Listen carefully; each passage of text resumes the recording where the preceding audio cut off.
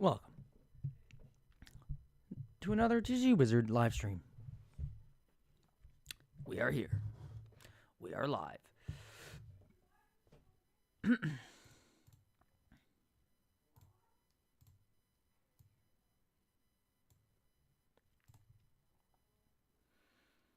We are here. We are live.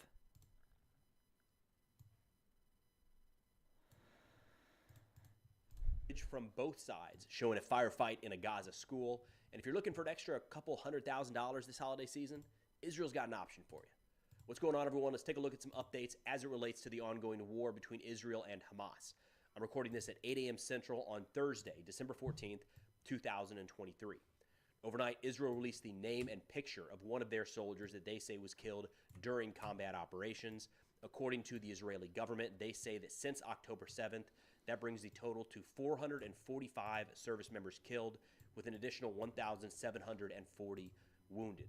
About a week ago, Israel began releasing more detailed casualty information around the number of wounded soldiers in Gaza, as well as from the October 7th attacks. They added a note over the past 24 hours saying these numbers, referring to the 1,740 wounded, do not include the routine evacuees not as a result of an operational event and those who came to the emergency room and were not hospitalized. So there was a newspaper article about a week ago saying that in interviews with hospital staff, the total number of Israeli military personnel in the hospital was significantly higher than what the Israeli government's putting out.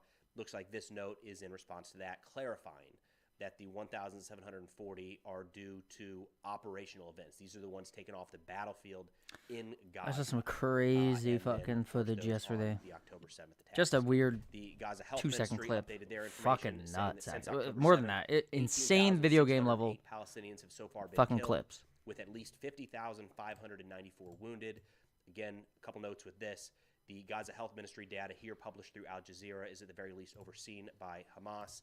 And we know that the number of Hamas militants killed and wounded are included in those numbers, but they are not broken out separately. Then shifting over to the situation on the ground, Israel said that overnight they searched a school compound that served as a central focus of the TcgWizard battalion of Hamas. I hope I'm saying that right. I think I said TcgWizard yesterday. Had some nice folks correct me on the pronunciation. TcgWizard is what I'm going with today.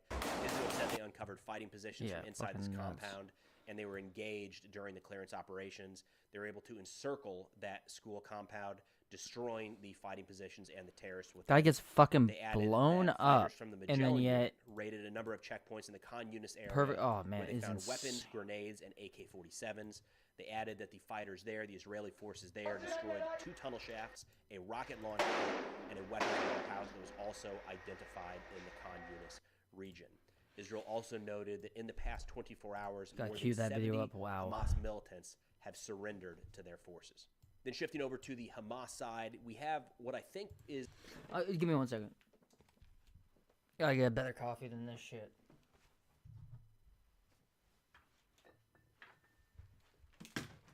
Of course. What's happening up here? I heard that.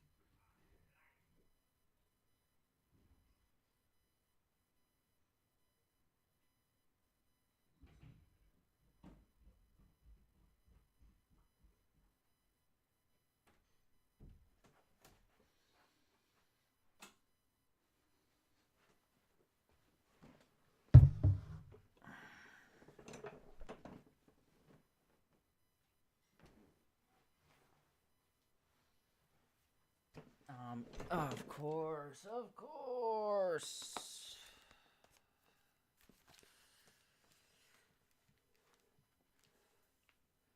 Let's get this situated.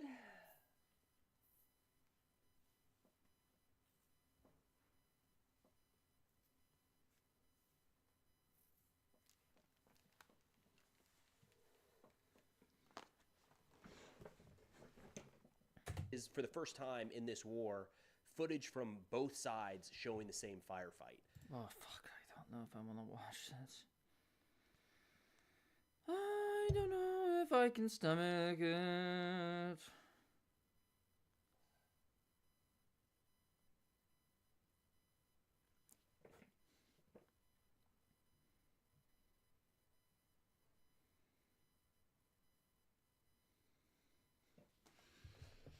Charge up my cellular.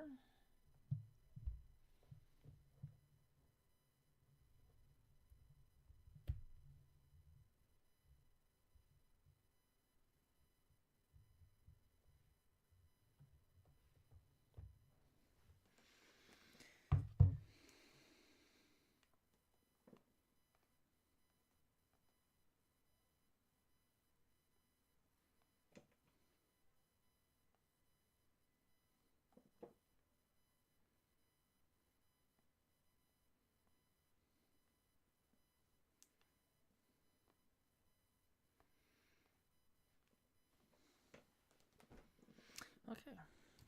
Now, Hamas put out about 6 minutes of combat footage from in and around the Gaza Strip. A lot of tandem charge RPGs, IEDs being detonated, some small arms fire against dismounted Israeli elements. All of that footage was published on their Telegram channel under the username Qassam Brigades. If you want to watch it in its entirety, you can find it there. But moving to this clip that we have both sides from. That looks like children's painted walls. What we have are Hamas militants engaging Israeli forces from inside of a school. I'll play a little bit of that here. And then Israel released Crazy their own that that's where footage they from this decide to engagement, shoot. or at least it looks like the same. I haven't seen really confirmation from either side, but it does. Let me know what you think. It does look like the same complex. And I can't show a lot of the Israeli footage here either because what they're highlighting in their video are I think it's 3 or 4 dead Hamas militants in the aftermath of that attack. Because God forbid Now, you can't in relation show to a this dead attack, Israel absolute said fucking that they received monster. intelligence of Wow. suspicious activity in the area of the school, and then once they got there, Hamas opened fire from inside of the school on the Israeli forces conducting the search. And just to fucking show, look at this.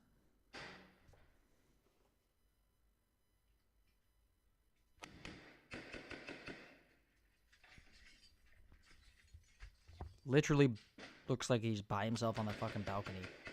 Do you see that?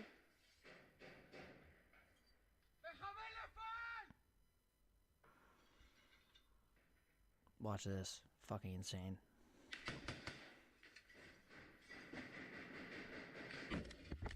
I couldn't see it.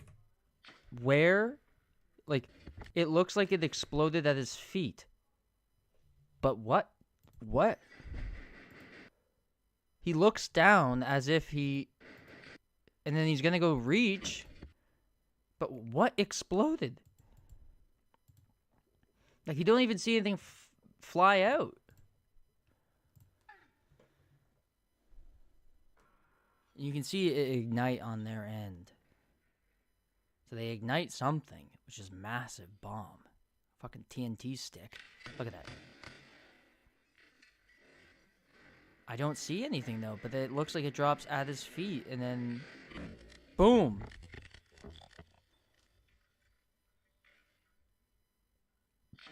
But watch this.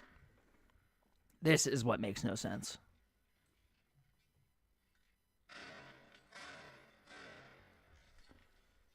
It's still in slow-mo. He gets up. They're still shooting.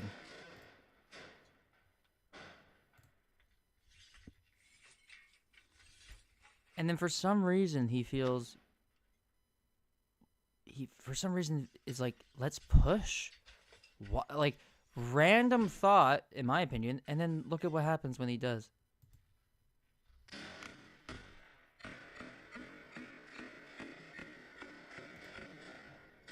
Pure fucking luck. Pure fucking luck. Like, can you get any more luck? A giant fucking explosion in your face. Which, what exploded? It looked like it was right in front of him. Boom. Perfectly, I mean, I'm sure he's fucked, but still has his fingers. Decides to move in. Thank God this guy wasn't looking. He gets a first shot off. Which, but the fact that this guy does this, boom, one. That could have been right in the head.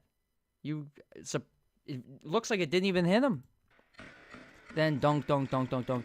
But the funny thing is, did you see this is what makes people winners and losers. Look at the demeanor. And it's involuntary. You most likely can't control this. Here he is, literally exploded, and then moves in, right?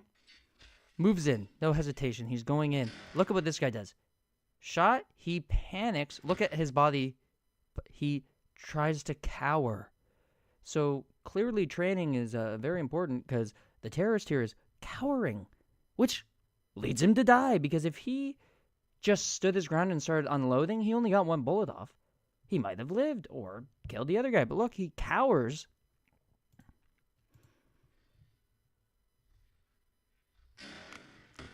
And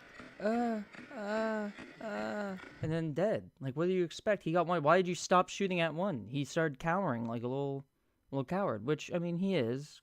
He's shooting from civilian houses and all that shit. But it's just crazy to see that you want to know how you win? But it's not necessarily the case every time because for all we know, he could have just walked out and got domed. He left cover, left the balcony after the explosion, went in, and got domed instantaneously. That could have happened.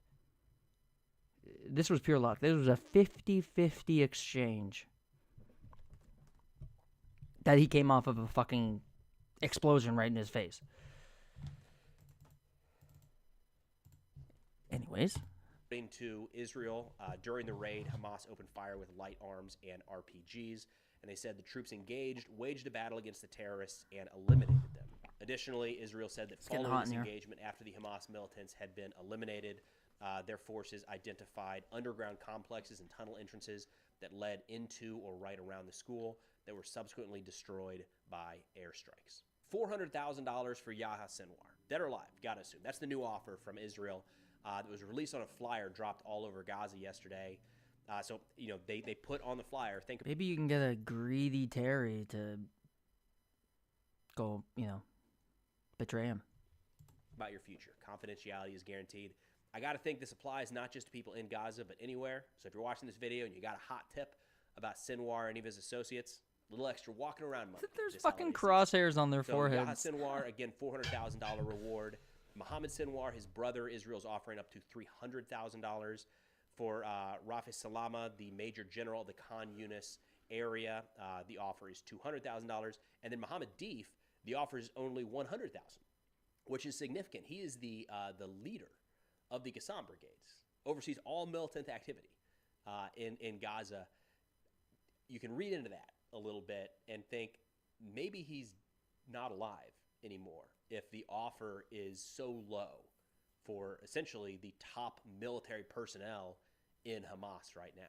Additionally, Israel put out this graphic showing a humanitarian zone that Israel designated a humanitarian zone, and on October 18th said this is the place to go for Palestinian civilians. Ceasefire now, ceasefire now. Targeted. We'll try to get aid into this.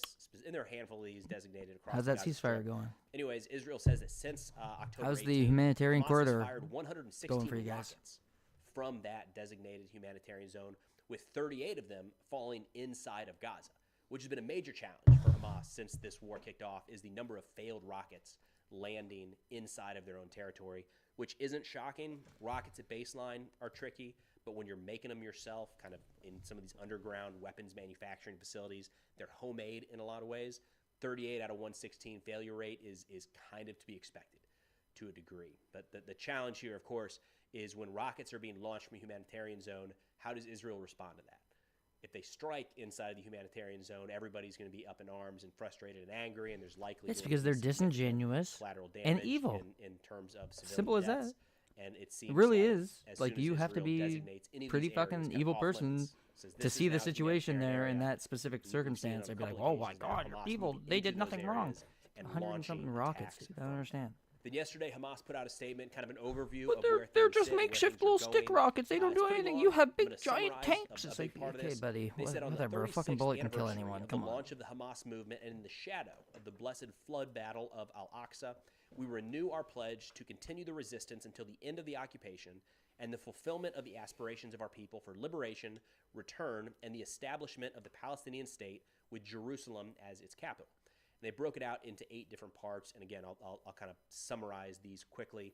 They said, first, Hamas and its victorious Qassam brigades will remain the protective shield of the Palestinian National Project and the aspirations of our people for liberation, return, and independence. Second, we will not accept any guardianship, complete sovereignty. Third, the Zionist occupation and President Biden bear full responsibility for the massacres against our people. The day Biden doesn't know what's going on. where they Come will be on. held accountable. Fourth, they are open to all efforts to stop the fighting, release prisoners held in Israeli prisons, and to create a path forward for an independent Palestinian state. Fifth, they issued a call for their people to remain steadfast and to escalate resistance against Israeli forces. Sixth, they saluted the forces fight. I'll be right back.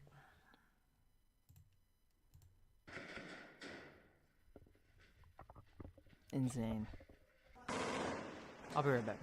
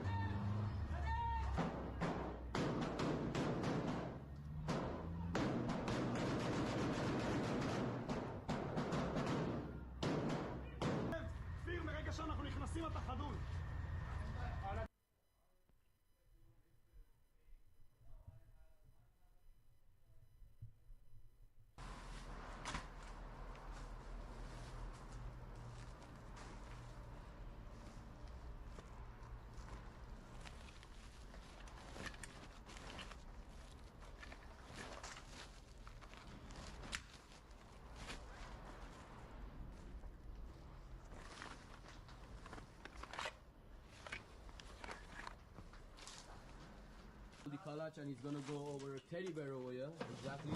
And we're gonna find, he says that there's like AK-47 inside the teddy bear.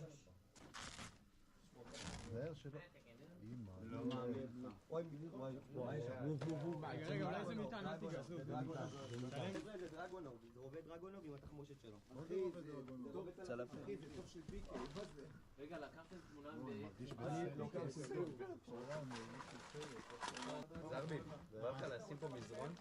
לא באמת, בוא נתפוס את כל הצילומים. זוזו אחורה, כולם בוא נעשה fucked up. תראה את זה. Guys, all this is inside the school. All this is inside the school that we're seeing right now.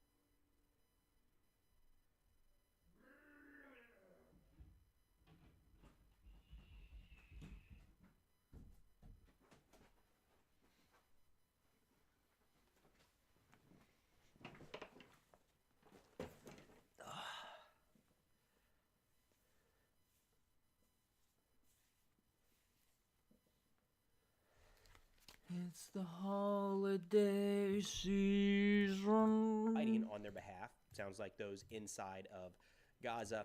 7th, a salute to those who stand in solidarity with their cause all around the world. They called out, a handful of protests happening across the Middle East, Europe, and abroad.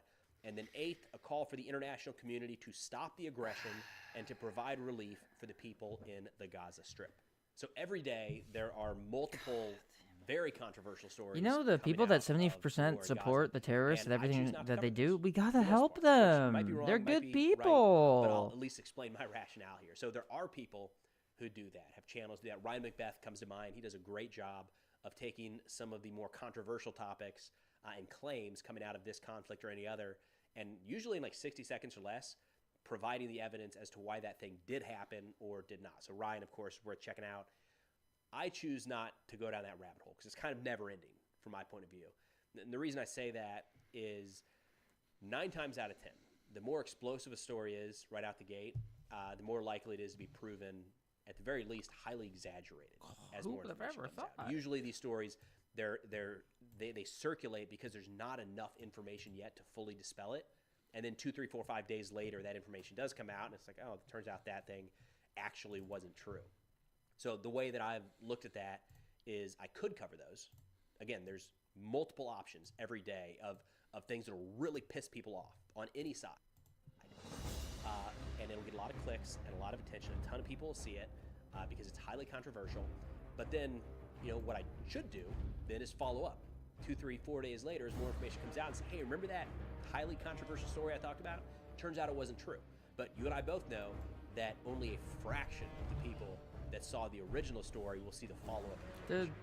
So sound's still not working. Like I would be adding bad information out into the world, and more people would see that than the correction of, turns out it actually went a different bag direction. Noise. Now, that might be the right way to approach it. It might all be the the wrong way to noise approach it. doesn't work. I don't know. It's the way that I choose to approach it. So, maybe this is just another reminder of be sure to look at a bunch of different sources. It's humbling that so many of you are here following me for updates on the war in Gaza or Ukraine or any other conflict around the world, and it means a lot. But the only thing I know for sure is I'm not perfect and I get things wrong, and this is one of them. This is a decision of something that I choose to cover or not cover. So again, follow a lot of sources, check a lot of sources, and if that's something you really want to see, kind of the the hot topic being debated as to whether or not it's true or not, again, Ryan Macbeth is a great resource for that. Then shifting to an area of this conflict that very well might be the tipping point into a regional war. I'm not sure that why I don't it doesn't think work. A lot of people saw coming. The Red Sea, Yemen, and the Houthis. So 2 days ago, the Houthis struck a commercial vessel with missiles, no casualties, some damage to the ship. Sounds like it managed to stay afloat. And then overnight, or at Well, I approximately don't have to walk 8:30 there, a.m. right? Sana But I time kind of do on want to December do these 13th, quests. the Ardmore Encounter, I a wanna do- Marshall I Islands wanna do flagged these. tanker sent out a distress call because Houthis attempted to board the tanker via smaller vessels alongside it.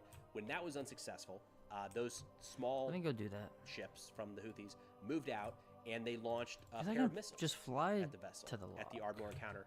Sounds like both of those missed, and then the USS Mason was in the region, heard the distress call, responded, started heading over to the Ardmore Encounter, and while they were en route, the USS Mason shot down a drone launched from Houthi territory that was headed directly at the U.S. ship. So the U.S. referred to this as shooting down the drone in self-defense. So again, I feel like we're kind of glancing over what's happening in the Red Sea with Yemen and with the Houthis, but this is an area more than anywhere else right now where we very easily could see an escalation into a broader regional or even global war. But that's all I got for now. Of course, if interested in national security subjects, be sure to check out the sit reps I put out on Substack. Link is in the description below. What else do we got? What else do we have to watch?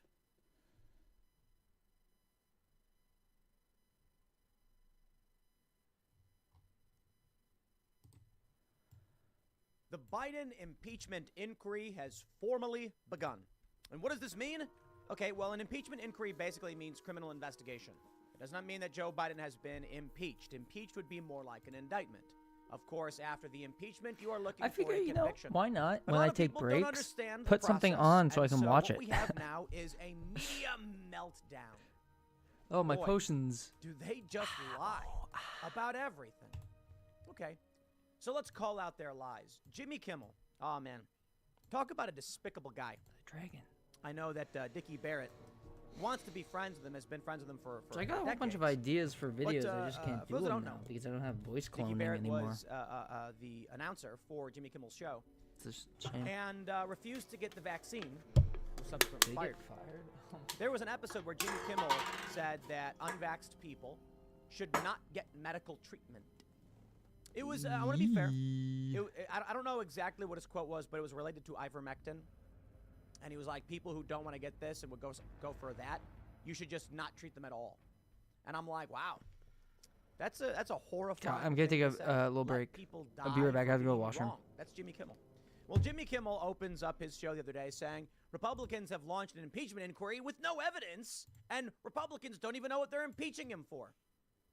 My guy, an impeachment inquiry is like opening a criminal investigation. And criminal investigations can get opened for very little evidence, if any at all. We're not talking about actually arresting and charging anybody or putting them on trial. We're talking about certain preponderances of evidence. Just and me, or is issues of everything probable very cause where we're low? like, looks like some criminal activity may have occurred. We should investigate. That's all. That's all. The first thing I want to say in this, I oppose the impeachment of Joe Biden. Republicans must stop. No, it's funny because in the past couple of years, we've been screaming, we got to impeach Joe Biden, convict him. It doesn't matter. Just get him out. He's corrupt. And there's a lot of evidence. 10% for the big guy, numerous whistleblowers, being on the phone with his son's business dealings, business partners of Hunter Biden saying that they called Joe Biden specifically for help in the Burisma scandal. Oh, boy. That's all evidence, right? But, I'll play fair. The first thing we're going to do is we're going to have an inquiry, an investigation, compile the evidence that exists as of now, and then determine whether or not it warrants indictment. After that, the Senate can choose to acquit him because that's likely what's going to happen. But the media, of course, is acting like the impeachment inquiry is actually an impeachment. That's what this is the funny thing about Jimmy Kimmel. I mean, this guy is as dumb as a box of rocks.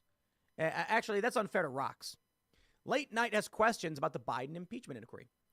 Even Republicans don't seem to know what it's about, host said. You can't impeach someone for falling asleep during Wheel of Fortune. You see, if Joe Biden gets impeached, that's actually bad news for Trump because head-to-head, all the polls, even CNN, show that Trump wins. And if they can get in someone like Newsom, it'll be harder for Donald Trump. Not saying that he's going to lose or anything like that. But this is the funny thing.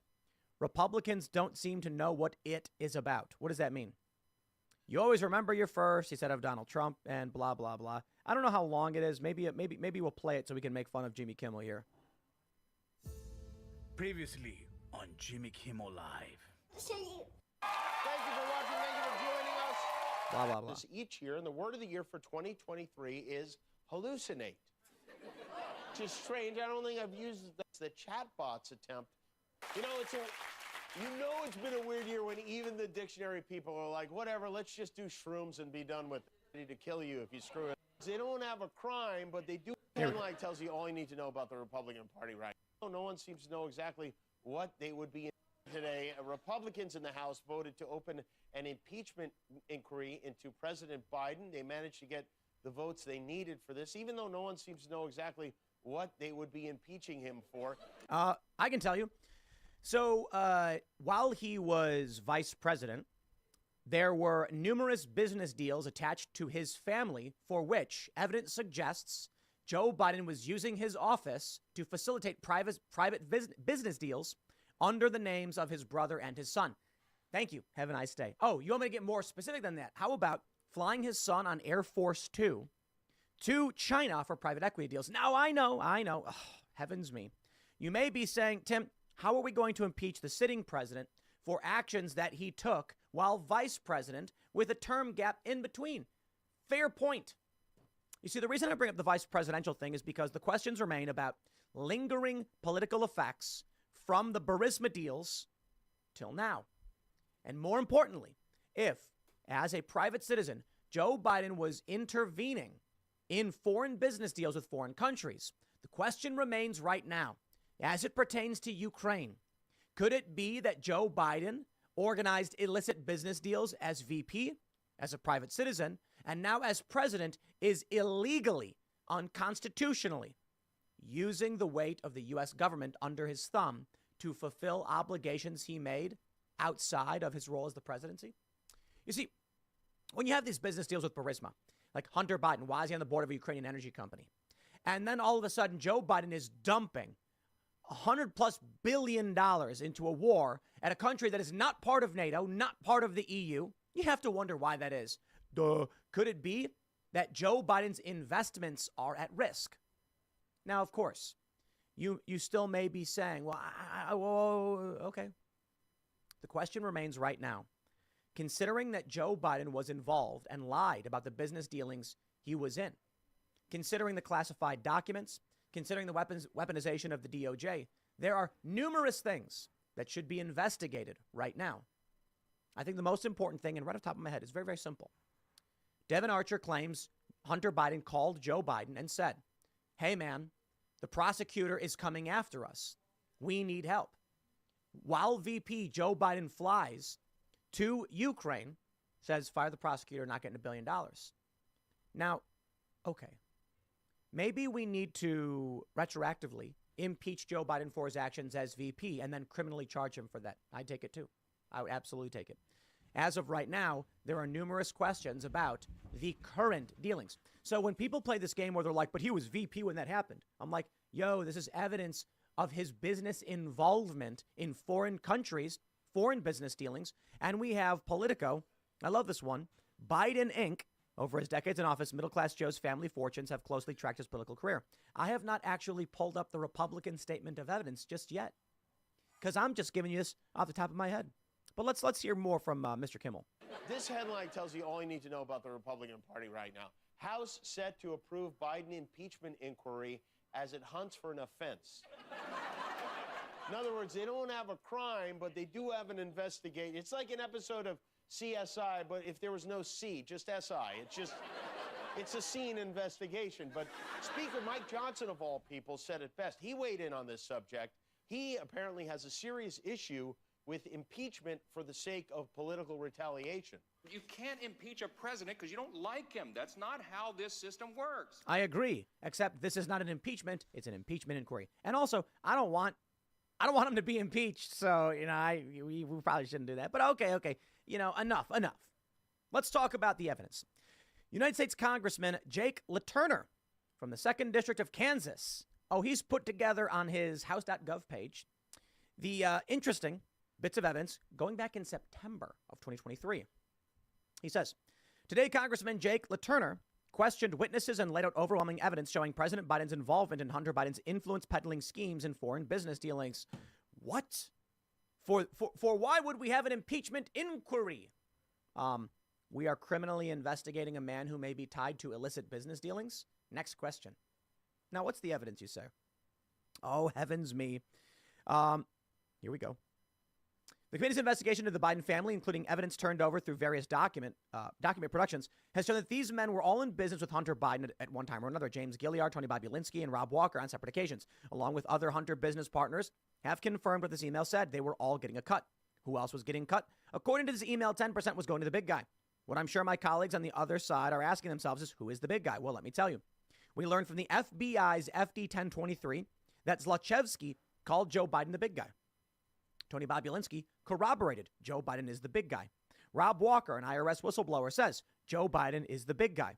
And finally, the DOJ obstructed investigators in Delaware who wanted to look into it. You guessed it. Who wanted to look into, you guessed it, the big guy. Listen, folks, it is obvious Joe Biden is the big guy. And so what do we have here? We have the president saying that he had nothing to do with it, that Hunter Biden and no one in the family profited from China. And we have evidence here that the big guy was getting 10%. Now, let me just play this game for you, my friends. If Joe Biden, as vice president, is engaged in illicit activities, and it seems that's the case based on Biden Inc., based on the evidence released by the House Oversight Committee, when we get documents showing that Hunter Biden was paying his dad through his business, I don't care if they were a car for anything else. Joe Biden is on the phone calls with these individuals. Joe Biden is receiving cash from his son. It was only $4,000, None of that matters. Because all of this is just probable cause. The question now remains, if all of this is true, we need subpoena power to look into what Joe Biden is doing today. This is the fascinating thing. What we have here is, how would you go about a corruption scandal? Well, let's say you wanted to use the power of government to make a lot of money. Okay, a lot of people do. In Congress, it's called insider trading, but they're allowed to do that apparently. But let's talk about presidential office. Now, if you were in the executive branch, you couldn't just go to someone and say, "You give me $1 million, and we will push American foreign policy in your direction." Right? You'd get caught. They'd be like, "Why is the Secretary of State receiving $1 million check from this person?" Well, that doesn't add up. So what you do is you create a big nonprofit, and the nonprofit takes in tons of donations beforehand, and then American foreign policy aligns with your interests. What was that? Did that happen during any administration? I wonder. Was there something like that in 2008 to 2016, maybe? Maybe there was a big nonprofit that was receiving millions of dollars overseas that was controlled by certain individuals in the government in powerful positions related to foreign policy? Perhaps. How would you go about doing it in another way? I don't know. Here's an idea. You could make a bunch of promises as a private citizen, have your son facilitate all of these transactions, take a piece of it, and when you're getting money from foreign investments in Ukraine and China, you say, "Listen, we're going to be in government. Make the bet on us." Perhaps they even use the money to try and get elected. When you look at the foreign business dealings of Hunter Biden and Joe Biden while he was vice president, that could be impeachable retroactively as vice president, which could result in criminal charges. I don't think we go that direction because right now it's, hold on there a minute. If he was engaged in these illicit business dealings as VP, which we know about flying to Burisma at the behest of his son, then stands to reason he may be fulfilling his debts now as president. Why are we at war in Ukraine? Give me an honest answer. Why are we at war in Ukraine? I want to hear him say it. Ukraine is a poor country in Eastern Europe that is not a part of NATO, is not a part of the EU. Russia invades. Why is the U.S. involved? I mean, you can come up with a bunch of reasons. You know, that would be reasonable and say NATO wants to expand and secure as much territory as possible and put pressure on Russia's western border and then eventually destroy them, blah, blah, blah, whatever. Or it's simple. Ukraine made deals with Joe Biden. Joe Biden has family investments in the country. They do, likely with Burisma. And Joe Biden knows the money that he has in the federal coffers is not unlimited. But the money that comes from his personal investments through his son in Burisma, that's at jeopardy. So here's how it works. Hunter Biden, Joe Biden, they're like, "Listen, okay, if we pull this off, it could be worth $50 million. Okay, so this means Ukraine must be stabilized."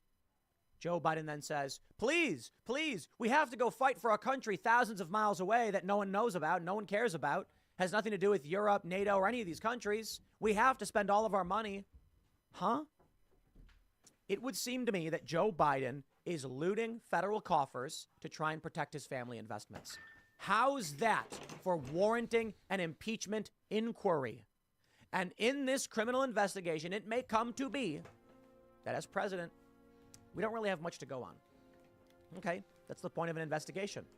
If you have a mobster who is selling favors, then gets a job as mayor, you might be like, I think we should investigate if this guy has ties to the underworld and is doing illicit, shady business dealings, as he's been accused of currently. But of course, the media machine, the Democrats all keep saying despite lack of evidence. I'll keep it real simple for you guys. What evidence do you need to launch an investigation to find evidence? This is the stupidest component of the argument made, but you know what? It works on people who don't pay attention. They say they're launching an impeachment inquiry, but there's no evidence. Well, it's not an impeachment, right? Think about what they impeached Donald Trump over. A whistleblower came forward and said Donald Trump called Ukraine, and that was it. That's not even evidence.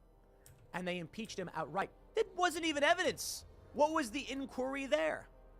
See, Republicans, man, they're like, we're going to do this by the book. We're going to do the inquiry and then the impeachment. Oh, mercy me. If it was the Democrats, they'd just say impeach, and they just use whatever they had. Donald Trump made a phone call to Ukraine, and they say, oh, he did all of these things, blah, blah, blah, blah, blah. Donald Trump was investigating. Yeah, everything doesn't work for some Joe reason. Biden What's wrong with my engaged in audio? foreign business dealings illicitly. The narrative now, based on testimony from Hunter Biden's business partners, is that a prosecutor in Ukraine, Viktor Shokin, was investigating Burisma, an energy company for which Hunter Biden was on the board. Devin Archer says he was selling the brand. We got access to Joe Biden, but they didn't actually do it. However, following this investigation, Hunter Biden and his partners contacted D.C. and said, we need help. Shortly after, Joe Biden flies to Ukraine and says, if you want $1 billion from the U.S., I never you unclicked have that. to That's fire really a prosecutor. weird. As an aside, the prosecutor was investigating a company his son was on the board of. But the argument, I suppose, from the left is, but he didn't get the prosecutor fired for that reason. It's because the prosecutor was corrupt. Like, sure, either way, conflict of interest. For this conflict of interest, you now get an impeachment inquiry. Thank you. Have a nice day. And that's the game they play. They play it over and over again. No matter how much evidence stacks up. Biden on speakerphone in son's calls, Devin Archer tells Congress. So, this is why you need an inquiry. And I'll give you the simplest version. Let's forget about the Burisma stuff. Let's forget about everything else. And just say, Joe Biden was not the president. But when Hunter Biden was cutting these deals while Joe Biden was VP and while he was a private citizen, Joe Biden was on the phone. He was receiving money. To this day, Joe Biden has taken actions in relation to countries where he has received massive investments. I think that warrants an inquiry. We're not impeaching Joe Biden right now. We're looking into these claims from witnesses that Joe Biden was involved in this. That's all. That's it. Yet what they want to make you think, they want you to believe it is a straight-up impeachment. Let's roll, baby. I got to be honest, though. I actually just don't think we should be impeaching Joe Biden at all. And I know people are going to say, you flip-flopped. Dude, listen, man. Maybe a couple of years ago, we were like, get him out. So we had a couple years to go. Now we're a year away, less than a year from an election. We have this.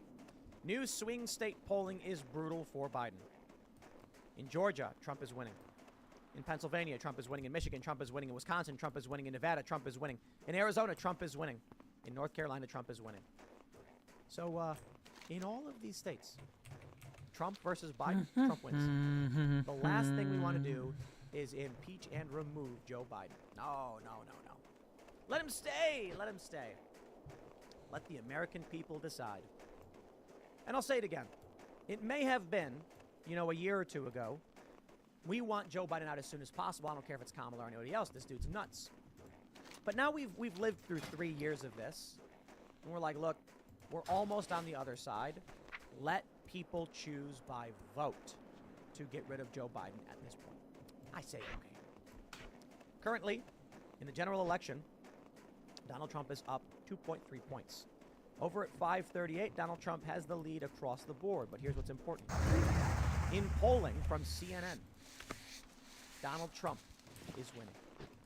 And when you look at head-to-head with no one else in the race, Trump v. Biden, Trump wins by 5 points. Now, they also show that Nikki Haley wins by 6 points, but it's only because Biden goes down more. Meaning there are certain Democrats who are like, I ain't voting at all. Or it would likely be that some Democrats would vote for Haley, and many Republicans wouldn't vote for Haley, so it creates that number. If DeSantis goes head-to-head with Biden, DeSantis loses. Then here's my favorite.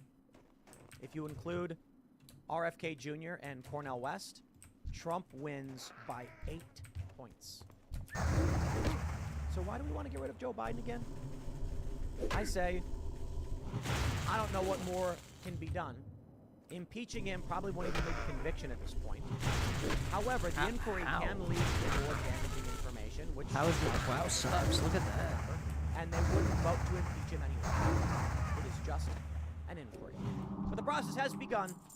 And in the meantime, Hunter Biden's in trouble. Oh, wrong article. Do you actually have the Hunter Biden one pulled up? I don't know. There we go. GOP investigators say they will initiate contempt proceedings after Hunter Biden flouts subpoena for closed-door testimony. That's right. You see, when they try to bring in Hunter Biden and say, we want to talk to you about this, there's an impeachment inquiry. It's now been voted on. Hunter refuses. There's a video Benny Johnson posted. Joe Biden is asked, someone defies congressional subpoena. Should they go to jail? Should they be charged? Blah. Joe Biden. Well, all right. Time to lock up his son. Hunter Biden was supposed to testify. He refused. They are saying they will now initiate contempt proceedings. This will likely result in his arrest, just like Steve Bannon. I think the reason why he's refusing to testify is because there is current evidence, criminal activity that show Biden's involvement. And if he testified under oath, he would be putting him... let me just put it this way.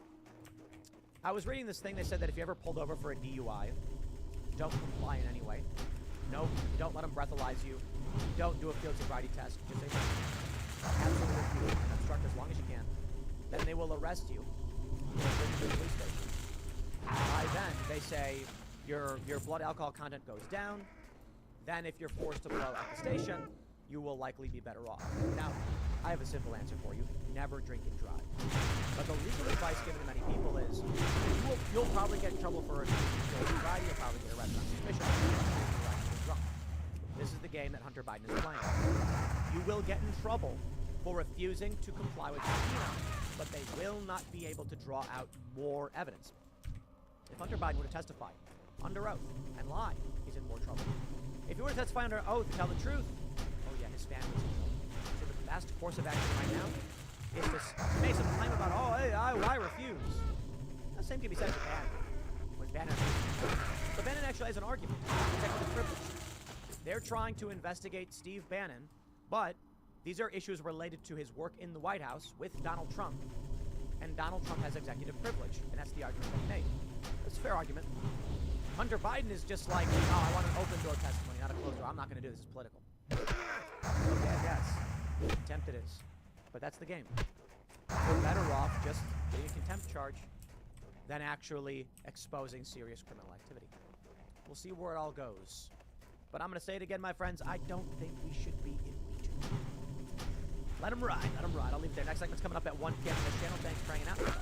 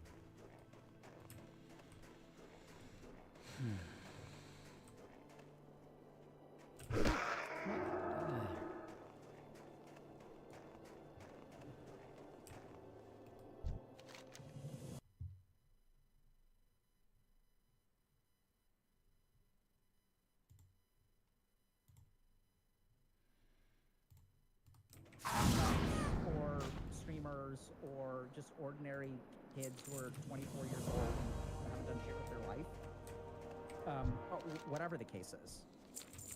In my experience, that people usually get a lot better. They learn about themselves. They learn about things like their emotions and their thoughts. Wait, are you allowed to smoke in Islam? Is it just alcohol you're not supposed to drink, or? Their desires, their impulses, and they get better at controlling all of that, and then they get better at life. Okay. Alright. But what do you want? Do you have a son? Oh god. No. You saying that all now, I would prefer that my son never even have to get to that position. He'd be strong enough to avoid that all. That's my point. Is that it can help people, but you need people, you need men to be that don't need it at all. Yeah. So this is the other thing that I think is Bottle it up. Don't say anything and have a nervous breakdown. I would say that at least 50% of my patients don't need therapy. So why do they go? For optimization. To master. You could themselves. survive without To it. learn more about themselves. From an expert Almost. who spent 7 years studying to become a monk and meditating in Himalayas. 8 years becoming a medical doctor, psychiatrist, neuroscience, and an expert in the mind and the body. And you go and you learn from that person about how you work. When you have the impulse that you want to do anything, whether it be scratch something, scratch an itch, piss, smoke, make a joke. Right, but isn't it funny? Like you're kind of agreeing with me. You're saying that because you're a monk and because you connected with something spiritually, they're looking for some sort of guidance from you. Isn't the ultimate form of that guidance just talking to God? If I pray, that's like quicker. It's almost the same thing, but just I see prayer as a better. This guy does not believe in God. Don't. Why? What the fuck would anybody believe that? I mean, Who I is he think I've said this fooling? several times, and I'll say it again. I'm Maybe not the disagreeing god with of most what you're saying, fucking whores and I've debauchery, never I said that guess, prayer and is not good patheticness, or but is not incredibly effective. My issue is one of probability and population. So I'll be the first to I mean, I even said why even? my own How do these experience. people even Spirituality has helped me way more than have psychotherapy.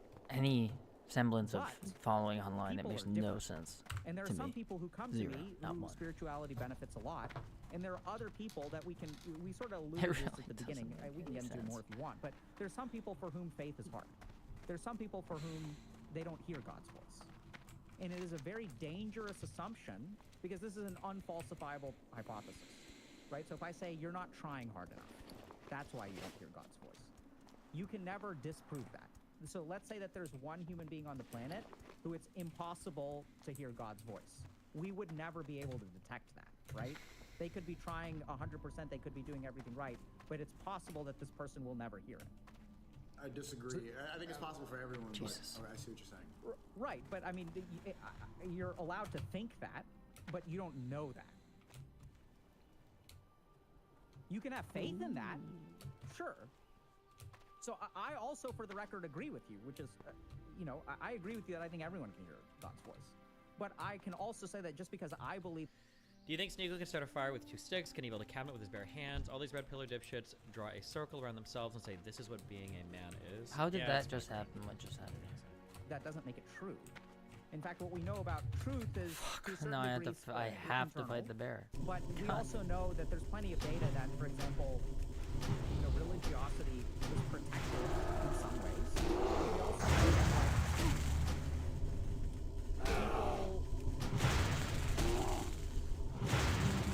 we also know that, let's talk about men, for example, that men still kill themselves when they are raped.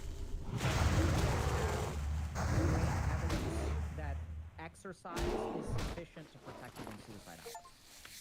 But don't you see, isn't there a correlation between Like, hi, there you how go. much we are talking about mental health and the rate of suicide in men? More people are going to therapy than ever. Mental health is being talked about more than ever, and also the suicide rate is a little bit higher.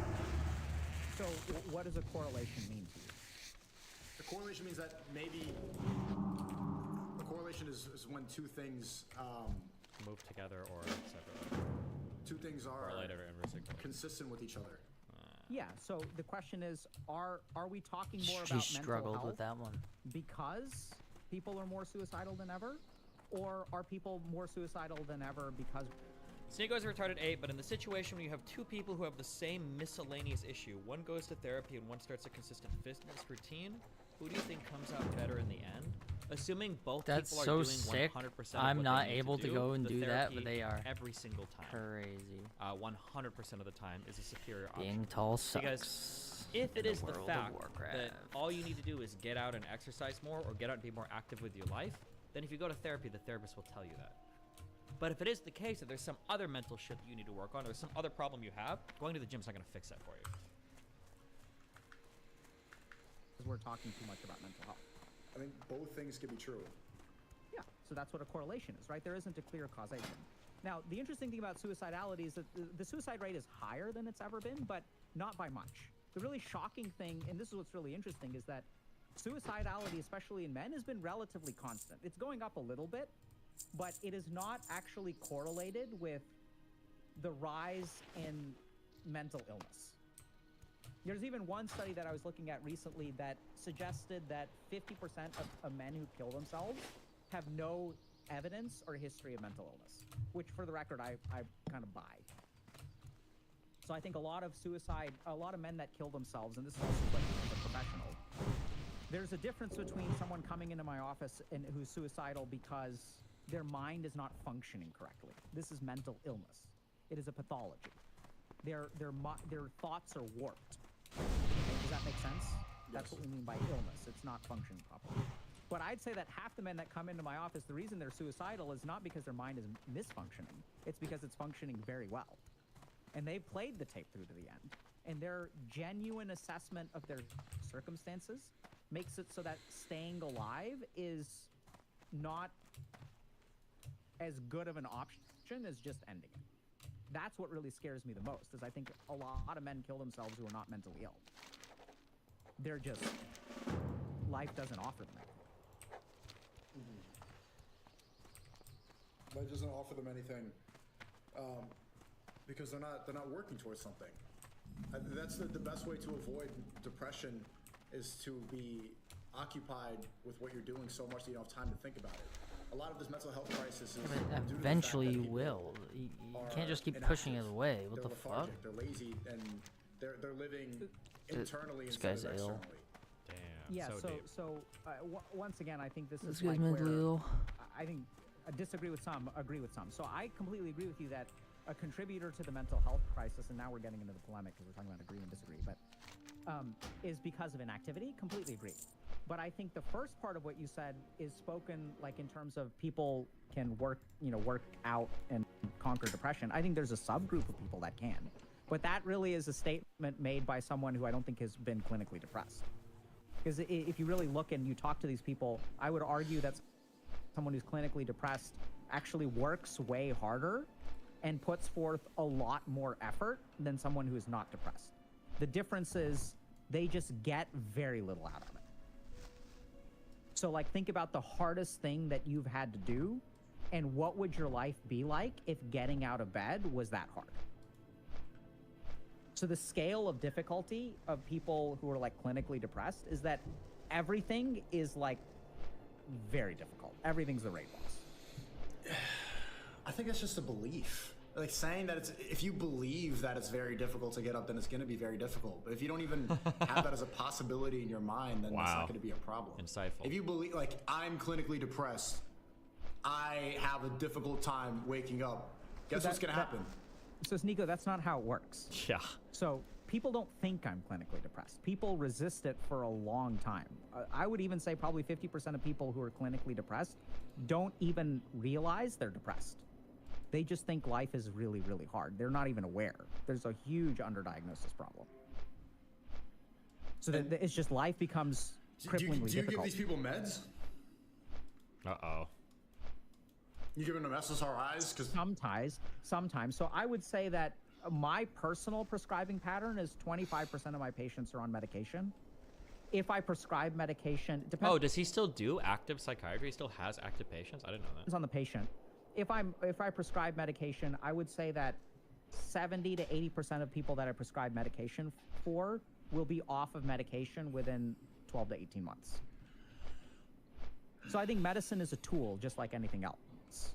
I don't think that antidepressant or anti-anxiety medication fix anything, but they make your life easier as long as you take the pill. Easier in some ways, more difficult in others. Yeah, and I don't think that's why I think it goes back to belief, because you have to accept that life is always going to be difficult. It's not supposed to be easy. It's going to be hard. God, who it's said so that? cringe. Hold on a second. Everything is I don't so agree with that. cringe. You're saying that giving the medication makes their lives easier. No, I don't say medication, but I'm saying that I don't agree with you that life is supposed to be hard. I think life is supposed to be easy. Really? Yeah, my life is easy. Is your life hard? Yeah, I would say my life is difficult, yeah. I mean, no, compared to a lot of people, no, I live in the first world, make a lot of money. I mean, forget about comparison. Is your experience of life that it's hard or that it's easy? There's difficult things that I go through every single day, every day. Aren't you tired of that? But no, I enjoy conquering. I enjoy difficult situations. I enjoy solving the puzzle. That's what makes life worth it. Is the everyday struggle. If you can't accept that, then you're going to become depressed. If you think that I think if people believe that it's supposed to be easy, that's when they fall into depression. If you can't accept the fact that you need to work, then you're gonna, of course you're gonna cry. So let me ask you a different question. Would you say that you suffer on a daily basis? Suffer? No, I wouldn't say suffer, because I've seen suffering. So I mean, I think my life is pretty easy. I think there's a language issue here, like a semantic issue, but I think that, and it sounds to me like you rather enjoy the difficulty of life. That's a better way to deal with it. For example, like, my dad's from Haiti, and from a very young age, I always saw some of the worst poverty the world has ever seen. Haiti's one of the poorest countries in the world, and they don't go to therapy there. The suicide rate is very low. The suicide rate is higher in first world countries where people get to talk about their feelings more. And when does he really think these things are like causal? I've lost. Wait, what do I do if I don't have any tanks yet? Do I just lose? I don't know. I was gonna get attacked. And people get to think about what they think and how they feel and how it should be better. But the suicide rate is lower, even though there's more poverty, and it's because they don't even, that idea that life is supposed to be easy doesn't exist. They've all accepted that it's difficult, and they find enjoyment anyway. So there's a couple of things. So that's, Sneeko, it's really interesting to talk to you, because I don't think you're wrong. Once again, I think it's incomplete. So there are a couple of things to consider. One is, how is suicide rate in Haiti measured? No, I don't know. Right. So but I know that's not a thing there. I know that, like, the average, there's no like therapy system. There's not this in Haiti. Hold on. Yeah. So if you don't have so when someone dies. Anyway, so a couple things to understand. One is in developing countries like Haiti. One thing you've got to be super careful about is that suicides are not cataloged as suicides because they don't have an infrastructure to detect suicide. They allow deaths. It's anecdotal evidence. I'm saying, like, I know people have talked to people, and I would vouch for the fact that Haitians, if there's any, well, they would probably say the same thing. They don't know anybody who's, like, that's not really real there. They don't talk about that. It doesn't. But everybody in the first world, everybody in America, everybody in the West knows somebody who's killed themselves or threatens to kill themselves. People who cut the wrists. And you're not wrong that. So I think there's a caveat there. It's not quite as black and white, but I would also agree that, and I think we sort of have evidence for this, that the better society becomes, the worse our mental health becomes. Mm-hmm. So the more that we become, the more that our physical needs get met, the worse our mind will become. Strong men make easy times. Oh my God. Hard times make strong men, blah, blah, blah. Yeah, so I think it's strong men make easy times make weak men make hard times. And we are in the easy times have made weak men, period. Yeah, so I don't quite agree with that, because I think that there's also like a level of evolution where the difficulties that we face have changed, right? So the way that I see that is like, we had to fight for survival, and now we have to fight for contentment. Mm-hmm. It's just the enemy we're facing is different. So we used to die from things like infections, but like, thank God for antibiotics. And now the crisis that we're dealing with, because we've sort of fixed everything else. Mm-hmm. So it's really interesting, because if you really look at it, every dimension of medicine has gotten better over the last 50 years, except for mental health. Mental health is the only place where we're losing the war. And it's because we have so much time to think about it. Oh, nice. We've never had more time to Maybe. focus on it. Yeah, so I think that we have more idle minds than we've ever had. Okay, there's 25 minutes left of this. Do we care about the rest of this? Okay. Be right back. I'll let Doug go. I don't know. Here, I'll be back, and then we're gonna do I don't know, anything else. Yes, why not? Well, we'll go. I'll be back one sec. Interestingly enough, if you look at our society, we have the least time to process that we've ever had in the history of humanity. How is that? So, because if you think about the way that people used to live, like we used to be like, let's say, hunter-gatherers or farmers, so we had a lot of rote activity with mental time that was free. So our minds were free most of the time. Now our minds are occupied most of the time. So for example, like let's say we went out and hunted, right? And I shoot an arrow and I miss the deer. And then you shoot an arrow and you hit the deer. And then I feel bad about it because, man, Sneeko's he's so Chad and I'm so beta or whatever the fuck.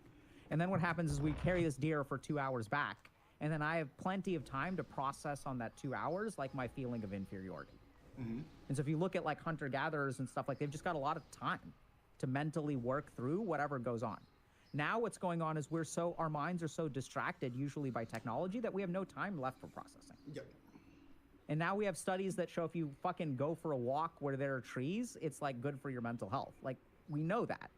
Is it some of it vitamin D? Sure, but some of it is just processing time. We don't have any time to process. This is why a lot of people, like what happens is they're so technologically occupied. And then when they go to sleep at night, the thoughts come flooding back. All of the things that they've built up, everything that they've suppressed, everything that they've shoved down comes flooding back, and then they can't sleep. Then they've got insomnia, and then they'll use a CBD whatever, or like drink, or whatever, or they'll wait till they're so fucking fatigued that they absolutely pass out because they can't go to bed.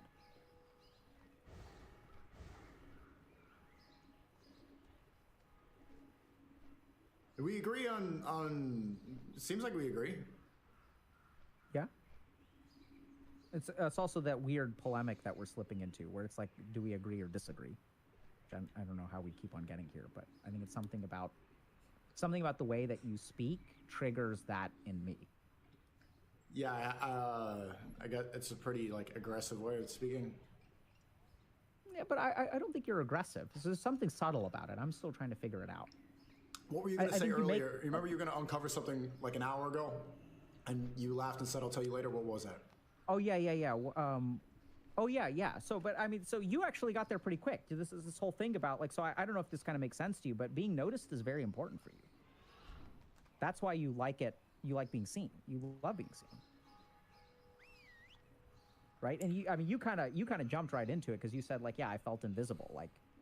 And so this is where what I would encourage you to really think about is if you pay attention to yourself, you'll find, and I think God will help with this, by the way. So I totally see why. I totally see. I think it fits with my understanding of you why religion is so potent for you. But I think, I think you really like to be noticed. And I think you actually like to play games with people, and it makes you very happy when they're able to see through it. And then I would also venture that you don't like it when they see some things that you're not proud of. And the beautiful thing about God is that it's okay for God to see those things. Right? Because there's no ego with God. But with other human beings, there's ego. Yes. And to which I would say this is my perspective, okay? I'm not saying I'm right here. I feel like I'm right about a lot of things about psychotherapy and whatnot, but this is my opinion. I believe it a lot. But so here's the thing. So you're saying that the joy comes from God, right? And God is special because with God, you're egoless. And without your ego, you can surrender to God, and then it feels amazing, right? Yes. So one thing I would encourage you to think about is what is responsible for all of that goodness. Is the key thing the surrender of ego, or is it God? It's God. So the cool thing, so I would disagree. I think God is really good at getting you to surrender your ego, but I would say that surrendering your ego is going to have the effect. God is just a really good way to do that. And if you can surrender your ego even with another human being, it's fucking liberating, man. It feels amazing. Right, but it's almost impossible to do that. No, it isn't.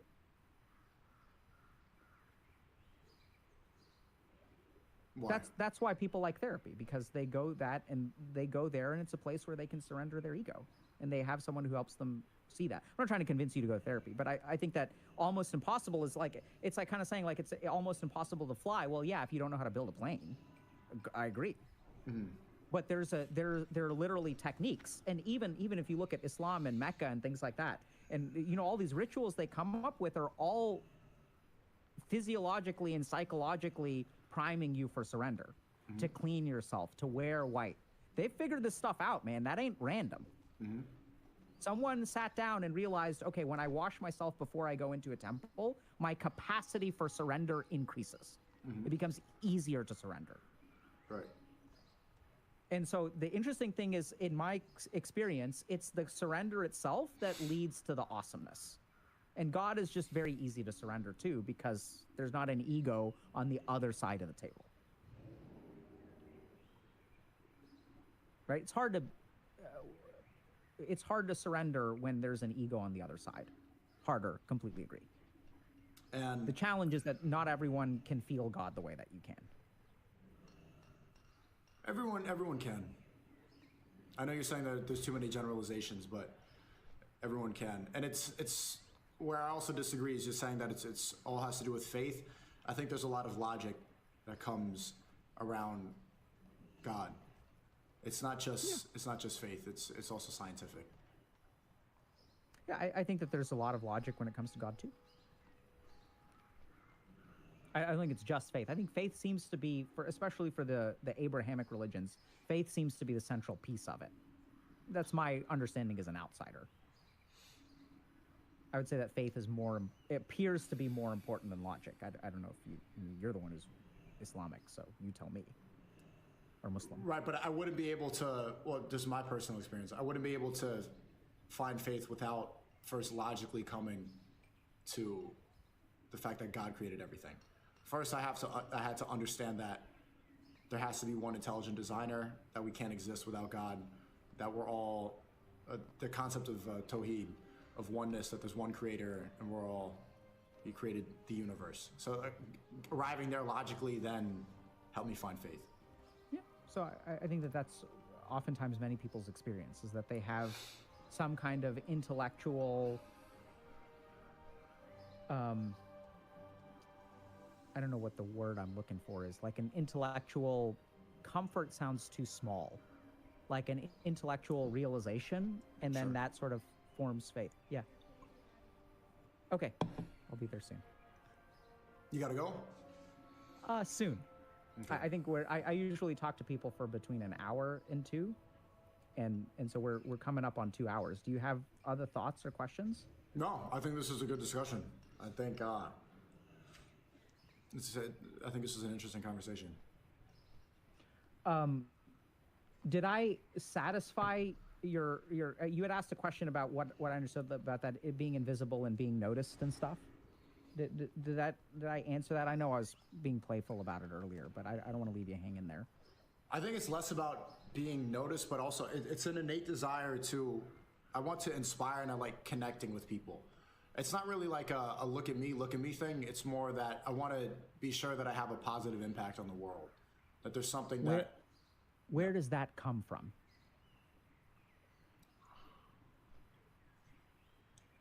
I don't know. I think it's a universal, I think it's the masculine imperative.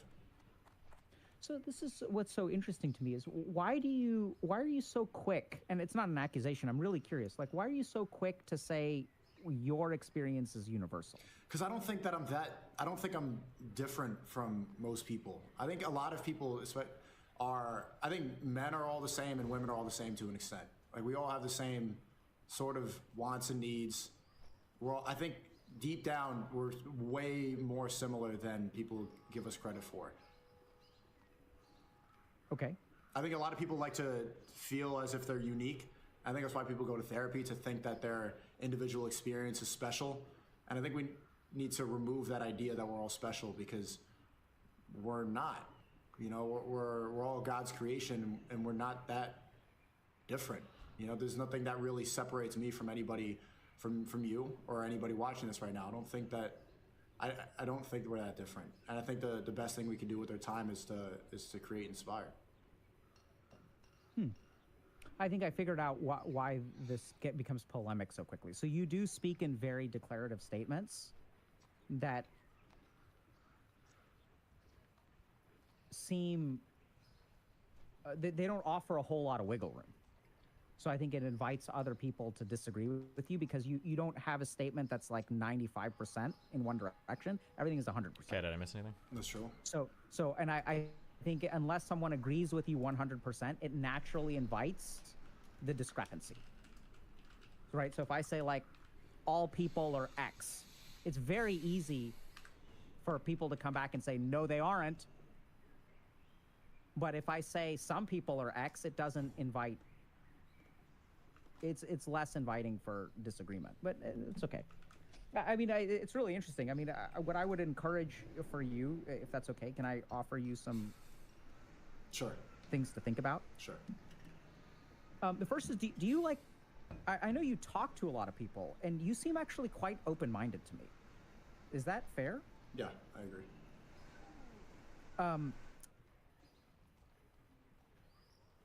But what I'm kind of curious about is you don't, the way that you talk, so I'm a little bit confused, because on the one hand you seem quite open-minded. So even not debating, but you know, at the very beginning you're like, therapy doesn't work for anyone, and then like later on you're able to see, okay, I can understand how it could be useful for some people, but I still think prayer is more effective, which is completely fair, right? But you're not actually very rigid with your thinking. Either a lot of declarative statements, a lot of, I would say, inflammatory statements, a lot of like lack of like empathy, which I think upsets a lot of people, right? Because you don't really, what you believe is like universally true is what I am really getting a lot of from you.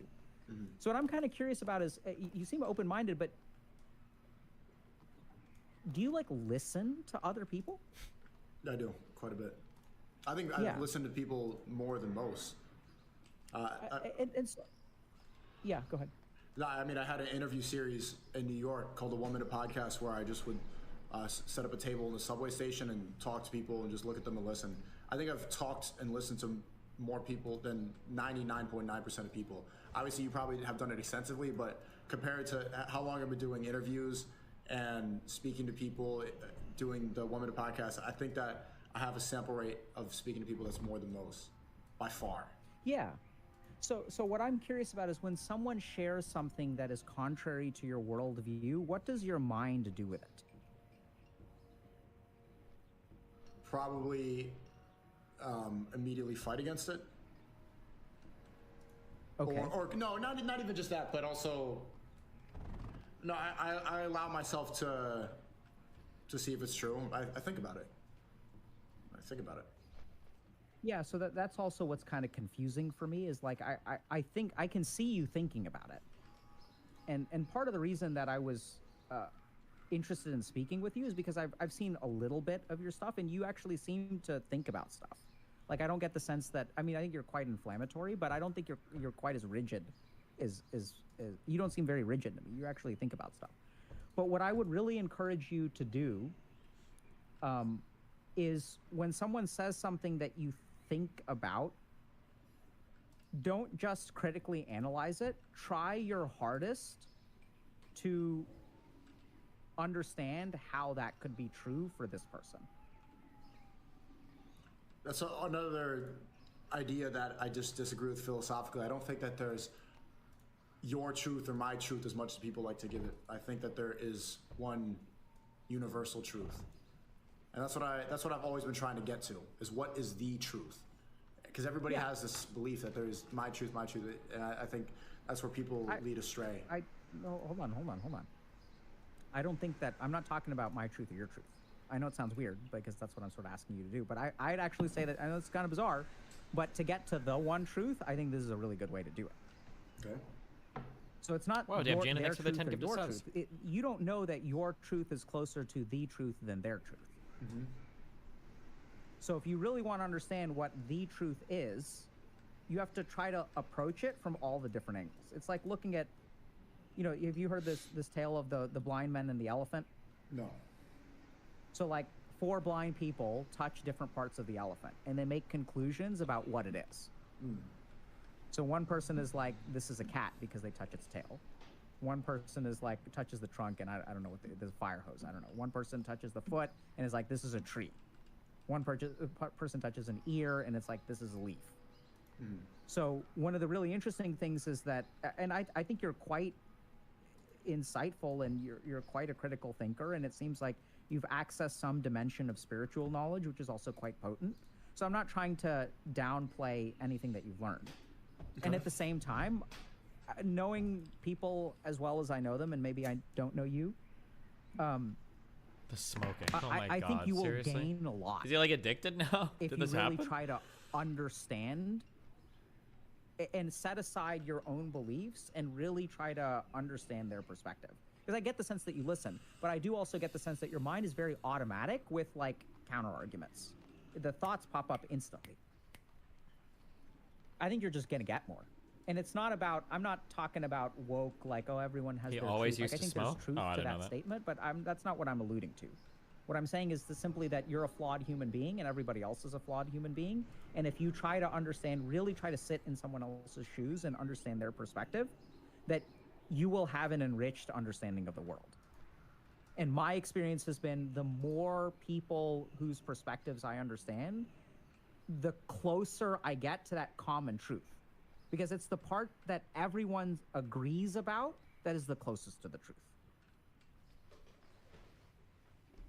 That's a logical assumption, but that's been my experience. So just something to think about. Wow. Do you ever go to therapy? Do I ever go to therapy? I have done therapy for about 8 to 12 weeks in my life.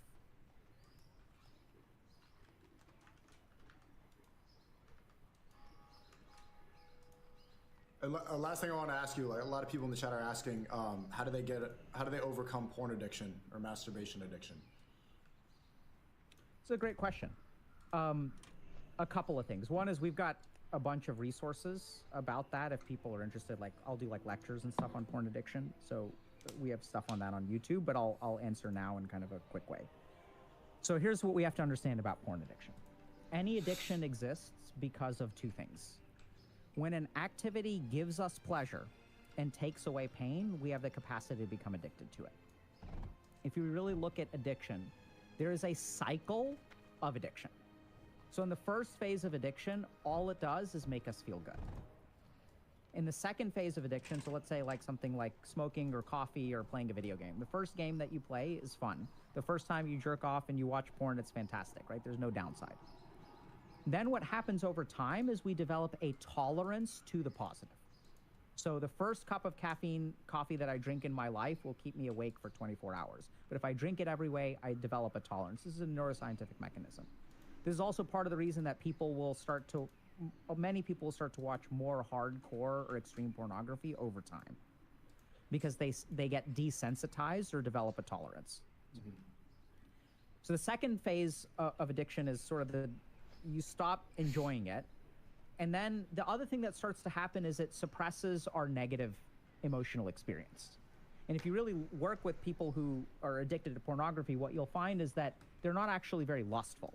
They use it as an emotional regulation technique.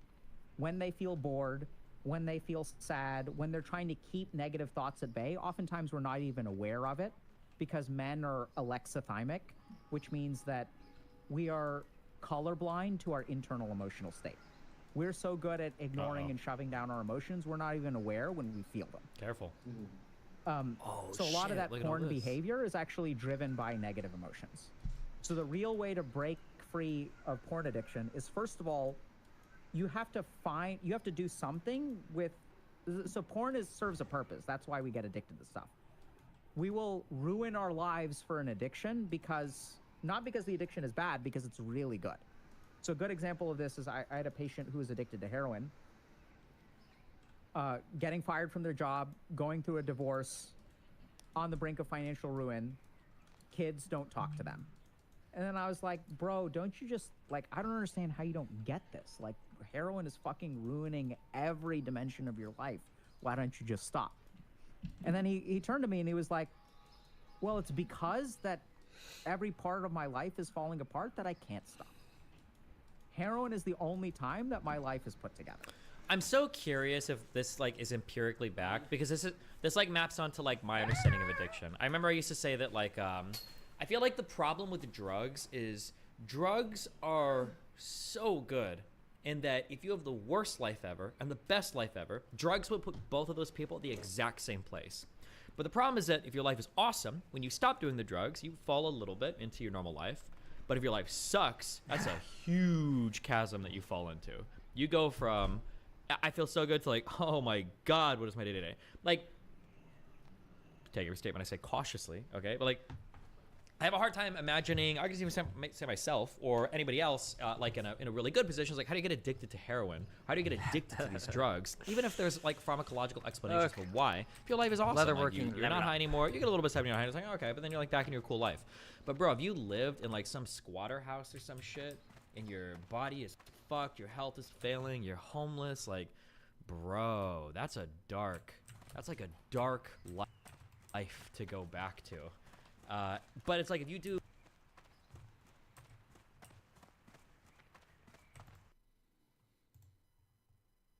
you know, what's going on with my internet, man? The fuck? What is whatever recreational drug, like you're back as good as it ever could be, right? Better than what an ordinary person would feel like. Yeah, I don't know. That's like yeah, I feel like if you're, this is what I'm saying. I've always said, like, if you want to do recreational drugs, I think doing recreational drugs as like a bonus to your life or like a fun thing, I think is fine. I mean, use responsibly, obviously. But when you are doing recreational drugs to escape, I think that's super, super, super scary because, yeah, this is why I don't like it when people do drugs every day. Because when you're escaping life with a drug, like, I mean, when you're not high anymore, what are you going to do? You're going to do the drug again. Like, it's just, yeah, you're fucked. Why would you want to go back to your shit life when you be high as fuck on something really nice, you know?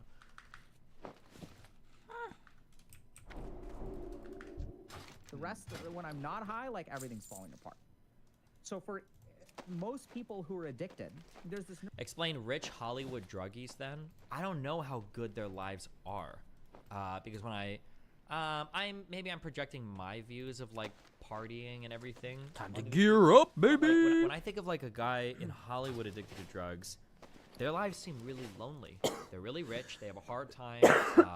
They have a hard time relating to people. Their friends and their relationships are highly transient. I don't know if they can rely on anybody around them, or if it's all like snakes or like shitty agents, or, you know, like, yeah. It doesn't seem to be that good. Maybe it is. Maybe there are people that enjoy that lifestyle, but that would be my that'd be my first guess, is that these people's lives are actually pretty shitty. But I could be wrong. Maybe there are people that genuinely enjoy that type of lifestyle. I'm not sure. Neuroscientific component, but there's also something underlying that is driving the addiction. So you have to fix that. So whatever insecurity it is, however you manage your emotions. The three leather Heroin ones. makes your body physically dependent on it from the first use. You can get addicted to alcohol or other substances that are not physically addicted because you condition your body to become used to it, since you are addicted to the feeling, even if your body doesn't develop physical dependence on it. Very, very, very, very, very cautiously saying this. Do your own research. I don't believe that that's true. I think you can become addicted to heroin on the first use, but I don't think using heroin the first time you are developing a physical addiction to it, that like your body needs it at the first time. I don't believe that's true. You can become addicted to a lot of things in the first use, but I don't think that that's the mechanism for heroin. I guess just keep making trying to gloves think until they're green. Does opiate withdrawal kill you, or is it just really rough? I don't think opiate withdrawal kills you. It might. I don't remember. I know that benzodiazepine withdrawal will kill you. Absolutely. And I know that alcohol withdrawal will kill you. Absolutely. I don't think Geared. I don't think opiate withdrawal will kill you. But I think opiate withdrawal just sucks because, like, bro, that depressive state, oh my god, I can't even imagine. if the highs on heroin are even remotely similar to, say, I don't know, like if I'm trying to think of like comparing it to like MDMA. If it's like even remotely similar to that, or if it's as high as that or higher than that, then like coming down off of that is going to be it's going to be brutal, especially if your life green sucks. chest. Oh my god! And then living in Green that like staff. depressive Green state boots. for a while, it's just like, ugh, yeah, fuck that. Coma. People in Australia. You can metabolize your emotions. You can hit the gym. You can go pray. You can go see a therapist. Those are all very effective. And I think like everything all together is ideal. What if it's upgraded? Unless something doesn't work for you, which is totally fair. And so you have to fix what's driving the underlying addiction. And if you look at the science of porn addiction, the number one thing that correlates with having a pornography addiction is 15. a sense So I only of need 20 of them? meaninglessness in life. So finding purpose So is a very 14? powerful antidote. I've done both MDMA and different opioids. MDMA is like 100 times better.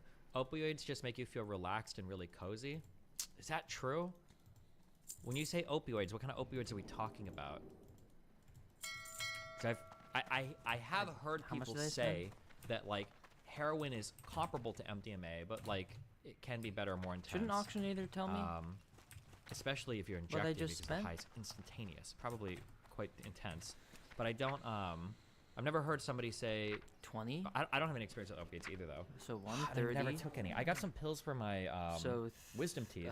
3 but then we did that stream where I was gonna see how silver long can we suffer through 40, the wisdom teeth and I pain, got after getting so removed. 3 but it silver actually just wasn't 40 that bad. cost. I never ended up taking 3 them. I think it was like 10 silver pills of hydrocodone 40. or some So shit, let's pack which the is, box. which is weaker than 3 silver What is hydro? 40 for the supply Whatever pills I shipment. had, it was like one. It was And like what does it give me? 499 parts like ibuprofen, like 1 part Oh, fucking. okay, so a profit and more XP and more rep. That's probably the only time Opiates it are a actually class of downers works out as that far way. as I know. Yeah, I 20 believe they just are, seems yeah. like a lot of Yeah, anything. I don't know. Yeah, I'm not sure. That's good. Opiate addicts are the most boring fucks. Non-social drugs are for actual boring losers.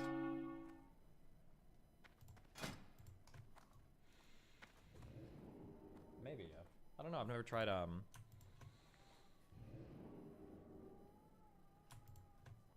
Never tried it before. I know benzos sound boring as fuck. However, for a lot of people...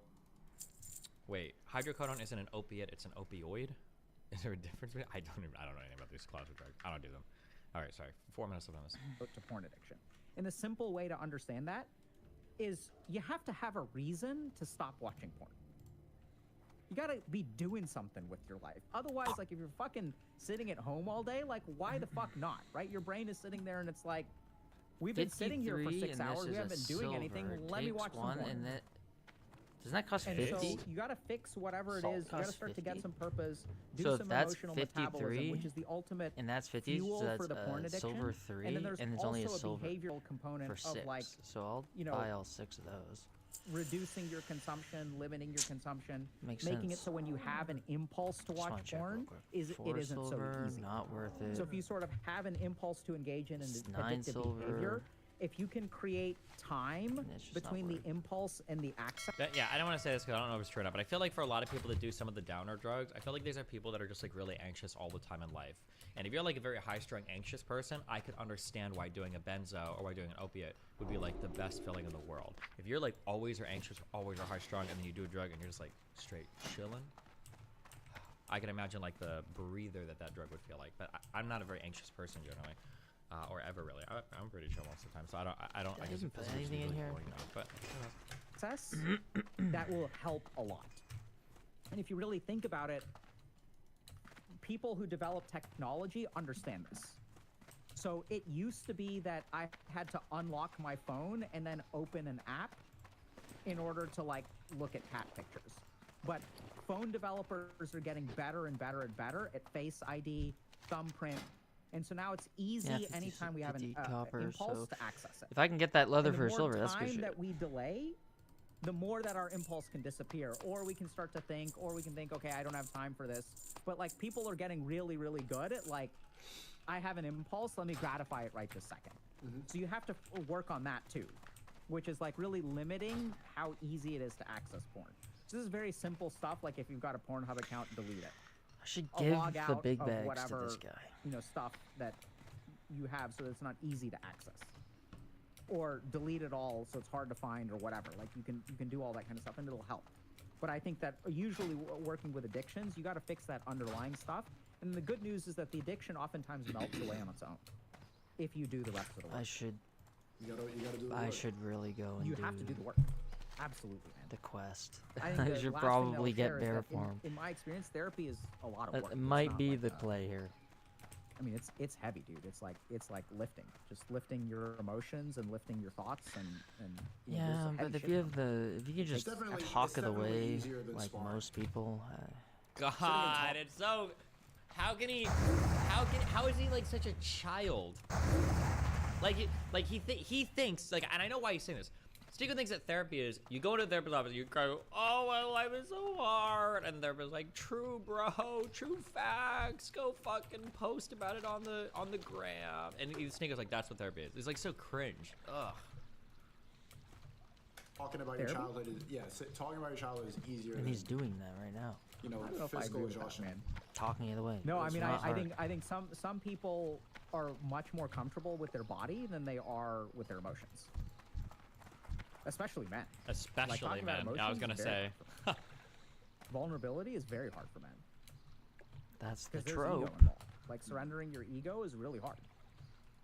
Like I'm not saying that sparring is easy, but I think there's plenty of people who love sparring. Like plenty of people, it's not hard. They live for it. And you know, so I don't agree with the generalization of your statement, but I completely agree that for some people, for me, sparring is harder than talking about my emotions. For sure. So in a sense, I'm proving your point. I think people are different. Does that answer the porn addiction question? It does. Any other thoughts or questions before we wrap up for the day? Thank you. Is there a way Thank to you, get man. there Hey, easy? this is a good conversation. I need to Ooh, root. listen to Moonfire. Healing touch. Marco, Yeah. hell yeah. Your Ruju. energy's changed over I the just course of the basically conversation. buffed my whole I appreciate system. everything that you put into it. Thanks, man. I appreciate you. I can see that you actually appreciate your attention and focus on this. Yeah. Take care, man. Good luck. I hope to see you again And- soon. Yeah, man. Take care. Inshallah. All right. Assalamu Bye. alaikum. Oh, My Jesus. God. Assalamu alaikum. Ugh, that's some cringe shit. Sunny Jim.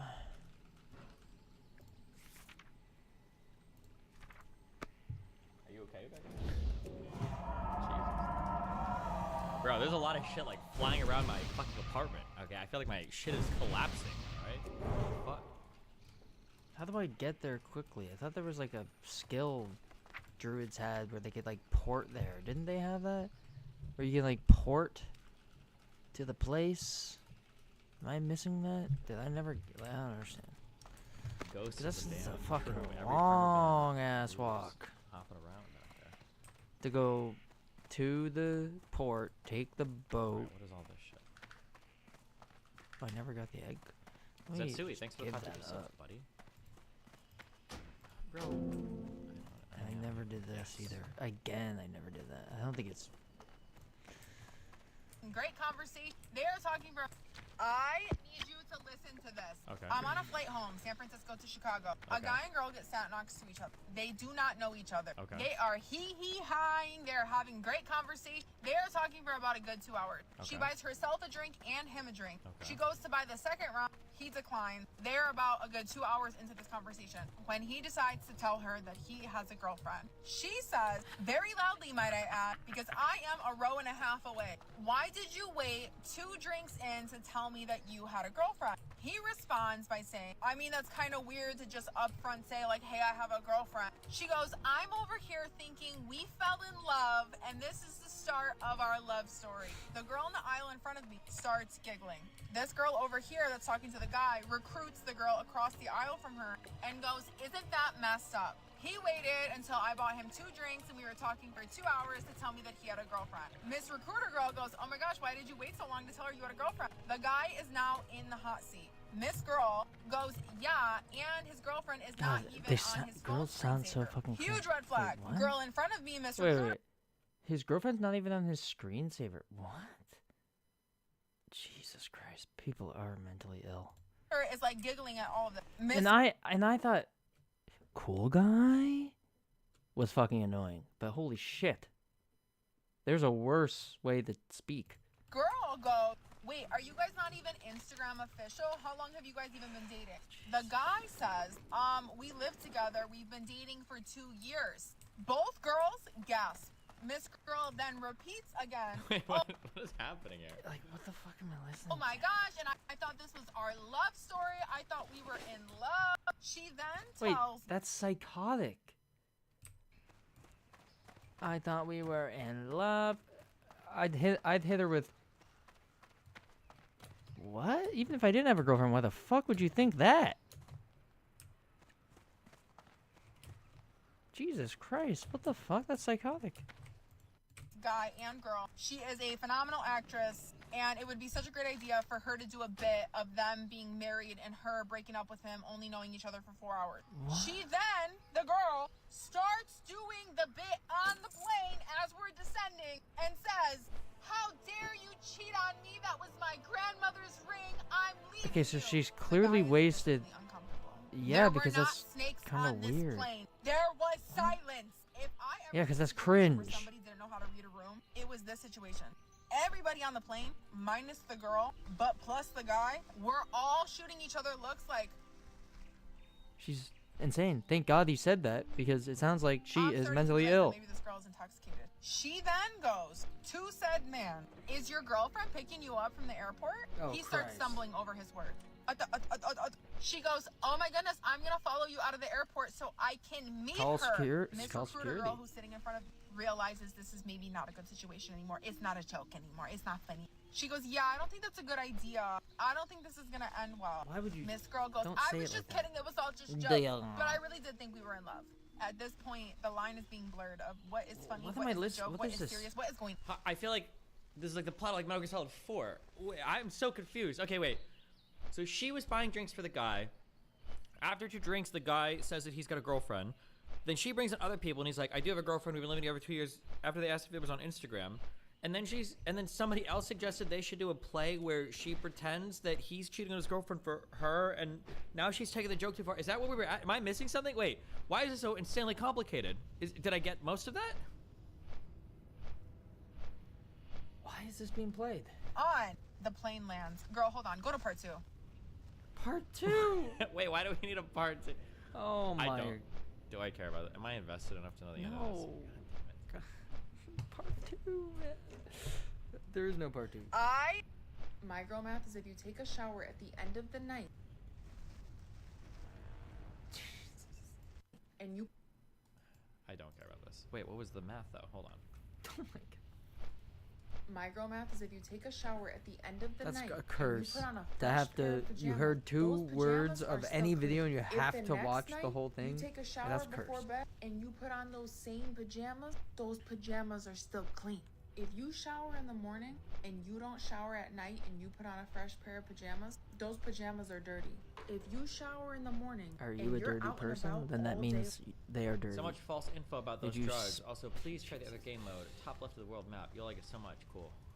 long, you gotta shower Mentally at night. ill. If you wear a pair of jeans And for like yet an people, hour or for some- 2, for some they're not reason, dirty. You wear 'em again. millions of If you wear a people pair of watch this jeans video. and you're sitting in Listening them to for this like person. 10 plus hours, you're at Millions the of office or something, people. those jeans are dirty. If you wear an entire outfit and If you only get wore mud it on for your an hour or clothes, 2, that means they're outfit's dirty. still good. Like, It's clean. okay. But a bra, if you wore a sports bra but you didn't sweat in it, still clean. If you wore a sports bra and you sweat in it, dirty. Your regular bra, Is this seriously what people are fucking saying? If you sweat in your clothes, they're dirty.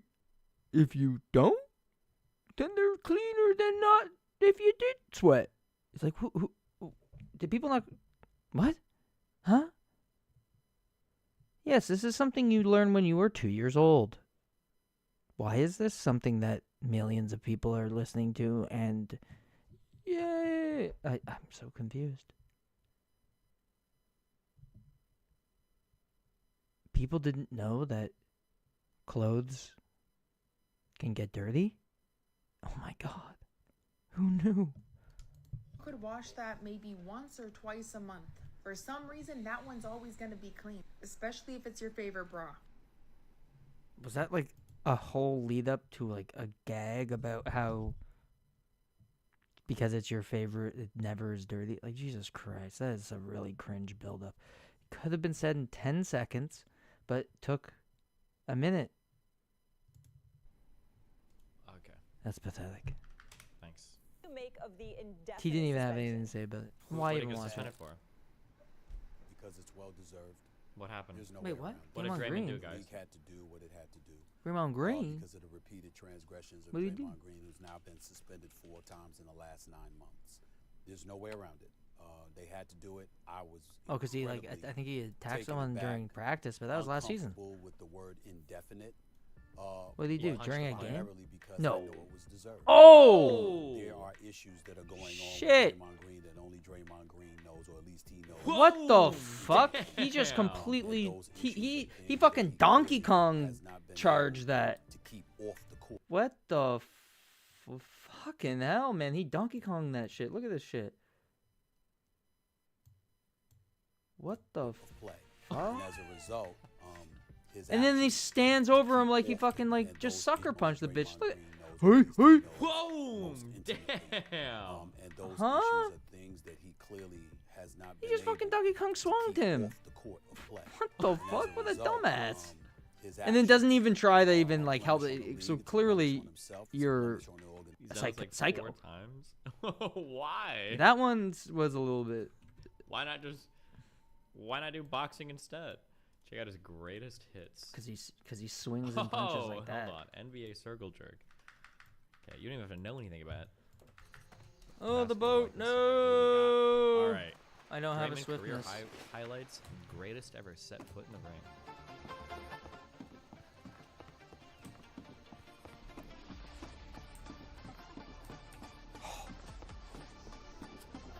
Okay, pretty good, pretty good, pretty good.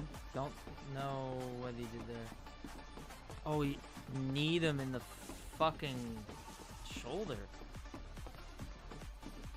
Jesus Christ. Oh, what a dick. Wait, what? He just kicked him in the nuts.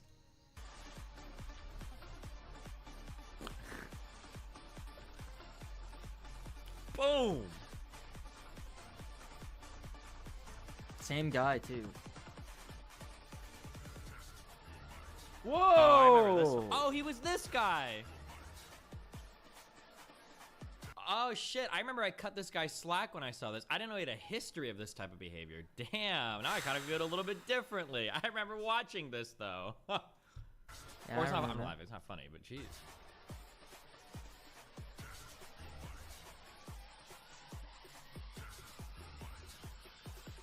Oh! Go! This guy's gonna murder someone one day. What's happening here?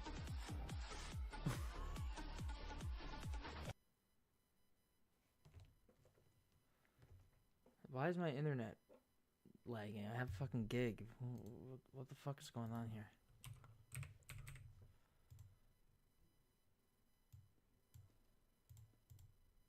Yeah, what the fuck's happening here? I'm confused.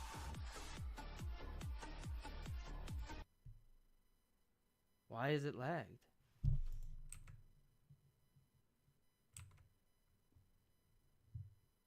What the fuck is happening with this?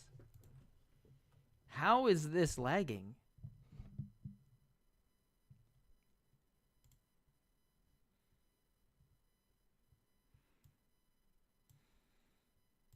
Oh, do I care about it? Am I invested enough to know? Why is it lagging? differently? I remember watching this. And it's stuff. frozen. What's going on? And then if I reload Are it, there it drugs works. that you should. Wait, now it's not working. What is going on here? So if I just have it live, it works? But if I want to go back 2 minutes, it won't work? It's not even on high quality. You kind of jumped right into it because you said, like, yeah.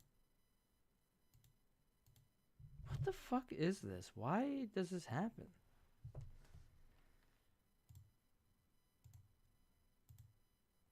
It just bugs out. Fuck it, I'm putting it on the highest quality. It is. Fuck, I hate searching for anything on Google. No, it doesn't work. What is happening? So my computer just can't handle certain with things. drugs. Or Always like, just like a bunch of dog shit websites saying. like nothing's lagging. Nothing is overtaxed.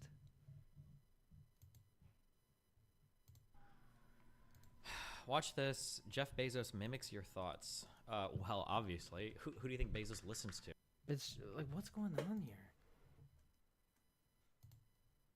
Oh, methylene dioxy. That's what it is. It's methylene dioxy.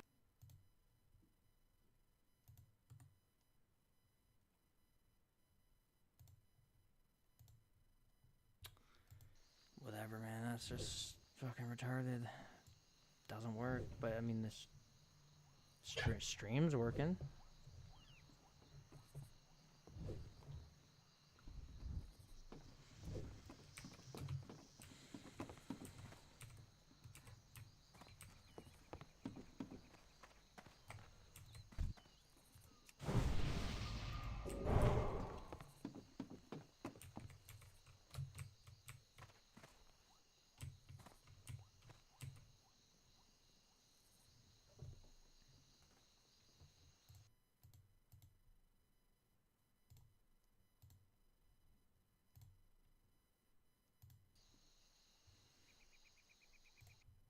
Oh, no, there's nothing downloading.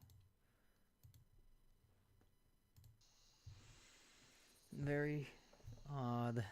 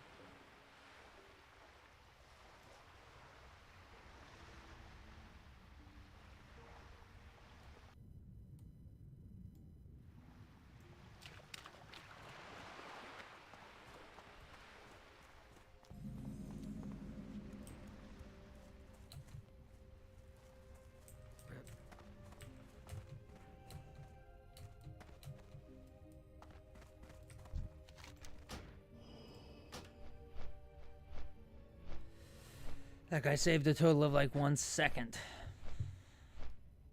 using that speed boost.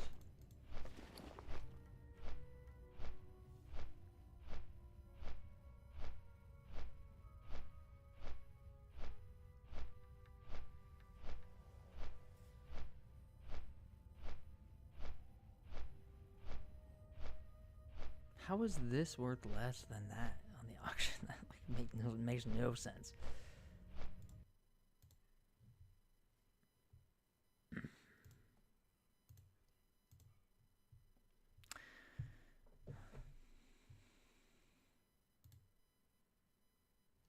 You know, everybody's always making this joke about the Alex Jones was right jar. And you know what? He I'm does. feeling This guy is. I'm feeling No left one- out. Where's the no- Tim no one Pool does. was right jar, right? I get Media Matters insulting me, claiming I have foreknowledge of January 6th because I accurately predicted things based on reading the news. But they all just either say I get my predictions wrong, which I do, or I must have advanced knowledge. Okay, well, in that case, I must be a Fed. Because, ladies and gentlemen, here we go. Steve Baker, a journalist and Blaze TV contributor, has just tweeted, "My attorney has just been notified by the FBI that I am going to be charged by the Justice Department for my journalistic efforts on January 6th. I have to self-surrender on Tuesday. Charges are yet unknown. Stay tuned for more information to follow this afternoon." That's so. So, you know, I said they'd go after journalists. I said they would go after anyone who was an enemy of the machine. And for a while, you know, a lot of people kept saying I was crazy, I was wrong, calm down, it's not getting that bad. But it seems like every time I say X plus Y equals Z, A plus B equals C, people are like, no, that's not going to happen. And I've been talking about civil war for some time now, several years.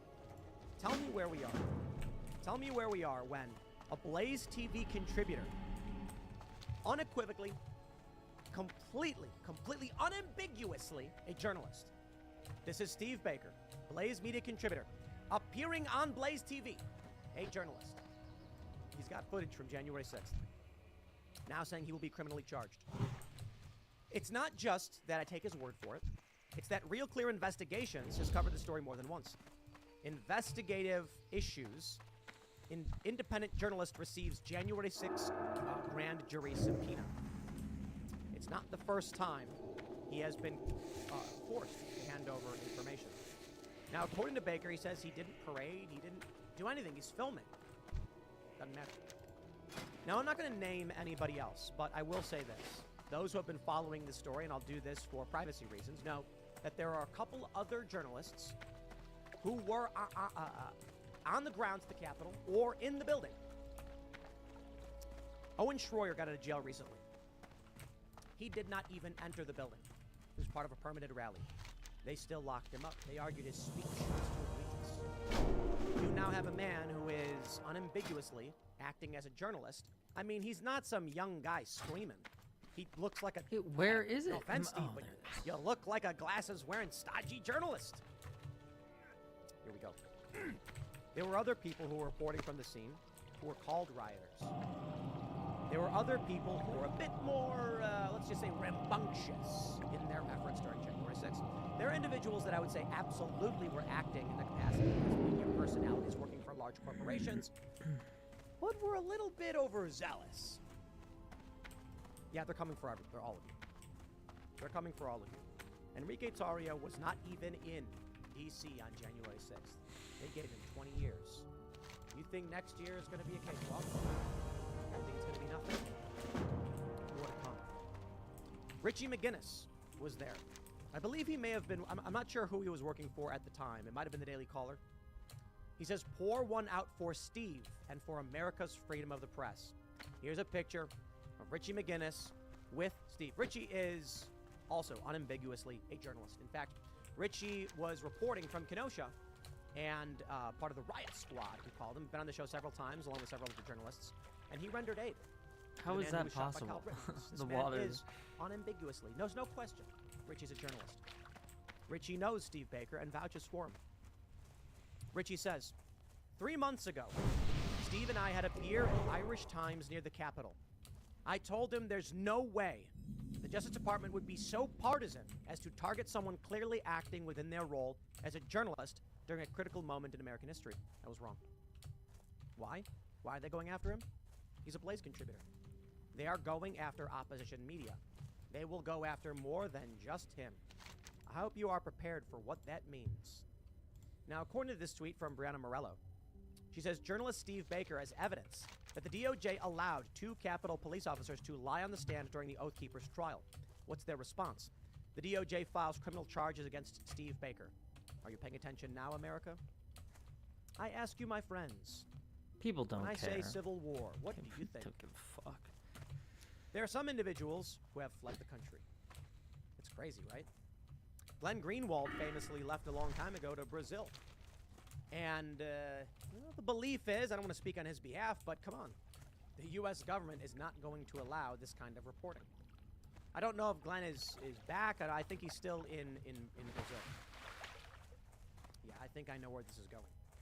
And I hope you are all prepared for how far it does go.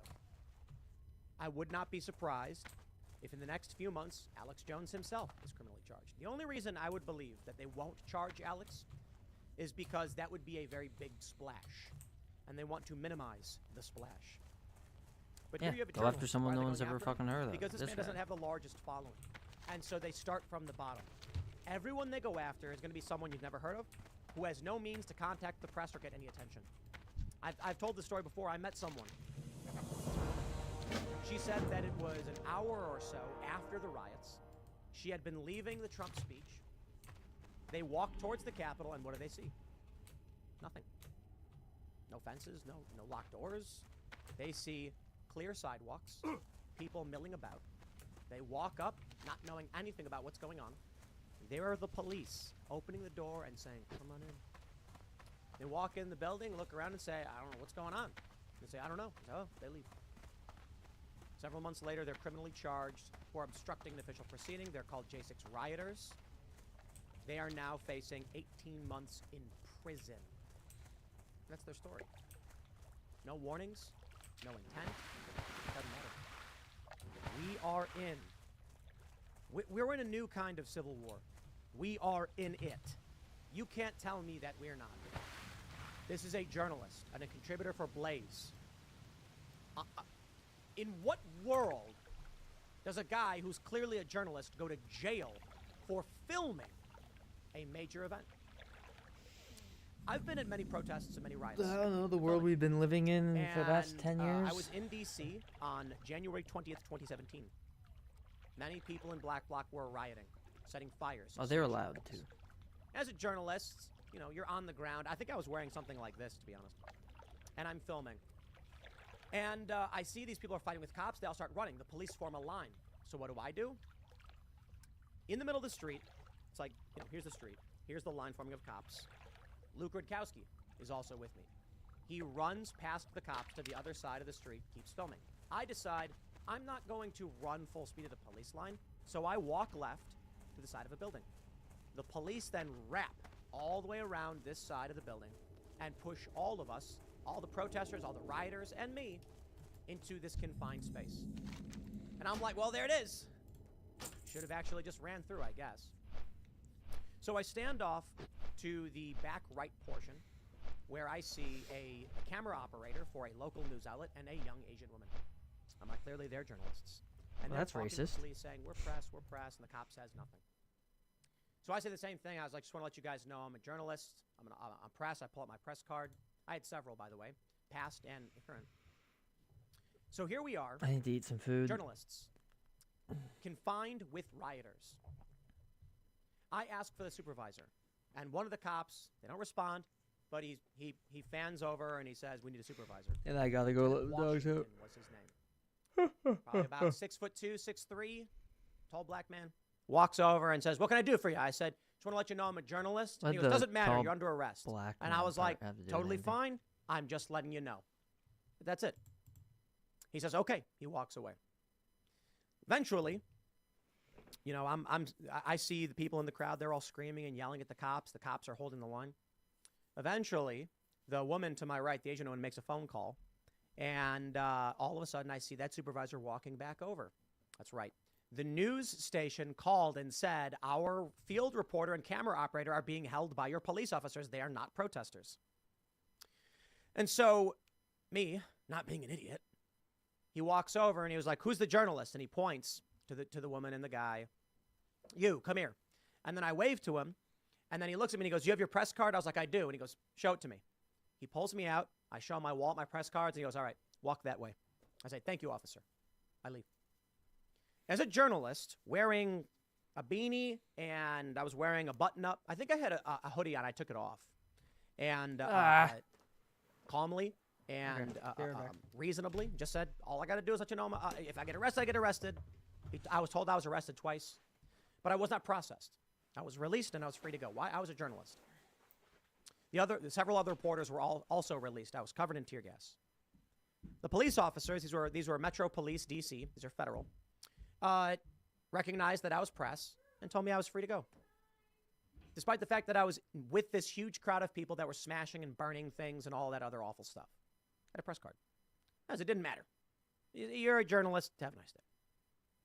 Oh boy, how times have changed. Several other journalists got arrested that day. I'll tell you exactly why. They got on Twitter and they were so pissed off. Well, they got arrested because they were screaming at the top of their lungs at cops. I'm a journalist, you mother... How dare you? I got away from those people, stood next to the guy with the big camera and just said, I am a journalist. And I had a bunch of identification on me. Not the first time. I was in St. Louis. Protesters blocked a highway. Federal. The police came and started just charging everybody and grabbing them. And I did not run. I stood there calmly with my hands at my sides. They ran up to me. They said, put your hands behind your back. I said, you got it. I'm a journalist, by the way. And they said, doesn't matter. I said, that's fine. They sit me down. I'm with a few other people. I think Cassandra might have been there. And they put the handcuffs on really, really tight, like cutting off my circulation. And they do this. And so eventually when anything calms down, I say to an officer, I was like, pardon me, officer, excuse me. And he ignores me. And then I'm like, excuse me, officer. And then a different officer looks over and goes, what do you need? And I was like, I'm not trying to be a dick, but these cuffs are really tight. They're cutting off my circulation. And then he's like, all right. He stands me up, goes behind to my hands. Supervisor walks up and he's like, what's going on? And he's like, says his cuffs are tight. And I was like, I am a journalist. I appreciate this. And then the supervisor's like, you got an ID on you? And I was like, yes, officer, I do. And he's like, where? I'm like, in my wallet. And he goes, I'm going to take your wallet out of your back pocket. And I was like, yes, sir. He does. He opens it up. He goes, take the cuffs off. Lets me go. That's been every experience I've had. I've had. Been arrested, been told I've been arrested. How is it now that this guy who's clearly a contributor to the Blaze, he's on TV wearing a suit talking about news, who is a journalist, who is recognized by other journalists as a journalist, how is it that he has been subpoenaed numerous times and is now being told he will be criminally charged? Because we are no longer in those days, my friends. We are in Civil War territory. From the ground up, they have been locking up people who were clueless as to what was going on. And oh boy, and there are people who fled the country already. I'm not going to say their names. Some of them I don't really even know. Like, and I'll say this. I don't know anybody personally who's fled the country. I see people on Twitter where I'm like, really? This guy's where? I see these tweets coming out and I'm like, you're in Poland now? Interesting. I know exactly why. Individuals who didn't do anything, who weren't involved in any rioting, but who were there, know. The feds are coming for everyone. When Enrique Tarrio was convicted despite having not even been there, I think that should have been a sign to everybody. You know what's coming next. Some people have responded to Richie McGinnis, who was there. The New York Times called him a rioter. He was there shirtless. And there people said, I hope they don't go after you. Richie was who was he? The head of video for the Daily Caller. Clearly a journalist. I don't know what's coming next, my friends, specifically. But I think we all get the general idea of where this will go. If they're going to arrest someone who wasn't even there and put him in prison for 20 years, and if they're going to start locking up people who are obviously journalists, it's game on. They're going to go after everybody. This is what I warned about. I said that there were people who were there, journalists, they'll be arrested. I said there were people who weren't there, but who went on social media platforms and encouraged things to happen. They've already argued that Enrique Tarrio saying don't leave despite not being there was orchestrating for this 20 years. What about those people on YouTube and Rumble and Twitter and other platforms who were cheering it on? They weren't there, but they were cheering it on. They're going to say that was incitement and organizing an insurrection. That's what they're going to say. Man, this is wild. This is absolutely wild. They're coming for journalists. We know. And of course, it's only going to escalate. 2024 is set to be a particularly wild year, and that's an understatement. The rules don't matter. I have long said, you know, when it comes to news stories, when it comes to math, when it comes to economics, when it comes to the likes of Bud Light, when it comes to any of these stories, I get a general idea of what might happen. And I'm not always correct, but sometimes I am. For instance, like I said, Media Matters claimed I had foreknowledge simply because I said, it was in September of 2020, I'm like, these Oath Keepers, 3%ers, and Proud Boys, they're going to storm the White House in November and try and break the door down or something. Well, that's not what happened. Nobody stormed the White House in November. January 6th did happen. My point was nothing special. I was just reading the news. I was reading Twitter, and I'm like, these people are just saying they're going to rush to D.C. When I say these things, what happens? You know, sometimes I get it right. And the reason why I bring this up is, as it pertains to Joe Biden, the Democratic nomination, I see nothing. I see absolutely nothing. I can conceptualize nothing. I can predict nothing. I have no idea. It's a weird feeling, I gotta be honest. I'm not saying I'm right all the time. I'm saying that I'll look at a news story and be like, wow, you know, look at, this was a shout out to Dave Smith because he gave me credit for this. He said the most important moment of the Twitter, Jack Dorsey, Joe Rogan episode that I was on was that at the end of the episode, I warned them, if they keep doing this, they will foment civil war. They are creating a division in this country and pushing people further and further apart. And he was like, that's crazy, because that's years ago, 4 or 5 years ago. And it's going on 5 years now, isn't it? Was it 2019? And yeah, I don't know. I just saw this happening. I'm like, every day people on Twitter are getting angrier because their voice is being silent despite breaking no rules. People are going to get fed up and they're going to snap. I looked at 2024 right now. In my mind, I can calculate nothing. Just chaos. Arrests, violence. I have no idea. How do they get rid of Joe Biden? He can't win. They can't let Trump win. Look what they're doing to these people. So Trump wins, then what? I have no idea. And that to me is very interesting. Because like I said, I get things wrong a lot. But it's like, I'm going to say, hey, some guy's holding a brick and he's looking at a Starbucks, I can say, I think that guy's going to throw that brick at the Starbucks window, and that window's going to shatter. He throws the rock bounces off, the window doesn't shatter. I go, oh. That's my point. The logic was there, but, outcomes are different. We don't know for sure how it'll go down. We can say it looks like the guy's going to throw the rock. He's holding a rock, and he's screaming at Starbucks, and then he doesn't. It's like, okay, well, I think it was a fair prediction to make that an angry guy in front of a Starbucks holding a brick would throw it, and then he doesn't, or he does, and the window doesn't break. It's like, well, I didn't know the window was going to break. I didn't realize it was bulletproof. I don't know everything. I get things wrong. I don't even know what to say about next year. They're going to arrest more people. When? To what degree? How soon? I have no idea. Right now, it's just looking like the DOJ is going to crush mercilessly. They're going to beat. They're going to maim. They will physically attack anyone who opposes them. Like, we're looking at full-scale authoritarianism. Cops are going to show up. Feds are going to raid someone's house. They're going to arrest these people. Who knows who's next on the list? Like I said earlier, I wouldn't be surprised if they go after Alex Jones. Elon just brought him back onto the platform, and his voice is growing louder every day. They can't have that. So what do? They're going to go after him in other ways. They're going to ramp things up. Seeing a journalist, man, seeing this guy get targeted. Even Richie McGinnis did not believe it would happen, but here we are. There's no way they would do this. I keep saying it. And I dare you, my friends, take the time travel test. Go back 3 years. 3 years.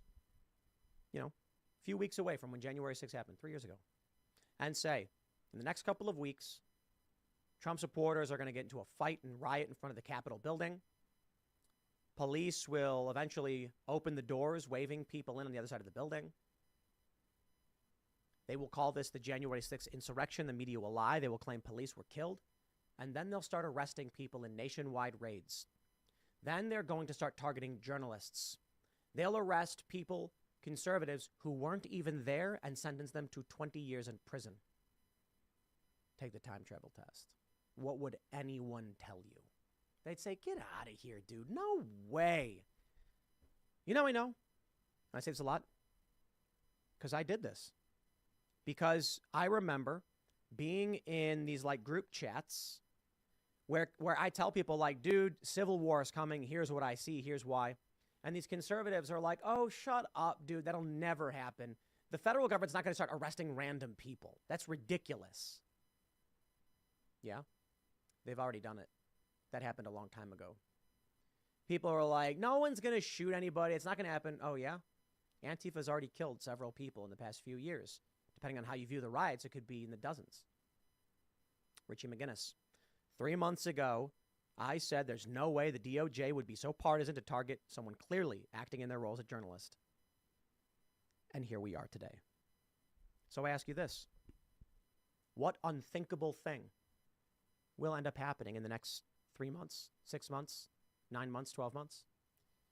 Right now, if I were to tell you that feds will raid podcasters' studios and arrest them and shut their shows down, you'd say, no way, that's not going to happen. Oh, get ready. Because it does keep happening rapidly. If I were to tell you, a year ago, Enrique Tarrio is going to get sentenced to 20 years in prison over January 6th, you'd be like, what? He wasn't even there. That's stupid. Why would you even bother saying that? That would have been unthinkable. The dude who wasn't even there, how would he get 20 years? I mean, these people are getting months. And look where we are. So, I hope y'all are ready for 2024. It's going to be wild. Next segment's coming up at 6 p.m. on this channel. Thanks for hanging out, and I'll see you all then.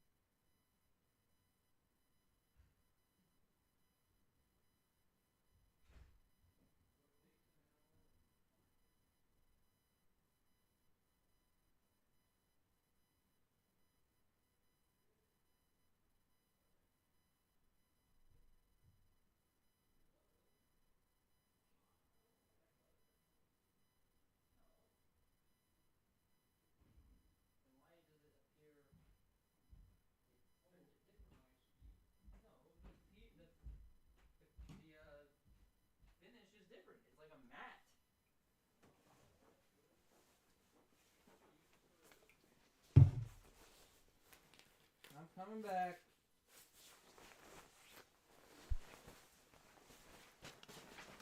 Oh, get these fucking things off me.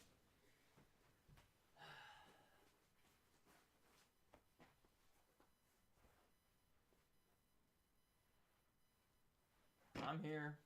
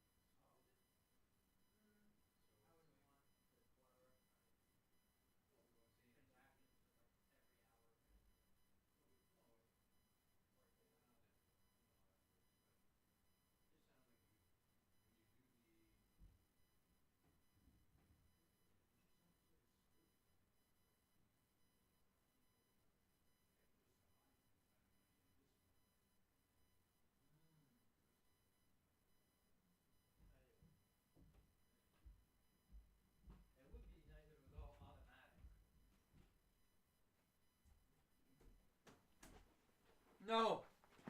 Oh my god, I got here just in time. I'm still here. I'm still here. The game can't kick me.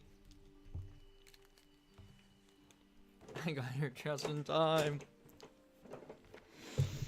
Oh. Alright. Still gotta fly though. Oh wait, no, I teleport.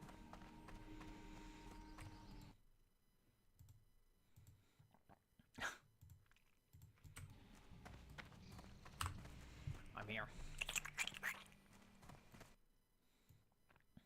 Yo, Kron! Kron's busy just like the Jew man, it seems. Yo, Ice Garn. So the White House published their, I guess, annual Kron. Christmas video, and nobody's having it. I see some liberals, and they're like, "Why are you mocking Christmas?" Christmas. So, Jill That Biden ain't puts out Christmas, this man. That ain't bizarre Christmas. avant-garde tap The most dance weirdest Christmas celebration, fucking and video I've ever I don't seen. rightly care all that much, to be completely honest. However, it turns out that the group behind the performance is a racist hate group. Wow. Yeah, seriously. And so here you have, once again, the hypocrisy of the woke left.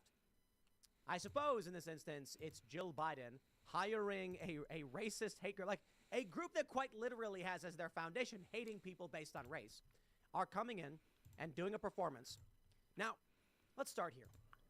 Jill Biden's bizarre Hunger Games aesthetic White House Christmas video roasted by critics. So I don't know how much of the video they actually play, but it's a tap dance, which is, for the most part, like, yeah, I don't care. I'm not the biggest fan of tap dance as it is, but it's just like old-timey music and tap dancing. I don't know. Do they have sound on this one? Yeah, so there you go. You can hear it.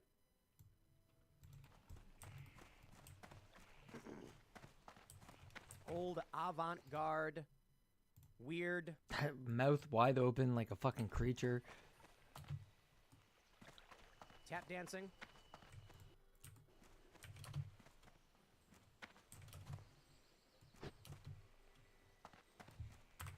Yeah, okay, anyway, you get the point. I don't really much care to play just the... I guess I should play the music better, but, you know, I was trying to play the video. There you go. The music doesn't make it any better.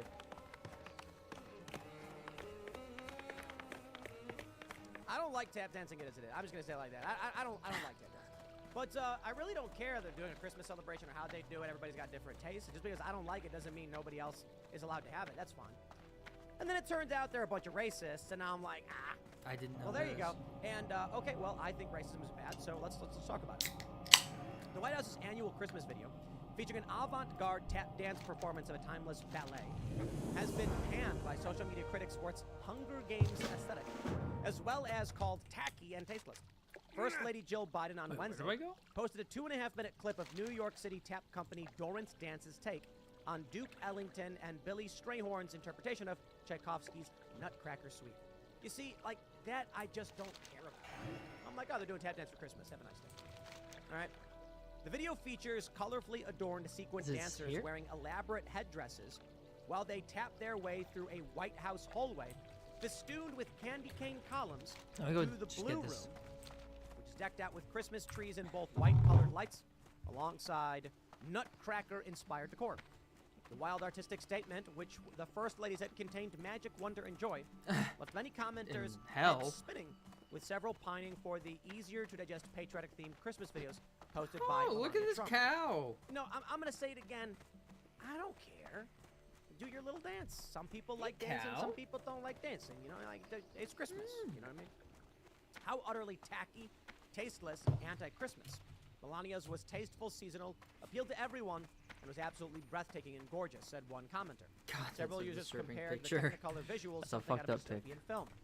Disney presents Clockwork Orange. Okay, I'll be fair in this regard. The people who are critical, Melania is like, she makes a video where it's just Christmas trees and it's very, I don't know, generic. I'm not trying to be a dick. I'm just saying it's like very neutral is a better way to put it. This one is, I gotta admit, I don't like it. And if they went with, it shows who they you are. know, Oh Holy Night and just showed Christmas trees, I'd probably be like, oh, okay, Christmas. This, I didn't even want to watch. I find it to be off-putting. And fair point, fair point. If you don't like it, you don't like it. You're not allowed not to like it. And you can argue something could have been better. But I will also stress, I don't really care. Was I not supposed to go in the much, and I'm not pool? gonna rag The on sacred people doing pool? tap dance in fancy colors because some people like it and some people don't. you want to make the argument, Melania's was more neutral and for everybody, fine. I probably would like that better. But I'm not here to take away someone's tap dancing or dresses or happiness over Christmas. I just move on from it, right? What's the racist part? Tell me why they're racist. Why are we not talking about that? I'm like, dude, if you make a movie where it's like, we decided to make the Incredible Hulk, but this time it's a black woman, I'd be like, oh, that's cool, you know, do your thing. I'm not gonna watch it, you know what I mean? Like, I'm not gonna give you any money, or whatever. I suppose in this instance, it's a public event, and thus people expected something a bit more. And I mean this respectfully. Oh, I got the. Is that just a buff you just get all the time? It's everybody and is more basic. What's with the Hunger Gates aesthetic? Molly Hemingway asked another, while Molly Hemingway panned the Hunger Games Capital District Christmas approach. Others wondered if mind-altering substances were involved in the production, such as bags of cocaine. You see, I mean, there's a lot there. I think it's fair to say, I don't like this. It's kind of weird, but hey, man, more power to you. Right? You don't have to like something, but this idea that everyone's just like, haha, it's so gross, it's so stupid. I'm like, a little heavy-handed. Don't like it, that's fine. But then we get this tweet from my meme, therefore I am. Oh, that's what I had to do? It's not a coincidence that Jill Biden brought Bit of Magic to the White House by Dorrance Dance. The dance group that actively wants to abolish police, promotes BLM, pushes for trans and inmates' rights, and educates on white privilege, because that's the most important thing. Fragility, you know those criminals? Yeah, we gotta give them more. Well, I just want to make sure it's clear to everybody. I identify as Japanese. I'm only 5% Japanese, but I have the DNA, so I get to do it. Or I'll just say this, from now on, I only identify as Korean. Everybody else can get mad about it, go cry. The Onion has that really famous bit where they're like, how much Asian allows you to claim to be Asian? And then they have the full Asian, the half Asian, and the quarter Asian. And then they're judging people. It's funny. And then in the end, some guy's like, my great-grandma was black. And they're like, you're black. Whereas Asians are like, well... My point is simply this. As someone who comes from a diverse background of civil rights advocates who fought in the civil rights era for the right for people to love each other, and it's a fact. My grandfather marrying a Korean woman back when miscegenation was illegal. Get out of here, you racist leftists. This is what they do. Educate yourself. It is our job to tell the history of tap dance as a celebration of black culture and also the never-ending struggle against systemic racism and white supremacy in this country. Christ. Okay, well, if I was going to take anti-racism. If I was going to take them seriously and seriously believe they were fighting white supremacy, I'd say sure, but they're not. Educate yourself. Questions about white privilege, systemic racism, white fragility, and anti-racism. All right. And now you get my point. Why they are a racist hate group. What is white privilege? White privilege is a lie pushed by leftists to try and justify their political attempts at stealing power. Next question. They argue that white privilege is like, and I've argued a lot to people, I believe there's no such thing as white privilege. And all you need do is, I don't know, like, go to China and assert your white privilege. Go to Japan, assert your white privilege. And they'll go, oh, but I'm talking about America. Oh. In that case, you're talking about cultural, wealth, and majority privilege. Because if you're a white person and you go to a deeply black neighborhood, you're not going to experience white privilege. If you go to an Asian neighborhood, no white privilege. If you go to a Latino neighborhood, once again, no white privilege. You know, I know this because I am from Chicago. In my area, which was fairly mixed, and you had people who were white, they got beat by the cops all the same as everybody else. Right. If you are of the majority demographic in an area controlled by that demographic, then you will have meaning people will assume that's what true is. Which does mean there are white fragility. What is that? That is where they basically just attack you for being white. That's it. They argue that as a white person, when they're racist towards you, they belittle you, demean you for the color of your skin. If you get upset, you're fragile. I suppose by that same context, you could argue that they have black fragility.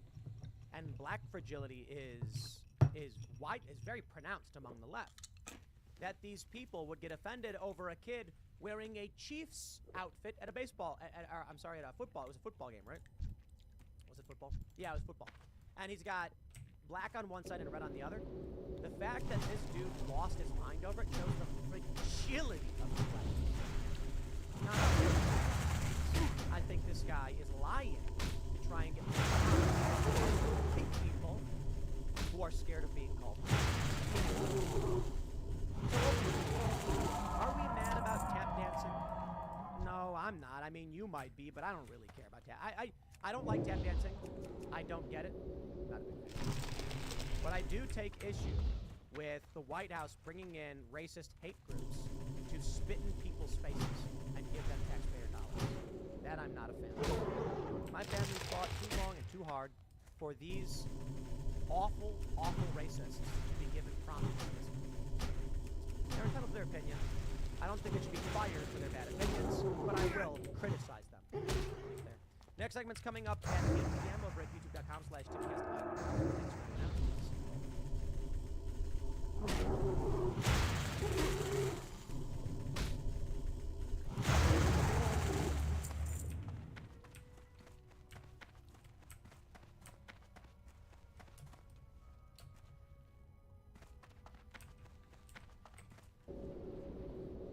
Wait, is this like something I have to kill? Just in case it is.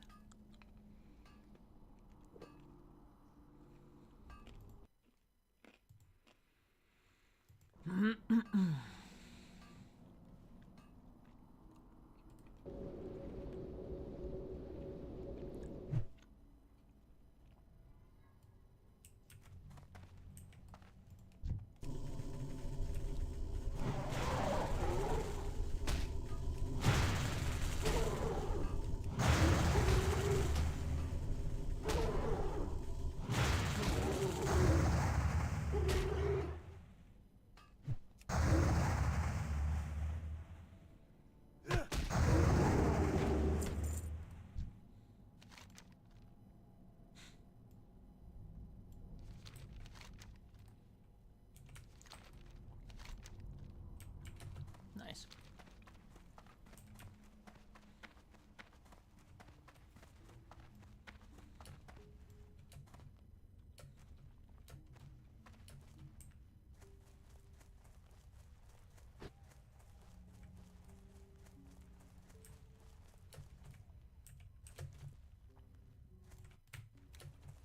Looking into their filings throughout the years, one thing is apparent.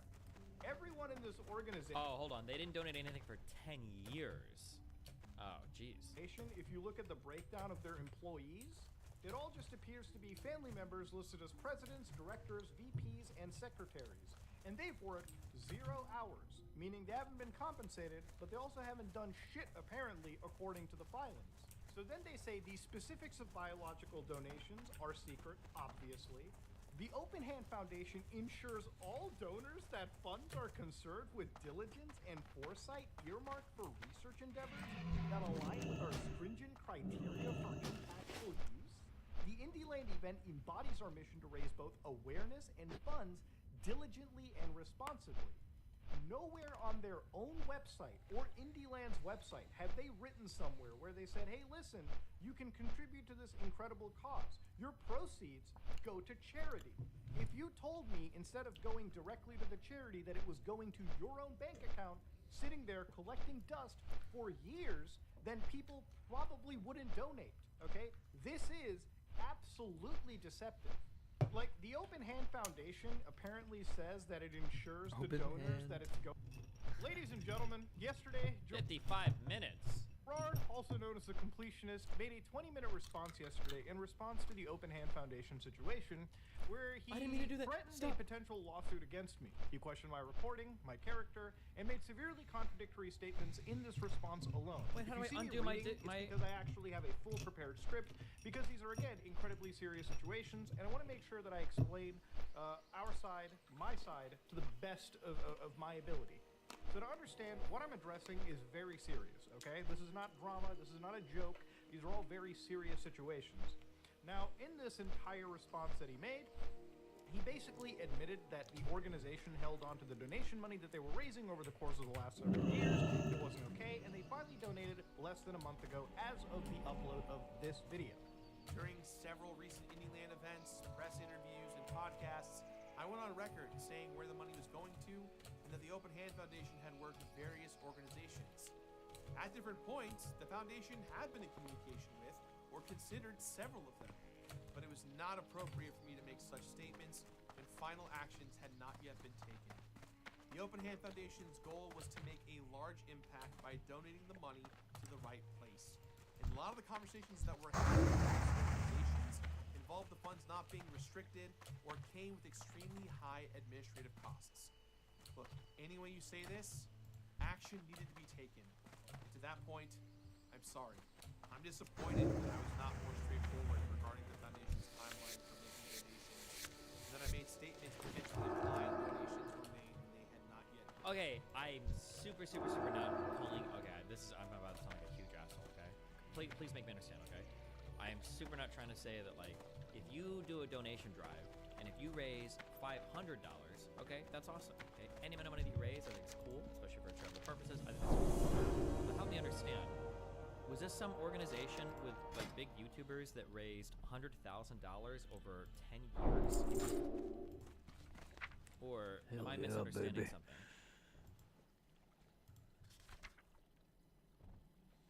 Oh, okay. The total is about 600K as of now. Okay. That's fine. All right, just checking. All right.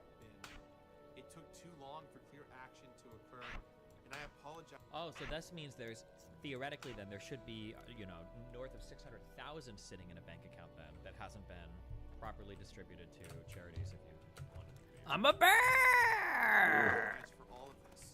Now, I've been pretty vocal about waiting for a response from Gerard, and while I understand legal matters often put a gag into your mouth during incredibly sensitive situations like this, I was pretty surprised to see a response yesterday in general, but what was really wild to me was how some of the individuals, at least on Twitter, and again, I don't use Twitter as an intelligent metric, actually took this as a somewhat exonerating response, when it actually paints more contradictions into the light. So I'm here to offer my response to Gerard's response with receipts, something that I personally believe Gerard did not do at all in his video. I never saw one bank statement, never saw one evidence of money flow. It was an entire story of me just taking him at his word, which I will once again prove in this video that you cannot take Gerard at his word. He is proven to be somebody that is deceptive. So let me explain exactly how this works. Gerard provided receipts in his video, okay? Less If you ball look it at the looks like. description to his, if you look carefully into this description, one thing you'll notice is it's mostly just links to the AFPD website, the IRS, and various definition websites when it comes to these specific Might as well stack it. or, I guess, definitions of a restricted or an unrestricted donation, or how the IRS determines differences between private and public foundations. There are only 4 actual pieces of evidence provided by Gerard in these Google Drive links that are a autopsy report regarding his late mother, which honestly, you can't put that on there? come out. You've got a OHF termination of private status letter. You've got one letter that I guess, at least to me, looks like a continuance or something, which we'll get into, and an OHF audit letter by the IRS. So we're going to look into each. Do you go slower? And see just how much new information and clarification and transparency that they really provide. Let's go. So I opened up this letter over here, and I read this very carefully, okay? So this is from the Internal Revenue Service, where basically they have a Dear Applicant. The applicant is Open Hand Foundation. We've received your notification of intent to terminate your private foundation under the IRC Section 507B1. Wait, do I go fast? Oh wait, I have the buff. That's why I'm going faster. That 60-month period is starting from January. I just feel like I go faster, but and not. Ends December 31st, 2020. So again, in this situation, we're going to read all of it because this video will be long, but I'm going to fill it with as many receipts and contradictions as I reasonably can. This letter could help resolve questions on your foundation status. Please keep it for your records. I wish we saw this letter more than 24 hours ago. I wish this letter was posted on the Open Hand Foundation's website, a website that still does not have the AFPD, a website they gave $600,000 to over a week ago, listed in their beneficiaries. This is a website that should have had this information plastered. If your golf event can have your tax ID letter easily accessible, this information should have been posted for me and anybody researching this to logically assess. Then I wouldn't even have to question your private and public charity. In his response video, he really touched upon that point when it wasn't really even that massive of a point. All right, I noticed that they probably should be filing a 990 form, a 990 EZ, because they are a public charity, right? That is what they want to go as. Why would they continue to file a form, the 990 PF? I'm gonna try to pull Hogger to the guards. Private foundation. And again, this letter, if I saw it, I would have just believed them. I would have been like, all right, it makes sense. You asked for a notice of change, and the IRS listened to it. They even said, based on your proposed activities and support, we agree you can terminate your private foundation status. Literally, you told them that you wanted to run Indieland, I assume, at a lot of these events, and they were like, sure, if that's how you want to run it, then you're not a private foundation. You're a public one. So they even say within 90 days after the end of your 60-month period, you must show you've met the requirements as a public charity described in IRC section 509A 1, 2, or 3 for the 60-month period. If you show this, you'll be classified under that section for all purposes from the beginning of the 60-month period and thereafter. Gerard refers to the last section of this video, this letter, where he writes, you're required to file Form 990-PF, Return of Private Foundation, or Section 4947A1 Trust, treated as private foundation until you complete your 60-month termination and are classified as a public charity. In March of 2016, the IRS acknowledged the receipt for termination of private status and indicated to the Open Hand Foundation the necessary requirements the foundation must follow in order to comply with the IRS code. A copy of those notices are also down below with supporting IRS documentation. There's Further, Huggy. based on the acknowledgement of the private status termination, Okay, boring. Show me the suing thing. hello guys, you get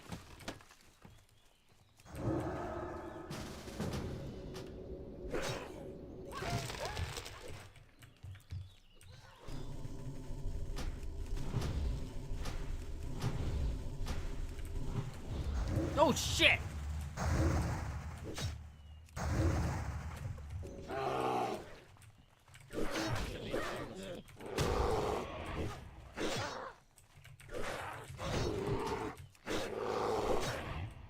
over the past few weeks, the Open Hand raised donation towards dementia research. Large restricted donations are clear measures of protection that can take time, whereas unrestricted are opportunities. This is one of the big That was reasons as fucking to why close. the donation took so long. The organization did not raise enough money to make the impact that would allow funds to be restricted and avoid those high admin costs. Now let me walk you through. Wait, where do I hand in Hogger? Oh. Revenue sources for the foundation include direct and indirect public support, golf fundraiser revenue, and Indieland revenue. The foundation's expenses include costs for the golf fundraiser and Indieland, I don't need to do it operational right now. costs, and various fees, totaling for $178,951. I don't care. I respect. Wow, white people when you greet them with happy holidays instead of Merry Christmas. I respect how having a family changed your life's focus, especially after your kid was diagnosed with cystic fibrosis. Oh, bro, what is this? What is this movie? That's why you did this battle, to pay for her care with your funds. So you're putting food in her plate. Too bad you can't put air in her lungs! With every breath she takes, she feels the sting like it's hard labor. She sounds like Darth Vader choking to death in a jawbreaker. The shit she coughs up looks like an abstract painting. She'll probably be an art major. She can't do the most basic parts of living. It's obvious God hates her.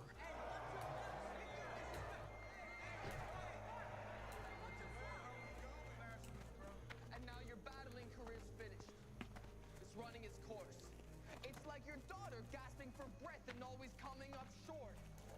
You hate the things other men would love to hear from their daughters. Jesus. Like when she tells you you're the What are air we that she listening to? breathes, it means you're a terrible father. So I'll blow my secondhand smoke all in her face, and it's not a mistake. Then I'll flick my cigarette in her fucking oxygen tank. And the gene for her disease is mostly found in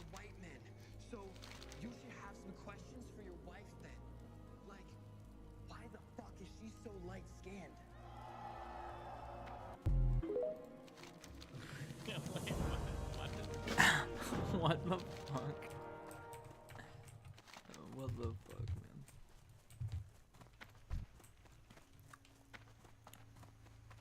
Look at that fucking map. It's called Bodied. It's a 2017 American battle rap comedy drama.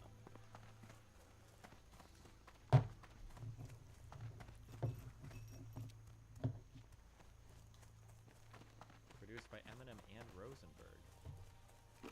Jesus.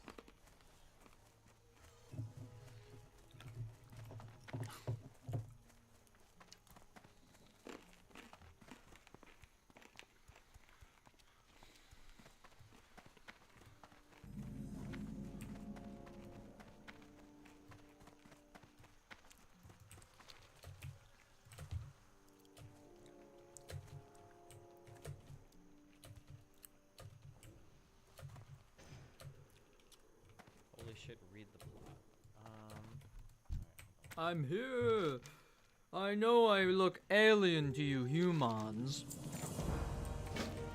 But treat me the same, please. Give me your quest and money.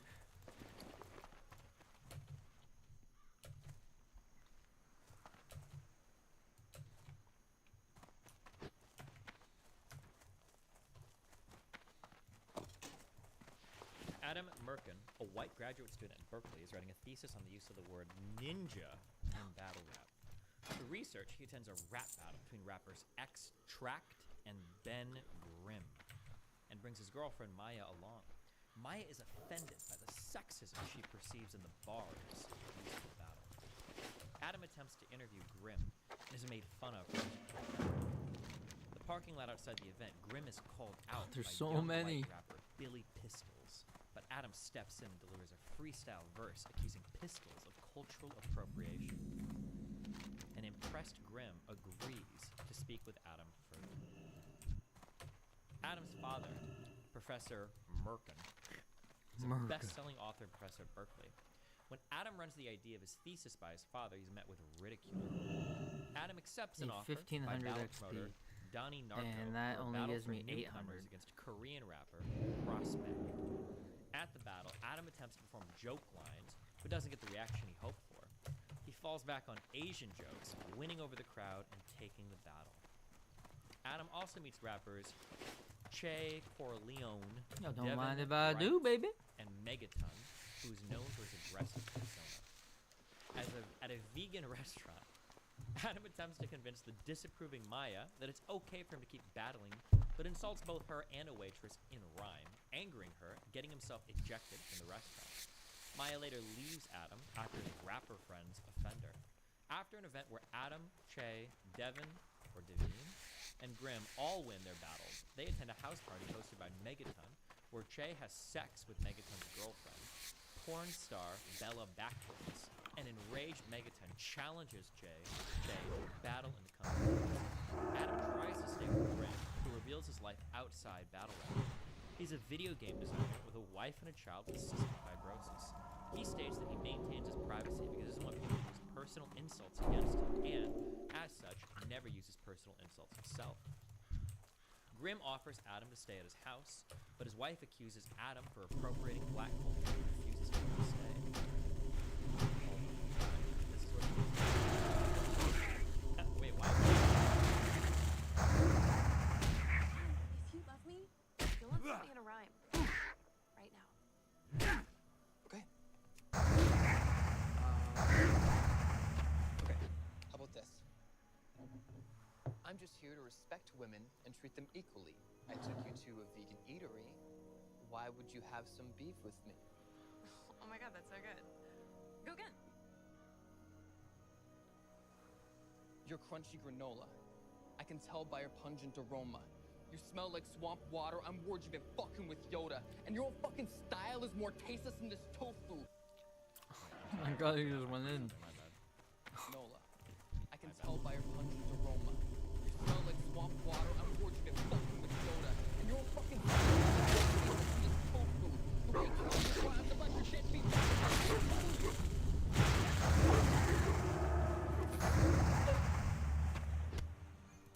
Get the fuck out. Oh, you don't understand. She actually asked me to say that. Well, not that exact. But we're just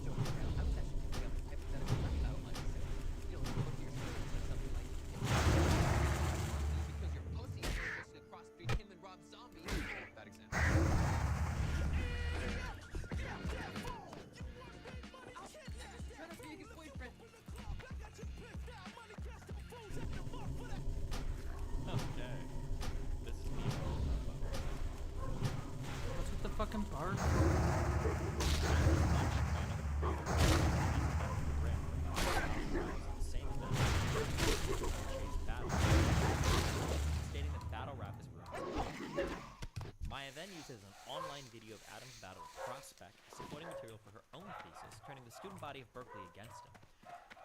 His father disowns him, and the dean of the school suspends his scholarship. Left with no other choice, Adam calls the promoter and accepts the battle. At the event, Adam and Grimm go head-to-head. Grimm delivers scathing but fictional bars against Adam, but Adam betrays his friend to win by using Grimm's actual personal details against him. Emphasis on his daughter's illness. While enraged during other battles during his round, Grimm from a seemingly impromptu 2-on-2 battle. Afterwards, Grimm informs Adam that they are no longer friends because while other battle rappers' cruelty is merely an act, Adam's battle rapping has become an outlet for his actual cruelty. Grimm departs, saying he needs to be where he belongs. Desperate, Adam comes to Maya and asks her to marry him. She lashes out at the ridiculous. Oh, bitch. Megaton bodies Che during their battle, even bringing his girlfriend out to rap about how bad he is at sex. Afterwards, Megaton starts insulting the crowd, daring anyone to challenge him. Adam, left with nothing else, steps into the ring and takes on Megaton in an impromptu freestyle battle, who hits him in the face and knocks out a tooth during his verse. Unfazed, the bloody Adam gets back on his feet and calls Megaton out for putting out an aggressive act. Megaton concedes the battle to a triumphant Adam. Afterwards, Adam, now sits at a park bench on the Berkeley campus, watches a video of his new widespread video as he's the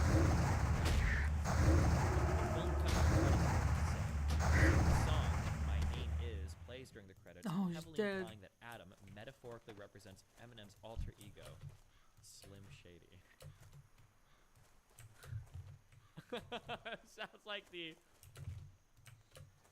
This sounds like the corniest thing I've ever heard in my life. What the fuck?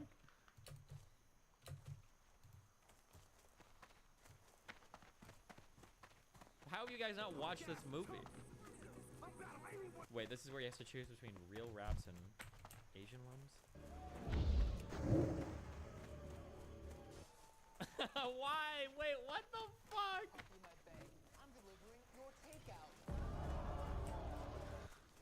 You look like a G, but you're not.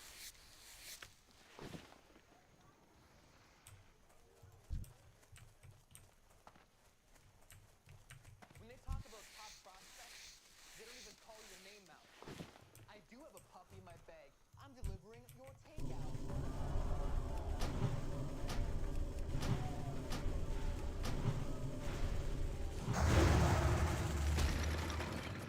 String as an I'm.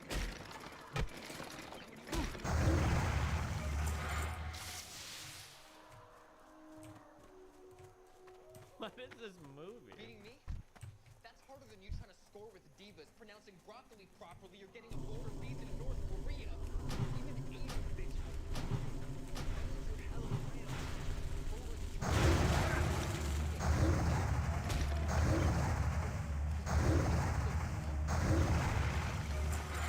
Something's wrong with your genitals when your bitch would rather fuck octopus tentacles. So yeah, you're hustling weed, but you're the corner boy stuck in the street. It's bonsai. You gotta take a real coconut please. Act like you. Anime girl pillow. Stop pretending the real body. These actual G's. Wait, show me. Doesn't mean you're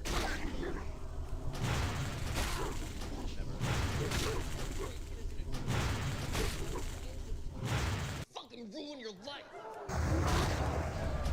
Yo. Looks like an Asian site where they send you around with a pussy. Cause all I see is a bunch of squares surrounding this pussy. This murder's so cold you can see this man's breath. I'll kill your supporters too for sleeping. That's Korean fan death. You'll either be a little boy or a geriatric for your lifespan. Oh, got some egg in your face, which makes sense because it's shaped like a fucking frying pan.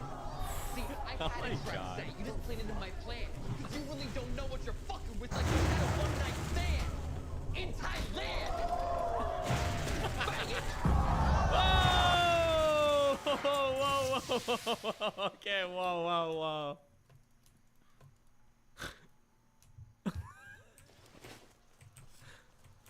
What is this movie?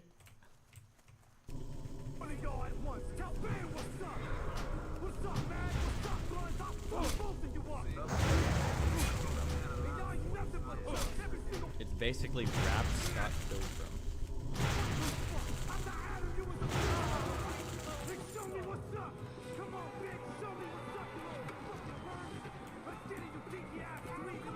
How I've never even heard of this movie before, and it was made by Eminem. How's that possible that I didn't even hear about it? That nobody's has anybody watched this? 1.8 million views 5 years ago. Yeah, I don't know if I want to watch it. This might be spoilers. Okay. All the actors are actually famous battle rappers. Really? Okay, just give me a second here. Okay, let's see. Save. Oh. Wait, he's finally live? Already exists. After all these fucking years? Holy shit. I put in the chat, I told Train, if we start more than 30 minutes late, I'm gonna go hang out with somebody else. I got shit to do. And then he DM'd me and he said, if you want to just bail, you can. Don't feel forced. Why is he trying to guilt trip me?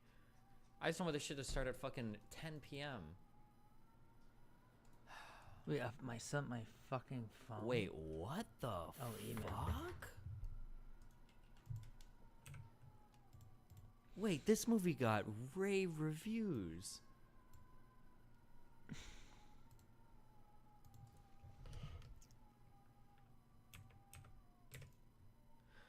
Wait, can I give a potentially hot take? Do you want a potentially hot take? Here it is. Here you go. Here you go. Here is one. I don't think 8 Mile. Give me a quick second here, okay? I don't think 1 the second. performances were good. Give me 1 second. I just Give me 1 don't second think here, so. okay? 8 Mile is Let's see literally here. only known for and saved by like the final 3 rap Oh battles. wait, no. I got. Didn't this movie win like awards? I never thought this was that good of a movie. I thought it was a super meh. And the song "Lose Yourself," sure. Ooh, it only got 54% audience score. I'm from Michigan. You can't say that.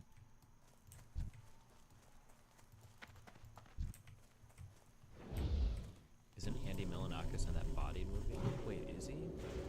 Also, hey, if you're on YouTube, head on over to Train Center. I'm gonna go throw you guys this way. No, wait.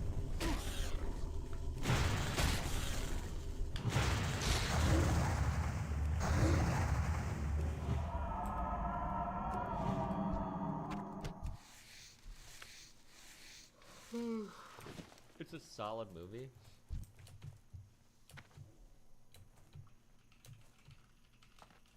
Split VOD. August, I'm about to shut my stream off. Good fuck. $15 million budget, grossed $100,016. They had to count. They had to count every dollar for this box office. Oh man.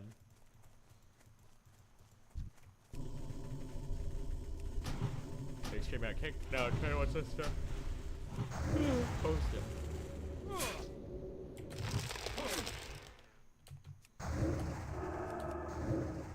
New 940 autism meme.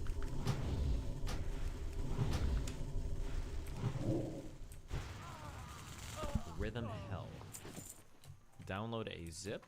Oh, you want me to just download a random zip file and install it on my computer? This sounds like a great idea.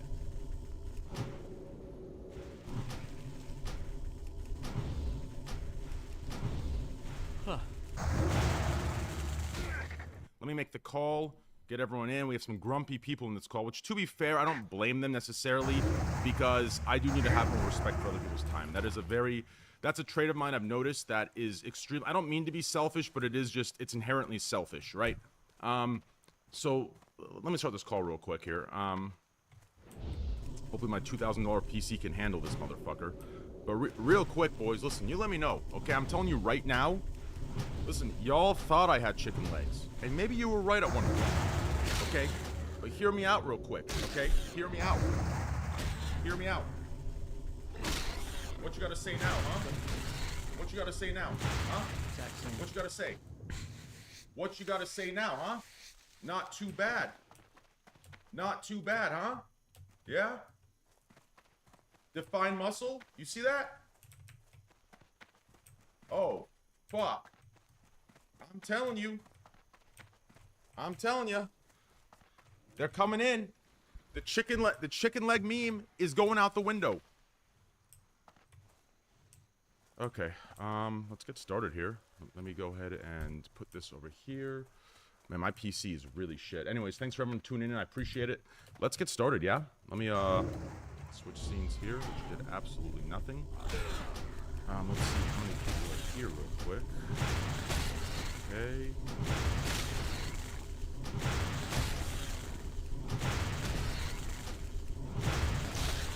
Oh, shit.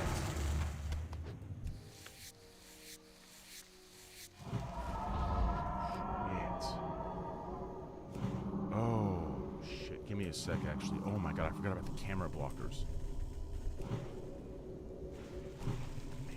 What the fuck do the camera blockers look like again? Blocker, maybe? Oh my god. Yes. Holy shit, I got lucky. Guys, this is really scuffed. I'm so sorry. Okay, perfect. Let's hope we're good. We're not good. We're not good. What? Desktop camera blocker. Oh, yes. Okay. Did that work? Yes. Yes. Okay. Give me a sec, boys. I'm just getting into it. Okay. Okay. We gotta see. Where the fuck's everyone? Where the fuck is Devin Nash at? Boys, listen, bear with me. This has happened all in the past.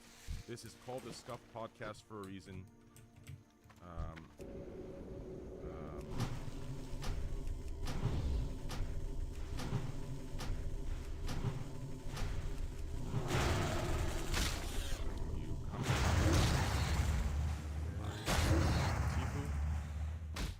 Devin.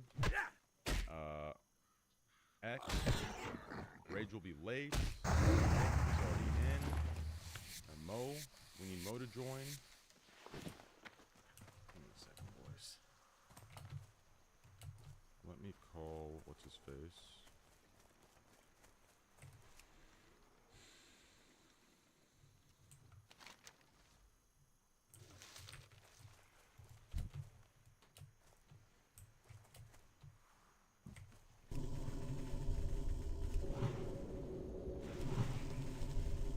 Interesting.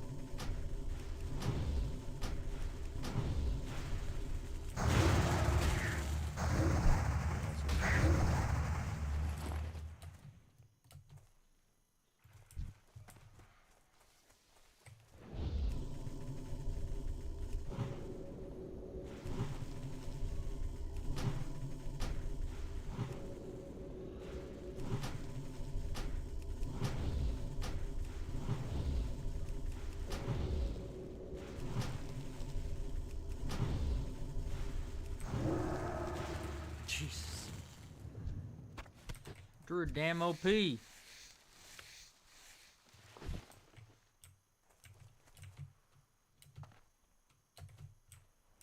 Who leaves shit?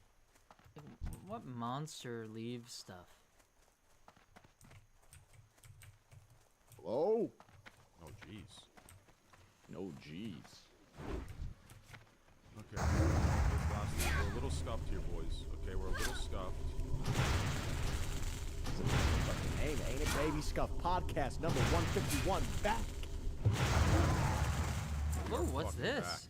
The world's best late Plant night, cozy, pumpkin chillin' with the fucking seeds? boys What podcast the on fuck is motherfucking this, man? Magic Who pumpkin would've- seeds. Who would have thought I'd be the one that was on time, relatively speaking? Okay, I mean, to be fair, You should have stalled for another hour. to be fair, I was definitely pressured a little bit by destiny, but to be fair to him, I have a serious Be ready to hear "to be fair" lack a of lot. respect for other people's time, which is unintentional. It's unintentional, but nonetheless, that is the effect. So to be fair to him, you know, he has every right to kind of whip me into shape to, you know, be on time. But now, I think everyone is so used to my stream being late that, you know, I mean, Aiden just texted me. He's on the last set at the gym. Whatever the fuck that means. I mean, we're not seeing any, you know, reflection in his body there, so I don't know if he's actually at the gym or what's going on. If he is at the gym, hey, take your time, brother. You know what I mean? Healthiness is goodness. Rage is doing some... Is Rage live right now? What's Rage doing? Oh, it's fucking oats, man. Thankfully, Nick here, you know, skipped his tournament today for us. So shout out to Nick Merckx. Tifu, hey, always been a day one. Wait, whoa. Why am I leaking? What? Wait, actually, I've already leaked. Never mind. We're good. Holy shit. Okay, let me set this up. So let's assume what? Maybe 8 people are going to be here right now?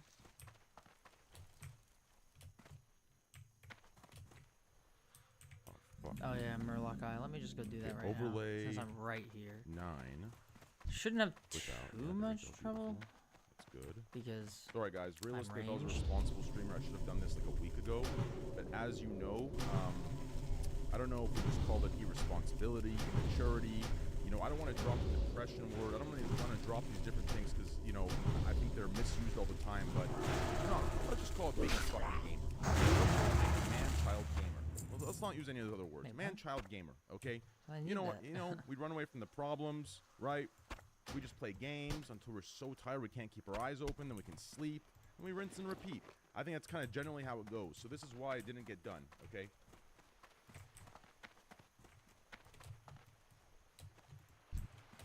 What do I call this? Just PUBG. Right, already. Set here.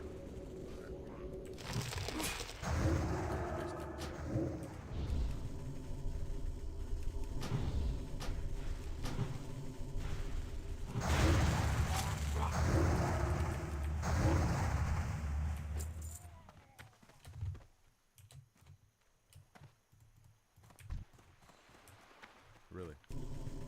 Really? Very interesting.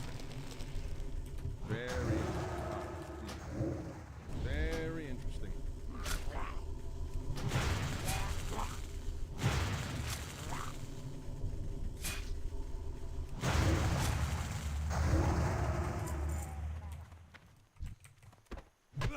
I guess Yo, what's good? spam this. What's good? Are you almost done with your bullshit? Are you almost done with your bullshit?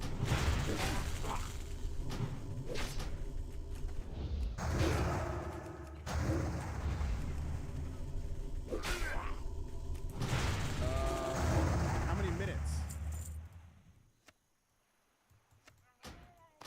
Like an hour? Like how long? Oh, you're good. Yeah, you're good. You're good. 40's good. Yeah. I'll see you in like 45. Bye. Okay, so I think we're good to go. Where's everybody else? We have the cameras on. Who are we waiting on? We're still waiting on X. I'm gonna text X. Destin, if you're hearing this wasn't my fault. But we can get started low-key. Loki.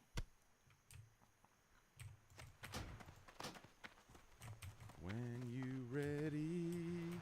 We have so much to talk about today, boys. You know what? Here, I'll do some stalling. I'm good at this part. We have so much to talk about today, boys. Scuff Podcast 151. As we've seen before, we have some insane Twitch news, some insane shit going on in the world. You know, we're gonna definitely, I let Eddie know already as well.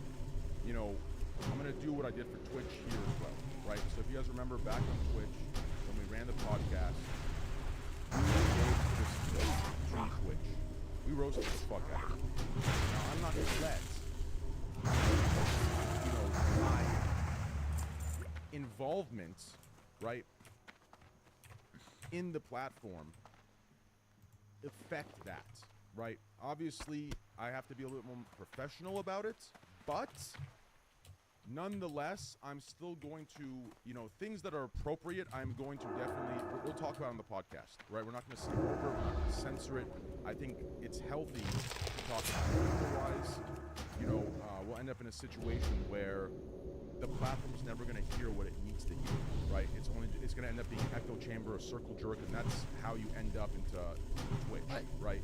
Just a dog shit, corrupt, biased platform that's ran by a selective groups of individuals that at this point is completely obvious based on the hypocrisy, the blatant hypocrisy set forth recently and before. Don't get me started, I'm not going to fucking rant, okay? I'm going to say this Oh, in the shit, fucking mate. podcast. Okay. Okay, Mo's coming. Let me at Destiny here. He can't be happy. This wasn't my fault. But why don't we get started while we wait for Fucktard 1, Fucktard 2, and Fucktard 3? Okay, good. 1, 2, 3, 4. Let's see here.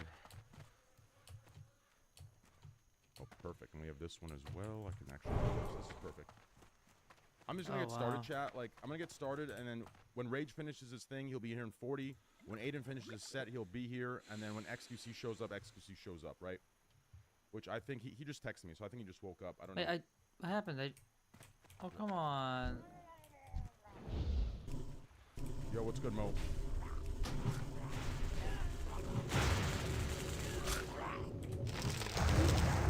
Yo, what's up? Can't talk until Yeah, you're right. Okay. Let's go here. 7. This is right. 7. Oh! Okay, well, I think we're ready to go. Oh. It's the exact same. Whoops. Are we at 7 people right now? 1, 2, 3, 4, 5, 6, 7. Yeah. All right. Let's get started for now. Wait. I don't think this is the way. Isn't agility good?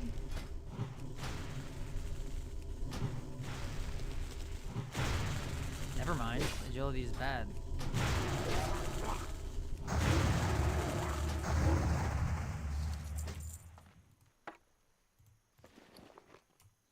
Okay. This feels so weird bringing the podcast. Oh wait, up, I'm doesn't done. it? Yeah. I'm so unprepared like usual.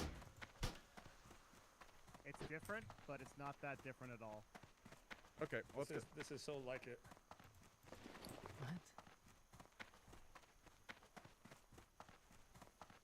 What? Okay. Well, I'll deal with everything later. Okay, sweet. Refresh this.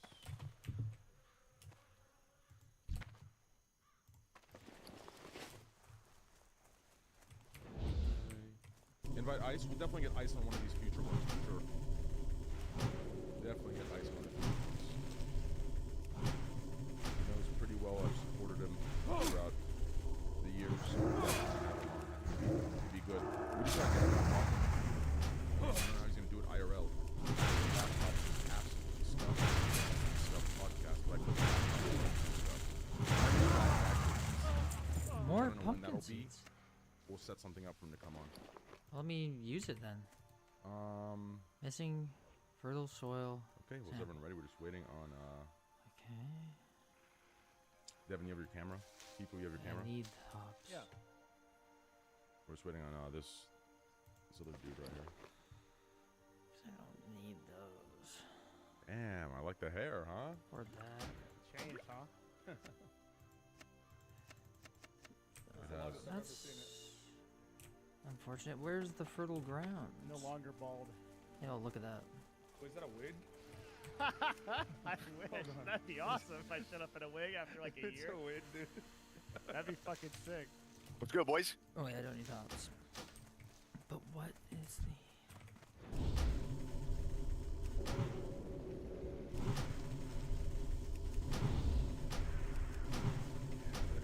We got the Habibis in here, huh?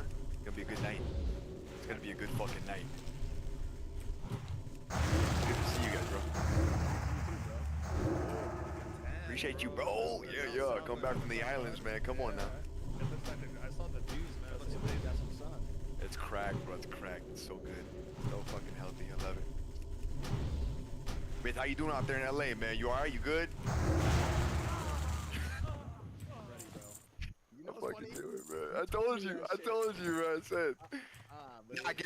Get your licks in though, bro. It's a growing town. But no, Crazy, you bro. wanna know what I realized? I can't walk anywhere. I want to live in a town I can walk in.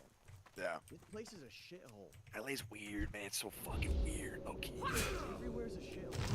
Yeah, it's tough, man. It's tough. Little pockets everywhere and shit. You know what I mean? You turn left, you go this way, turn right. I'm about 3.5 hours north, so it's kind of chill here. Come by anytime. W. Mo, I know you're out there in California. Were you born in Cali, Mo? Nah. I was born in Texas, actually, believe it or not. Never been. Yeah? Just born there. Texas to Cali? Holy shit. All right, I need to look this That's up. a flip. Oh, I forgot we don't get to see Train on here, huh? We gotta watch him on this podcast. Oh wait, really? I thought you fixed that last time. Should I turn it on He did. on Discord? Do you know how to do I it? would like I know how to do it. Yeah.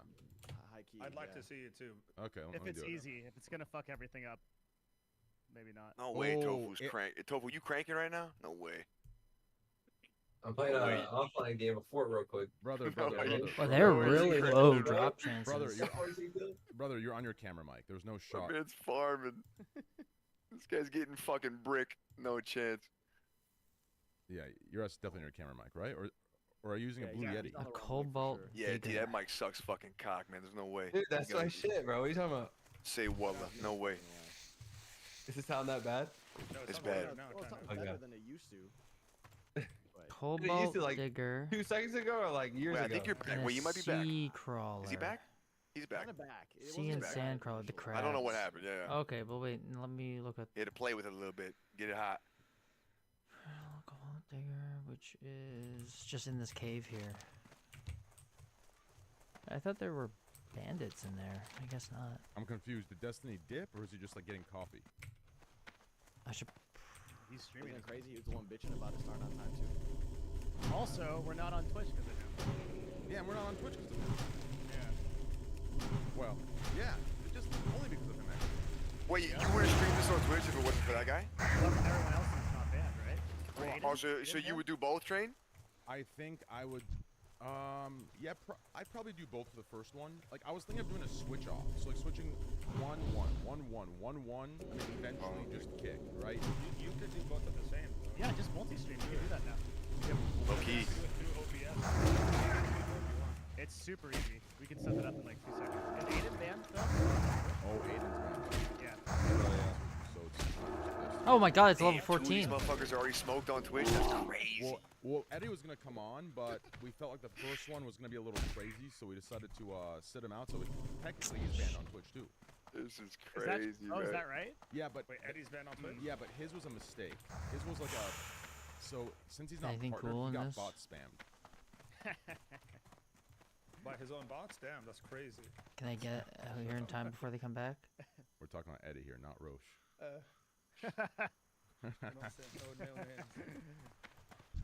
Okay, you guys fuck with anime in here? You guys like anime? And manga. What? Man, you said yeah? Yeah. You see what they're doing over there on fucking Twitch? You see that shit? I only watch my anime porn on Twitch. Nah, bro, I woke up today to a Godzilla thing. I swear to God, man, it was crazy, man. Nice. Okay. They're going fucking ham over there right now, man. Let's get started here. No. Let's get started here. Godzilla dicks are now allowed on Twitch. Interesting. Wild. I can already tell from the years I've known him, we're gonna have the monster. If we say anything that triggers him, he's gonna go in. So be very careful. Everyone beware. Anyways, let's get started here. Top left corner. Oh, let me hand this. I would say now, #1 political streamer, content creator in the world. In the world. Standing at 6'1", brown hair, blue or green eyes, maybe hazel. I don't remember. He's corrected me many times. Definitely pissed off, answering emails, looking for a reason to snap at me. But I'm hopefully not going to give him one. Top left, Destiny. Welcome. 6'1", Jesus. That's why I said if you don't want to, I can tell you. Damn, yeah, his body language is crazy right now. Right? He's angry. Let's see, we need to be clear because I want to do drugs tonight. I got a 9 a.m. interview tomorrow morning, okay? So we got to fucking get this shit on the road train. Let's fucking go, okay? Wait, why can't I see which one is this blocker? Oh. See, this is the shit I'm talking about. This is the shit I'm talking about. Where the fuck is this blocker at? It should be outlined. I got it. Okay. To the right, co-host, co-producer, co-everything, a good friend of mine, longtime friend of mine, and despite some of our disagreements on certain topics, I think all around, there is an unwavering loyalty when it comes to the friendship. And he's the statistics guy, whereas I am the emotional guy. Whatever. Devin Nash, welcome, brother. Thank you for having me, man. That's a real pleasure to have you. Yeah, it's good. It's good that we have this thing finally back. Absolutely. Where Yeah, is this? it's great. Where's the A lot has cellar? changed, but happy to be here. It has. To the right. Standing at 7'1". 7'1". I'm not talking about his height. I'm talking about his width. Black hair, beard, also standing at 7'1" height. CS:GO Flex on champion, him, bro. Yeah. CS:GO major, CS:GO that the IDPM winner, Mo TV. Yeah. Welcome. What's up, The man? fucking goat. I'm gonna do I like what Devin did there with the humble. Thank you for having me. Thank you. Below Destiny. Standing at 7'6". How do you give the? I make this joke.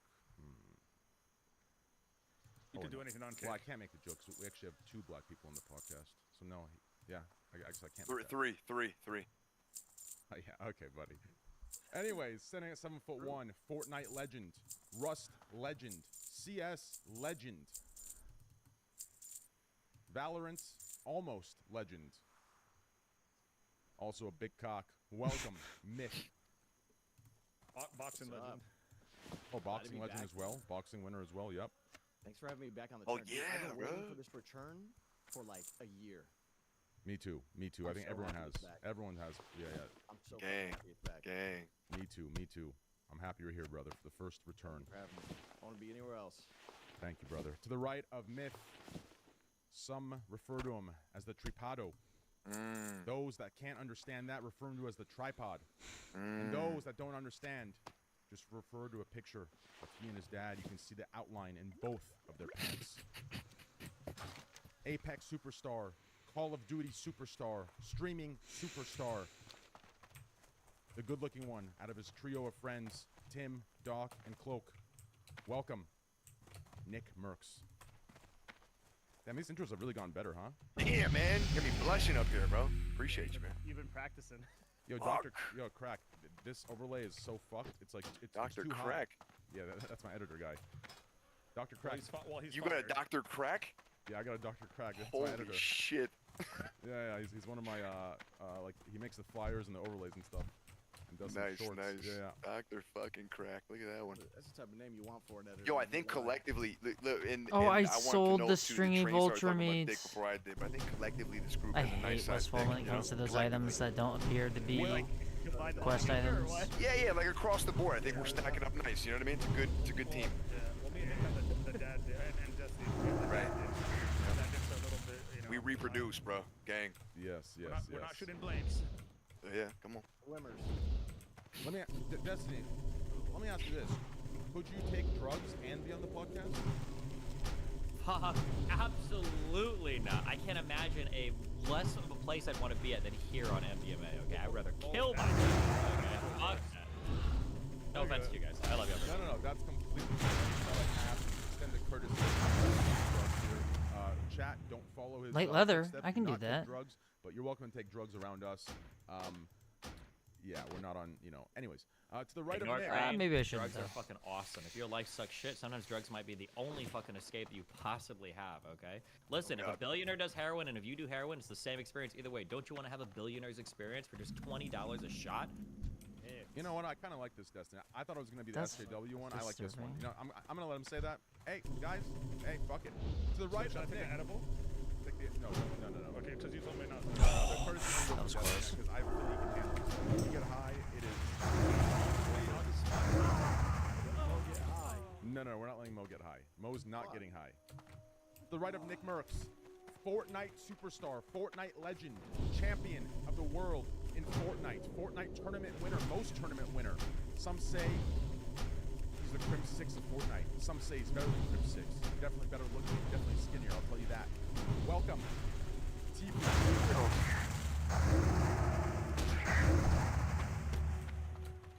TW, bro. He's cranking right now. You just gassed him up in the intro, and he's fucking building bricks. Swear to God. Go, bro.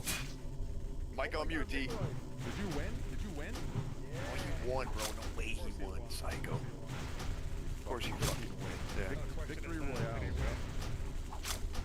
so we're just waiting on Aiden, XQC, and your race. For those of you that made bets, I don't know if you guys saw there was a bet. Mo, you can link it in here. That there was over and under of who's gonna. I don't know where the link is. Wait, is it? Put it yeah, it's okay. It's not- 3 dads who were on time. There's an over under on who's gonna skip and who's going to be late, and let's just say no one really made any money. I don't think. I don't know. I guess we'll find out here in a second. Let's see. I'm gonna text X. I mean, did X pass back out? I'm confused. Let me call him. And then, actually, let's get started. Let's get started, and I'll call him halfway through, and it's going natural. And I gotta make. Oh, that's interesting. I didn't know that. So God, I've got such a good fucking joke, and I don't want to say it. Say the joke. Just say it. How bad is it?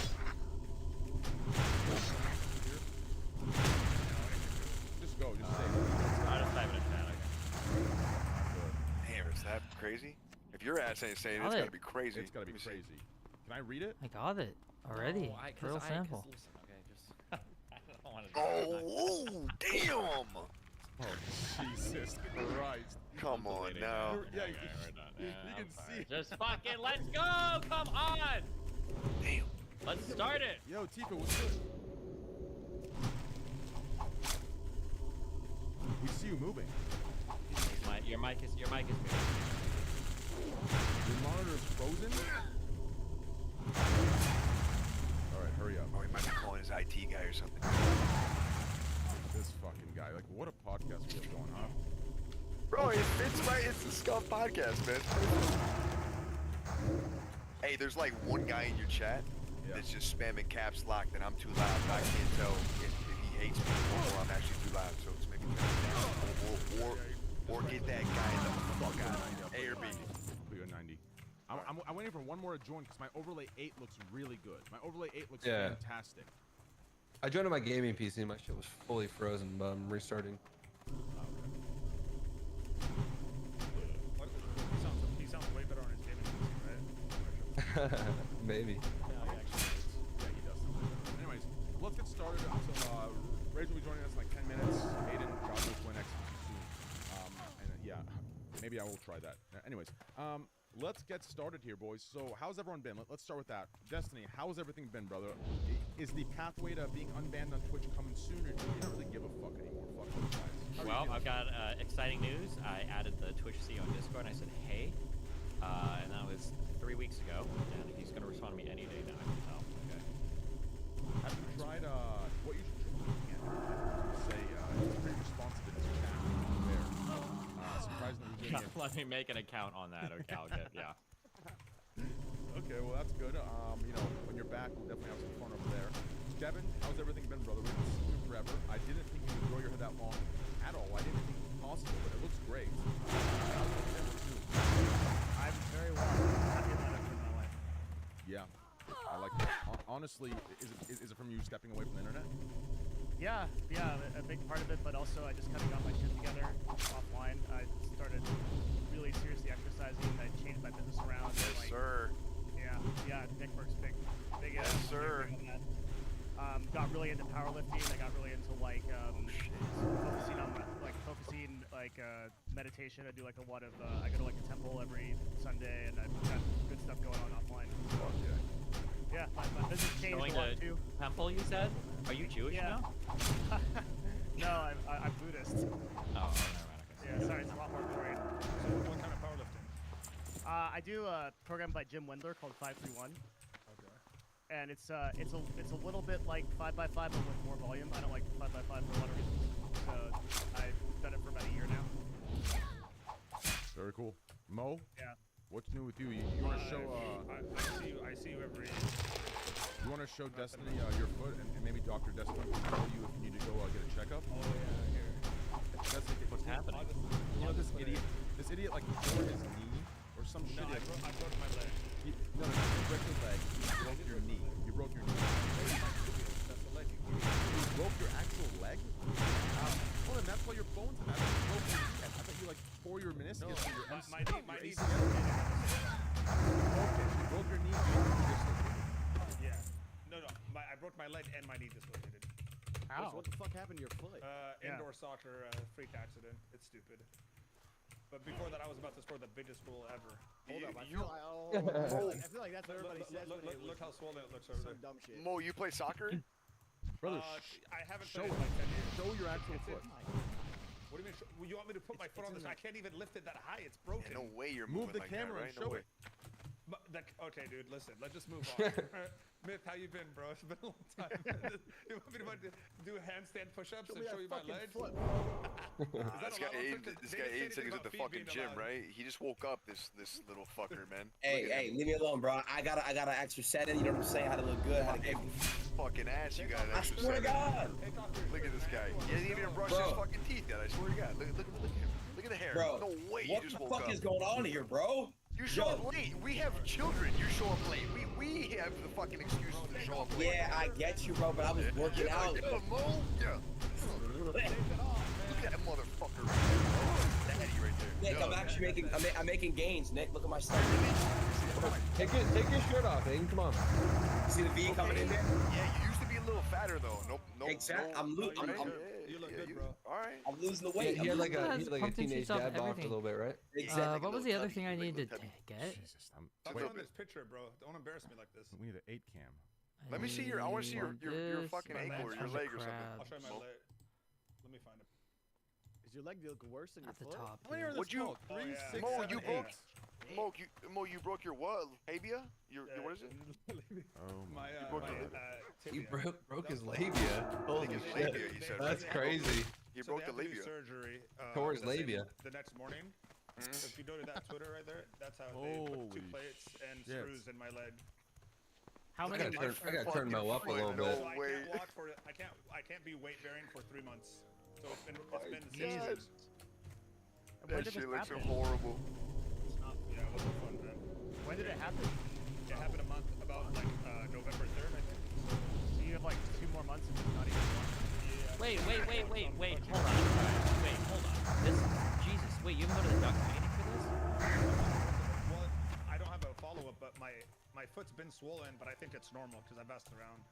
When you say you've asked around, like have you asked like around His boys, you know, you think this is straight? No, I joined a His foot Facebook looks group. like Shrek's. Listen, I joined a Facebook group with people that had the injury, so we're all, I say, hey, is anyone else having That's this? the Like, oldest oh, yeah, fucking that's thing normal. I've ever heard, bro. Hey, No oh way. my God. It's really old. I'm still active on Facebook, and the first thing I asked, I was like, is swelling like this normal? I'm 6 weeks like post-operation. The very first comment, it's like, it's been 46 months for me, still swollen. Oh, bro, What we're the being, fuck? we're being fucking boomers, right? Aiden, do you even have a Facebook? Do you have one of those? I used to have one, bro. I used to just for the games. No way. Yeah. I played Farmville. All that stuff. It's cold in here, dude. I'm not gonna lie.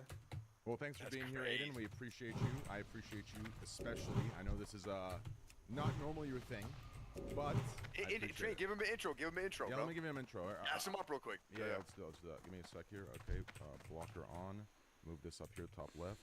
Top left, to the left of Destiny, above Mo TV. We have the resident Jewish man. Actually, Destiny, are you Jewish? I don't think so. No. Okay, cool. Well, not cool. I mean, it doesn't matter if you were like. Whoa.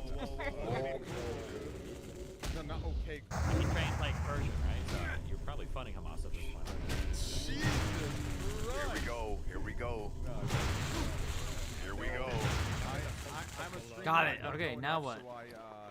So I stay out of it until I'm educated, and then I can make a right, decision. yeah. Thank you. Okay. Anyways, top Sit left corner. on that fence, he says. The superstar streamer. I'd argue streamer of the year in my book. Paved way for all the streamers. Okay, I'm gonna plant the seeds. I that don't content really he's understand done. what Don't get me happens wrong, here. They're all fantastic and great as well, but I think Aiden never gets the credit he deserves. I can relate to that a little bit, but I think Aiden definitely deserves a lot more Aggressive credit. squashling. Absolutely He innovative drops it. It's a level and led the way 10. in It's an only an industry 80% chance, so it's not even a real didn't welcome him chance. with You can open only get arms, them and one at a still- time, though. Still, You must be absolutely shits on Westfall on everyone farmland. statistically, content-wise, and personality-wise, except for me, Nick, and Mo, and everyone here. But everyone else, you A definitely lot of should walking for something that's not welcome guaranteed. Aiden Ross. Hey, thank you, Trey. I appreciate that. You hyped me up and shit. Thank you, man. I appreciate it. Hey, it's all love, bro. Hey, listen, what I said actually, like, it's not even a gas up. It's actually true. You have not gotten the credit you deserve, right? You know, I don't know. I mean, putting our faith in these streamer of the years, I think, is that's the first mistake. You know, I think they're complete bullshit. I don't think they're based around anything that means anything. I think it's all. What do you mean right now? What are you talking about? Like the fucking like the award shows and shit? The award shows. It just, God. Ugh. Yeah, it feels like it's just like a, you know. Does anyone actually like? Nobody take that gives a seriously? fuck, right? Yeah. Yeah, no that's way. just all rigged. That shit's rigged. Aiden probably never even get nominated. You know. Yeah, even in my That's it, 20, you know what even in 2021, I never got nominated for that shit. Like obviously. Hell like, no, bro. That shit's handpicked by one dude. Right. It's all set up Yeah, by it is. advertisers. Yeah, Who yeah. gives a fuck about them rats? Yeah, exactly. Absolute rats. Damn. Who actually Rats. watches that shit? Come on, now. I don't. I've never clicked on a fucking show in my life. Oh, not shit! One show. Yeah. I mean. Yeah. Say you swear. Oh, wait, all of his friends are there, though, to be fair. Yeah, Poor yeah, Myth, Myth. he's stuck in that. Myth is I mean, you had me, bro. You had me. You had me, bro. He's getting free dinners and shit. He's like, hell yeah. I figured that don't get that filet mignon they be serving up at them shows. There's food. Damn. With this kind of crew, like, we'll do topics if we need to. I have it, but I don't think we'll need it for the first episode. I think this kind of crew. So what's can get this? things going. Grab your gloves. Well, there's Oh shit, we can do Lacerates top. Oh my the bad. enemy We target, can do making topics them if you bleed can. for No, I mean it's almost better if we 20% don't, 'cause people vibe weapon so hard damage on the per show. just Like, Bro, can I just say one thing real quick? My bad, I cut you off, bro. Nick Mertz. Affects Bro, us Nick 5 Mertz, I'm a big times. ass fan, bro. Oh, God, like, it's Hey, I my love first you, time bro. No, it's my first time actually talking to you, bro. I love you, bro. I got love for you, bro. Yeah. Thank We you, gotta man. link up, man. We gotta gamble. Come on, bro. Some crazy shit. I'm Trade- down move them closer to and you, play bro. sports, bro. And play sports and shit, All you right, know? I gotta stay in my lane, though. You know what I mean? You. Don't do indoor soccer, guys. Trust me. On turf. I'll tell you that right now. At our age. Mo, you're. How old is everyone here? Mo, I love you, bro, but you're 300, man. We're athletic, Mo. You're a You don't know heavyweight me, playing my soccer, dude. man. I'm 220 solid. No fat. way, you're 220. I'll You're sit on- 300 at least. I'll stand up, dude. But I can't really stand up. I'll No, stand up. you sure? Yeah, you broke the other foot. He's gonna break his other foot. Look at them fucking titties. Yeah, you look good, Mo, for real, man. How old are you now? 37, dude. Jesus Christ. 37, I'm close to 40, man. Don't remind me. You're right though, man. When you get that age, fuck, man. I feel like everything I do is around recovery. I don't even think, I don't even think about like gains or progress anymore. I just think about fucking injuries. Yeah, be careful powerlifting, bro. I love what you're doing right now, man, boy. Yeah, I have to take a deload every single 3 weeks. A what? Like I have to steroids. Fuck is up? lifted. I lifted 50% TM. So like if I Oh. was lifting at 300, I lift at 150, for example. Three- Because what do you- I just what are like your- otherwise I'm gonna get injured. Do I can you feel it. want to share your numbers so far? I'm good. I'll just keep that shit offline. All right, all right. How about that? It's pussy shit compared to Nick and probably everybody else in here. So I'm young money now, man. I'm a lightweight now, bro. Oh, the I'm pocket like watch. I'm like 200 pounds, bro. T probably lifting more than me. Bro, I Devo, how much you benching right now, bro? How much you benching today, right now? 225, 10. Yo, I don't know if I can do 10 right now, bro. There's no way. Heavy reps at 225? I don't lift that heavy anymore. I'm we more like. we just had a baby. Well, she had a baby, but I was around, you know. And bro, Hey, I'm the Twitchy, whole you're baby part of weight, that the now. baby weight thing is a real thing, even for the father, because Yeah. What do you think? it is. Mo, Three I kids in a understand. row. I'm with you, Three bro. kids I in a row, hear you. dude. Yeah, it I gets know. there. My ass is huge right now. Yo, Nick, explain that. Like, how is this new father? You know, because like I'm gonna be real with you. When you first announced that, it was like a big wake up call for me. I was like, man, bro, like, you know, because like you and I, we're like, you know, 2 weeks apart birthdays. Right? I don't Hey, even. listen. I can't even fathom it. You're a fucking Dude. dad, bro. You're a dad. It's the coolest, man. I can't. You know what, man? I struggle to even talk about this shit. I don't even know how to put it into words, man. But every day I wake up so fucking happy. I go to bed so happy. The little guy is just our whole world over here, man. It's Did so you- cool. It's so great. Did you feel that way before you had kids? Did you know that was gonna happen? I'm a naturally happy guy, Dev. Like I'm happy, you know. But I've been wanting to have a baby with her for a few years now. But you know, listen, for us, for the dudes, you know, it doesn't really change a lot. But for her, man, she had to get pregnant, and the whole delivery thing, and then of course the baby's breeze, just yada yada yada. So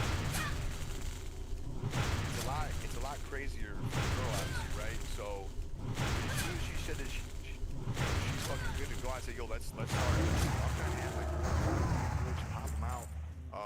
Especially after seeing how happy it's made the both of us with our first one. You know what I mean? Mo, how many kids do you have?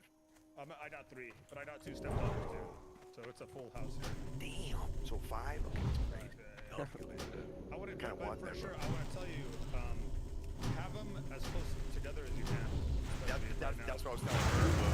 But our first baby was breached, you know, so we had to have a C-section. So we got to wait a little bit. You know what I mean? We wanted to pop it for sure. No, I mean, listen, Trey, I appreciate the question, but it's really hard to answer.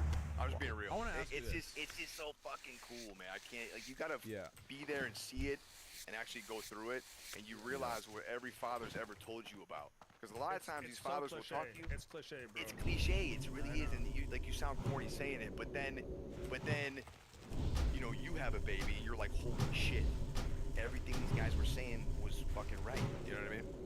Yeah. Let me ask you It's this. so cool, you guys, bro. Trust. I feel like maybe Destiny can answer this one. My kid's 12 now, okay? After 6 years old, boys suck. They don't come to you for hugs anymore. They're not cute. They're just angsty, okay? So, you know what? If I could roll back the clock, I would agree with every fucking thing Nick Merck says. It's crazy when you watch your kid pop out, and it's like the first thing in your life that's like half you, and you see their fucking eyes, their face, like, holy shit. Yeah, but there's like, I think I don't know if it's for all boys. For my son, there's probably around like 5 or 6. We're like, Nathan, like, give me a hug. And he just like goes off the other room. Like, I'm fine. He's like, okay. Whatever. Can I help you with your shit anymore? Yeah. No, yeah, definitely.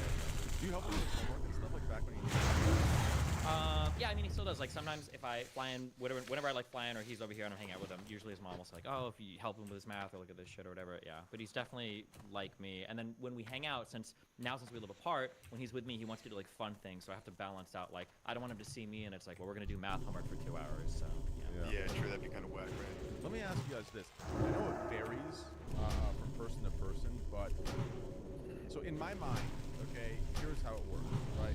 Fuck, right? Bust nut, a baby form. But is that how it works, like straight up, or it's just the first time you do it, or does it take like 6, 7, 8, 9 This times? guy, how old is Depends on how this? lucky or unlucky you are, depending on your perspective. Like gambling, bro. Flip them upside down too. It's like gambling. It's like getting a full screen on one. My last baby, the last one that was born, we literally, I think we had like sex maybe once in the month we were away, and that was the one time, and she got pregnant from that. I don't know if she's gonna want me talking about this, but yeah, we basically planned. It was go time, and we had a couple days straight. It just crazy animal just style. Oh goddamn, my you know? god, that figure is. 9 months later, there he was. You know. So. That's the Frieza. Congratulations. That's great. I mean, if you couldn't Does get that, the last thing, then we'll move topics from this. Does that If you thing couldn't happen get that every the parent second tells you about, form- like, right when the baby comes out, you kind of your life, quote unquote, changes? Like, what exactly is that a real thing? Does something change within you? Do you see life a different way cool than you did before? I don't know if your life, I don't think your life like changes, but I think especially for what Nick was saying, it makes it a lot more real as a guy.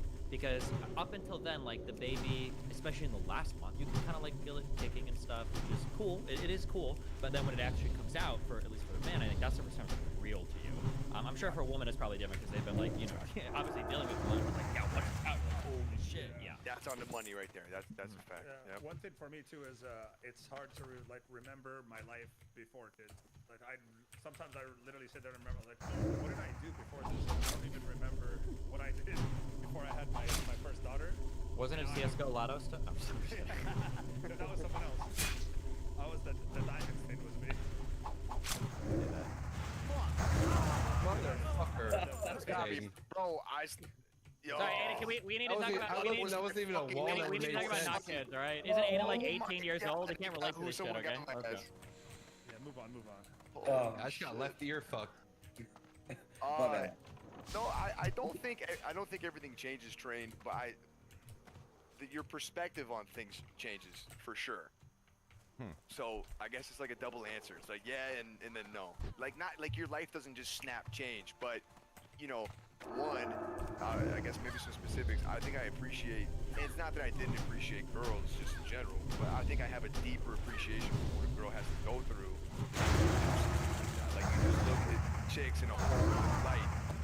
You might think that's soft or weird or something, bro. When you see your wife go through something like that, you're like, yo, what the fuck is even a girl? They're so lit, and the fact that a body can make something like that, what the fuck? And then you look at your little son, you're like, holy shit, and you put it all together.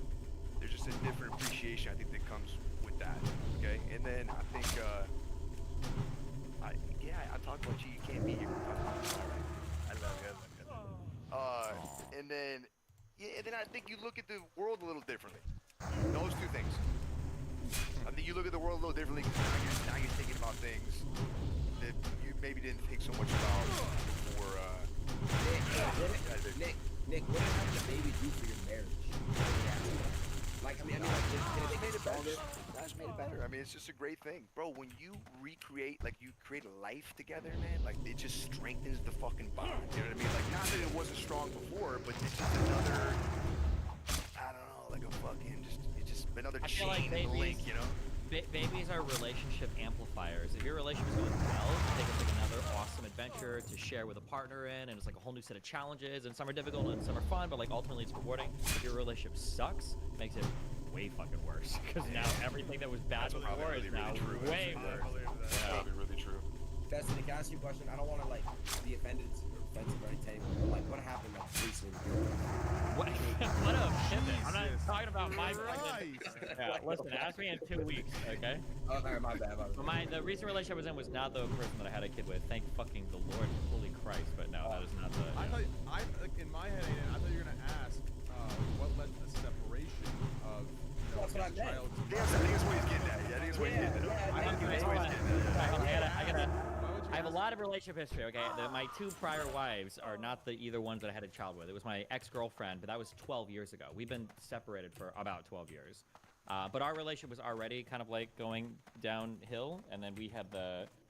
if you ever meet people that can't break up right, they do something I call the yo-yo, where you break up, get back together, break up, get together, and we did that and then got pregnant at the end of that yo-yo cycle. So, yeah, our relationship was right, yeah, by the time we got pregnant, it was already fucking. Do you have a chef? Yeah, I like this one, yeah. Really? Is he a good chef? Great. With the fucking...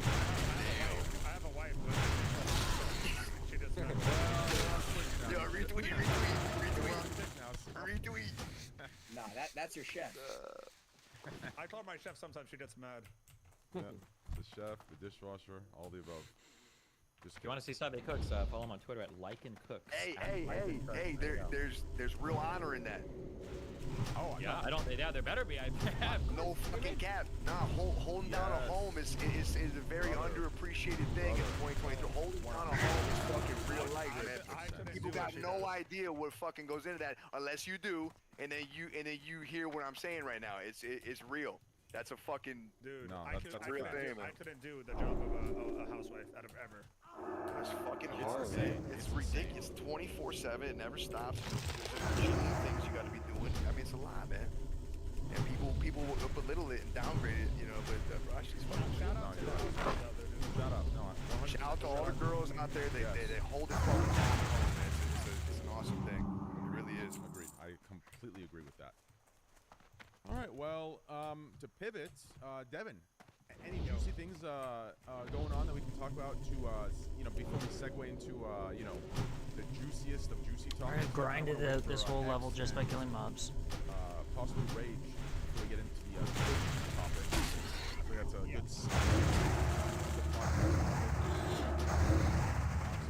podcast up with some cock talk, and Destiny can go and do drugs after.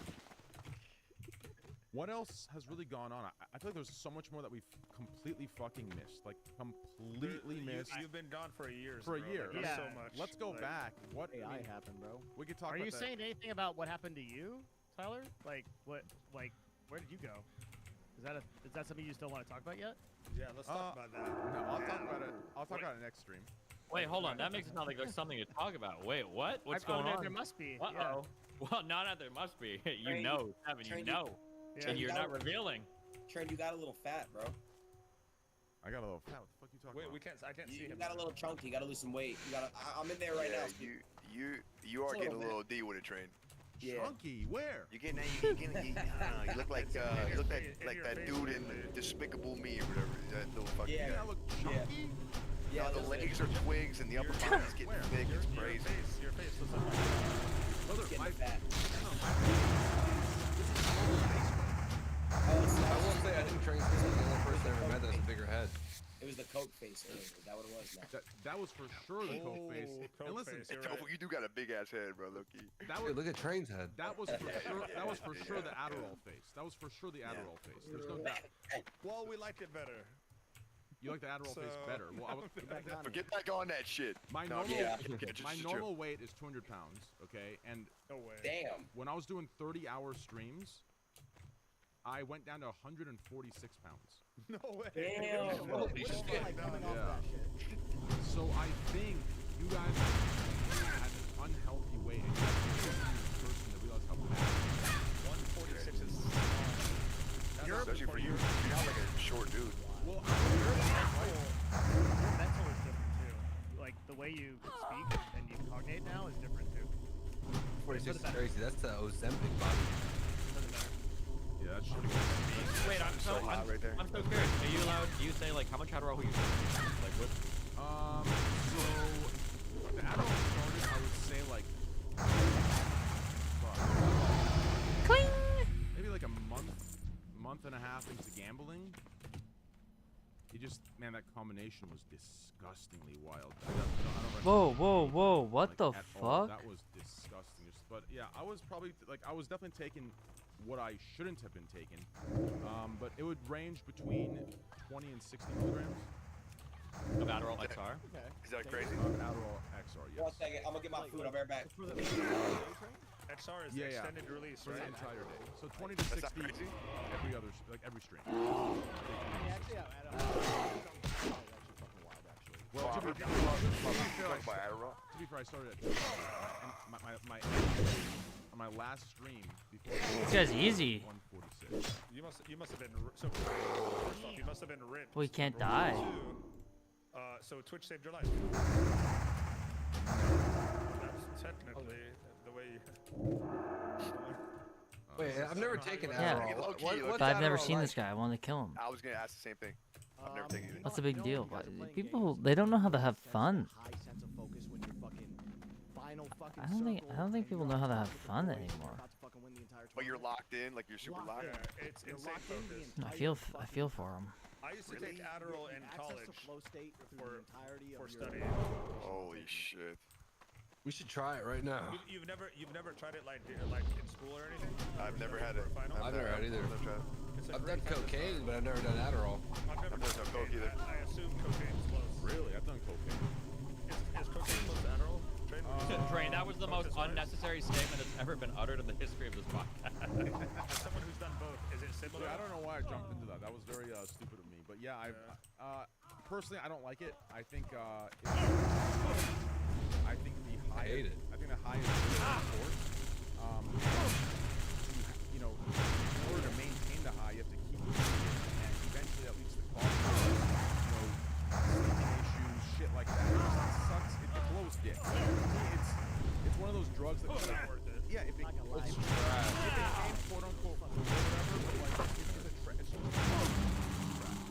Dude, so many people do it now. Like, really? Shit, or dude, they still do. They've been doing it for years. Like, it's horrible. Bro, I hate to say this, but I've heard good things. Really? Yeah, until you do the wrong bag and die. No, I've never done it, but people I've spoke to that have done it, like they've said some good things. You know why I would never I'm do just being that? honest. Like these days is the fentanyl shit, man. Yeah. I was gonna say terrifying. that exactly because you don't know, and I'm not the guy. Like I wouldn't know how. I don't know what you guys tell. mean right now. I don't know what you're talking about. Well, fentanyl is they lace it with fentanyl, and you could like die on from one. You're just done. Yeah. That's the problem. I think coke is expired. I think it's just too risky nowadays. Even Also, if it's you not. wanted to do it. Oh, it's not like it not used worth to be it. that you're saying. No, it's not. If it was like pure, like top of the line shit, like I'll probably try it.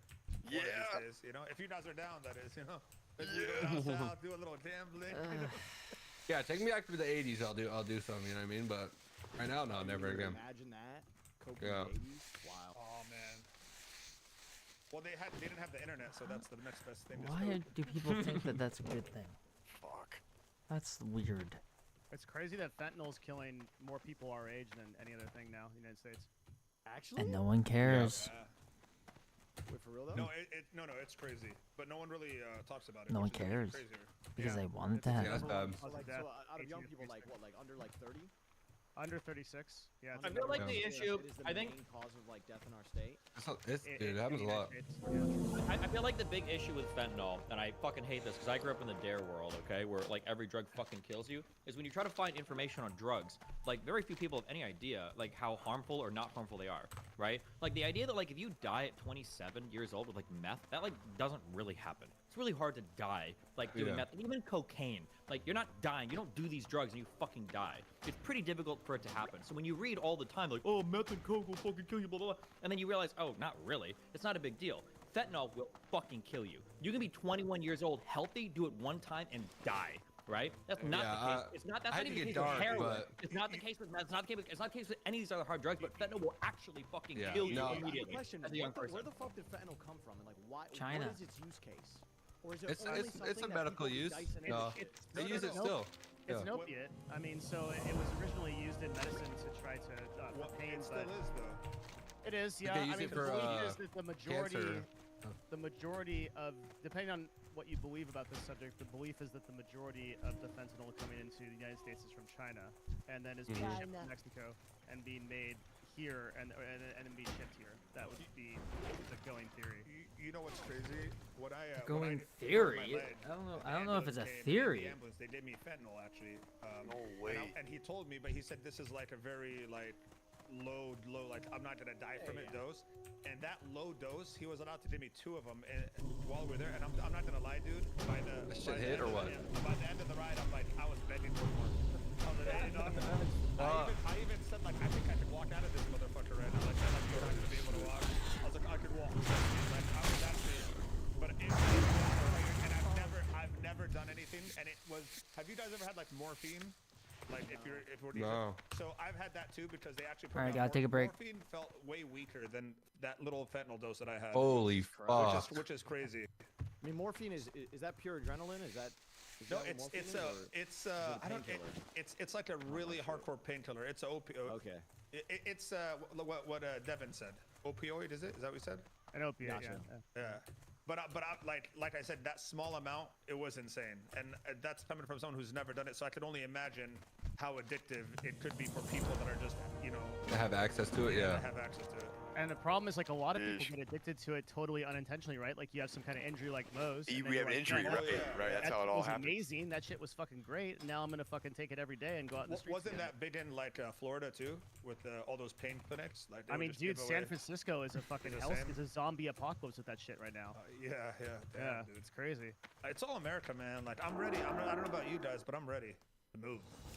You ready to get the Where fuck you out of gonna- where here? you gonna go? Last thought. I'm not gonna lie. I want Honestly, to go dude, experience like, Japan and then decide like. I would go honestly, like if it's not a safe part of Mexico, I'd probably go to the Middle East somewhere. Dubai. Dude, Yeah, I've lived America's in fucked with I've their heard good things about fucking Dubai, bro. education and nutrition Just and keep shit. going down, or is that higher? Yeah, there's I definitely wouldn't mind a lot of anywhere in problems the here, Middle that's East, for sure. Yeah. One thing about the Middle East, it's like they got control over their shit there. Like it's really hard Yeah, that went down. to fuck around there in terms of. We got our ups and downs, but I ain't trying to move to the Middle East. I'm gonna be honest. We got some wells with you. You move anywhere in the Middle East. You'll move to Syria. You'll move to Pakistan. You'll move to Afghanistan. You'll move to. in Syria. Yo, American Mo, citizens Mo, aren't where allowed you, in Syria. Mo, where you from right now? Where you from? I'm Palestinian. Oh, nice. Free Yeah, Palestine. but I've Wait, what is that? Hold on, wait. What does that mean? You're Palestinian. Wait, what is the lineage there? I'm American, obviously. I was born in America, so I'm American Palestinian, I would say. What, like from what? What is your ancestry? Palestine. First of all, that's not even a real country. So I'm asking, like, where do your parents come from? What does that mean? So they're from a city that was in Palestine called Nablus and a city called Quds. which Okay. is Jerusalem, right next to Jerusalem. Okay, that's So legit. you want his fucking longitude and Yeah. I'll give it. I noticed. I noticed. I noticed. Okay. Listen. Hey. crazy. This is crazy right now. What little fucking cabin in a village did your granddad die in? But I will answer his question I'm just about. saying. No one tapped in. We're all waiting to see if he folded. After listen. That doesn't go.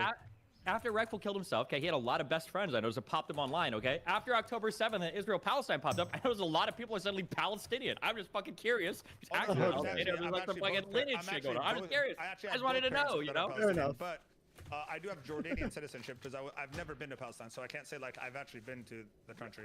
No, that's legit. You having Jordanian citizenship makes sense because they're like two-thirds like Palestinians, so that actually makes sense. Yeah. But I'll say that to answer your question about where I would live, I would not live in like a third world country in the Middle East, which is pretty much Jordan, Syria, Afghanistan. I would live in like the Dubais and the Saudi Arabias, maybe the Qatars, the more established kind of oil-rich countries. I would say. Oilers. Dubai's a good place. Dubai's a really good place to live. I went out there. Great. It's really the people there. You can leave your phone out in the mall. Nobody's stealing. They'll cut your hand off. That's how the world should be everywhere. Like genuinely, if someone commits crime, they deserve to basically have a punishment where they don't continue to commit the same crimes. You know what I'm saying? Yeah, well, I just think like right now in America. Yeah, but then it's used for like, oh, you accidentally did this. Too bad, dude. Your I'm hands. telling you, Like, I don't like going to fucking Walgreens, CVS anymore. I'll go to fucking Target and try to buy fucking laundry detergent. I'm there for 45 minutes trying to get a fucking employee to open up the goddamn glass screen for me. I can't. LA's a problem, dude. I don't like. Well, I live like I said, in Central California, but What part? Very Fresno. That's where I'm from. I'm from the 559. Really? What the fuck? That's random as hell. Yeah, it's kind of cool. Yeah, it's awesome. But Fresno, I like it because it's more. It's not a big. It's a big city, but it's not like a LA's type city or San Francisco. It's just kind of in the middle, very laid back, not a lot of traffic. It is. It's different than LA for sure. Yeah. LA is a completely different world, dude. I get scared wearing like my watch now, like any watches down there or something. Oh hell no. You know what I mean? People like I hear people getting this robbed guy Tifu got fucked. Oh, no, that wasn't in LA actually. No, I was in Miami. That's pretty much just as shitty though. Miami's like the LA of Miami. Miami. Okay. I was blacked out, like leaving 11 one night. Shit, they snatched and like there's hella cars pulling up to the club, and I called an Uber, right? Cause like I don't know, when I get fucking horny and shit, well not horny, but like when I get like turned up, I'm ready to go drink, I'm out of town, you know, we're at an event, whatever. I'll like fuck it, I'll just go out like alone. This is like years ago, or whatever. My Uber was like down the street. There was hella cars like pulling up, so I was like, fuck it, I'm not gonna wait for him. I'm just gonna walk down the street and get an Uber. And then like 3 skinny, like, you know, Cuban kids like run up on me and they start like grab me on the sides, and I'm wrestling with one, and I slam one kid and he grabs my wrist and the buckle just fucking breaks and he just grabs it off my wrist and just ran. Crazy. That's crazy. Jesus. That's Miami though. Miami ain't much better than LA though. But the crime is shit. No, wait, that is not true. Hold on. What? They actually sell stuff? Miami is better than Whoa, LA. whoa. Is this new? What? Yo, is this new? Current level items you can always just buy?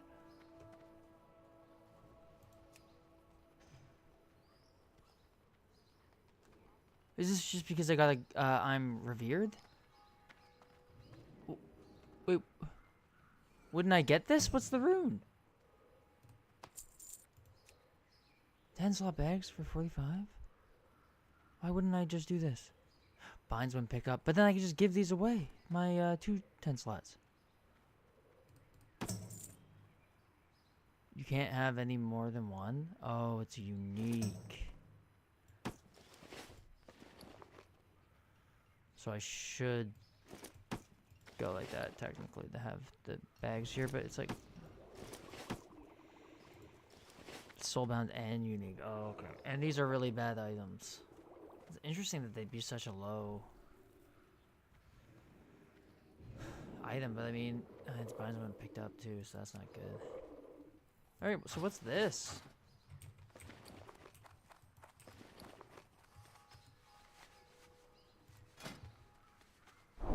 What was it? Beacon of Light.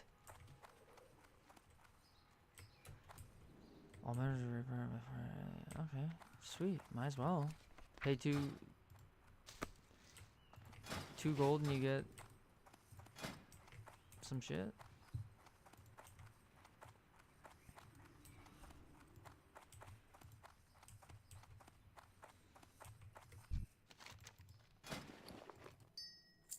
When did I mute that? The only good thing about Austin is no income, no state income tax. That's the only good thing, which they make up for it in property tax, right?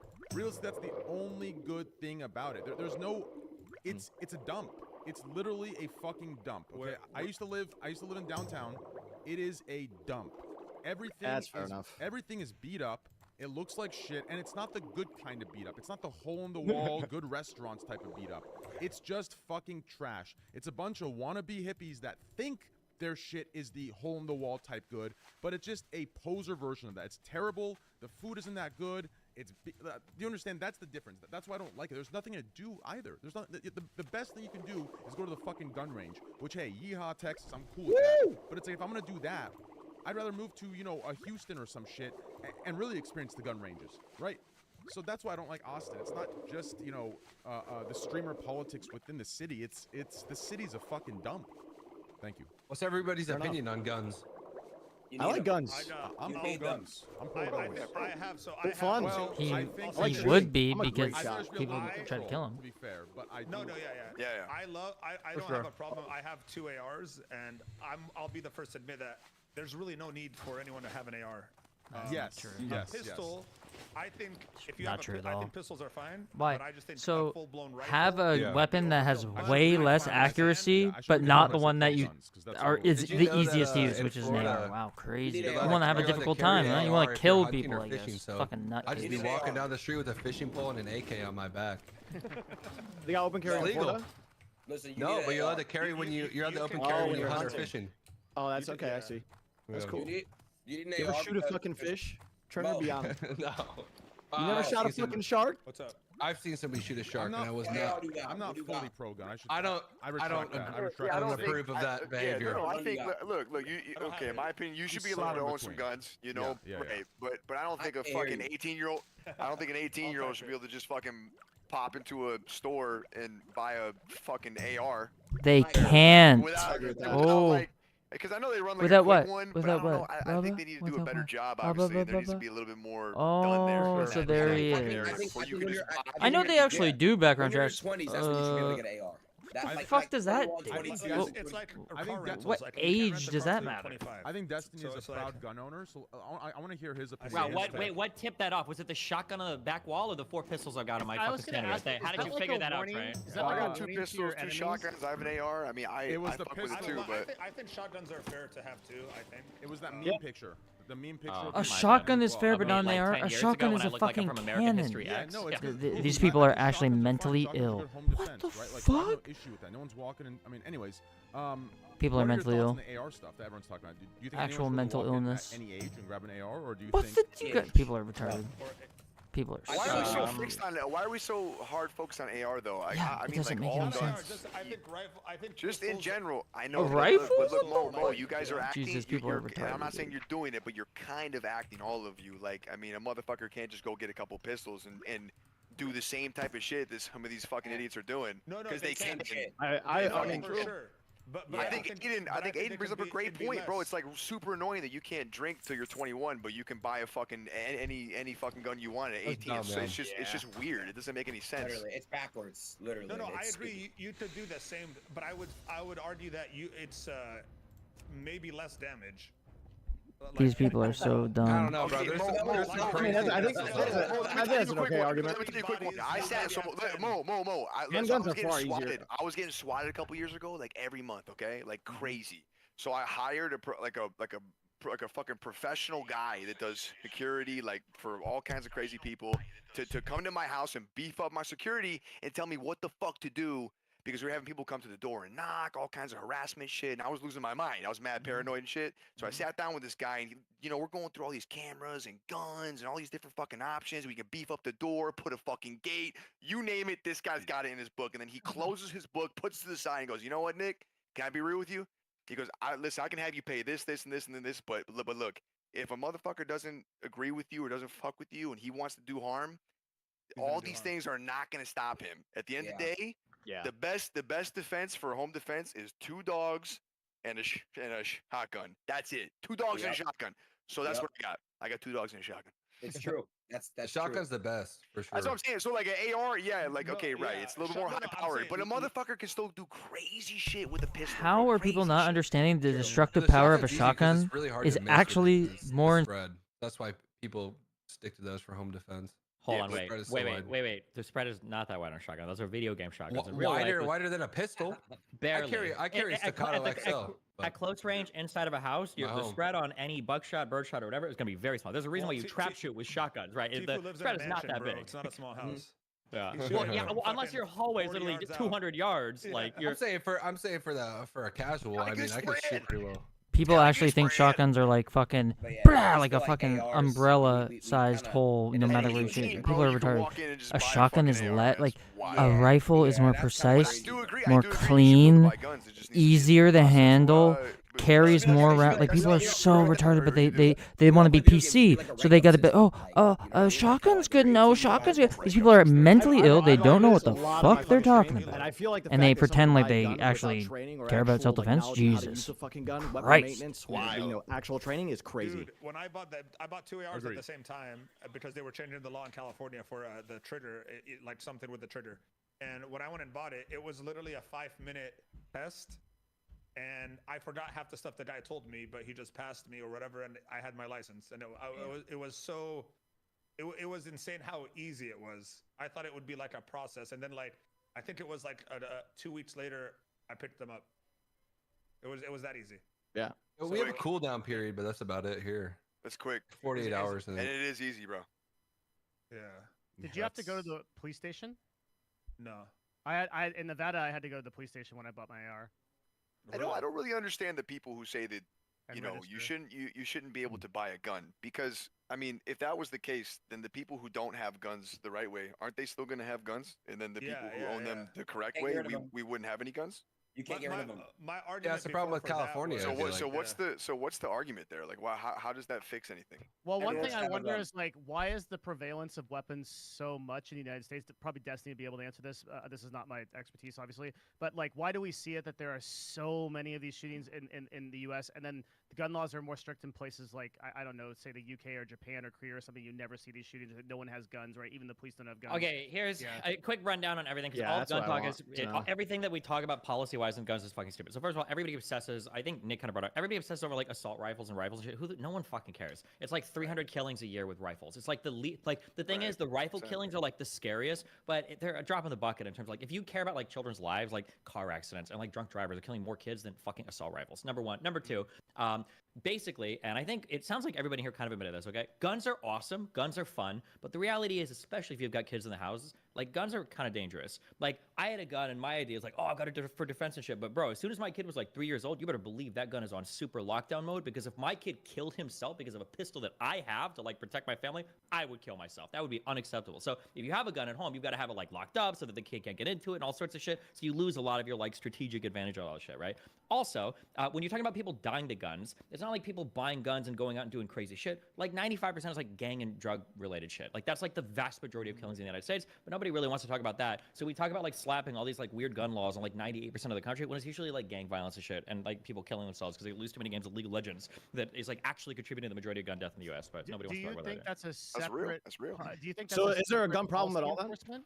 I think the gun problem in the United States is dramatically overblown. I know like it's big compared to like the rest of the world, but like there's already over 350 million guns here. We're not getting rid of them. If you want to do gun buybacks or some shit, and people talk about like should you be able to do this, should you be able to do that. Unfortunately, people say shit like, well, you have to train to drive a car. You don't have to train to use a gun, which is true. But there is no like 27th Amendment that says Congress shall make no laws abridging your right to drive a fucking motor vehicle, right? Whereas for firearms, those are protected by the Second Amendment. That shit's not changing. So the regulations are always going to be a lot looser around that than they are around like automobiles and shit.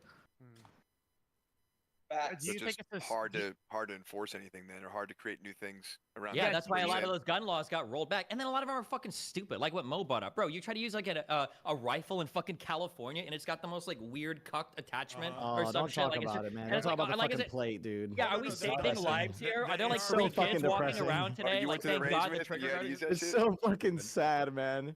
The fucking bullshit plate that, and honestly, I think unironically, it makes the weapon more dangerous. The fucking little plate where you can't actually hold the fucking thing. Wait, It makes it more dangerous. Did you say cuck attachments? Yeah, it's they're a just like cuck stupid. They attachment. just like they do like nothing for the gun. It's like fucking retarded. Why'd you use that word cuck?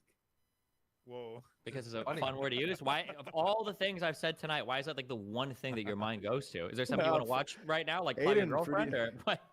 No, it's just funny. It's funny you have that word on Okay, your mind. gotcha. All right, it is on my Jesus mind. You know, Christ. I've just recently got into a cuck relationship. You know, I like sitting in the corner watching people plow. You know, all the women that I date. And Yeah, everything. so do you think that's normal? Do you think that's normal to watch? The girl you love cuck? This What? is No, not. I think it's normal to. This is not a Raj Royale, okay? This is a. No, hold on. I like it. I'm getting sexually excited. Like, yeah, Every let's turn time it up. he Fuck it. opens his mouth, bro, you gotta like fucking parent him. Let him go, man. Okay, you fine. fucking I don't want podcast. my guests to feel attacked. I don't like. I want to feel attacked. Yeah, let's do it. Yes.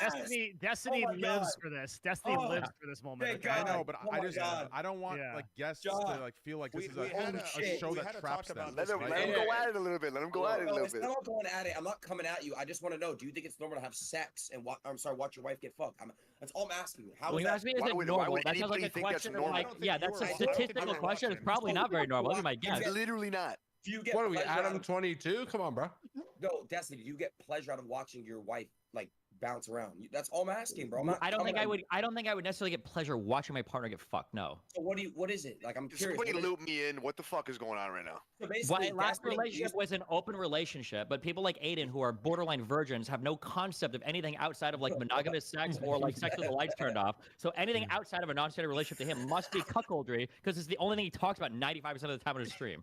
That's Okay, my so you're in guess. an open relationship. Got it. Last time I talked about you on my stream was months ago when you came on.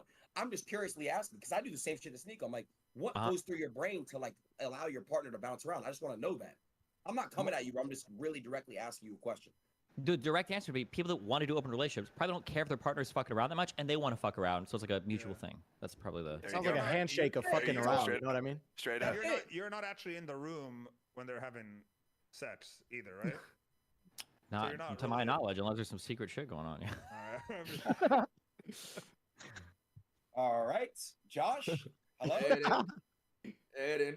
Wait, Hey, Trey, John, you gotta do John. your intro, brother. Yeah, I do. No, this guy doesn't get a You're fucking rage, intro, come bro. on. Yeah, you're right. Why not? What? What do you mean? Because he's 2 hours late. I'm black too, but he's 2 hours late. I was on time. I get a fucking intro. This guy's 2 hours late. He gets an intro. Bro, ain't we on the same team? Face up, Tasha. Ain't we on the face? What's going on here?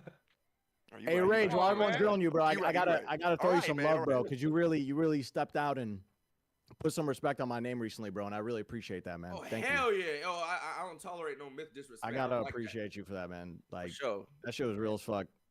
For sure. What bro. happened? What happened? There was, I mean, long story short, there was a video made about me that kind of like, you know, tracks my career and my ups and Yeah, I downs. saw it. And Oh, that it was fire. I saw the No, tweet. no, no. I saw the tweet. It was a great video. It was a great Yeah, it fucking was a video. great The guy video. did a really good job on everything. And at the end of it, I'm crying He because I'm like, fabricated a lot. for the first time in my life, like throughout looking back on my career, I'm like, damn, I really am that dude. Because a lot of times I look back, I'm like, bro, I don't really fuck with the shit that I've done. So I started crying right then. And then people took just that portion on Twitter and then uploaded it as like, Of Myth course, fell right. off. He's Yeah. crying because he fell off. Of course. And then Rage came through and actually like set the record straight after watching my reaction. So I just W. wanted to say I Listen, appreciate man, it. listen, you, man, bro, man. you're a fucking goddamn legend in my book, brother. Legend. No, I appreciate it, Fucking boys. legend, bro. I appreciate you, Turner. Thank you. But yeah, let's go talk about some dick. I don't really want. I don't want to shift the whole convo into me. Like, yeah. Let's move on to Dick, dude. Getting too emotional in here. That's a W. Where were we Dude, though for real, man? appreciate Aiden was pressing this guy over being a No, couple. I wasn't Yes. pressing him. I was never pressing him. What was the one thing, bro? I'm gonna be honest, bro. I'm fucking kidding, bro. I'm just kidding. I was totally joking, bro. Like you're good, man. I fuck with sorry. both y'all, man. This is I'm crazy sorry. though. I'm sorry, Nicholas. I'm No, sorry. you're good. I love you, man. I love you. Destiny, I wasn't coming at you again, bro. I was just asking what goes through your brain to allow your partner to get fucked by other people. That's all I was asking, bro. I didn't mean to no other disrespect. I promise you. I think his brain just works differently. I think he just No, doesn't care as much as we care. That's when he answered it. He's just doing his thing, That's bro. it. Right, I straight up. wasn't trying to come at anybody. I was just asking a question.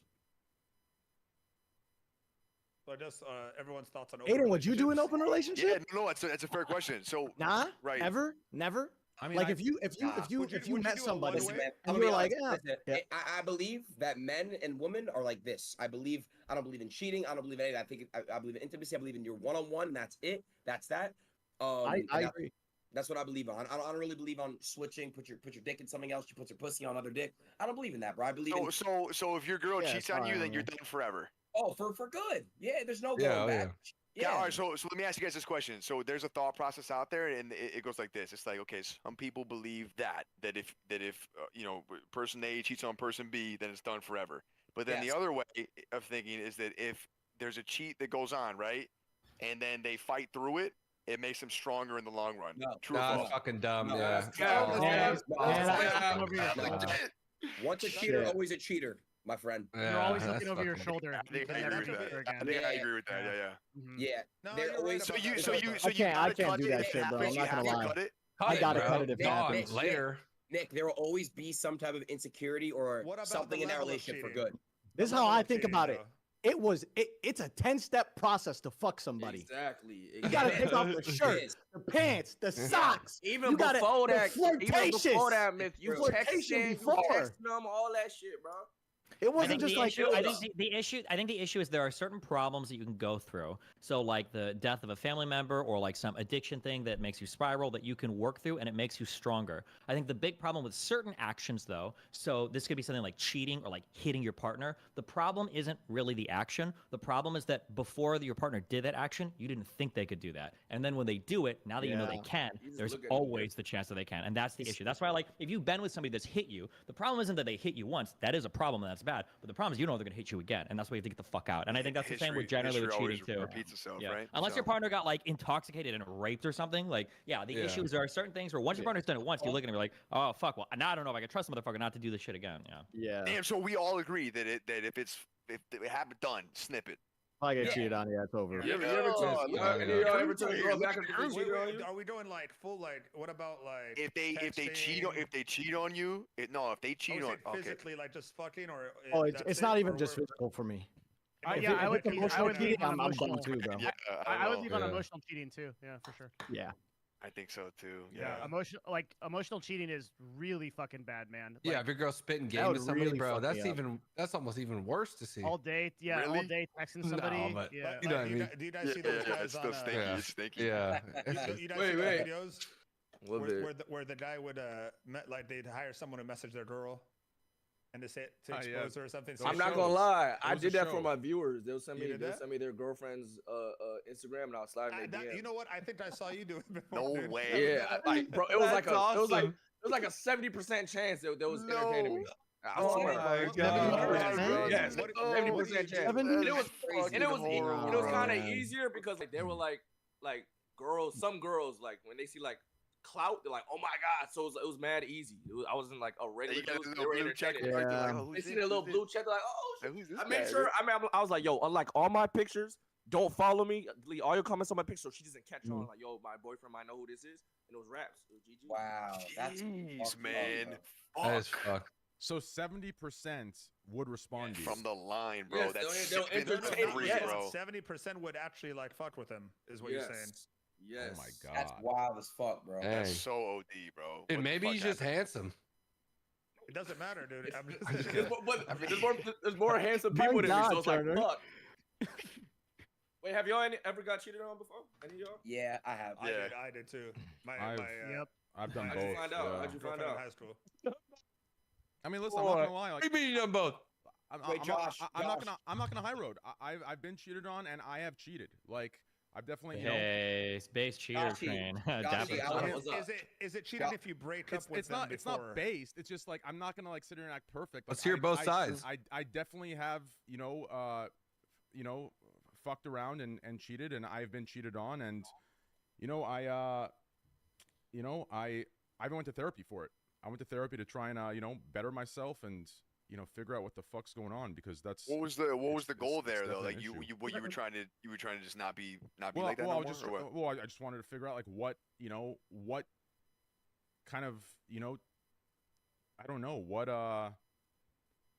just figure out like what caused me to want to do that. I mean, That's obviously why she left, dog. You're overanalyzing shit. obviously Yeah, it's my go job. through this. That's not an Does overanalyzation. therapy work? Does therapy even work? I've never done it before. I think it does. I think it just gives you someone to kind of talk to, and eventually when you talk on the surface level, you start getting the tangled up a deeper level out. It starts untangling, you start getting it out, whereas before you couldn't really think about it. It wouldn't definitely come hit up, or right? miss though, Aiden. And Definitely hit or miss. oh, You gotta find the right.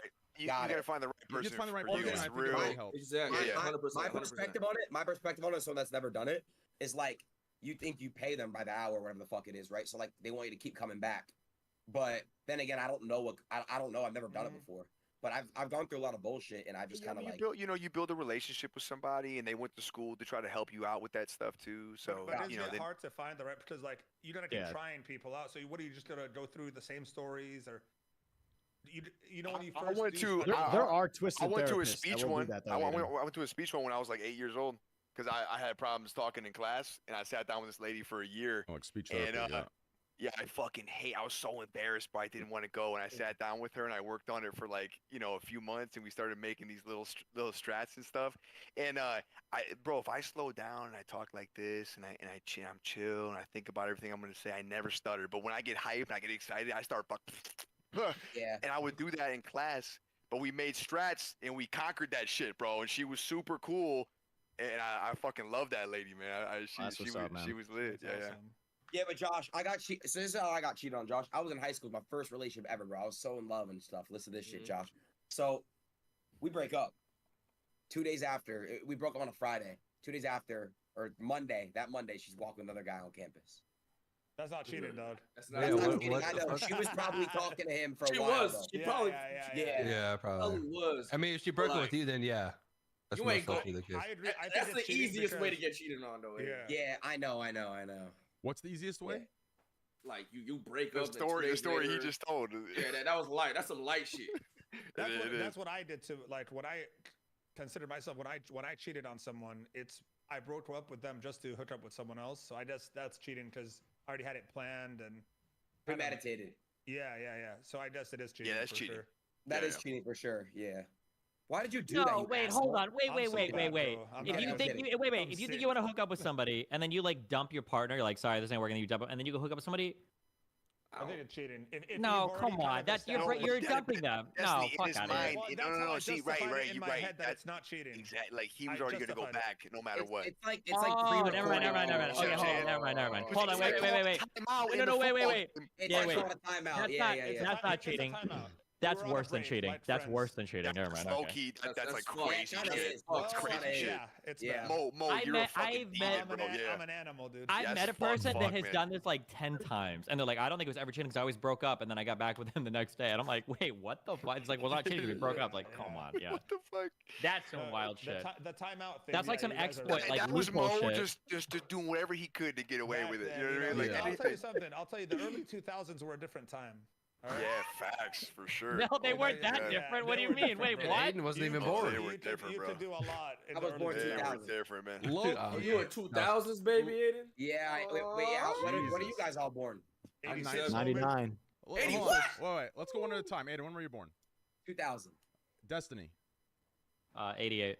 Nash.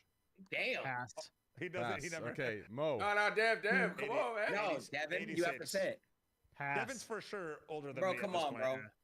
Even though he doesn't have a gray hair on his head, and I have gray hairs everywhere. Do a lot of hot yoga. Mo, how about you?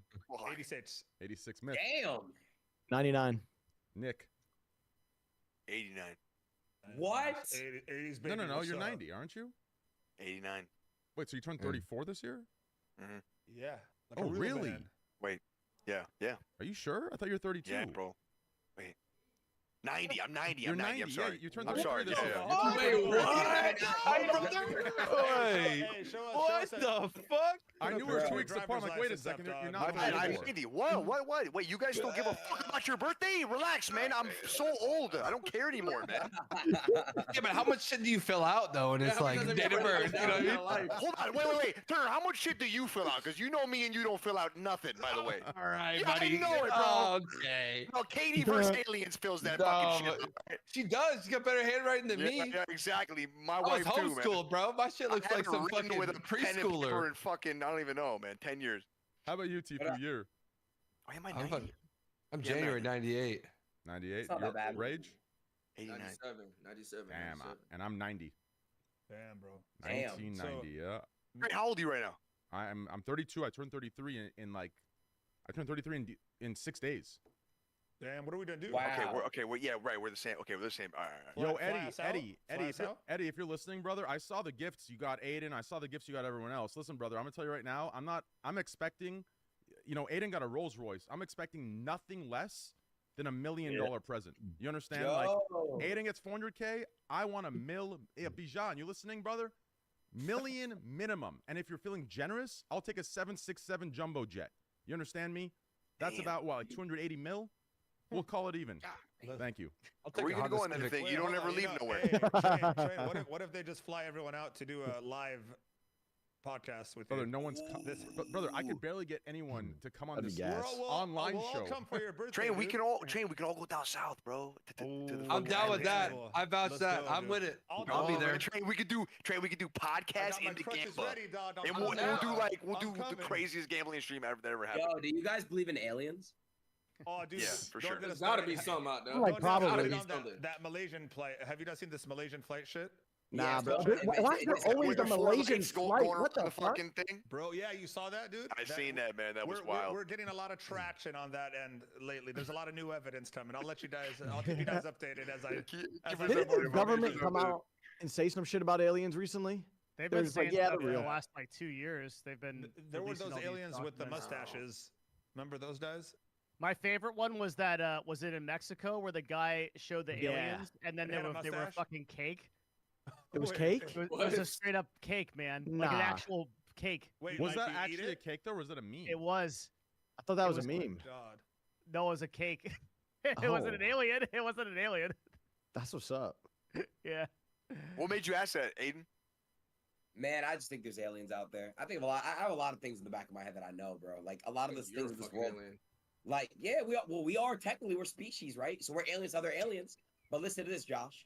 I truly believe, for example, the iPhone came out probably like 10, 15 years before the government like already had it type shit, just to make sure that us humans can use it and process it. Like, I believe that shit is Us very. humans? They already have like 20 years in advance of technology already made type shit. Wait, what was the They're government's? for sure what- more what was- advanced, probably, but like, They had the what's the internet, government's in the like? What's 80s, their dude. advantage for doing that though? For like holding Because- onto the iPhone for 10 years? I mean, it's not an advantage. It's more of just like Control, bro. They Control. want control. Yeah, like, Yeah, just control control over what? For what advantage? Yo, You Tifu, usually make take that, control bro. over Make y'all something some for shit. some to make reason. us dumb and shit. Like, So you know, Yeah, but what would be the okay? So my big question here is why would it matter if we were dumb 10 years prior or later 10 years? yeah, what's the difference of them Here's releasing my iPhone problem, now and okay? 10 they years had to ago? test it out. They had to test it out and shit. I think you're bugging, Aiden. Let I think Devin you're Here's my Let Devin problem, go. okay? Let Like Devin I go. know that the audience, everyone just gave the time they're born. Has anyone ever watched like C-SPAN here or anything? What is and, that? Nobody knows what that okay. is. Have you ever Fuck is watched that? our government Some do idiot anything? shit. Have you ever Yeah, watched they our just government do argue. anything? The idea that these guys are like controlling iPhones from 10 years ago or anything, I don't even know if half of them know what an iPhone is. Low-key all money, Aiden. It's all money, bro. Yeah, Yeah, it's it money. is. Why I would they think they're make something releasing it that's fucking slowly. lit and then not sell it? You know what I mean? Yeah, it's like so I, they give can like just Nick, make more money. I believe there's cures out there for cancer and stuff. They just never release it in public. But that's another cash thing, man. I mean, Because the therapy generate and a lot the of money. I medicine mean, cost. Yeah, I mean, like, who knows? believe- I don't know, but that's a fair thought. I think Yeah. anyway. That's big corporations, right? I don't know Not about the government. iPhone thing, That's though. not, but that's more. But no, The iPhone thing, they gotta sell them shits to make money, well, bro. no, well, isn't it Thanks. proven like the iPhone they hold back purposely so they could just release it every year and add a little Right, bit right, every right. year. They for And sure then do that. change the way the In that charger way. plugs yeah. in, change They the for sure fucking do that. set. Make You know the what I mean? battery slower. No, Right. without a That's why doubt, there's I'm technology Android. that we don't know about. that's already That's what I'm advanced. and saying. shit. That's Without a already doubt. made. Yeah, Okay, Without a wait, doubt. okay, hold on. No, wait, okay, I okay. agree with you, David. If I you- agree with you. okay, But for but a technology, fucking for iPhone? technology, Not an for tech- iPhone, but there, Okay, I alright. for sure think that there is technology technology that out the there. government is aware of, or whether it's After myths, go military Destiny. or whatever. I think that shit they got some shit that we don't know about. Probably. There Go might ahead. be secret technology, but if there's secret technology, you have to think logically about it. Secret Okay. technology is going to be stuff that only governments are researching that everybody else around the world isn't. If everybody else around the world is trying to figure shit out, there's no way that the government is ahead of things. So, for instance, Absolutely. if you're thinking about like missile, like I'm hypothesizing, but like a missile delivery system, okay? I disagree with like, that. Nobody else. That's fine. Let me finish. So you can disagree all you want, okay? I Nobody disagree else with in the that too. world, okay? A lot of people, Amazon isn't working on like shooting missiles, right? So if somebody Yeah. were to say the United States has missile technology or stealth plane technology that's 10 years or 50 years ahead of other countries, that would make sense. But when people out here saying shit like, oh, they've got microprocessors that are way more powerful than any in the market, bullshit. The entire Yeah, no, world and yeah. 50 million corporations are doing cryptography research. You've got Right, academic I institutions all over completely the agree with country. Yeah, there's I no agree way with the that. U.S. did that, or like that people are hiding the cures to cancer. You know what's Cancer crazy? research is worked on all over the world. That shit is never being hidden from the public because everybody's contributing to working on This it. dude I might Destiny, disagree with you this there. dude I might Destiny disagree just with you took my on that. fucking take. No way, yeah, he Destiny did. just took my fucking take and made it longer. He made it longer. Wait, let me- Destiny, That's all he you don't- did. And everyone's Destiny, like, oh, You don't based. think, Destiny, you don't think that there's a cure for cancer out there that No, will of never course not. Absolutely not. It doesn't make any How is sense there- There's whatsoever. no way. There's no way. Why is there no way though? That's Does how that make a lot of money though, Destiny, to have that They shit? make a lot of money. Because Of you're saying, course why would there the is. why would the government? Wait, because be you would make a blowing lot up of money if you had the information? cure. What do you mean? No, but no, it would. The chemotherapy treatment and stuff costs hundreds of thousands. Yeah, but then you would just be, hold on, not every profitable. company sells chemotherapy. You would just be the company that would release the cure and you'd make But money. the treatment overall for cancer costs tens of thousands of It dollars. doesn't matter. And the treatment for headaches could be more, but people sell ibuprofen for fucking 2 cents. What do you mean? Exactly.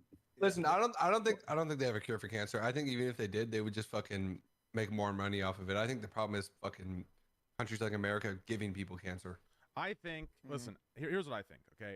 Yeah, everything's cancer. Is I think cancer and chemo like? Oh, sorry, Trent. Go ahead. No, it's okay. Finish your thought and I'll go. Is like cancer the biggest, like chemotherapy and shit? Is that even the biggest market in like pharmaceuticals? There's 4. There's heart disease, right? Neurodegenerative disease, cancer, and diabetes, like that kind of shit. Yeah. So it's one of the biggest. Yes. Yeah. One of the Okay, 4. gotcha. The 4 Okay. horsemen. They That's call all I it. wanted to know. Here's what I don't understand. Okay, like if you want to get into the conspiracy theory shit. Okay, like here's what I don't get. If there was a secret cure to cancer, we wouldn't be seeing these, billionaires in the world passing away. Like, sure, it would be non-accessible to the general public, not accessible to the Who passed away, centimillionaire. Trent? No, not accessible to the Yeah, centimillionaire. but who's passed away from cancer? Yeah, That's yeah. the What are point. you talking about? Who the fuck Trey, died what- from cancer? just billionaires? Just illness overall. Billionaires have don't. died in the last decade, have they not? From cancer? Not one billionaire has died. Let's take a look. Billionaires. Brother, Hold on, no, we're on the internet. Billionaires who have Everyone's died famous Steve from Jobs. cancer. Jets saying Steve Jobs? Well, Steve Jobs. Yeah, Steve Oh, yeah, Jobs Steve died from Jobs. Oh, yeah. pancreatic Yeah, cancer. but Owner of Red Bull died of cancer. Steve Jobs was on that whole like holistic thing. He didn't believe in taking cancer treatments and stuff, is my understanding. Oh, He didn't want to go through it. He was fucking eating microgreens All right, and No, shit. he thought if he ate enough spinach and apples, it would like cure his shit Yeah, or he something. straight And up then he died of like rectal cancer. Yeah. photosynthesis would he'd absorb the sun and cure his cancer. All right, Like, that guy was Jerry on the level. Zucker died of cancer age 58, right? There's an age 87, but we could argue Okay, old so you age. got some weakness. examples. Got it. Right. Got it. So the point is, I feel like at least to the billionaire population, there would be access if there were these cures. I don't think there are. That's fair. I don't think there are cures that are being hidden. I think if anything, what we're getting are, which this doesn't answer Destiny's point. So in the U.S., sure, are big pharmaceutical companies railroading any sort of corporations or smaller companies that are trying to find the cure? Sure, but it doesn't answer the worldwide question. Destiny's absolutely correct. There are many companies in other countries that are probably looking for this. So what is railroading them? Is there some global cabal that's stopping everything worldwide? That would be far-fetched, would it not? Maybe a company already found the cure and sold the cure to a pharmaceutical company that's just holding back and not releasing it because they well, at own that it. point, And they own the if we start- patents to it. Yeah, but so if we you start can't going make to those it- hypotheticals, we can go Destiny's down. question. we're getting too but deep. No, but Destiny Well, just said, how would they do that? well, They could just hell it and make a shit ton. Tivo, I like what you said. You said everything is cancer because it's true. Like everything is really meant to like harm us. I feel like physically and shit. Like everything we do, like our phones, mentally too. the food. The You know what I food, mean? Mentally, yeah, the like air everything. quality, All this. air, shit. Why? Okay, hold on. Can I? Okay. I mean, this- our bodies wait, wait, wait. develop cancer naturally. Yeah, this is such a triggering take. People Yeah, will come that's- out here and say shit like, I think fucking 5G phones are fucking killing us." Meanwhile, they chow down at McDonald's, they don't exercise, they sleep like shit. All the Yes. biggest things that impact the most important things in your life, like blood sugar for diabetes or like your heart health for cardiovascular disease, which is the #1 killer of Gosh, people, I no, think, in the he's fucking not. world. All of I these just things said are that. completely, yeah, but they're all within your control. So the idea that like Yes. like yeah, But do you to do believe something that- about it. So don't do you sit believe- here, do you don't sit believe here that we're doing slaves lines to of this? coke from Do you believe random that you're- fucking people.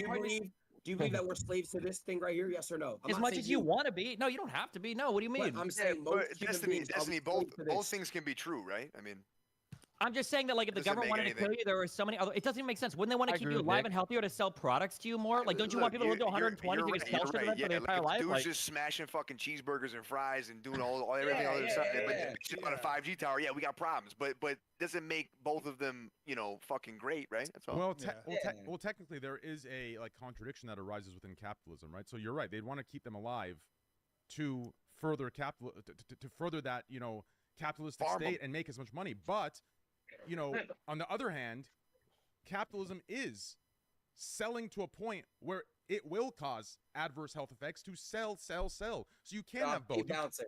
You can't have that balance of do they want to keep them alive and also be in an extremely capitalistic environment, right? So I think that is what's going on, and I think we can see examples around the world coming out of different countries surviving longer, lower cancer rates. There's what are they called, blue zones around the world. I think there's only one in America, right? Yeah. Remember, have you guys seen the What's a blue zone? I'm unaware of that. Blue zone is like when the air quality, food quality, Yeah, blue zone is water the quality average is all age like of death is like It's a 107 high concentration years of old or something. centenarians. Yeah. The average age of death is 107. Blue zone is where they live forever there. In a geographical area.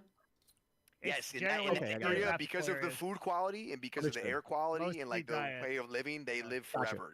Like, what's some examples of blue zones? They There is one in a California, bro. Believe it or not. Yeah. Where?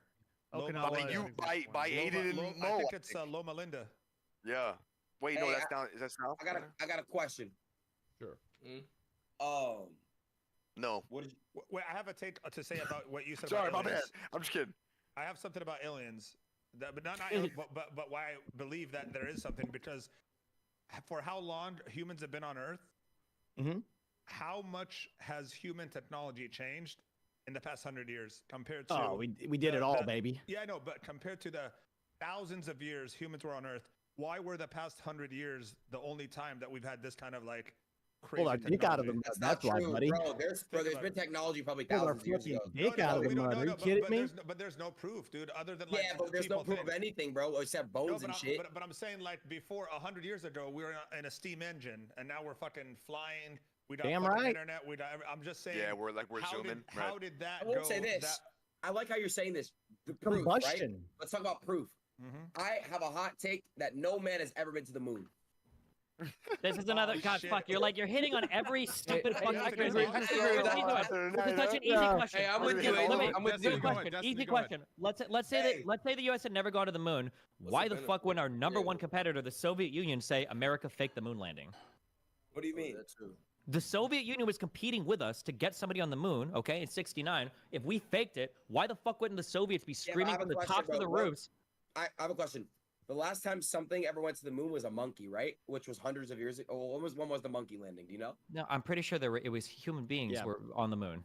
Yeah, but where's the proof? Where's the picture? Yeah, but they're making excuses why they can't do it now, and there's a bunch of bullshit though. There's That's why hours of people are footage. saying There was it. hours of live footage. Google space images. There were Go to Google hours. images. There were hours of live footage of people this walking is the on the Earth fucking flat moon. around. This one is weird though. It does get a little weird. Why the fuck do we gotta go to the moon, man? Nothing there. Destiny, what's your take on the technology acceleration? It's a fair the past question. I 100 feel like they years would call our compared to- bullshit. Josh, my thing is, It go to exposed Google. us, bro. Josh, Yeah, they hate our. Josh, go to Google and type in space and go to images. Listen, it's a fake picture. Listen, this is becoming a shit show. You Mo sound like asked Eddie Bravo. Mo asked Destiny, what is his take on technology acceleration? Let's go to that. The past 100 years. I have an answer. How have we done? How have we done so? How have we gotten so advanced in the past 100 years? Well, we're stagnant. Isn't that? I think isn't that how like all of humanity is developed, right? Elon Musk. But I'm saying everything that's technology on has Earth now okay. has been on Earth for thousands of years. Mo, I technology. can't hear you. Oh, sorry. No, I'm Go just ahead, saying Mo. everything that's on Earth now has always been on Earth for thousands and thousands and thousands of years. Humans back in the fucking AD before or BC before Christ had the same access to the same like everything that we have on Earth. The same ingredients. There's been like a few. The biggest thing that probably set humanity off was probably agriculture, which I think was about 10,000 years ago. That's when like everything changed because as soon as agriculture started, before then everybody kind of had to do most things, but specialization, our ability to just like work on specific tasks, started to happen 10,000 years ago when we just sit around and farm and accumulate crops. And then you also got like nations to defend food and like all the inequality for like smart people. Because keep in mind, like 500,000 years ago, no matter how strong or how alpha, how smart you are, 3 people could kill you always, right? But that started to change when you had like resources and farms and all that shit. So that was like the big takeoff point. And then other than that, like every big like new invention is gonna change shit, right? Like reading and writing was a huge thing. 200 years ago was engines and microprocessors. So quickly in the past past 100 years compared to, and that's where I think like.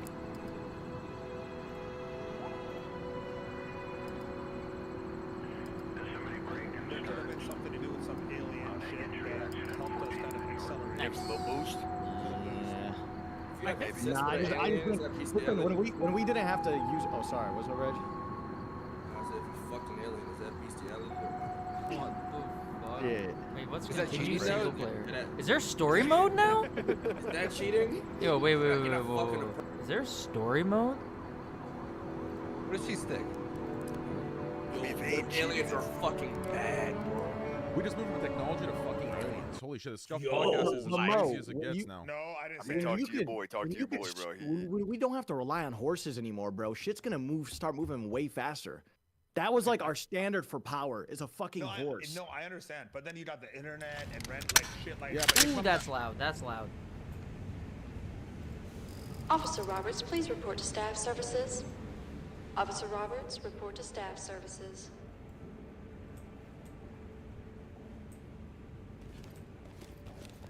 I've unlocked gloves. New mission available. Thank you. Come again. Let me see these gloves.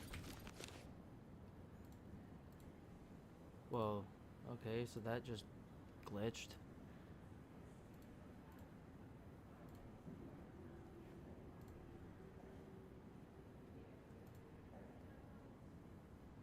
I think that next human evolution is already here. It's AI. AI will take us back to the Stone Age. So here's the thing. I'm not even talking about AGI. Like most people think of AI as like its own intelligence. I'm saying like in a year where we don't know what the fuck is real. We don't know videos. Why is it lagging?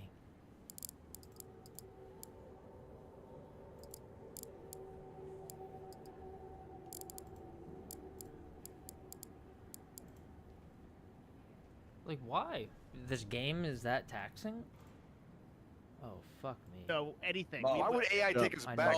Mo. It's gonna get the end of the world. Mark my fire. words. If there ever is another world, God forbid, it's gonna be through AI. 100%. What if AI already happened? And we're now robots. and we're no. And now we're redoing we're shit? because it went back to the Stone Age. Yeah. And we're gonna redo the same thing. Yeah. Damn, dude. Hey, I You gotta gotta take break an the edible fucking for that. cycle, bro. Train, permission to take an edible, sir. Hey, what did you guys like, yo, Train? I really want to talk about this with everyone in here because everyone in here, I like everyone's opinions and shit. Can we talk about Twitch, bro, please? Yeah, Yeah, I was waiting. for you guys. Yeah, I was waiting Or for that X. topic. I was gonna give X like maybe 5 more minutes to get in here. I was giving him until like. Let's give it like 15 and then we'll start the let's wait for topic. him. Let's wait Yeah, for him. let's wait 15. Can we just talk about Cox and then when he gets here? Because I want to talk about the Twitch thing. The And biggest dick in here, I put it on God, is No, your hold on. age. I promise you. Oh, I for sure, promise. for sure. Let's go back. What do you to, mean? What do you mean by biggest? Like overall Here's size? the thing, though. Here's the thing, It's just though. like a fucking cheese wheel, bro. My I shit's really. wide, bro. It's like My same, same we got, like- on God, bro. Shit's fucking thick, like a Oh, no, Pringle you don't, can. you don't have a thicker cock than me. Your cock's not thick. Okay, but Josh you is just the biggest dick talking. in You here. don't know that. I've been around forever. Thick. No, I've fucking seen Josh's hard dick. I've seen it. Pull him out. You haven't seen my cock, Aiden. You haven't, bro. I've seen yours. I've seen yours. Yeah, you have seen mine. Yeah. I I used to truly, flash you on like, FaceTime. No, you flash me your butt cheeks on FaceTime, not your penis. You're right. Your butt, Either- your hairy ass. Yo, Devin, either I've don't have gotten hair very yet. old, or Yeah. I truly am a changed man, because this is something I would bring up, but I was actually really interested in the AGI and AI talk Yeah. Oh of my potential God. future, like. And these guys bring up cock. That's you. Listen, that's my signature move to bring up the cock. Okay, but the fact that I'm so interested in, I'm locked into this AI What have I conversation started? and potential future possibilities, whatever the fuck you want to call it. No, let's go tells back me to I'm either the- old as fuck or, you know. Let's go back to I the- can't Yes, do you both. That's what happens. Yo, I go to bed like every night with like physical anxiety about AI. I'm Really? sure nobody vibes with this, What but the like, fuck? Man, yeah, you like, gotta- you I was need there to for a fucking week. Smoke some weed, brother. I or was some there shit. for a Just week, over but, it. like, I'm worried Look, about look. the state of the world. Hey, it's but fair to be also- worried, man. But if you're shaking when you go to bed about fucking AI, it's also my business. blowjob or something. Oh my It's god. also my Yeah, business. I haven't seen this yet because yesterday I wasn't the leader. You need a blowjob. Chill, bro. That's Nah, man, for real. He's laughing at my man's triggers, bro. He's shaking before he goes to bed about a fucking AI, man. Devin, how do we get ahead of the train for AI? So we're on the winning side. What's up, Aiden? Dude, so our company 5x'd our revenue this year just by using AI, and I was able to drop our 5x. employees by, I don't know what the percentage is, but I And you dropped fired from, everyone. I had 17 full-time employees that started in 2023, and now I've got less than 7, and I'm 5x'd our revenue. Train. What's up? All my through AI. fucking team after this guy. Look at my hat. Can you read the first letter in each word of my hat, please? Read it, Train. Never. No, Train. First letter. First The letter. First letter, Train. N. Now sound it out. Sound it out. It's N-I. N-A-G-G. Yo! No, Nick, don't do it. Don't do it. Don't do it. He can spell it. He can spell it. Oh, okay. Talk to element. Negotiations have failed with the active shooter. Make entry and Are clear we the gonna area. I mean, listen, I sing it off stream. I sing it. Like You swear you do? Oh, one brother, are you brother? Oh, I did. I haven't seen. usually- I haven't seen this. Skip the word. I skipped the word. I don't skip the word. Brother, no. They put it. They put it in the music. Oh, not in day. 2023, when I was in the Artists locker put it room in in high the school, music. I was fucking. Artists Okay, but put it listen, in when you music, I'm alone in the singing it. room, bro, there's no way you skipping No, a I'm word doing- alone in your house, The bro. word. It's No, I do. I do too. programmed Because out. you gotta You gotta program train it out. yourself. Rich, You don't I'm accidentally too do it. stupid for that. Bro. I'll start saying it. Like if I get used to it, but I can't do it. I'll just I'll start be ripping honest. it. I'll be honest. Josh, what did you think when I said it with Chief Keef? You know me, man. I don't know your take on that, bro. Because I respect you as my black brother. What did you think about that? I didn't give a fuck. I was just like, yo, GG to you on Twitter though, bro. They didn't care either. Nah, they were kind of on your ass a little bit. They were Your a little community bit? wasn't. Yeah. Oh, There's okay. some Twitter links out there. I mean, listen. If I'm It's just a word. If I'm banging out to my favorite artist, like, listen. If they use the hard R, I'm not like I'm not. I'm using the soft A. Okay. I'm using Wait, the hold on, soft wait, A. how many hard R and how fucking many music. Can I say that in here? Can I just say What the fuck are you listening to? I can say it right now. I can say it right now. I get it fast, Josh. There are a couple songs that have the hard R. Like they rap like with the hard R. Yeah, I know, but Name one. Banded by Juice WRLD. Hey, Talk to high ground. Banded. All right, there you go. I'm gonna shut the fuck up now. You can't substitute the soft A for the hard R. Yeah, You know, man, because it name won't one. rhyme. Bandit. I got Name one so fucking dunked fast, on, bro. buddy. That's actually the only song I know that has it. No, I feel like I've heard a Drake song that uses it, that does it too. Like he No rhymes. way. Nah, Drake ain't doing it. Drake's Nah. not you don't ready think for so? that life. Drake's not No, ready for he that. ain't Was it ripping Rick ER, Ross? man. No way. I've heard other rappers do it. Personally, I haven't listened. 21's done it. 21 Savage has done it. Maybe it's 21. Yeah, a lot of people have done It it. could be Yeah. 21. Can I It say could be it? 21. Can I say it, Train? Can I say it? Say what? Yeah, You I give you the pass. Why Yeah. wouldn't you be allowed to say it? I mean, brother, Like, like on the pod. You Like can say if I just dropped a nigger, like with That's fine. What the? I can't say it. I could maybe write it down, but that's about it. Fuck, dude, you are one lucky son of a bitch. I was actually muted. I didn't hear anything. Don't worry. I ain't say it. Almost murdered I that. ain't say it. You're right down in There is on like just different platforms. This is So, talk. like, you could get away with Roger, more entry team. on Great podcasts work. than you can on Keep Twitch, going. probably, and still be hosted by everybody. For sure. Well, technically, Damn. it's you're not using it in a whatever. Okay, well, Just saying you're itching to say it. They say they're like jealous or something. Oh hell, that was nice. I bet. Yes. oh Jesus, no. What do you? I like what, Aiden's that's a good. It's a great question. Yeah, go ahead. What do you guys think happens when you die? High ground, What stop. happens? Suspect down. Requesting 10. Talk to entry Well, that felt nice. It might be He Curtis. reacted I don't know. nicely. I hope not. It might be Sometimes curtains. I have curtains, memories.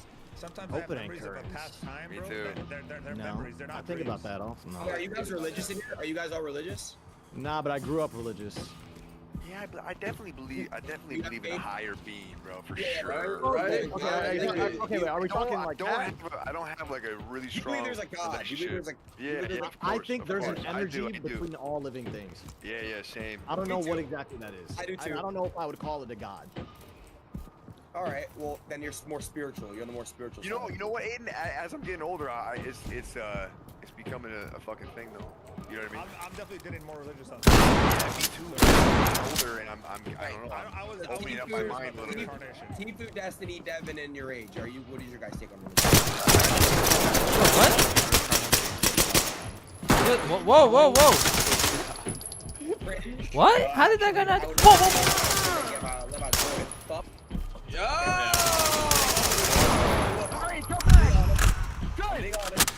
That's just what I would rather do. You know what I'm saying? But what is your take on religion, sir? Go ahead. You failed your objective. Collect what you can and report to top He's going to 3 hell. All right, Devin. What is your take? Buddhist? I'm a Zen Buddhist. Yeah. I grew up Wow. Christian, and then I'm just fucking. Do you believe just there's a living, God or like a higher power? Yeah, I do for sure. Okay. Yeah, I believe in I believe in that too, man. It's just there That has was to be, that you was know what I mean? fucking There has to be, nice. like, This higher game, energy. that was pretty fun. That was pretty good. No. Destiny? You're talking about actual Destiny, not this cup Destiny, the real Destiny. I don't even know anything about. All I know about you is that you're ex OnlyFans and you're like living in Andrew Tate's shadow. So I don't know how to insult you. I don't even know what to say. You're a full-blown faggot. I know, that's great. You know? Just like I would say that all your fans are too, but I'm pretty sure like 80% of your fans are botted, so I can't even really make fun of them. Like Jesus, like I don't even know what to say about it. Okay, I know. Motion blur is actually really strong and should be turned off. Yo, yeah, that's a good topic. You go to my chat and you don't see shit. You can't see shit in my chat because they don't. Motion blur You shouldn't can't see shit in my chat because it's not all pictures. You can't read. Why does your chat move? My chat moves. My offline chat probably moves faster than your online chat when you get your bots turned off. Like, come on, dude. Seriously? Fair enough. Fair enough. Hey, I'm not gonna go into that, but all I will say is this, Destiny. You're going to hell. You don't believe in God. You're going to hell. I'll see you there, buddy. Yeah. I'm probably going to hell right now too. I'm not gonna lie. I gotta Put your hands up. I gotta get my relationship with God better. I'm not gonna lie. But You can't be taking breaks. Brother, what happened? Like, listen, like, I don't. nothing. This grown 40-year-old virgin faggot. What are you talking No, about? y'all Trey? gotta tell me if there's beef, so I don't bring you on together. Hey, Trey, this 40-year-old faggot right here. Right here, right? Satanic. What'd you call it? Good to go. Trey, we are reaching levels of satanic faggotry that you've never even thought possible. Okay, that's where we're at right now. Roger that. Trailers incoming. Proceed with caution. Yep. I told you, you're satanic. I feel it. I see your energy. Mitt feels the energy too. 100%. Yeah. It's Jesus. Guys, what the fuck? Aiden, you know what? I agree with everything you said. Thank you. Guys, Are you religious, Aiden? Are you religious, Aiden? I don't have the best relationship right now as opposed to God. Get down I'm now. so sorry to you guys. I believe in a higher power. I believe Devin, I the believe translation is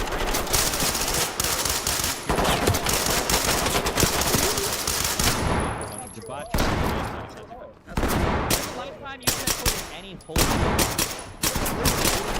Fuck, dude, this is intense. Stay down! Stay down, motherfucker! No, don't! Ah, fucking idiot. Suicide bomber? I think I got him. Nah, that's crazy. That was hairy. Yeah, this is one of these ones. One of these ones. Like I said, bro. Leave the talk. Contact down. It's not that. Talk to element. It's just when you Affirmative entry team. It's really ignorant, you know? Why the fuck? You're not even religious, bro. That's the biggest LARP I've ever heard about. I respect my friends. I don't even know your friend. Why would I respect his But you just religion? said something about suicide. You know what I'm saying? Like, Well, was he a suicide bomber? If it was, I'm sorry. I take it back. My bad. Holy shit. It's not that. I hope it was a nice vest at least, okay? Jeez. Where are we at? Train, where are we at? What's the next? I can see why your relationship's Got not stuff working. down here. Oh yeah, like your relationship with God or your relationship with the yeah, okay, dude. 40 years old with a fucking child. I pray for your child, but you're a horrible father. That's great. Hey, listen, at least I'm self-made. I didn't have to beg Andrew Tate for every single part of my career. I mean, So, I was rich before Tate. I'm sure you were rich, but it wasn't because of shit that you did. I don't even take credit for your dad's business. Okay? Get down, don't move. Nobody knows who you are. Nobody knows who I am. So that's all I'm gonna say on that. Yes, people, nobody knows who I am. Everybody knows who's that one guy that they thought was Tate from Andrew Tate's dream. That's literally the only thing any. What is happening here? What the fuck is going on that stream? Get off me. High ground, Tom. Civilian ready Oh, for it's transport. lagging bad. This is talk. Copy. Move on. Internet spike, maybe.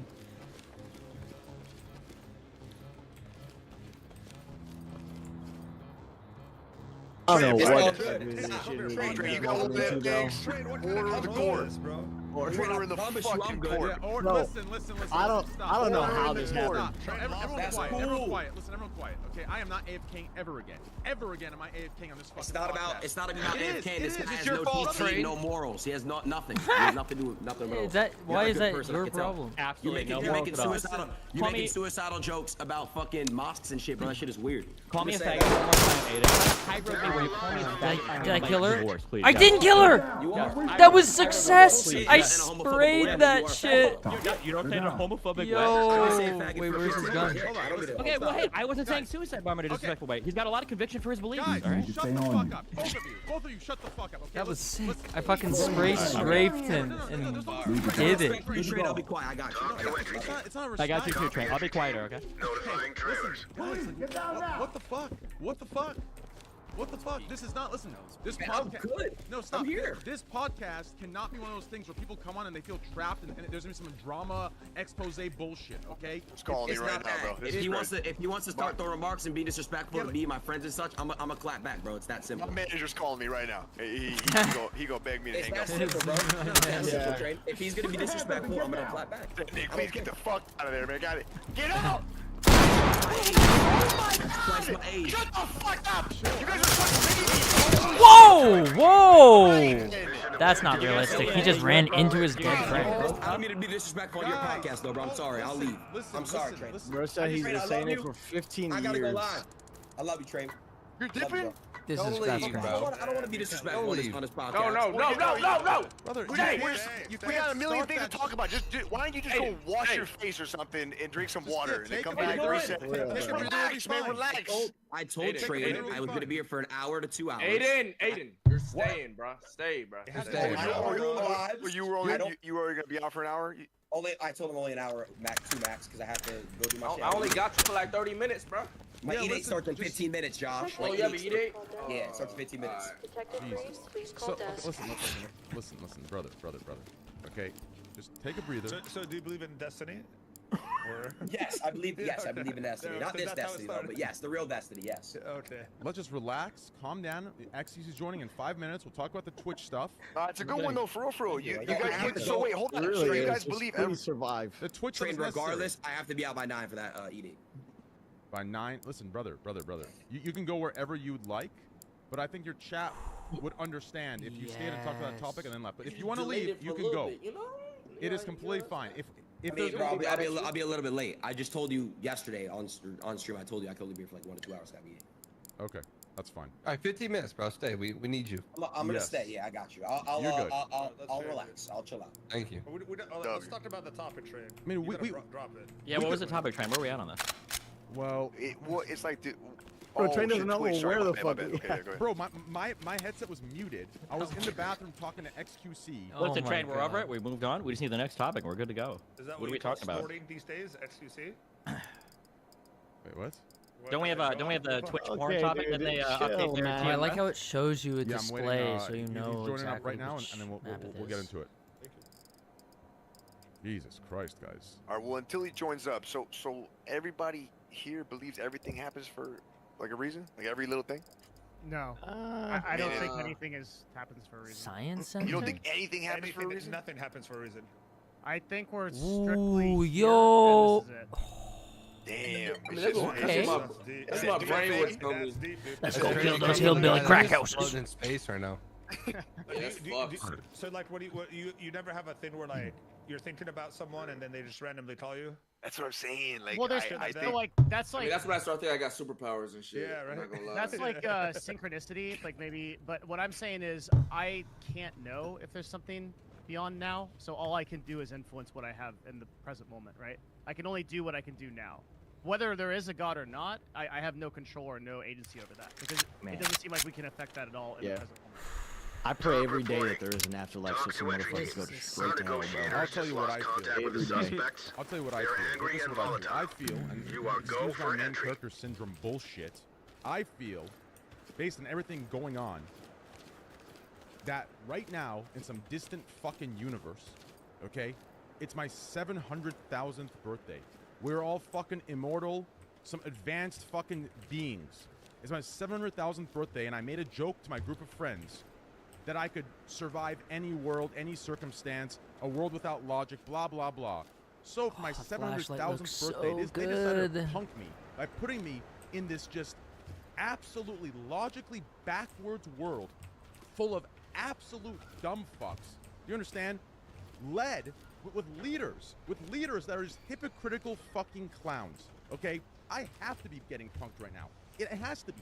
I'm expecting at any moment to wake up and I'm passed out on a chair and I wake up and I'm gasping for whatever fucking air I'm breathing on, whatever fucking earth I'm on. Do you understand?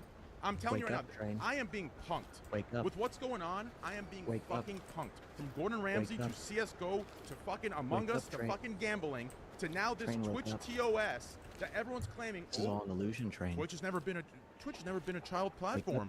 Oh, just don't watch if you don't want to see it. Oh, it's the parents' It's gonna be close and personal. responsibility. Where the fuck was this energy last? God, why is it cutting out? I have it on low quality. year? Where the fuck was this energy last year? I want to know where this energy was last year when every streamer that takes the moral high ground came after me. I would love to know. They were on your dick.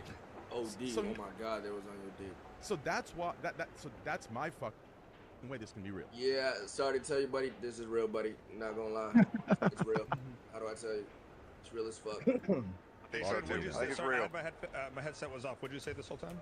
I mean, bro, I don't know, Let's fucking get this shit. Fuck. It is going quick though. It's going quick. It's going quick and it's getting crazy, bro. I loaded up Twitch today. There was a Godzilla penis on the screen.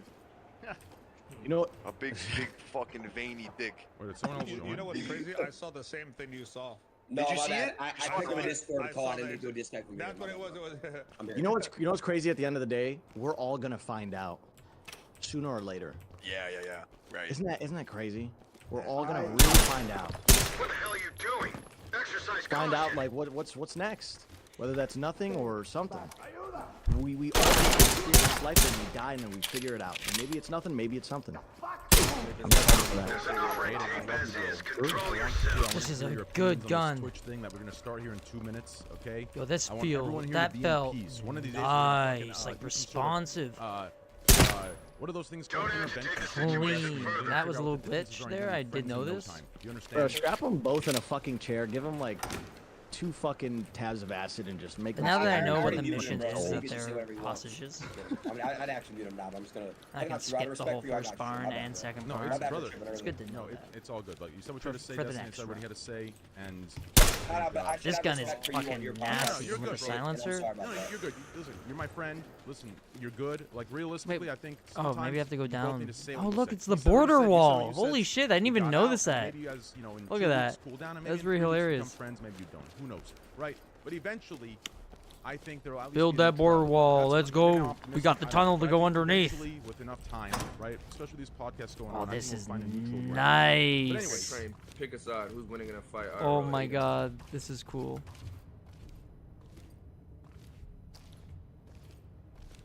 Oh, I like this. It's darker on stream, but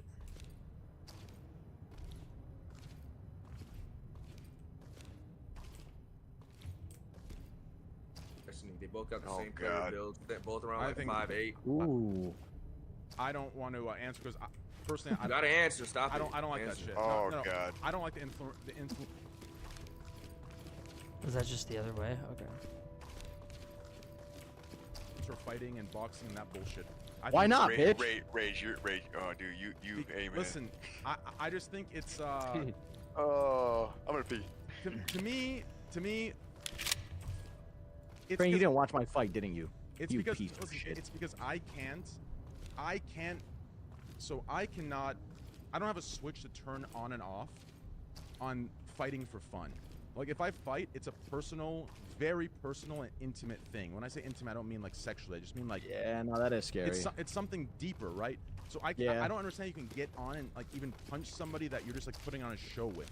I can't do that. Some people can, but I can't. So that's why I can't I can't understand how that is. For me, if I'm gonna fight with somebody, I think it's a kill or be killed, right? That might be dramatic. Yeah, but like it is a kill no, or that be sounds killed like you got a situation. fighter's mentality. You sound like the person that should be in the ring, bro. What are you talking about? I know. I said dramatic, Mo. It's metaphorical. It's a metaphorical thing. Just understand what I'm saying instead of taking it literally to disprove it. Anyway, Train, you sound like you got it though. No, but and hear me out here. The other thing I can't stand is the general demographic. I think there are people who watch it for the art, for the technicality, right? And that's beautiful. That's fine to me. And I don't want to, go on a moral high ground and say who can and who cannot. But to me, it triggers me and annoys me that people who are there that just want to. Yo, this is just like massive. Put your hands up. Blood, to pain, to hurt. They want to see someone else. Sure, get this will fucked fuck up and them they up. get some sort of release from it.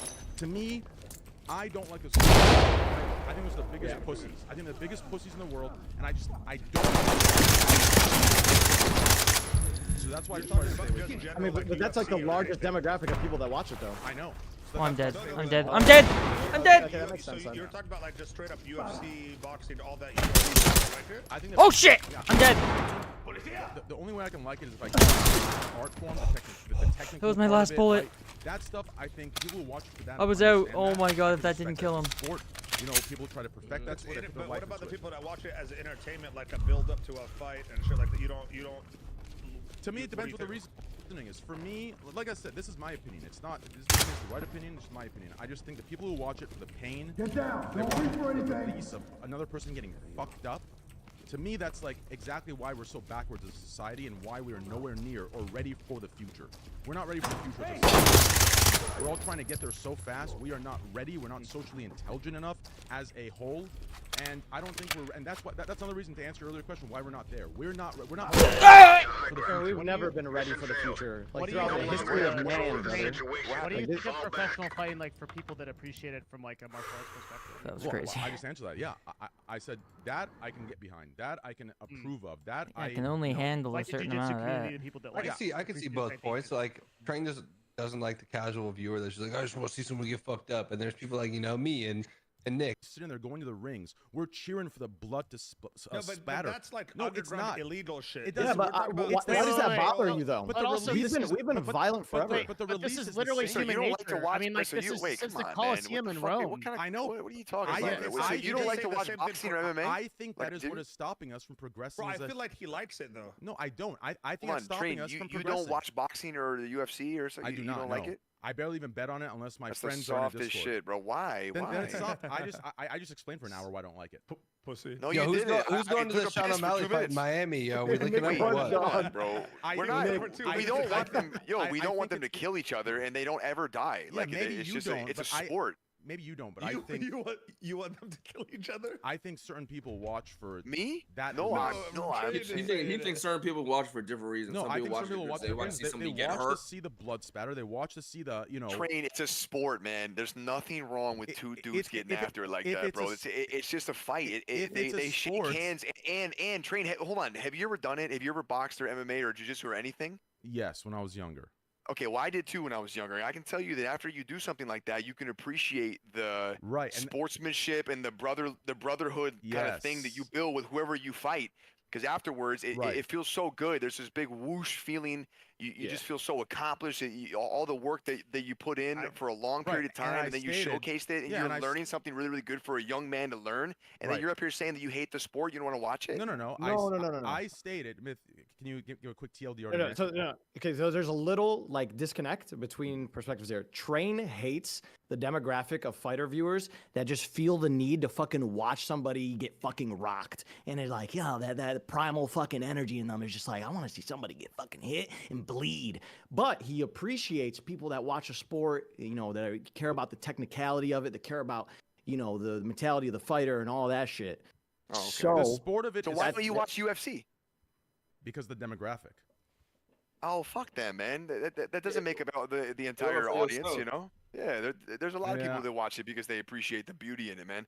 It really is a beautiful thing to put that kind of time into something and be that good. Like, if you can't look at John Jones, you can't look at DJ, you can't look at Conor McGregor and see these guys for the greatness that they are. It's I don't know, you're just fucking disconnected. I feel like I think this has been like an issue in boxing and everything for a long time, right? And even in fucking esports, where people are like, they don't know if they want to watch for the entertainment factor or like the beauty of the sport. I think boxing lost itself to that over time, right? Where eventually, like, the biggest boxing events are like these exhibition matches against these like basically YouTubers, celebs and shit, and everybody's like, and then like everybody gets like super ass match. The same thing shit happened in like fucking esports. I don't know about like FPS, but I know for StarCraft, like people would fight all the time over, do we want to watch Americans play or do we want to watch like Koreans play? Some people want to watch people they know, people that is like dramatic and they talk shit. Other people just want to watch like the best players. Like, I feel like this has probably been a fight back and forth in sports literally since the dawn of times and sports were invented, Well, boxing as a form of entertainment is definitely, I think, gone down.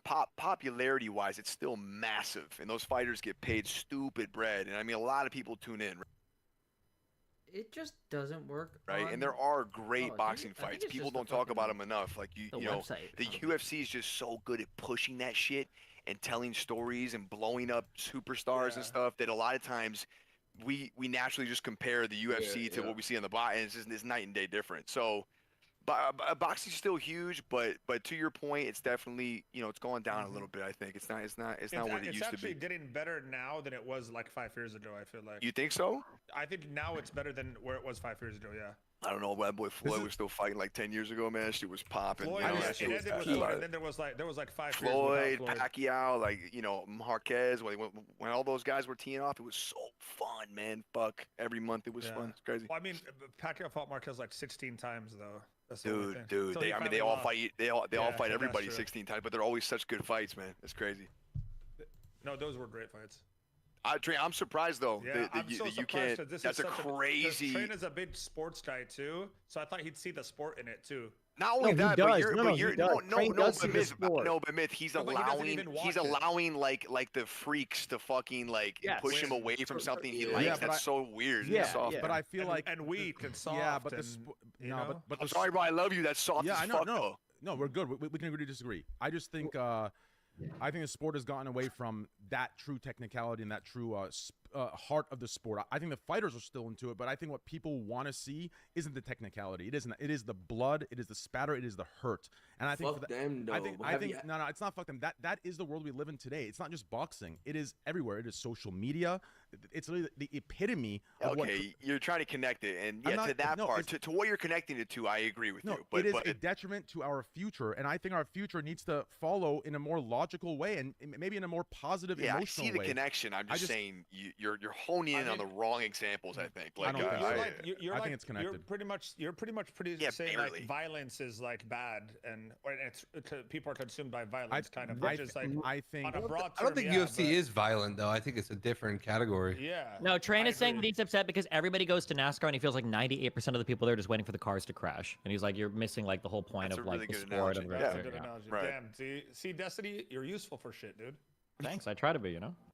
It's a good analogy, but that was a good one. And he's probably right. A lot of them are waiting on that, and that's fucking crazy behavior, man. Like, why would you ever want? You know what I mean? Well, we see it everywhere, though. We see it all around the world, and I think until we evolve out of that, until we evolve, until that instinct, evolves out of us, right? That is the only time that we will be ready for any future that we're talking about. We are human beings, Train. That is never going to evolve out of the future. It will. Let me ask you this. I think it will. I think it will. I think it's going to keep getting worse. If a fight breaks out anywhere, like a street fight or something, and you're ever with a girl, do you guys always tend to? Do you notice that the girls kind of get a little bit more like what's the word I'm looking for here?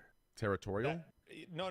That They wanna females watch it are- more? Yeah, they Like want to hornier? watch violence more. I don't know if it's attraction or if it's the fact, but like Why? Of like, course it I is. feel Why like, wouldn't it but be? more females than males actually go out. Like if a fight breaks out, the girls are first ones running over there to look see what's going on. That's something that's been happening bro, since. just date it backwards, man. Date it backwards, you know. Fuck. No, I'm It's saying, just- but I'm saying that's a big part of it. I think too. No, like the. Like I'm the not sure. attraction, like Yeah, the fucking, like just the what to goes get into that. Yeah, someone's yeah. attention, I you think kinda listen, I wanna think two be- people being the shot at each other is just entertaining. Fuck yeah, and it's a sport. And so I it's a don't- fucking yeah. sport. Wait, Trent, you never seen like two skilled ass fighters? You're watching all the lower MMA, and you just want to see the outcome of that, like who's gonna win that? You never get that feeling like, yo, I gotta watch this. No, shit. he has, man, but he says that because people are in there like, yo, kill each other, that he doesn't like it anymore. And that's gonna stop you from wanting to watch it. I think, okay, if you're talking about people who are truly about the technical ability of it, okay, so I can appreciate. I didn't say I liked to watch it if it's about that. I could appreciate if they're about the technical ability of the sport and the art of perfection of the art of the sport. I can respect that, right? Because it's a discipline of mind and it's far more than the physical. I understand that. I can appreciate it for that reason. But I still wouldn't. There's enjoy no watching it. way. There's no way you're doing 200K fucking hands with the UFC fucking owner like every weekend, and you ain't talking to us about goddamn the fights right now, bro. That's true. You don't got nothing to say about fight. You don't fuck with fights. You don't think what Train's saying is kind of fucking soft right now? Are you serious? But UFC is the best and most entertaining sport to watch right now. Everything else sucks. Okay, It's so fact. let's ask Aiden. Aiden, be honest. Okay, Football doesn't why suck, do you bro. watch You're it? being- Do you you're watch being it a to little watch crazy. someone get No, knocked? football's good too. Football's good too, but Why do you watch Basketball's fighting though? fire, too. Hold on, wait, no. No, Let's ask him more. NBA kind of fell off, is what I mean. I'm used to watching the NBA. Football's good, too. Aiden, why do you watch? Why do you watch and enjoy UFC? Sorry, what? Why do you watch and why is UFC entertaining to you? Is it the knockout points? Is it the blood? What is it? It's the hype. It's the hype around the fight. So it's hype. It's the story. It's the storylines the fighters have. Fuck It's yeah. it's just so many factors to it, bro. Like the sport Storylines are itself. huge. It's the most entertaining, bro. Anything can happen, bro, in that sport. Anything. Like I've seen some crazy shit go down. Bro, Right. have you seen videos of when these fighters bring their wife and their kids and they fucking lose, or even when they win? It's like, bro, you know, they're not going to play a fucking football game, bro. They're beating the shit out of each other. Like, Yeah. It's just like That's my it's point. heightened. No, but Yeah, it's the heightened. That's It's what you're that's a putting good- on the I feel like line it's as a good fighter thing, that we bro. have to respect. Like that. That's what we respect. Yeah. Like Humans they need to see put that, bro. everything on their line. Yeah, they're Yeah, so but vulnerable and they Train, and can they, I ask you a and they question? go It's for only it. the Yeah. it's only the case because there's a demand for it. That's why it's only the case because of the demand. So what? No, but Train, can I ask you a question? historically, Train, there's you been a said- demand. you Look at said- gladiators back in the day. Like, Yeah, but it's in to our, me- Hold on, hold on, it's in hold our on. history. Train, To me, train, that's train. so backwards. Go ahead. Train, you said that this is what's preventing us to like our future, the future that we're all talking about. What future is it preventing us from getting to? I think for us, This, that's this desire for violence. politically, socio-politically, and technologically, that future. Well, in what way? Like, what does that look like? I think that future looks like a peaceful where everyone's chilling. No, yeah, like a government system That'll never happen, a government bro. system that actually works, a two-party system tossed, some sort of logic-based government system, You're talking about logic-based. world system, like for Why, the whole why world. can't we just watch an MMA fight and have these same things? You can in your own bubble, you can, but when you step back and you look at the entire world and you realize why we are where we are, and you realize it's from social immaturity and intellectual immaturity, you'll realize that sure. This you doesn't give a fuck, but you have to think of the future of your kids. And that's the UFC's fault, not like some little 12-year-old on fucking Twitter with too much time and a cell phone just fucking going crazy. The UFC is just the UFC is a small what's that called, Destiny, when it's a world within a world? I think my issue here is you're picking a the bubble? worst Microcosm? example, and I Oh, love microcosm. I love Yeah. the example you're picking, and it's not fair. And I'm not. No, I'll die on the UFC fucking hill that this listen, is crazy. UFC this is just this a is fucking microcosm of what I'm. UFC is a small No, example. there's fucking people that wake up every day that dress as anime dolls and have big fucking Conan cocks and they draw them on their fucking and you want to focus on a fucking pro MMA fighter, you know, not the guy that's drawing the fucking elephant I'm cock not and attaching focused it to on his the head MMA. with fucking I'm not horns and focused on shit. the MMA fighter. I'm There's focused bigger on the issues than UFC. I'm focused on the demographic it draws and what the Which is the majority. and the demographics, intellectual capacity. I'm telling you right now, if we were to take, like I said, I shouldn't.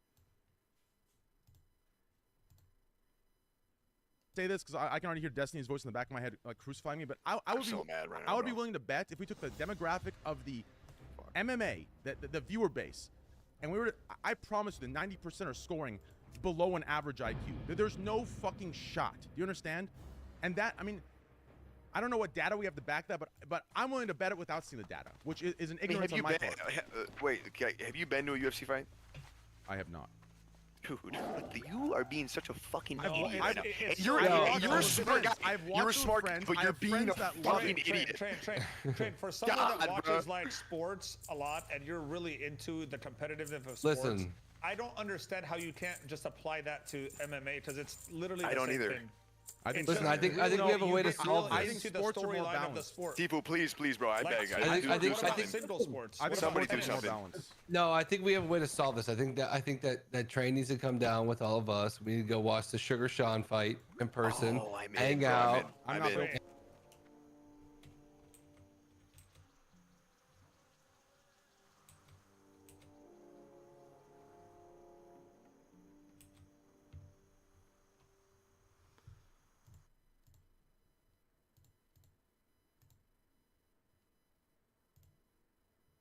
No, I was just putting it into perspective of like what they're doing. I can't do it. I'm softened. I can't do it. I just can't.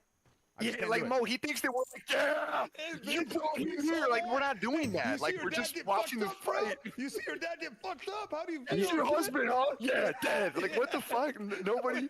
Okay. No one does that. Mo. Well, let me ask you this. I know what you're saying. Listen, Yeah. You guys did say earlier that it's part of the story of the fighter, though. Yeah, and what they're fighting they for. did, and now they're Yeah, moving for to go sure. forward. No, but like the story doesn't just equal like his wife and the pain on her face when he loses. It's like it's so much more than that. That's factual. Yeah, of course it's more than that. I'm just saying, even that small part, even if it's just a 1% part, me seeing You just don't the fuck with wife it? and kids face after their dad gets knocked down, they're worried, is You're their brain not damage, is he gonna. dead? I can't handle it. You understand? I can't handle that. Nobody personally. dies. Nobody dies. I know they anyone don't. to I'm just saying die. the thoughts they have in that moment, the fear, the moment of fear, where they're thinking, is he Sir. okay? I can't Bro. handle it emotionally. That's what I'm Sir. telling you. All right. Look at- Right. I mean, that's fair enough. That's fair What enough. about But we for go to a fight where there's no father, mother, Oh. and kids? They're watching going. it somewhere, brother. Like I Oh my I personally God. can't handle that. The thought of that, I can't handle. Now, don't get me watch wrong. Rocky- I'm not don't perfect. Watch Rocky I make my 4 mistakes, then, so bro. I'm not this. Don't watch Rocky 4 because you're fucked. I've never watched any of the Rockies actually. Thank you Okay, very much, good. pussy. Don't even start. that's fair. I But yo, won't. you I won't. connected like all of the problems in fucking America meathead movie. It's a to meathead movie. UFC fans, It's a and meathead that's movie. not You never fair. watched the movie Yeah, like but that, so I don't you're give a even fuck. the fighters Rocky's that a lose meathead get movie. paid, and soft, they, bro. you know, You they get don't money watch to that fucking movie. pay for their Listen, family. Rocky 4 I feel pussy. like Train's entire Win-win. point wasn't even about UFC, wasn't even about fighting. It was that the violent tendencies that are within man prevent us from fucking evolving to the next level of the world, which I don't really buy myself. You because could I feel argue- like I think it's fucking You could horrible. argue it gives I us think our- you need tough men and you need You could strong ar- men to you get could- to the next level, Damn, man. bro, Like it's Train, like this this changes is everything, fucking bro. crazy. Train, Train, this train. changes You, everything about this us, is the bro. worst man. fucking. I don't even know who you Dude, are. for real, man. bro. If you think the future, You need them motherfuckers, man. You're so much more alpha no, than this the Train. It's future crazy. They're requires- great examples. Did you say They're the word good. alpha? They're strong the humans, future man. They requires put it strong all on the men in fucking character. line. The future Yes. requires strong men in character, strong men in intelligence, strong men in terms of courage. This physical stuff, eventually, in the far future, it will be gone. It will be gone, and it will be that. Hopefully not, but it will be that I underground. got news for you, buddy. dystopian No, it will bullshit. fucking not. It will No, be. no, Not in no, our it- no, lifetime, it's not in still our around. lifetime. No, it won't. 500 There's years. always gonna be someone big and What are you strong, talking bro. about, bro? This is I the think- worst take I've ever heard you have. ever. maybe once we get fucking computers This is in our crazy, brain, bro. like we're What, just do you fucking think partial everyone in robot. the I see future that is being some bunch of around. Skinny little Holy scrawny shit. guys going like, violence is bad, bro. This is so cringe. You're better than this. All right, next topic. Yeah, let's Alright. move on, dude. Damn. We got the juicer here. We can move to I'm Twitch so if you guys sad, bro. I'm want. sad. It's What's up, like- X? What's Yeah, up? Billy. What's up, Hi. Gookie? Yeah, talking What's about up, real men. Gookie? Now you got a real man here, boys. Here's an example in flesh and bone, brother. Yeah. What's up, guys? How's it going, guys? How you doing, brother? Yo, what up, Train? Good. Train, intro. Oh yeah, intro. Well, Whoa, if we what did the XQCs, fuck? then it'd be racist. Yeah, That that's has to be racist. Yeah, Rage didn't get one. That's racist as fuck. Hey, we'll skip a Is it buzz. racist? Get in. I'm just kidding. Yeah, fuck that intro. Interesting, huh? Very interesting. So you guys wanted to dodge Rage's intro, but you want to give XQC You see that one. shit? I was encouraging his intro, bro. Oh, Yo, interesting. the main Knew man, that motherfucker the was a main, the racist. main show. Holy XQC, and you're raging. All right, guys, we can move on now. Yeah, the main show's here. That was racist. Yeah, that was nuts. That's a cloud off right there. What the fuck? Hey, I vouched you, Rage. I told him to give you an intro earlier, bro. So. Yeah, you did. You did. I was mad because you were late, bro. I That's wanted some more real time. Florida shit. Look at this mother with you. All right, X is 3 hours late. And what? So what? So what? Yeah, we've been out for 3 hours already. 2 hours late. Damn, bro, time flies when you're Oh having damn, fun, yo, huh, guys? yo, Nick. We talking about mosque and shit. Max Holloway. What's up, baby? Max Holloway just texted me. He's like, "We gotta get you to a fight, brother. Change that mind of yours." Yeah, bro. Yeah. Telling you, please come with me and T, bro. We'll all Why go. did Trent have to just show up? Bro, like, just show get up on the and lore, play? watch the lore, and just pull up, bro. You're gonna enjoy yourself. I promise, it's so fun, bro. The energy in that fucking place is electric. I think he would enjoy when he's there, and then I think he would walk out and he'd be fucking depressed. Yeah, You know what I mean? I feel like he'd have a great time, but he'd start thinking about it. He'd start thinking about it, bro. You know what I mean? Why did I like this shit? Yeah, he'd start thinking about it too much. I mean, listen, don't get me wrong. I myself have tendencies that are stopping humanity from the future, right? And we brought them up earlier, right? The entire thing regarding, you know, being cheated on and me cheating, right? Like, these things are also imperfections that need to be weeded out, you know, for future generations. Anyways, let's get to the next topic to warm XQC up. I wanted to ask Rage, how was your thing with Nicki Minaj? Like, give us some details. How were you feeling? I watched that stream. It was a fantastic nuts, stream. Fantastic. Usually I don't watch those, like, bigger streams because, you know, I'm just old. I'm old. I can't see it, right? But yesterday, I got into it. It was amazing. It was great. Tell us more. I ain't never felt like I've met a lot of people in my life, right? I'm not starstruck or nothing, but she was old. I entered her field and you could just feel it just feel it's a different presence. You feel me? But it was fun. It was lit. You were a little nervous. You a little nervous. Nick, I've never been nervous from a person. I swear I was shaking. I was shaking. I said, "Oh shit, why the fuck am I shaking? Why am I shaking, bro?" Did her hands feel real? That was lit. She didn't even look real, cause it's like she's exactly how she's on camera and everything, and like. Oh, for real? Yeah. Honestly, I think I'll trip out if I see Nicki Minaj in real life. Like, I wouldn't think it was real either. Yeah, but I know what you mean, though. Oh, sorry, didn't cut you off. Sorry. No, you're Gucci. I'm done. You go. Oh no, yeah, I was just thinking I think what the aura he means is like you know, like super successful people that are like super famous and been done it for a long time and shit like that. Like whatever situation happens, they know perfectly how to act and what to do. It seems like they're almost like a character in a movie. They're like acting like on point all the time, and it's really like impressive. It's like when you look at it, it's like almost kind of makes you feel like almost insecure about like your performance, you know? It's So you think she's just like a fucking expert? She's just on all the time, 100%. Yeah. She knows how to be everything. a public person. That's it. Like she doesn't. Yeah, I know what he's saying. Making sense. LeBron got that aura too. That's Yeah. the only other person I felt that type of aura, bro. LeBron, that's it. That's cool. That was fun. Go. What about? And I got that follow. Actually, you can't tell me shit. Fuck your 2 hours late. Yeah, shit, I know. Yeah, so what was that like? Did she come in with like security and shit like that, like balling out, or did she just like kind of drive in? Just know she got to the house at 1 a.m. and she didn't get on that stream till 3. They were making sure the perimeter, everything was good. Like, God damn. Looking for booty traps and shit. Yeah, bro. Yes, bro. God They're damn. making sure everything's straight. You know what I'm saying? She moving like the president. I ain't gonna lie. That's crazy. They set up for high ground and shit and rotates. That's crazy. No, damn. Anybody peek out the room? Security, get your ass back in that room. At what level Chill. do you have to do that? Where you have That- that kind of that security? level. But like, I feel like I mean, she's so popular, bro. some streamers are getting to that level. Yeah. No, I don't think anyone is even close to Nicki Minaj. Yeah, that's another level. Not close, but they're getting bigger and bigger though. You know. Yeah, you don't but think dude, they'll ever be like that? an A-list, so this is the game I've been in for the last year or so, and I'm like an A-list celebrity man is on a totally different level than I think a streamer probably ever could be. Really? You think a streamer could ever get on that level? I think so. So Twitch and Kick and all of that is like a real microcosm of like, if you think about the biggest YouTubers like Mr. Beast, you would argue like maybe Mr. Beast is like a A-list celebrity, but even compared to like The Rock, or like Iggy, or like Taylor Yeah, Swift. yeah, you're right. You're right. Different level. I know what you're saying, bro. Different beast. Yeah. I mean, I can relate to a little bit rage. I don't really talk about like my personal life at all. I kind of keep things very under wraps and like behind closed doors. But when I met Drake, it was very similar. I'm not one to like fanboy. I feel like you got a boner, bro. I'm not one to fanboy, but I'll tell you what, bro. It was just crazy. It was as if I was, you know, obviously I've done like a stream with him before, you know, an actual natural one, and not an artificially set up one by Steak or anything. So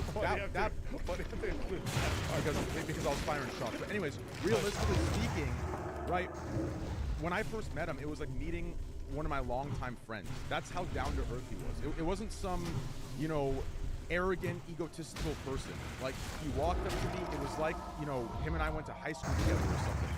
And, you know, just the way it went down, it was super, I don't know, it was, I was definitely fanboying a little bit. Like, I kept it deep inside of me, but I was definitely fanboying. I went home, I was like, holy fuck. Describe the interaction. Well, I don't want to. No, I'm not saying anything, obviously, personal. Just, were you with people? Were you alone there? Did he just walk up to you, like, you know what I mean? Well, that would give away, like, where we were, but... He was at a fucking freak off chat, Jesus Christ. No, like, it was just, you know, we met up, you know, and, you know, it was just, you know, it was just surreal. He treated me like a brother, you know, and it was just a super down-to-earth moment. Like, you would think a superstar like that wouldn't have time to, like not wouldn't have time. You would just think, like, this dude has everybody hitting him up constantly, right? Everyone wants a piece. Everyone wants him involved in their life. So you would think it would just be like nothing to him, like a fly just, you know, waving it off. But nah, he gave me the time of day. He treated me like a boy, like a brother. So that was like really humbling for me to realize that someone that massive can be that down to earth. Does that make sense? Yeah. I get the vibes from Drake though. I feel like he would be like that. He's super chill, bro. It's like chilling with one of the boys. Like, it's literally like chilling with one of you guys. Just in the call, we're just bullshitting, you know, super down to earth guy. But yeah, that was kind of my vibe. Not to say too much. Anyone? Aiden, tell us about your before you head out of here and go live. Tell us about your experience. You've had some crazy streams with some insanely quote unquote popular or famous or, you know, made people. What was your craziest? Like, what was your most, like, what was your fanboy moment? Like, what was nuts to you?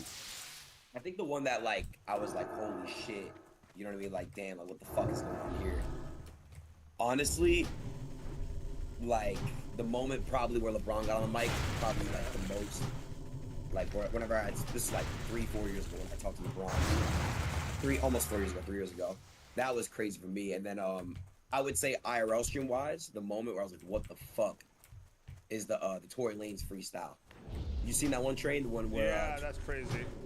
Yeah, I thought that was a song, bro. I thought that was a real song. No, bro, he really like yeah, so bro, I passed down the fucking Kanye one, which I wish I did. But yeah, I respect man. you for not though. You stood on business, even though that's something you really wanted to do. I would have done it if I was on Kick, and I had a different team at the time, so I would have done it if I was on Kick.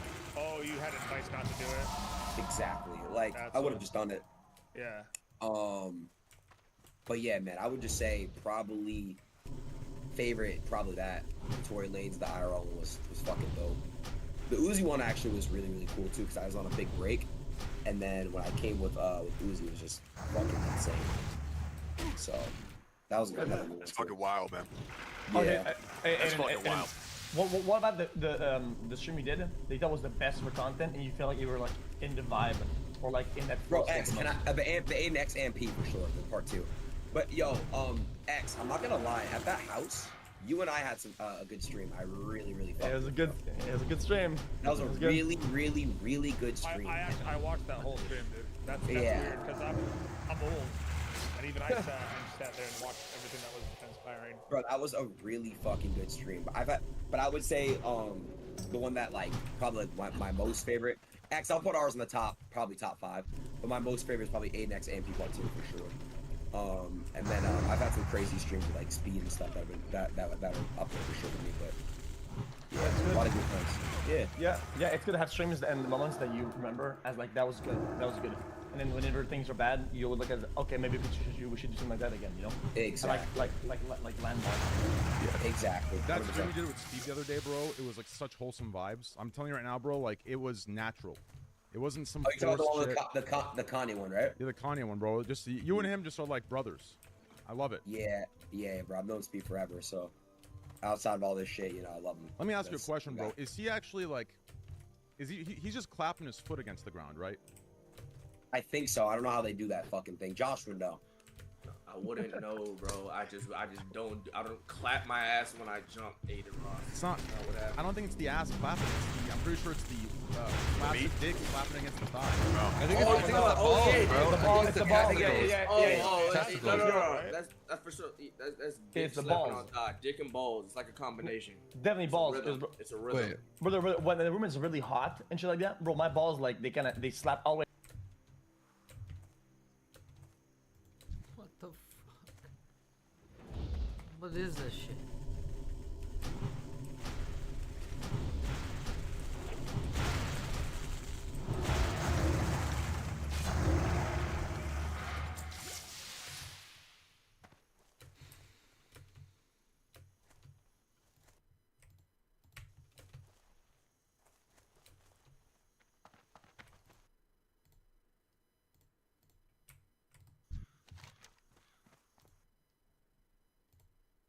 I got it, Let's guys. hit that. I Let's popped hit my that Molly. Twitch, I got bro. 30 minutes to me. Okay, let's go.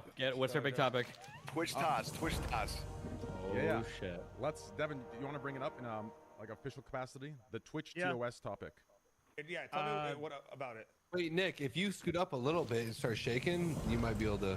You might be an advocate for Twitch right now. Oh, whoa, whoa! Oh yeah, Bro, like my balls that. ain't Just getting like my that. ass. My balls ain't getting in my ass, man. There ain't no fucking way, bro. I think I got. No, I'm talking about just cover the nips, dude, and just. Oh the tip, yeah, you know what I mean? you want Yeah. right. Oh yeah. Right. Oh, thank you for the sub. With a big fucking Godzilla cock like right here or some shit. Draw that shit on. Big motherfucker. Like in 3D. All right, Devin. Motherfuckers are crazy over there. Introduction to Animated. Here we go. Everyone, silence, please. It's kind of out of nowhere. So Twitch just updated what they call their CCL, which is their content guidelines, and they wanted to be more clear on sexual conduct. But in doing so, they basically wanted to clarify it. So they basically presented it as keeping it the same, but then they updated a couple really important parts, notably nudity that's in drawn form, like art or hentai, that sort of thing, is allowed now. And so that made the art category go crazy and saw all kinds of like giant horse cocks and all kinds of shit last night. Dude, octopus is just fucking people. Yeah, but strangely, and something I think might be new information for this podcast, if you go to like X and you search for like Twitch bans, every one of those artists got suspended. They all got messages, and so apparently the trust and safety team has not heard the message that this is now allowed, and there's some internal conflict within Twitch that's going on about this. But the short of it is that How could that Twitch even be a has thing? Twitch has basically tripled down on their sexual content policy, and they've said there's several different types of not safe for work stuff that's allowed as long as it is labeled correctly. But that's led to a problem of a lot of these streams are not labeled correctly. And now I can get specific about the sexual content that's been updated if people want. And I could also like give our own take. Get into it. Okay, yeah. I feel like I don't know, just as a real quick, I feel like Twitch got lost in that we like I don't know how long anybody here has been aware of like sexual content on Twitch. 7 or 8 years ago, the big like issue was girls playing League of Legends having webcams that were too big and then wearing sweaters or tops. The vertical ones. Yeah. Yeah, that was. Thank you for the sub. That was everything that we fought about. Now it's like, is it girls that are looking like they're basically naked and doing softcore porn? Is this okay? We've moved the goalpost so much because Twitch has like lost sight of like the regulation should have never been around. Like, what are the exact outfits or whatever? It should be like, what is like the intention of the particular thing you're doing? Yeah. Destiny. The problem here. Sorry, yeah, because he said something important. He said intention. What intention? He said intention. Then it's very difficult to prove. It's kind of hard. No. Hold on. We're gonna get off into a thing. I want to like clarify what Twitch's position is. Okay. Sure. So Twitch and for context for people that are listening, I'm in the advertiser space and I have been for the last year. I used to do talent management, and now I when you talk about who's running ads on Twitch, that's me. That's my budget that I run on ads on behalf of clients, and I might pull that budget now as a result of this change. So I'm coming from that context, and I talk to Twitch directly about these things. So what Twitch is trying to do is they're towing the line between enabling female streamers. Their belief is that if they restrict these rules, and I'm just saying what Twitch is saying, okay? If they restrict these rules, they are taking power away from female streamers to do their job, which is already, in their mind, more difficult than it is for males to succeed. Okay, so every time you introduce a rule that's like you can't do sexual contact, they view that as penalizing female streamers, right? So that's this side. Then That's the other side of sexist, Twitch says that that's one side. Okay, then the other side of Twitch says that okay, as advertisers like me, we spend millions of dollars on Twitch. We don't want to see sexual content on our feed. If a VP of advertising at one of my brands calls up and says, "Hey, my 13-year-old saw this or a giant horse cock on Twitch," I'm out. Pull my budget. That's minus whatever 1.5 million, whatever it is for Twitch. So these two sides warring together. Okay, so now that that's established, those are the two sides that are within Twitch and they're arguing. I think we can like go on to discussion. Yeah, real quick on the intention thing. When you say intention's the hardest thing to figure out, I kind of half agree, but like when we say intention is hard to figure out, we're talking like when we're between here and here, intention is hard to figure out. So like I agree that in certain boundaries it can be, but right now we're like way the fuck over here. Exactly. We're not even close. It's like when you're listening to Fox with your parents say something like, "Oh, like I think that guy is a thug," and you look at him, it's like, "Was that racist?" And you're not really sure, and you're like kind of in this gray zone, as opposed to some guy that shows up in like a neo-Nazi KKK outfit. When the guy shows up in the KKK outfit, nobody's saying like, "Well, it's hard to figure out the intention of like, is he being racist or not?" Because you're so far over the line, and I think that's where we're at with like the content on Twitch right now. It is hardcore software. It's softcore porn, 100%. Destiny, the team. Yeah. I agree with you. I agree with you that that's the gap is the same except it moved position, right? I feel like before it was more about nudity and now it's more about sexuality. Does that make sense? Yeah. I think the topic changed, so it's why the bar moved. But I think the gap is still the same. Here's an example. Velvet used to jump around, whatever, and she had cleavage, right? And she had massive titties. I mean, guys, this is objective truth, right? You know Velvet 7? Yes. You're completely right. Go ahead. Okay, yeah. And then she got suspended multiple times or whatever, right? And she objectively had. Aiden on Google right now, bro. You see shit? Didn't have that much cleavage. She just had massive titties, right? So was her stuff like really sexual? It's kind of hard to tell. But some of these other girls are titties out entirely almost with like 5% covered, right? And some of them are not getting banned, right? So where do you really draw the line was something sexual or not? I think it's the intention that matters the most, right? Because if you have big titties and you're barely and you're covering them a lot, I mean, is it sexual because you have bigger titties? I mean, where do you really draw the line? But if you have the fucking tit, why you make it complicated? Again, I don't if you understand have the tits out and the camera's huge and the gameplay's small X, then what do you think they're fucking doing? No gameplay. We're not in fucking just. Yeah, we're not even in gameplay anymore. We've moved like 10 years past that. Yeah, Wherever we're at right now, like I feel like you're 80% giving them of it. way too much credit, man. Yeah, 80% of it needs to be banned, and we need to go back to. Here. Wee woo. There's a fucking problem. To be clear, Destiny, it will get banned. There's no way advertisers don't push back against this change. I mean, we keep saying that, but like. Like the Mordecai shit, that's like unreal. Like, what are we looking at? No, I'm telling you, this is the line. I know what you're saying, Devin. Yeah. But how many years away are we from Indie Fox farting into the microphone? That might be fun. But it's just gotten more extreme from there. Like we're past that. But when you have the visual imagery the way that it is on Twitch right now, that can't stand with advertisers. But Andy Fox farting into a microphone is probably fine. I mean, that's well, but it wasn't just her fart. It was her on the bed with the like booty shorts and with the everything else. It just seems like she did get permabanned for that, right? Well, eventually, after that was like the end of like Coomer War 2. Like, yeah, she did get banned, but we're like Coomer War 4 now. Like, it's just like unhinged. And regardless of the guidelines, bro, people are just gonna keep bending it and bending it and bending it. It's just gonna be a never-ending loop. Because all of the people that did this stuff yesterday, they're all banned. Like if you go to Twitter, what the fuck are you yes, they are. Go to the directory now. But it's an internal problem, though. Nick, to be clear, there are more people doing it. But if just go onto Twitter and search Twitch ban, and you'll see artists. That's the most important. Oh my god! No, but you're missing the point. The most important thing is that you just scroll the directory. That's all it is. I understand, but what I'm saying is this is this is not going to last. Twitch is banning this aggressively. Oh, okay. There are, I mean, there are okay, more- well, they got a lot of people. Devin, Maybe they didn't get the memo yet. Yeah, Devin, but didn't you if say the it's, problem is that- it's a disconnect between Yeah. trust and safety and the actual Yes. rules implemented? Yes, yes, it is. So Yeah. they're not intentionally banning to draw a line. They're banning because there's a disconnect of information between Dan No, Clancy the problem and is I don't know what side is actually calling the shots. On Right, one right. hand, on one hand you have Dan Clancy and the head of sexual content policy guidelines on a podcast saying we're like allowing this stuff. We're lenient with this kind of stuff. But on the other hand, you have like the whole trust and safety team not doing that and banning super aggressively. Literally dozens of artists have been banned. And so I don't know what side. It's like an internal war at Twitch. I don't know what's weird. happening. Yeah, I mean, Don't brother, call them artists, bro. I'm looking at it now. This Don't is fucking wild. do that, bro. This is wild. Like, brother, like we're talking full on. Like we're not even talking anime pussies. We're talking about like Dozen artists been in banned. the, Devin. We're talking Hey, in the hey, in honey, the, go in get the twerking, paint. Let's paint a you fucking can cock see on my full forehead. I'm on gonna be an camel artist. toes being like Let's get it going. advertised. Like We can we're make some money. talking like massive screen. So I don't know what the fuck is going on. I don't know what they're doing. Twitch just chatting is literally softcore porn now. Devin, I What mean, I don't know confuses me is what did Twitch expect to happen? Like when they thought like, of course people are gonna push it to the highest degree they possibly can. I just don't understand what. If there's disconnect internally, why is the user punished? Why is the streamer or the partners punished? As far as they can tell, they're just listening to the rules. So why, even though it's like I don't directly.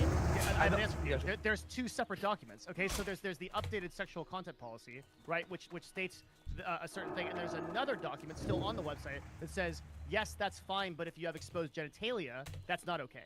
So literally, the documents themselves are contradicting each other. And I agree with you. Ideally, the end user shouldn't be punished, but the TOS, like, they can't get their shit together. They don't know which is which. How old you got to be on Twitch? 13. 12 or 13. Yeah. You can create an account. Dog. At 13. You can't stream unless you're 18. Yeah, You know but a lot of what? the- You know what are test? the- You know what test Yeah. I want? Here's a test that I want, and this is so simple. Here, I'm posting a stream in chat. This is what I think psychologically the test should be. You need to ask yourself, okay, would you be okay with a 14-year-old doing this? And if the answer is clearly no, then I think it should be like probably not okay for Twitch. If it's like somebody streaming and they've kind of got like some big, what do you mean? Like on what?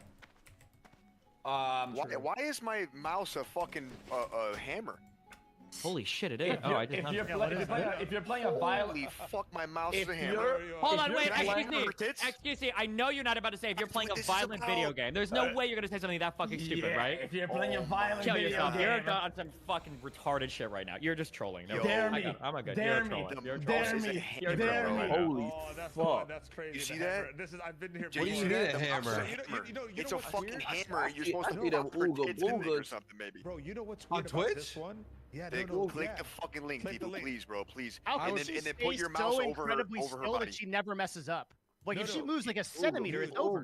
No, but I wanna No, say- they're not naked. They're not naked. They have a cover beneath them. Yeah, this is ridiculous, bro. Listen, her That's specifically, crazy. she's on my recommended all the time on the side under the following all the time on Twitch. You just told on yourself, low key, I know, bro. I It's swear to crazy. God, no, but that's the only one. It's always she's always on recommended. Yeah, bro. you gotta stop clicking on that it's not. motherfucker. I'm telling you, No, bro. you guys told me to click on it. I've never It would clicked on her before recommend to Mo until- regardless because It of would- the algorithm. Yeah. Yeah. Damn, What Mo's happens- foot, holy shit. She starts her stream and Dude, then look at the That's Discord chat. self-report right Does she there, have bro. anything? That's so- everybody. Yeah. Yes, Did the she al- have like a the shit? al- It's in the algorithm, bro. It's not me. It's in the algorithm. Yeah, no, It's no, not. no, It's no. not Mo. Oh, so Yeah. this is the only channel Twitch recommends me. If he had that shit on YouTube, it would be The but- hammer's hitting anywhere it wants, dude. You What see the that, fuck bro? is You going can hit the on, left man? hit or the right I've hit. hit- Come on, I've bro. hit both, No, dog. back I'm not to gonna Destiny's lie. point. And XQC, you gotta stop fucking doing this shit, bro. You just love to play right down the center, huh? So you're okay with a fucking kid clicking on that thing? No, that's not what I said. That's not what I said. No, but you're just bouncing around, bro. Look. The creators know what they're doing. Yes, there's a Yes. problem with TOS, and yes, there's a problem with the people in charge, but it doesn't mean that the creators aren't to be held accountable. I mean, yo, Yes. be responsible. Don't be a stupid fuck. You're That shit's right. crazy. All right, You're well, right, don't, but then with say the, it. with the correct tags and the correct things and sections and implemented systems, if you have if an account that's a certain age, some like categories don't appear, everything goes banned for them. I think everything's fine. It's just what it is. Like there's some safeguards you could put in that So are what would reasonable. you do? So what would you do? You make it 18 plus or something? Oh no, you take that shit off the site. Yeah, you have. Oh, you don't have it on the site? Yeah.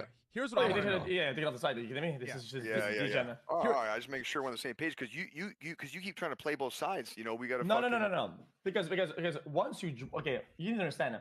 Streamers are literally brain dead. Okay, everybody's like a monkey. Okay, and they just jump from one thing to another. Okay, and what people do, they make metas and they abuse metas and then they push it to the limit until it breaks. Okay, and what's gonna happen is that if this gets too many views and this gets too big, people are gonna start losing the views race against other people, and we're gonna start doing gameplay with a corner of a drawing being made by somebody else or some shit of big ass titties because people like watching that. So they have gameplay, camera, and titties at the same time. And everybody just start min-maxing all these systems, and everybody start doing it. It's gonna be a fucking disaster for because if you don't, you lose. Sorry, are you a loser streamer? You're right. Yeah, you're right. And what confused me Play is the game Twitch a little should have bit. known that before they knew that if we're going to become more lenient, like guys, but look, man. I mean, we can't just talk about this game, and the only way to be successful in the game is to have big tits and show them on stream. I mean, there's a lot of ways to be successful in this game of streaming and content creating. I mean, titties aren't the only one, right? So yeah, but it's the simplest by a long shot. Yeah, but I also think you have to factor too. Like, imagine, and I know this is hard. It's weird. Like, imagine if you're like a woman on this site trying to make it. Like, it's already weird enough that like there's kind of this expectation you've got like at least a Fansly, and now you're on Twitch streaming as a woman, and it's like what? You have to have at least like a fan house or not an OnlyFans, at least like a Fansly or a fan's house. Like, you don't. People expect you to have something, and now you're sharing Aren't there examples of pretty popular girl streamers that don't have those things? Yes, they are, but they get berated and they get annoyed, and people in the channel are like, those are the true legends. Hold on. Okay, hold on. Don't get too far away from it. Okay, fine. Put that to the side though. Those examples still exist, and I would argue that the most popular ones. I mean, not all of them, but I mean, a lot of them don't have the fucking OnlyFans and don't have the fucking fan. Yes, I agree. But even though they don't have it, the pressure of the viewers is overwhelming, and it's not even by a long shot. Look, I don't think that's okay. I mean, it's okay, but it's annoying. Like, it's annoying. I completely agree. But I'm just saying that you guys are saying, you're like implying that the titty thing is a game, and if you don't do it, you're gonna get beat by it. And I don't think that that's a fact. I think that it can be true. The problem is that if you look at the per capita number, there's one of those successful female streamers for every like 200 or 300 men. So if you look at the top 100 list, top 500 list, top 1,000 I'm not comparing the female to the guy thing. I'm not going to do that. I'm talking about girls who have the OnlyFans and girls who don't. That's what I'm talking about. The reason that's important is that whenever Twitch enforces any kind of, whenever Twitch enforces heavier sexual content policy rules, right, their argument is they're making it more difficult for all females to succeed. Yeah, and that's not true. Okay, hold on. Wait, hold up. True. So who cares? Who gives a fuck? Yes. Let me pause you. I like using the real world in order to give an example. If faster for Nick. Okay, listen, Nick. You've seen what people do for views. You see how people transform their content to get more successful. You've seen it, right? If I told you right now, you have 1,000 viewers right now, and you can get to 2,500 tomorrow if you just do this. If you lower your camera by fucking 10%, 10 degrees, do you do it? I mean, do you do it? You and now. If you do, you have to. All you do is tilt your camera downwards a little bit. He's well known for not doing this. You would. I imagine you would. I'm fucking game with you, bro. I don't have to do that. So no. So I'm telling you, most 99% of the people would do it. That's fine. And for a lot of them, that's them. You're you. I'm me. And look, like there's girls that exist that are killing the fucking game that don't do that shit. So as long as there's examples like that, it's way harder. That's like you said. When the landscape is. But how does having titties on the platform make it less harder? It's so like I didn't say it wasn't harder. I'm just saying. No, but the example for Nick doesn't work because he literally doesn't move his camera down at all. So like it's like it's fucking like I don't know, man. I don't like the way we're doing this, man. I'm gonna add this in. Listen, I keep seeing posts about people need to see nudity or the upper half of the breasts as an artistic form and stop sexualizing it. But let me ask you this: like, it's very easy to take the moral high ground and high road that point and post about that for the pander points of 2023 woke culture. But at the end of the day, it sure as hell feels to me that the women themselves, like XQC said, are choosing to sexualize themselves because it is the easy view. So how can you backpedal into that stance to protect yourself There you go. From the criticism. There's nothing. well, Wait. There's nothing wrong. About it. There's nothing wrong with people that want to go down that route, and nobody's crying about it. Those women are crying about it. But the issue is when you make a platform for a particular The issue is thing. where they're doing it. When you make a platform for a particular thing, it kind of fucks it up for everybody else when you expect it to be another thing, right? Yeah. It's a really good example of this is the 100%. proliferation of low effort content across what were traditionally high effort content platforms. A really good example is like the History Channel. If you were alive like 20 years ago, you turn on the History Channel, it's like documentaries about like World War II and Vietnam and all sorts of shit. If you turn on every single fucking channel today on TV, it's all reality TV shit. And like we can say, well, if they want to make reality TV, it's fine and it makes money and people watch it. Like, yeah, sure, but like it'd be nice if I could go somewhere that didn't have reality TV fucking trash and I could just watch this particular thing. And I feel like for Twitch, like if I'm gonna go see tits on the internet or softcore porn on the internet, there's a billion websites that I have bookmarked right now that I can go and watch. Why the fuck do I have that on Twitch? There's no reason for it there. 100%. Yeah, it's because people are cornered into competing. People are starved. What happens is that because of this whole phenomenon, brother, it's the same thing with misinformation, with news outlets. People don't even do real news anymore. They just do clickbait. Why? Because they're dying to dog shit. They have to adapt to dog shit. It is what it is. I mean, it's just the landscape, and I just think that at least Twitch should have something like Coomer glasses. You go to the fucking site and you go to a directory and you see no Coomer shit. If you want to do the Coomer shit, you click on Coomer glasses. It puts it on, and all the channels that intentionally put sexualized content now start to appear. It is what it is. Just have an NSFW filter. Yeah, that would fix it. I think You can't. It won't fix it. You have to get it off the website because of advertisers. Because the website can't be profitable with that. They won't pay. Not only that, but even banks. Like for example, banks won't even do transactions with not safe for work content. This is the problem that OnlyFans had, for example, when they were like, "Oh, we're gonna go safe for work." It's because banks are so fucking hardcore about not safe for work versus safe for work transactions. You have to pay 5 to 7% per transaction. If you go not safe for work route, that's crazy. So they tax it way up. Wow. Amazon. Why did they do that? Why is it more expensive for sex shit? Sorry, why they charge more? Yeah. There's different federal regulations around those banks. So for it's literally law. There's different regulations. So that's W. They should put that way. It should be 50%. What do you mean? Shit, you want to show your titties, man? Give me half your shit. Well, I mean, if you can make shit worse, I mean, bro, it is probably in some countries. It should be 50%. Let me ask you this. I want to bring this point up real quick. Okay. Tell me where. Okay, so I keep seeing posts, and I see a lot of support from a lot of viewers. Right, the vocal minority of viewers. Right, the ones that are loudest. Yeah, that's right. I see a lot of support in favorite. I see a lot of support in the stances of. Twitch has never been a platform for children. I've seen takes like Twitch. What's the other one? Twitch should be, or what the kids watch should be on the parents' responsibility. I've seen takes that are, if you don't like it, don't watch it. So let me ask you this: these are takes that I've had previously in the past, right? Yeah, now let me ask you this. Where the fuck was this energy now? Listen, I get it. It's the woke, pandering bullshit culture where because it's sexual empowerment, people are going to get behind it. But if you truly are consistent... Here's the connection. If you're truly consistent to that take, why was the energy different last year when they came at specific gambling, not even the shady type of gambling? They came after...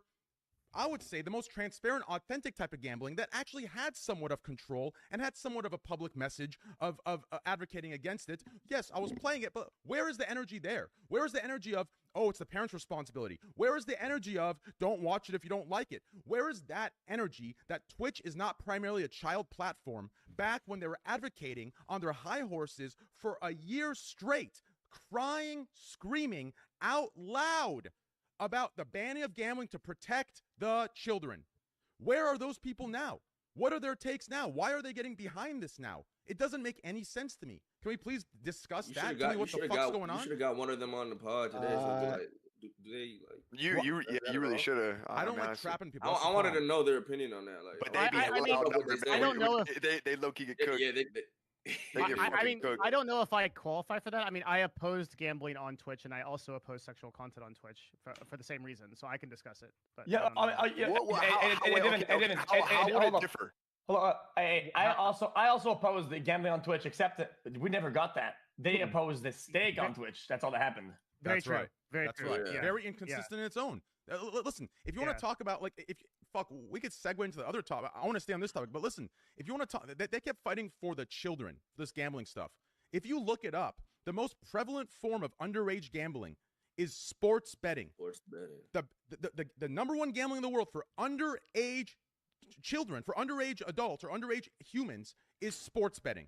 It is a number one, yet it is so culturally accepted, it is normalized, and is all over the place on Twitch. Twitch, Amazon, its parent company, has a multi-billion-dollar deal in which these ads play on Twitch, yet I don't hear a fucking word. And now we're moving on to this new TOS, and people are saying, oh, Twitch was never a child platform. Oh, don't watch if you don't like it. Oh, what's going on? Why is no one saying anything about this? Why do you think? People called me crazy for so long, and I said, it doesn't fit their agenda. Time has told. Doesn't fit their agenda. That's absolutely right. I'll try. Guys, I want to make a good point I made yesterday that was kind of quiet because it was late at night. Okay, back in the days when it was the gambling drama, okay, people were making tweets as it was happening, and they made tweets directly when the policies were adjusted, right? And it was all about protecting the children, right? Yesterday the policies were updated and things will start going off the rails. No big streamers tweeted to say the children yesterday, right? Or today. Where's this children defense? Where's everybody now? I thought it was all about defending or protecting the children. Now everybody disappeared. Why? I don't get that. So what is the agenda exactly? How would you define that agenda? The agenda is just it's just like the we don't know their agenda. It's just this hypocrisy. We're just assuming that there's a plan in motion. It's you know? power control. It's just jealousy. Yeah, I mean, it's just that. So my especially like over the last, we have a lot to talk about here because like over the last year, it feels like most of these broadcasters have just taken the absolute middle of the road take, say the most lukewarm shit to get by and to generate like whatever everybody else wants to hear and move on. And that's like been the meta of a lot of these like really big people now. So I think that no one is going to comment on this from that side because they just it's just simply they want to toe the line. I don't think this topic's I also don't think this topic's big enough for them to talk about it.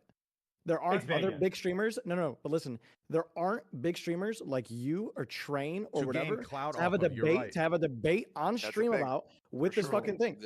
This topic is not big enough for any of these guys to come up and talk up and start making public tweets, band together, and create outrage. Amit, I'm gonna one up your take and say there's nobody that's competing with them or making more money than them or spending their livelihood. Right. That's what I'm talking about. It's not about the size of what it's about. It's about how threatened their economy is and how much distraction they're losing because they're not doing it. That's the problem. It doesn't affect them at all. That could be possible.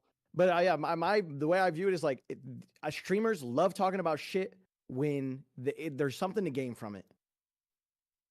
For sure. And I think that's a big part of the puzzle for me when I think about this topic, and that's why I think we haven't seen shit. Yeah, true. It's just that unfortunately, streamers, like I said earlier, they're branded monkeys. They're all about the numbers. I don't blame them. It is what it is. Okay, I should like that at my early beginnings. But a lot of times when you're still like that, buddy. Don't get it fucked up. No, I mean it's not all about it. You saw a clip from me. No, you saw a clip from me, and you went on for 10 minutes. I mean, you are good buddies. I think anyway. But you didn't even know the fucking half of it. You could be my dad. I still cook your shit up. That's fine. You were brain dead Abe talking shit on a 20-second clip, and I had to DM you say, listen, you didn't even watch past Rocket, and you didn't watch it. So you're that. Don't act like you're different. I am too. Fight me. I don't want to fight you. I'll kiss you. Listen. I'm just saying, I gotta call him on his bullshit. You know what I mean? This guy's trying to play. No. Both sides. This guy XQC. You know what I mean? This motherfucker's the same one. All right, sorry. But I think you're missing. Okay. Still, okay. Even if I did that, and you thought it was bad views or whatever. Let's say you have a point. I can see that point to you. Okay, fine. I did that. The main point. That's not the main argument I was saying. The main argument I was saying is that if somebody does something like controversial or something kind of spicy or whatever, right? The chance somebody's going to talk about them, right, changes drastically whether or not they are overtaking somebody in viewership, getting more opportunity than them, going past them, making more money. And I think that inherently really sucks because it shouldn't be because that we're competing and I'm not going past you. You should be talking about it. It should be whether it's right or wrong, not because I'm going past you. But all these people, like, it's always like, oh, dude, this guy normally has 20K viewers. Now he's doing this gamba shit, and then he's getting 50K, and it's really popping off. But I don't want to do it. I don't want to do that because of my morals, my whatever, right? So I'm gonna say, oh my god, guys, this is so shitty because they're going past you, and that's really fucking shit of a behavior to do when everybody's doing that shit. It's That's jealousy, what's bro. going on. It's jealousy. It's just jealousy, right? It's annoying too. That's I will really say lame. though. I will say though, it's also annoying to like feel pressured to speak on things that maybe you don't want to fucking talk about. And I'm sure we all deal with that in our own ways. And like I think a lot of times, content creators and people in our space just say, you know what, man, like this isn't one that I want to dip my toes in. You know, Yeah, so true. they might feel a certain way about it, but they just don't want to pick that fight. Okay, hold on. I don't think a pause. What did you say that I didn't agree with that made you feel like that? I wonder now. Say it.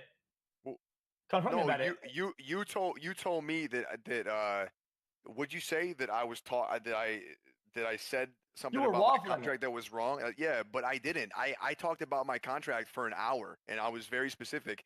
Maybe I didn't include every detail, but who does that on their fucking contracts? I just said that I signed a very big deal, a life-changing deal, and I didn't preface that it was 2 deals in one. I just said kick, and you were upset about that. But I don't know if that's enough to be upset about. I mean, I talked for an hour on it, and all you did was tune into the clip. You choose.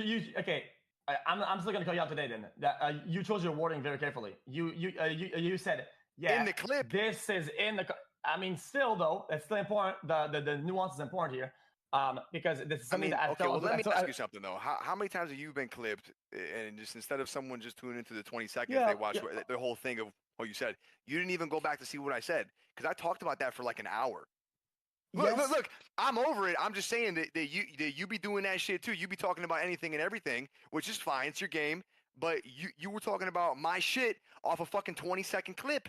And I talked about it for an hour. So imagine that. Because I said so many fucking things that you didn't pick up on. And you went off on me on your stream. And I'm totally cool with it, bro. I fucking love you. But I was just making it a point that you do that shit too. You're right. You're right. Right. But a lot of times when that shit happens, okay, and there's hints of something else, I immediately switch stances immediately. That's fair. Like, if somebody said, "Yo, he misspoke," look 10 seconds into the VOD, he said this, and you debunked it, I'll be fine with it. But if I say on stream, I'm like, "Yo, guys, guys, I got this new ball and it's red, right?"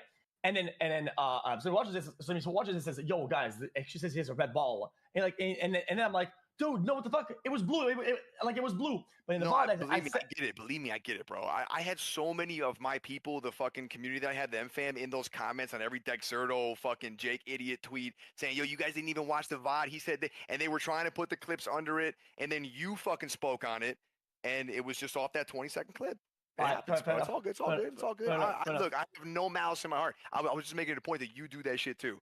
Yeah, to be fair, I was upset because people have this narrative. Bro, we've all been clipped out of context where it's just like the 20 seconds when we said so much more. You know, can I ask something as an outsider on this topic? Fair. Yeah, go ahead. ahead. I don't really dial. Like I only know this from you guys talking about it. In your explanation outside of the clip, Nick, did you express the whole the fact that like you had 2 separate contracts and that the gambling was on one and the stream was on the other or whatever? No, but at the time I didn't even know that. I thought it was all one contract. Oh, fair enough. Then okay, that's raffle. X, you can't be mad at that. Okay, I know, but the clip itself. But the clip itself, it sounded a lot like more direct than it actually was because we were talking about it for an hour in a very open format. So when you just clip 20 seconds. To be fair, I got upset. So isolated. I was upset at Nick as well because the wording was poor. But he explained. No. Listen, Train. But he explained himself. Do you want to give the viewers a little bit of context on what's going on? But he explained himself to me in text, and I texted him privately when we dealt with it there. But so the context is this, okay? I'm not giving dial on Nick. It's actually mostly every streamer that does it so far, except for a couple, right? I think there is a. This is my opinion. I'm gonna give you the context, and then I'm gonna give you my opinion. Okay, so the context is a lot of people on Twitch, they believe this weird narrative that when you get a kick deal, you must gamble with the kick deal. This is the narrative being pushed. Okay, and I think it is a lot easier for streamers to kind of just let it happen and not distinguish that that's not the case than to the other way around. So what happens is. Every stake deal you see, okay, it was the desire of the streamer to get it. Kick wants to stay away from that entirely. So it is the management that went after it out of their way to make sure it happens. Most of the time, almost all of the time, okay, Kick wants to stay away from the gambling. So it is the other party that is asking for the contract, for the stake contract, which is a separate contract. That is what we're talking about. X was upset that it wasn't clarified because Kick got a lot of hate for that. And Nick is saying that it was an out-of-context clip and he didn't realize that you should have clarified on it. Trent. Listen, I wish people understood this not something that came later on. This is something that was at the beginning of the platform, at the first iteration of the idea of Kick as a platform. That was already in the mindset, into the works. Bro, I was at the club with fucking Your Rage, okay, and with Yastro, and we're talking about this, and I talked to Eddie about making Kick like 2 years in the past, and it was already about that, and it always stayed about that, and it's why I'm so adamant about fighting this fight, because I know how it is, I know how it was, and seeing people like me break the image like that, it just sucks. It just sucks because we're very involved in this project. And so the image of Kick is it being a separate entity from Stake, right? Yeah, it's always supposed to be like that. But yes, it's entirely completely different product. Yes. Yep. Yeah, it's trying to even get away from the gambling as well. But like I said, people want it. Isn't it hard to do that though on the same company? No, I don't know if we want to have this discussion, but as the only person not on a Kick contract here or kickback plan, I would definitely take issue with this. What I mean by get away from the what I mean by get away from the gambling is like marketing wise. No, they don't. Yeah, they don't want like so streamers. Okay, so we're pussyfooting around it. Marketing wise, streamers that we're acquiring from other platforms. We would prefer them not gamble, but they would like to gamble and they would like the stake contract. Many so that's of those why deals have gambling deals attached. Devin, I will tell you. Sorry for cutting you off. I'm sorry about that. Listen. You need to understand that many gambling streamers were literally denied Kick deals on the basis they're gambling streamers. Almost all of them. There are no gamblers only as their main content that is currently on Kick as their main shit at this point. Only the early guys on. Yeah, go look it up. There's like Yasuo, I think, a couple gamblers, and then they stopped signing people that do gambling as their main content. I know of many, not saying any names, at least 3 people that are pretty big that are gambling as their main content and were denied Kick deals from the get-go. So you know the structure of a basic Kick contract. You probably reviewed dozens of these. Okay, I also know it. I've also reviewed dozens of these. Okay, so you know the hourly rate, right? And you know the percentage of people have to stream on Kick. And you know that in many of those contracts, there is an attachment for gambling, right? There's an attachment. There's an attachment for gambling. I don't know how specifically we want to get into Kick shit here because I don't really feel comfortable. I'm the only one here that isn't getting a kickback from them in some way. Wait. I structured it. I helped structure that hourly thing. Are you not paid by Kick at all? Paid by Kick by how? Anyway, I'm just curious. I'm not. So no, Devin, just clarify. Really? It's okay, fine. So there's 2 people here. Yeah. No, Devin, you're completely good. So you believe or you've seen contracts that require I have gambling. personally reviewed many contracts with gambling stipulations in them. And here's what I'm asking you: was the gambling set forth as a requirement by Kick, or did the streamer want to gamble? I've seen both. It's okay. But to be clear, possible. It's not possible. Let me answer that clearly. If Kick is not forcing gambling on anybody, I don't think. But that's not what I'm trying to say. But to say that, what I'm saying is to say that Stake and Kick are divorced from each other is just a non sequitur. It's just not true. Oh, no, and it can't be true because there's no way the site can make money unless you're profiting off. Okay, it's the same with Twitch. How much of Amazon do you feel on Twitch? How much Amazon products do you feel when you're on Twitch? Not a lot. It's how they want it for Kick. They want you to go on Kick and feel Stake. Yes, but Amazon is not pushing slots on people for the most part. Oh my fucking god! I mean, they're pushing their own deals and their own advertisers on it. They're pushing all Amazon the is an e-commerce platform. Prime and shit.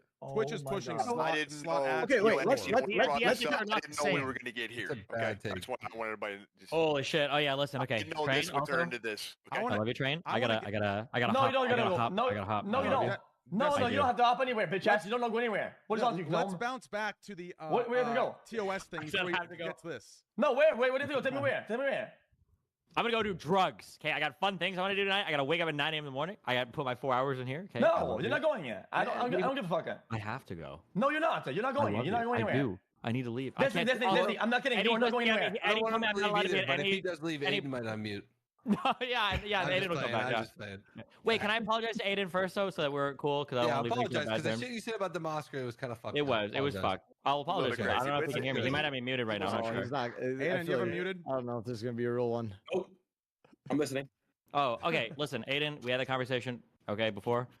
I think the best thing we could do is make the world a better place, and the best way we can do that is for you to fucking kill yourself. Love you. Bye. See, I fucking sniffed it out from that. I sniffed it out from the rat. No, there's no shot. Aiden, send the goons. Send the goons after him, Aiden. I don't know what you were saying. Come on, man. Listen, that shit's not gonna be real. All right. Well, Aiden, you have full... He did say he was I had sorry. hope, you have full permission. He apologized. Do whatever you. Yeah, but that was fucked up. I did not. I should have known better, but I did not. Bro, think that. Train, I don't care. Now I can actually I talk. think that's just Destiny's way of just saying I love you, right? Yeah, it is. Exactly. Yeah. He's a complicated That's guy. a really good way to look at things, man. Can I actually talk now? Yeah. You could have talked the whole time, but you were being a little fucking bitch about it. No, I actually got texts, Nick. I couldn't say anything. I couldn't talk. No way. Okay, my bad. Him and fucking Destiny were subtweeting each other. No, were they really? You guys are going at it? Really? He was trying to get my Twitter community deleted. He's trying to tell people to spam report it, but nobody did. Actually? Yeah. What the fuck? Yeah, it's all good. Yeah, we right here in the call, and all that bitch shit's going on, huh? Literally. Crazy. That's wild, bro. This is what I'm saying. Isn't that wild? Can I now speak? Yes. My bad. Yeah. Thank God, I was fucking silenced. Shit. Okay, so what topic were you guys talking about? No way, right? Well, Bro, can we not dial it back to the Twitch thing? Nobody wants porn on the site. The conversation's over. I feel like no. Listen, I'm not letting these cocksuckers get away with what they're getting away with. I will. This is why we're doing the podcast because he wants to talk about this. I will beat this Let's dead do horse it. for the next 20 podcasts straight, just like Beat they it. beat the dead horse for the last fucking 1.5 years. Okay. I want to know all of your takes on the hypocrisy of the leaders of Twitch now shutting their fucking mouths on a thing that they can't gain anything from. These were the moral police. These were the virtue signalers. I want to know where these people are. That's what I want to know. Name drop? Why does it matter? Just do it, bro. It does. I'm just trying to stir the pot. Are you talking about the streamers or the executives? Is the name dropping that big of a fucking deal? Let's go back to the gambling argument. Hassan, Pokimane, these guys all fought against gambling to defend the children. It's like name dropping here isn't a big fucking deal. Ludwig, all these guys. well, So yes, they should be talking right now when the site's infected with porn as well. They should be. But they're not. I like name dropping here. We're all like, oh, name drop. It's not a fucking. We're not talking about nuclear fucking fusion here, gentlemen. Everyone knows basic what we're topic. talking about. It's a basic topic. It's true. Literally. And listen, these people I know. Some of these people I call my friends. I know them in person. And listen, if you're going to take a stance on defending children and the mental health of children, you should defend it on the fronts that are dangerous on all fronts and categories. This isn't a fucking debate. Do you have conversations with them though? No. Mentally or Hey, W's in chat for Myth. W's in chat for Myth. He said what I couldn't. I don't. Wait, hold on. Wait. Somebody just. Well, I heard somebody was talking shit as soon as I left. Did it happen? Wait, what? Wait, we need Rage's opinion. He's been quiet down there, bro. You need to speak up. Come on. This isn't. Everybody knows I hate the hypocrisy and that bullshit, but like it's not changing. I want it to change. Listen, but are you I back? was asking you, do you have conversations with them off Are you stream? wait. Yeah, I'm kind of curious about that too, man. Destiny he did like a fake exit to cause drama to come back because he's young. Okay, go ahead, Destiny. What are you talking about? Wait, hold on. No, I'm fucking high. I heard somebody was talking shit though when I left. Who? I don't know. My whole chat said something. Streets saying you trying to get somebody's Twitter community deleted. You just said you tried deleting a Twitter community, which. Oh, Aiden's community should be spam report off the internet. Yeah, they've been posting pictures of my fucking family and my address for the past 2 hours. That's good. Yeah, Aiden's not doing shit. Yeah, that's good. Yeah, Aiden, come on, bro. Aiden, come on. You're Aiden. Aiden, you are fine. Aiden, come on, bro. I have no control over that. Aiden, you're no control. Aiden, look at this. No. Listen, it's all part of the game. Listen, I appreciate it. Listen, I appreciate it. I appreciate it. It's fine. do I'm the gonna, same shit to I'm me, gonna be looking too. for the high schoolers rolling up, okay, with their pistols or whatever. That's cool. I'm just saying you can't call me a faggot 50 times, get mad when I make one fucking Muslim joke, and then have your community try to dox me for 2 hours, posting pictures of my family, and then sit here and cry, and then say you're like a cry. Bullshit, bro. You don't have to get some control of your life, okay? Jesus Christ. But anyway, have fun. I love you guys. Okay, now I'm going for real. Peace out. You both. Hold up. Let me let me talk on this. I can't control that, by the way. I like fucking Aiden and to tell him stuff. Okay, listen, Aiden, it's just a small thing. Once you have somebody like that doing something wrong like that, right? You want to be above them and one up them. Okay, you need to do something called a good faith. A good faith is like a small maneuver you do. It's very small, right? Let's say cutting off the posts on your fucking Twitter, right? Or like asking moderators to go crazy on it, right? Even if it's a small maneuver, right? Whatever you do next will look 10 times better because you did that little good faith thing, right? So you're gonna crush them. That Twitter community has done a lot of vicious things, and I have no control of that. We do get a lot of rid of. We banned a lot of people from that community. Nice. So there's 61,000 members in that Twitter community, and we banned tons, bro. So I'm just letting you know, man. Obviously, well, as long as you're trying, good. I mean, that's all we're asking. Yeah, I won't delete it though. I love them to death. Like they're amazing. Bro, let me get a good example. I'm sorry, it's good. Nobody gets swatted. I get swatted every time I go out. It's that Spider-Man quote, man. Like the old grandpa, man. You remember what he said? With the great power, great power. Oh yeah. Even if you look, even if you hate that motherfucker and you want that type of shit, you have to be above it because you have the power, man. You got all kinds of people to follow you. You just gotta act. You have to act right. It's not your decision anymore. That's it. Have fun, have a good time. But when people are crossing the line, if you don't say something, then you're part of the fucking problem. You're that guy with the phone out. Like, Nick, I'm the type of person to be. This is my community. I'll be like, all right, guys, leave her alone, for example, and they'll all go harass her. So like anything that I do, they do the reverse opposite. Okay, but if you say leave her alone, then that's it. Then you did your job. Oh, okay. Then there's nothing you can do. You're right. You don't have any control, but you still got to. I'll say right now, guys, all shit aside, I mean this. Don't dox anyone for real. It's never that serious. It's internet shit. Nobody that's the truth. There you go. You're fucking growing. You're growing. You're glowing. You're awesome. We all love you. There you go. No, it's good. Yeah, no, you got such a big influence, bro. That like when bro, you say you shit got a like crazy following, man. So so when you say shit like, oh, he's trying to get my shit banned and that, like your fans are taking that. It goes both ways. It goes both ways. You can't say shit like that. You just gotta be like, dude, leave it alone. It's not that deep. You know what I mean? Turner, he legit typed in like everyone mass report the community. So my community's not gonna like that. Yeah, you know what I mean? No, of course, but you got to do your job. I agree. Nobody you gotta be the bigger man and just don't even bring it up. Just be like, whatever, dude. I agree. This is not a big of a deal. You know what I mean? You're the bigger man. To be fair, you got the power to crush him, but it's not that deep. To be fair, let's not fully virtue signal here. To be fair, yes, part of what they're saying is correct. You should be the bigger man, but also I think it goes both ways as well, right? I don't think it's fair to fully jump on Aiden, but I think both of them need to, be the bigger man here and do exactly what we're saying. Not just Aiden, both need to do it. Just to make that clear. Right, but he's not here right now. Well, he's listening. Bro. It's one word. It's just called good faith. Show good faith. X is right. X is right. And so is Tifa. No, listen, bro. Listen, chat. Everyone watching. It's not that deep. Nothing has to go down anything crazy. It's not that deep. They're not actually fucking hating each other. Destiny says some fucked up shit. Like him it's not that deep. I don't. But you don't wish. You don't gotta like anybody. Shit upon him. You know what I mean? Like you don't want anything bad to happen. Let me ask you guys this. Fuck the guy, whatever. But it's not that deep. Chat, I want to ask you guys this right now. Okay, back to the TOS thing that Myth absolutely did very well on. Okay, I just want to ask you this. Okay, so similar to how on Twitch I sat there even before gambling, right? For the most part, I'd say, if not all part, I've tried my best, right, to scare away or to ward away just people who aren't older, right? Whether that's making a TikTok in the age where TikTok was primarily younger people, or whether that's striking down YouTube videos, or whether that's just doing what I do in the beginning of my streams. Do you think at the very minimum, if these TOS just stand, there should be a quote-unquote moral obligation for streamers who are primarily sexualizing their content to do the same? Do you not think that this should at least be talked about? Do you not think that there's a catering going on? It's one thing to sit there and do it and say, okay, well, it's the parents' responsibility. It's another thing to purposely and intentionally cater to the younger demographic, knowing that they may be your main customers in that sexualized department. So what can be done there? So What there's a should lot be of done talk. there? So there's a lot of talk around children. Before you guys answer that question, is it actually like is that who this is being pushed to?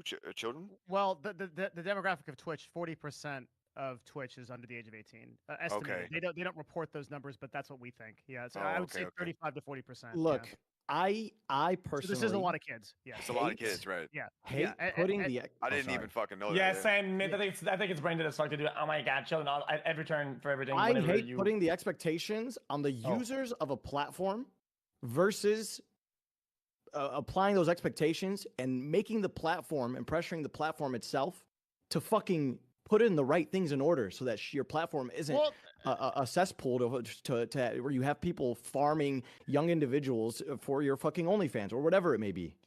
The intent behind the content policy updates was to label that content so it can't be shown to kids. But the two but then they problems are- label that content I'm not and then you run into the defending it, 'cause advertising issue. Wait, X, why'd you just flip me off? No, Oh, sorry. Well, because go ahead, Devin. My bad. I cut you off, bro. Since we're talking about them, I was flipping them off because that's really stupid. That makes no sense at all. It's like an argument that goes. I mean, that argument. It's Twitch's just argument. Guys, we're allowing dicks and cocks and balls to show up because we wanted to give better, more accurate labels. Like, okay, bro, like we get it, man. You're dumb as fuck. I was on Twitch last night and I saw like legit. Man. I saw legit dogs with penises, bro. I swear. Yeah. I saw that one too. It was a pit bull. If Twitch wants to be a porn site, it was a Doberman dog. It was the Doberman. If Twitch wants to be a fucking porn site, they could just say it with their chest. Out like all beefy with a monster cock, man. Yeah. And if they don't, they should just draw the fucking hard line. People were up in that stream like doing the fucking dog emote and shit. Like it's all a thing. I've seen some weird, It's bro. They're weird, man. They're That's some weird shit, bro. Personally, I think. bro. Listen, I think it should be the onus is on the parents to control their children. Control I what was they just watch. looking. I wasn't doing the dog thing. No. I think it's on the parents. I think it's on the parents to restrict what their underage children or whatever the fuck watch. Right. I think it's on the parents, and I think it's on. The only thing I think is on the streamer is not to deceive and not to intentionally cater to a younger audience while doing things that are for adults, right? So when I gamble, I don't intentionally go cater to 12-year-olds. I stay away from that content. And I think at the very least, individuals who are performing this artistic nudity or artistic sexualized content, which let me read for you, by the way. Well, Devin, do you have the list? You can exotically dance. You can strip tease. I mean, I'm not sure how any of these. I mean, if we're stretching artistic nudity into strip teasing, then why not stretch artistic gambling into some sort of artistic art form of emotional I gotta say release? something real quick. That kind of shatters this for me personally. Yes. You could have the greatest intentions in the world, and you could still be hurting a certain demographic, bro. True shit. Yeah. Okay. So like to say that and then say just because you had the proper intention with gambling, or somebody has the proper intention with their titties, or like there's still at the end of the day, people are going to be impacted by certain things, regardless of what people's intentions. If the demographics is showing up because there's an audience for it and they want to watch it and it's engaging, they're gonna be there. Right. But there's certain levels I think that cannot. So it doesn't matter. I also have trouble too putting any kind of individual onus on all of the streamers. These streamers are mercenaries for hire. They're just gonna do what gets them the most views and gets them the most attention. And then, as long as Twitch allows those policies at a platform level, they will push it as far as they can go to get the views. Well, yeah, but here's what I'm confused about. Like, it's these takes that also upset me, right? So. Last year, there wasn't, streamers are going to do what they need to do to, be the most successful, get the most views, and make the most money. Last year, it was the streamer needs to do this, and this. The streamer has the responsibility to do this, and this, right? True. My issue is, where is that standard now? It just feels like the goalpost has moved where, okay, you know what? Streamers are going to do whatever they can to make as much money as possible, so it's not their fault for being pieces of shit. We need to focus on the platform. If that's the issue, you're telling me... So, and this goes to myth now. You're telling me that there's no difference between me not making a TikTok, which would have brought in an additional probably 10 to 12,000 viewers at my peak of gambling, striking down YouTube videos, only showing primarily the reality, which is losing 99% of the time. You think there's no difference between that and only showing wins, keeping my wins off screen, on TikTok posting only highlights of wins, putting a code up there saying gamble to win more with an incentive to sign up, right? I think there's a difference between going against all this versus going full out mercenary mode. I think there's a big difference, and I think that is what it should be. The streamer, no, I agree with you. Because I agree with you that there's a difference between pumping the fucking engine as hard as you can on something, especially when you know that it could be, harmful or dangerous. Obviously, there's different speeds, right? There's different speeds. Yeah. But I mean, at the end of the day, if I cannot say with full confidence, Train. This is why I never entered the arena, even though everybody was talking about it. Yeah. I talked about this on stream recently. I cannot, in good faith, factually say that you are causing damage to a large demographic of children or adults or whatever. If you pointed a fucking gun to my head, I cannot confidently say that. So that in the same way here, that he is or isn't. That's why you don't even want to comment on it. Like, you just don't know. I don't know. I don't know. He would rather not cause damage if he doesn't know, because you don't want to be the guy that shot the bullet, and then it wasn't meant for that person. Like, it just, you don't. Then how that ties into here though is that if we're talking about platforms and the intention of the streamer and versus whether it's the parent's job or not, I think level fucking one, parents got a fucking responsibility. For sure. Everybody agrees with that, right? Like, parents first. Then the platform needs to figure out who the fuck they're going to be and what they're going to stand for. Can I pause you right there? So just on his point, Train, you've been doing the gamble streams a lot longer shit in X. Like, on my gamble streams, I had the 18+ tag. We do too. You can't even enter until you click that. You guys got that shit too, right? Like, yeah. Yes. Okay. Well, here's the thing real quick. I mean, do these other streamers on Twitch that are doing the... Wait, I think you guys touched base on this. I have a question. So, well, hold on. Are the Twitch streamers that are doing this shit? I'm about to find out. Some are. I'm about to check right now. No, they don't. Wait. So isn't that like some of them have it in the title, but no. About, kinda? I don't think so. So there's some that are and some that aren't, right? Yes. I got a question for you, Train. Yeah. Before Aiden asks his question here, I want to just wrap my point up here. Okay. I agree with you. It is on the parents, right? And it is also on the platform. But the platform won't change unless the people have a base minimum standard. If the people say it's the platform and the parents, then the platform's never going to implement any changes, right? Because the people are just going to let anything go that benefits them. I think there needs to be a bare minimum where the streamer, here's what I think the streamer is responsible for and all the streamers responsible for. Not selling, not deceiving. Do you understand? Okay. No deception. No deception or intentional pandering through deception to gain more, right? Okay. So if we have that is when the platform can step in and make a change to make that a requirement for all people. But if the good of us aren't going to draw that line and it's going to be anything goes, the platform's not going to do anything, especially a platform like Twitch that just announced this. They will. Here's why. You have to follow the train of accountability, right? Okay. Streamers are accountable to their audience to some extent and to their platform. Who are the platforms accountable to? Advertisers. Advertisers. And if advertisers are not okay with this change, and I promise you they aren't, they will change the rules. Interesting. Aiden, I feel like Twitch is just one big fucking streamer that's always trying to toe the line. They'll come to me though. Aiden, go ahead. I forgot I was gonna ask. Oh wait, hold on. I forgot what it was. But I didn't mean to cut you off, by the way. I just wanted. No, you're fine. You want to get his point out. I know. Oh, Train. So I know what it is. Train. This is for you. Why were they so quick to ban gambling for us, but you still got people gambling on Twitch? So they basically they didn't ban gambling. They banned stake. Is what happened. But why they banned stake though? Because they weren't making money off it. And not everything else. Nah, bro. Because it was the biggest chunk, and they wanted to show good faith to the advertisers. Like, we were trying to weed out the bad because look, we took a big chunk out. That's what happened. It was literally a boogeyman. It was literally just they made a monster out of stake, and there are tons of people doing slots and the exact same shit on Twitch to this day. Even worse. It's the same providers. It's the same shit. Like it's the same. It's the exact same shit. It's it's the same license. Same providers? State had. Yeah, So State, like, bro, you can play it's not Pragmatic. even- Blackjack tables and shit? No way. Exactly. Yeah. It's the That's same, bro. It's the fucking same weird, slots man. too. How The same weird is that? slots. If the casino isn't named, you could play on it. What the fuck? That's pretty much Brother, what it is. FanDuel and DraftKings have. Do they have like a Pragmatic. deal? They have like a Pragmatic deal and with Twitch or Hacksaws. something? The reason, No. the reason why I think DraftKings does. I think You I guys can do- say Oh, No, sorry, no, sorry, I'm sorry, not sorry. sports gambling train. I'm not Oh, talking I about was gonna say, DraftKings do you has guys- slots that has Pragmatic. do you guys and think- Oh, Aiden's shit. talking. For Aiden's real? talking. Yes. Aiden's talking. Go ahead, Do you Aiden. guys think that if Stake came to Twitch a year before, maybe 6 months before that big blow up when they got Drake, and you guys think if Stake came, hey Twitch, we'll give you guys X amount of money a month to make sure we're instated the entire time. Basically, don't touch us. Don't, there's a lot of controversy that they wanted to ban gambling for months. You think if Stake came knocking on their door, hey guys, let's not just leave us alone. We'll pay you this much a month. Let us rock. You guys think that they would have kept them? So I'll say something. No, because of DraftKings. Stake did. I don't know Oh, yeah, how much Eddie wants DraftKings to talk deal. about You're this. right. I don't know how much Eddie wants to talk about this, but Stake did try to contact Twitch. They didn't even return his emails. Oh, So, well, you know what? X just said it. DraftKings. They have a multi-billion-dollar deal with That's why. DraftKings. That's why they didn't Yeah, have so DraftKings. That's their sponsor. That's their main thing. So I mean, I And can't that's tell with you how many. Amazon?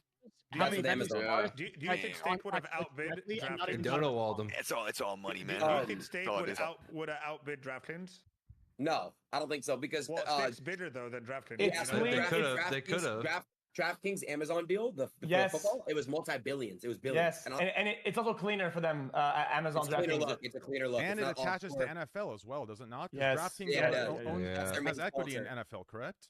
At the Yeah, end of the yeah, day, it's all yeah. fucking gambling, though, bro. Or no, other way around. NFL is equity Everything, in bro. DraftKings. It's fucked. Right? It's the other way around, right? I It was think the It's all money, bro. $13 Everything billion, is $13 equity. billion It's all- deal. it's all- Let me yeah, look it it's up. bill- It's So it 15 was a billion. deal. 13 billion. Wow. Yeah, DraftKings and Amazon. Yeah. $13 billion See, gambling that's a deal. they crazy have. big deal. So no wonder they're not going to Does respond. wait? to I want to Stake. ask you guys this because I want to clarify this. Is it NFL that has equity in DraftKings, or is it DraftKings that has equity in NFL, or neither? NFL's the equity in DraftKings, I'm pretty sure. So NFL has the ownership of DraftKings. Yeah, I don't think DraftKings would have ownership in isn't that NFL, crazy? right? NFL All has this No, comes down to NFL's the- too big, bro. Yeah, it's- yeah. DraftKings pretty big too, though. Yeah. Sta- Yeah, Stake's but bigger, NFL though. was the NFL, NFL's bro. a monster. The Yeah. whole I don't- fucking league, like, yeah. What's the NFL worth? Shit. Sports betting is Shit. pretty fucking crazy, though. NFL Yeah, worth sports betting's wild. Though. Sports betting is fucking nuts. 163. Oh wait, no, that's not right. It's sick. 142 billion dollars. Damn. Yeah, that's like Jesus. like double the NBA. Yeah, I'm not sure if what I said was accurate or not. I'd have to look into it if any of them have equity in each other. Maybe not. It could just be a partnership. It's a big partnership that's going to make them both a lot of money. So that's why. I mean, nothing would risk that. Aiden, That's I a want to ask once in a lifetime Aiden, deal. I want to ask you this. So Yo. earlier this year, a few streamers that everyone knows what I'm talking about, or everyone knows who I'm talking about. A few streamers called you out on showing nudity to your fan base, and they went heavy on it to a point where they even went heavy on me for even being your friend Oh, yeah, for after supporting you did it. Well, right? I'll say two things about that. So let me ask you this. Let me ask you this. Where is their outrage in Twitch now allowing nudity to be shown on all streams in that section? Well, Aiden, That's actually That's what I crazy. said. That's what I said. I hate that Please, shit. I hate please, that please, shit. please. Aiden, did I say something Let him- again? let him- was He on your asked fucking me, dick listen, listen. Guys, I think that I porn might have. thing, that porn thing, it was crazy. I'm not gonna lie. I didn't do It was to show crazy. porn. It was weird. Yes, I but did it to show, hey guys, I can show porn and not get banned. But listen, it's very hypocritical and it is a little bit different because I straight up went on Pornhub.com. yes, But yeah, I mean, it is kind of wild now that like you But see. you were just showing how free you could finally be. That's You all I wasn't literally was about to go doing. watch I didn't fucking go porn on- on Kick, my nigga. Yeah, I didn't. Let's all get our dicks out and jerk off to this fucking link right here. obviously, Stepbrother, fuck, yeah, Stepson. obviously the example's a little, It's a little crazy, it's but a come little on, bro. exaggerated, but there's still relevance Exaggerated. to the consistency of the take, right? That there should be some pushback, whether it's through the consistency of what they did and what they said for the gambling stuff, or whether it be for the nudity stuff. In one way or another, like I said, I'm gonna repeat it again. I want everyone to hear this. I don't give a fuck on beating a dead horse. I want everyone to hear this. Their main arguments were protect the children.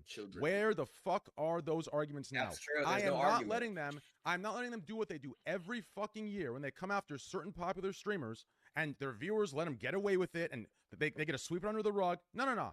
Where is the outrage? Where is protected I'll be children? honest, You do not get to completely valid. pander for the woke culture of empowerment of sexualized content. You do not get to do that here anymore. Do you understand? Have some accountability. Have some fucking honor.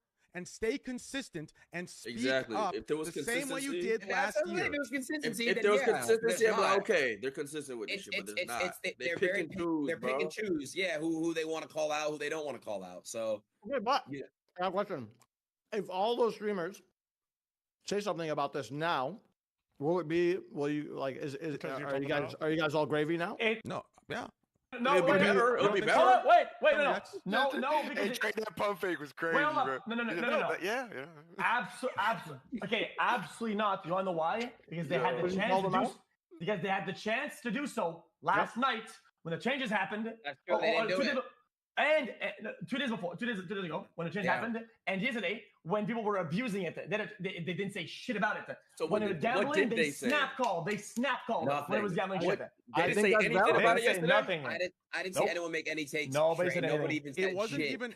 You probably won't. It wasn't even a snap call. Yeah. It was an entire team meeting. Call me schizo all you want. It was a team fucking meeting. We're talking timed YouTube video releases. We're talking everything, the same groups. It's wild. Do you understand? We're talking a goddamn fucking inner circle of people that went on a crazy tangent. So listen, when I say no but yes, here's what I mean.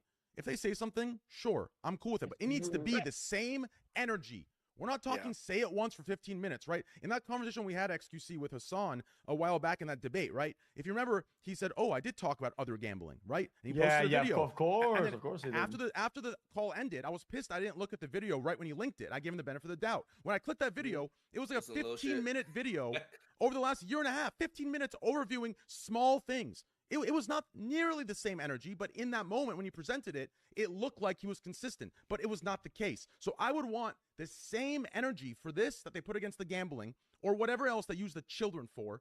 And then, yes, I think that would be enough. Does it feel like it's not the same energy because it's not getting clipped like how it was when they were talking about you, or it literally wasn't the same energy? It's not about the clip. It's literally not the same energy. It's literally, bro, before it was literally like, they made the entire platform, everything about it. It was like the biggest deal ever. But now it's like, they don't even say a word about it. Like, nobody's like the best they did. That's valid criticism, man. Bro, that's extremely valid. The best that they did, I gotta be honest with you, is look at the section and laugh, which in fact is kind of making it worse. I'm gonna be honest, man. I don't know how anybody argues with this shit. Like, I don't know what argument you could have for you to not be upset about that. You know, I think at the end of the day, the only thing that might be able to be said, Train, is like people people saying that content creators and streamers don't have to speak on everything that happens. Maybe. But even then, the fucking hypocrisy is crazy. Yeah. So it doesn't.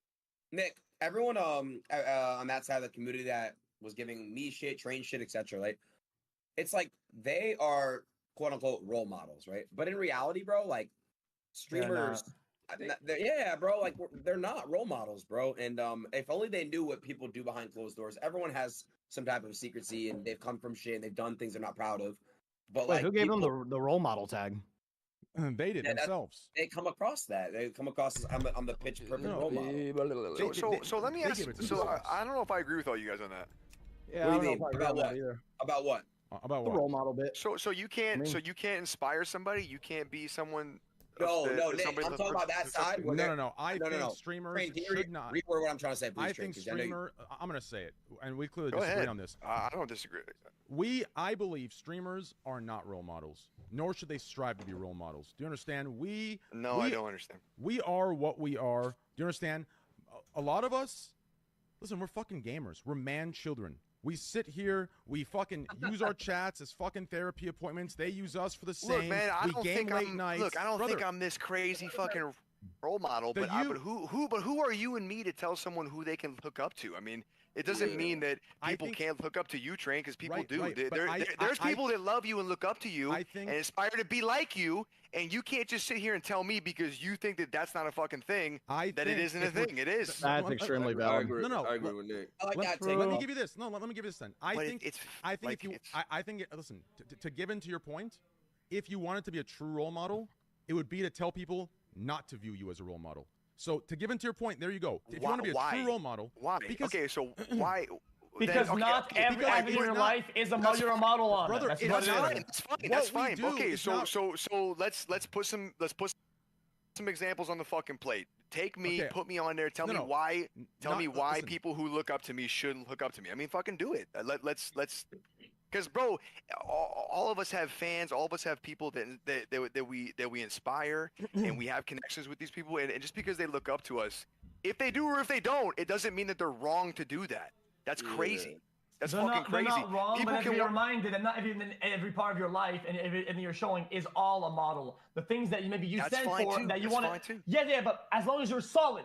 If you say, guys, I am like this, I'm solid, and they take inspiration from that, that's good, right? So there's no streamers that are real and just keep it a fucking buck? That's what you guys are all telling me? Because a lot of them are saying, guys, I'm solid on this, and they never do anything to uphold these values because they're being hypocrites, and they don't actually stand for that. They just want the points to look like that. They are like that. That's not all, though. That's not all. That's some. I've been on the hot seat a few times, bro.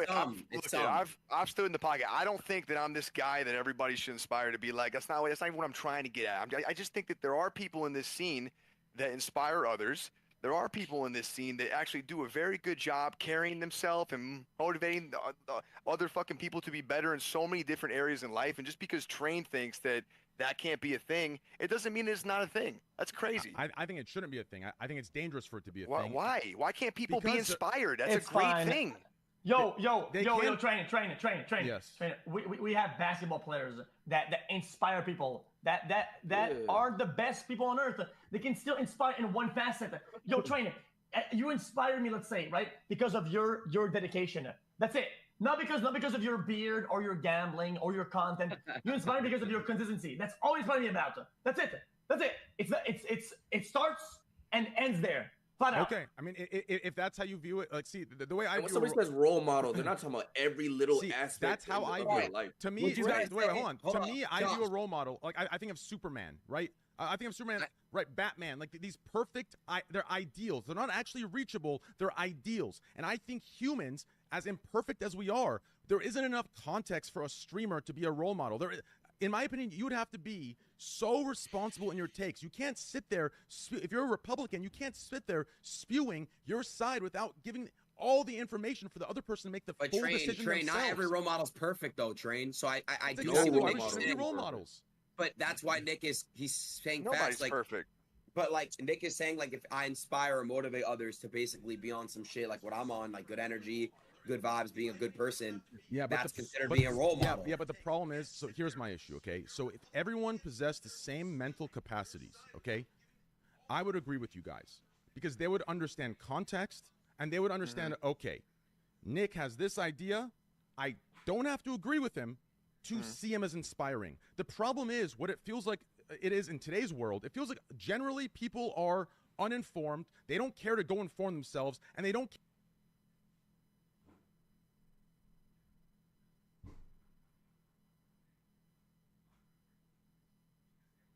care to do their own research, right? They just adopt and regurgitate other people's opinions that they look up to.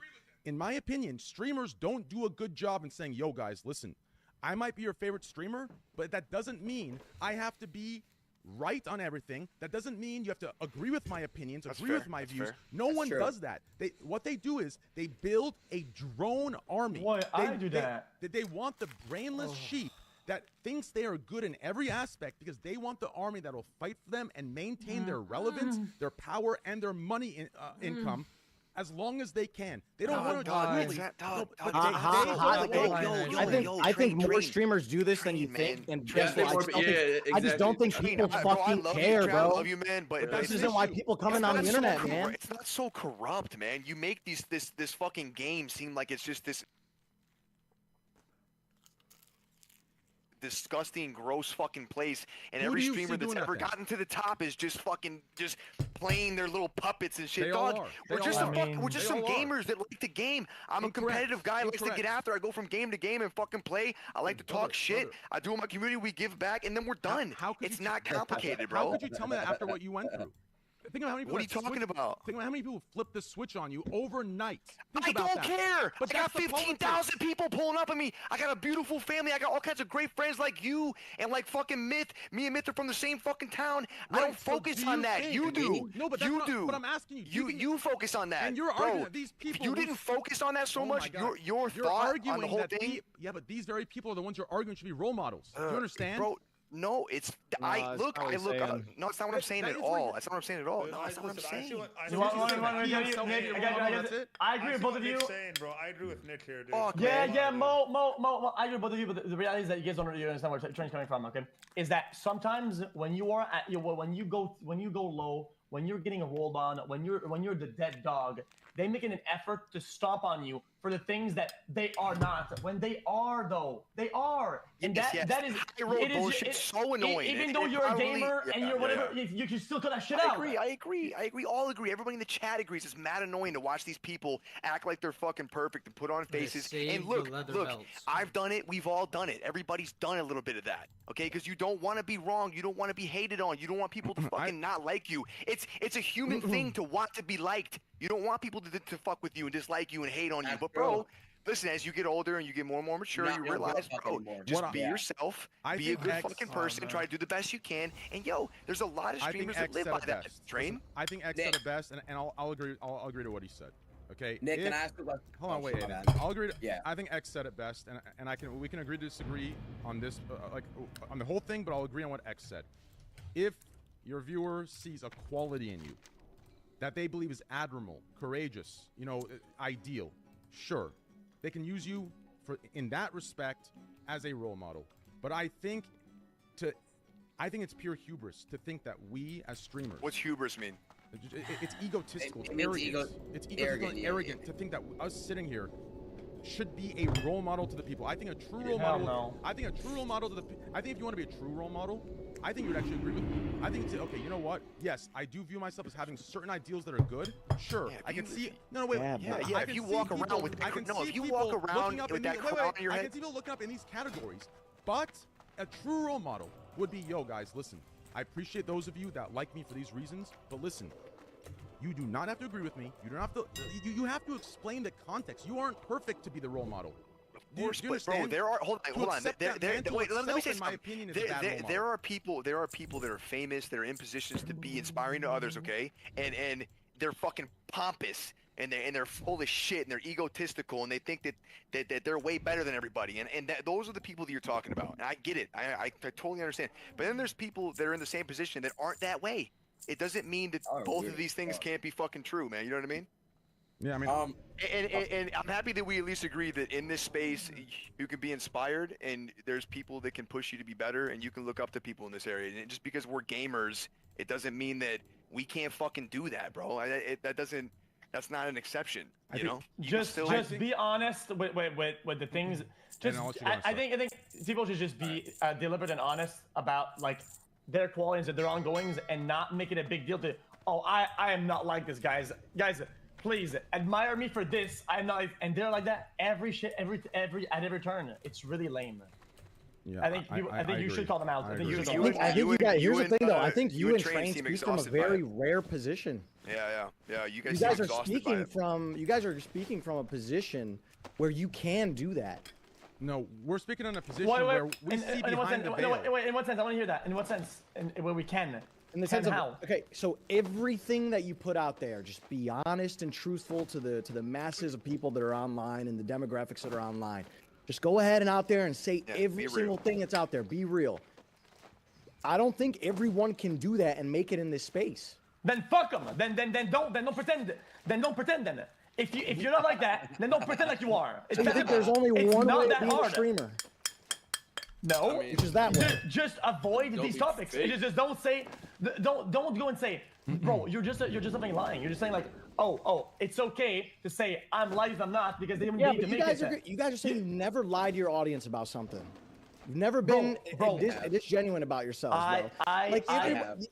Like, come on, man. Like, come on. How are we gonna sit here and say that? Ethics and my Yeah, morals. but listen. Yeah, but on a morality standpoint, kind of different. Like lying about little shit. It's Yeah, also that's a a deeper lie. That's Yeah. Okay, so we're talking. Okay, so what big Okay, let me step back then. You guys are right. What big morality thing are we sitting here talking about that other people are lying about like that?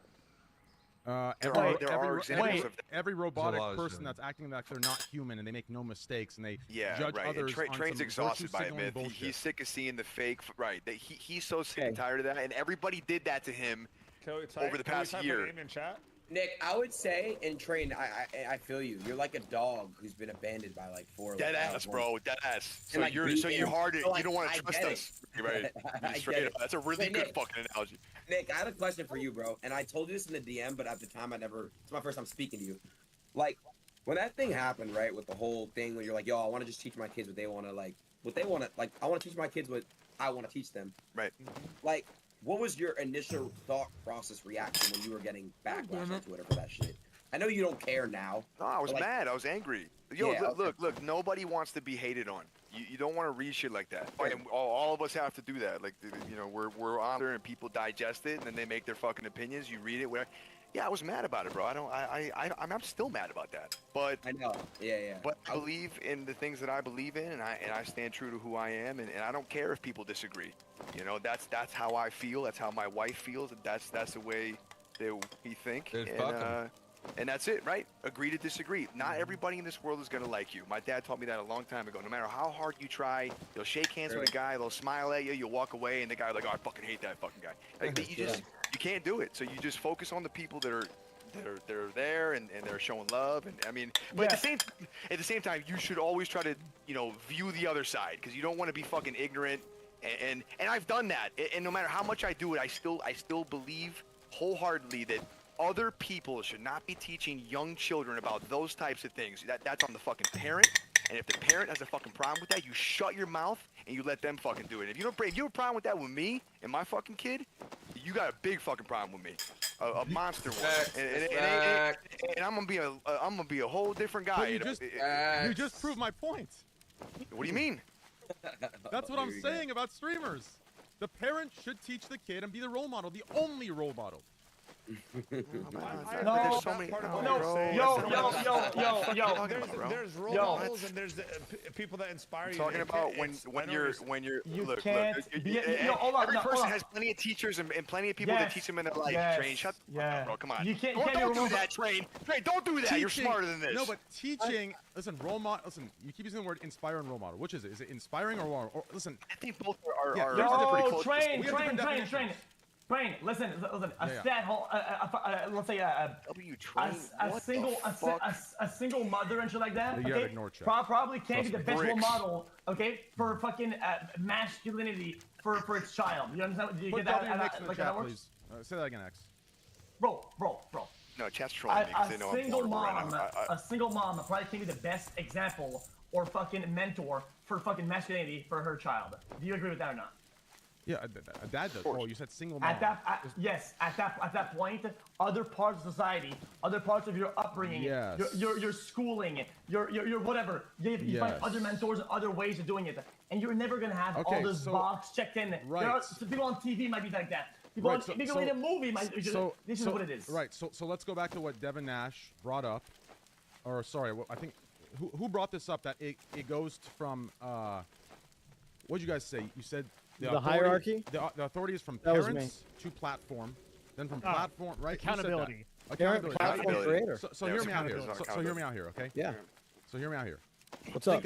Talk to me. So think about this, okay? If the accountability is parents and platform, and your guys' argument is streamers are going to do whatever they need to, right, to make as much money as possible and have as much power as possible. If this is the mentality that, right? Okay, right. So would you not agree that what you just said about a single mom can't teach the masculine, you know, the things a dad would to their child, so he needs to look elsewhere for it? My argument is, okay, if we're giving these streamers on every platform the plausible deniability by saying they can do whatever they want because it's their nature to, and the real responsibilities on the platform, on the parent, then this is even more my point. That the streamer should not be in any capacity a role model, because if they were, the onus and the responsibility would be on them as a role model, not the platforms or the parents to keep the user away. It is not mutually exclusive. Yes. You can have one without the other. You are intertwining two concepts together and you're lacing for no reason. Keep them separate. Listen, yes, you are. We agree with you. Guys, if streamers can't, No, stop. If streamers cannot, so annoying. I have nothing to say. Streamers Next topic. cannot do what they need to without a platform setting the rules, right? Then that proves my entire point. They are intertwined. If streamers need to be told what the line is by the platform, then they don't belong to be, they shouldn't be role models. Wait, can I jump in here? NBA basketball players have to listen. adhere to the essentially NBA. an argument against society? On paper, that logic rides out. How did that? Yes, it would be, Devin.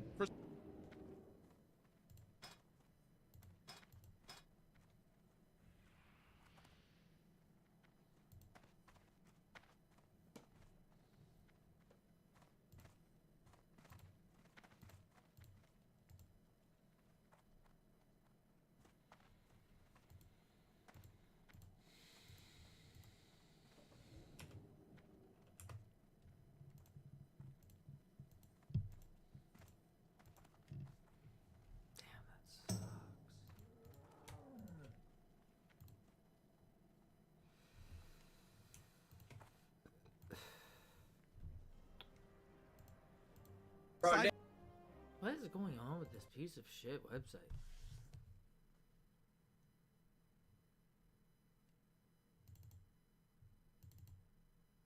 It broke my computer.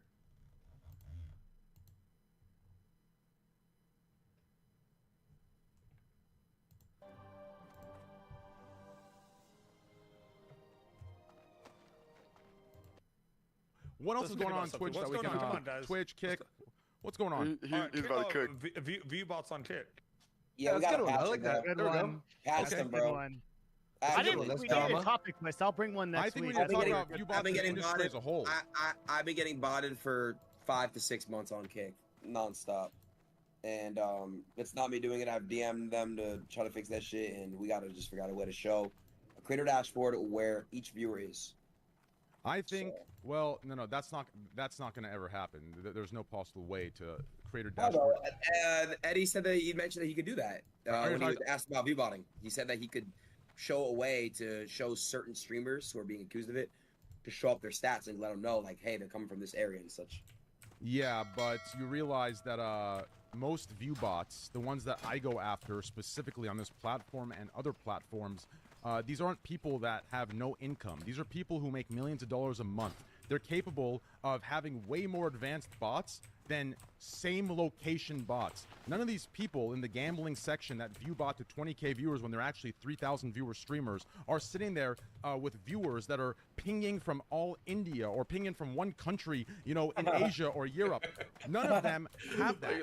All of them have IPs that are coming from all across the world, different countries, 50 from Canada, 50 from Singapore, 50 from China, 50 from England, right? So it's a more advanced. So that wouldn't show it. You understand? What shows it, which I don't want to get into, because last time I got into it with you, Aiden, on your show, the individuals who are viewbotting took everything I said, used it as a blueprint. Like learned. Yeah, they learned, right? Bro, to be honest, 90% of what are Kick, we eating, bro? That's I the don't know question. I don't know the statistic, but there's a very, very, very big number on Kick viewership that is botted. Everyone knows that. Well, in just chatting, there's definitely a viewership of certain individuals that, you know, their presence on. Listen, here's my number one rule, okay? And I think this is everybody's rule, okay?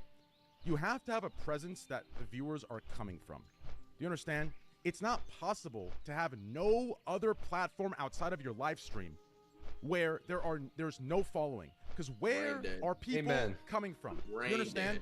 And the problem is most people and I'll say this indication because if you wanted to bought those other platforms, it'd be very tough to create the traction you need to even try to create an illusion of real interaction. So I'll say this: a very good indicator is looking at other platforms, right?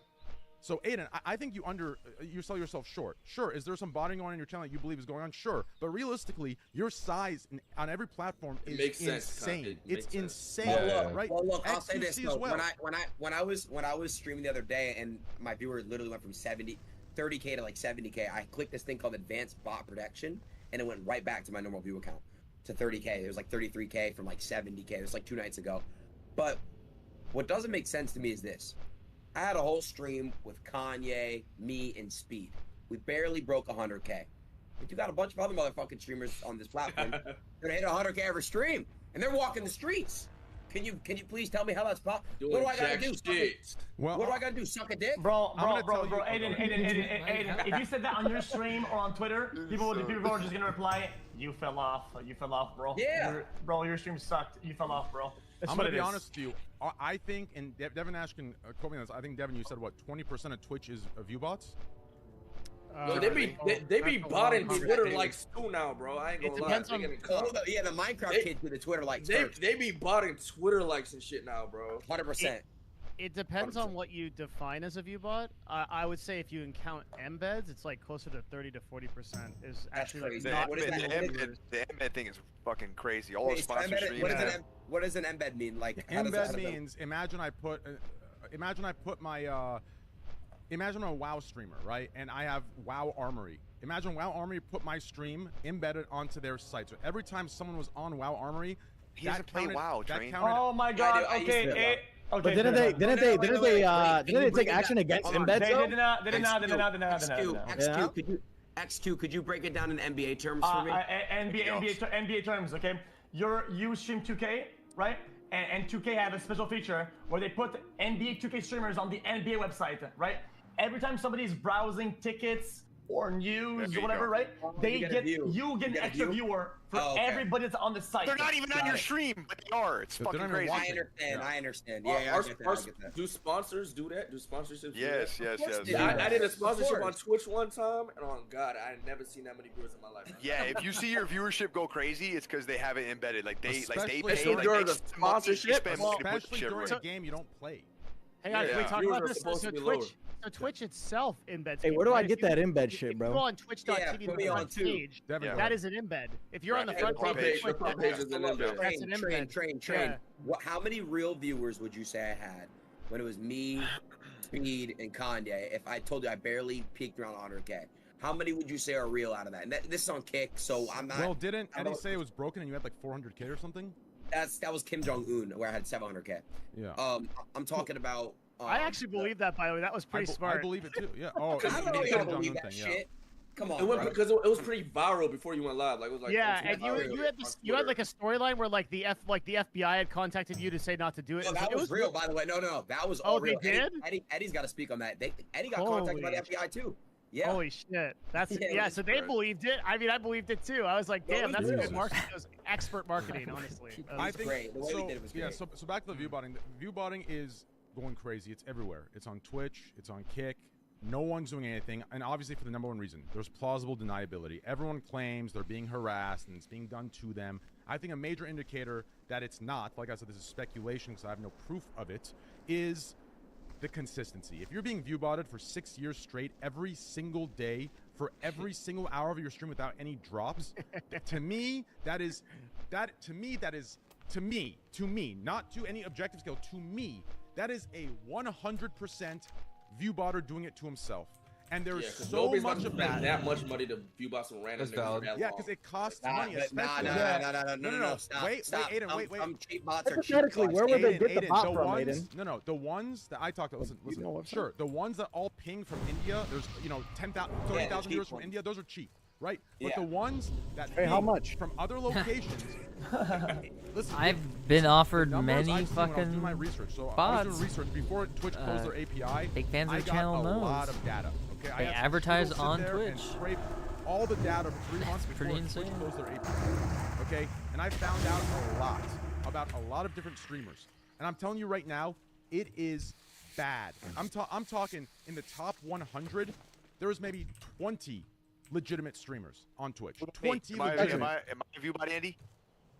Are you? No, I mean, look at your, right? Like, Hey, how come you've never dropped this doc?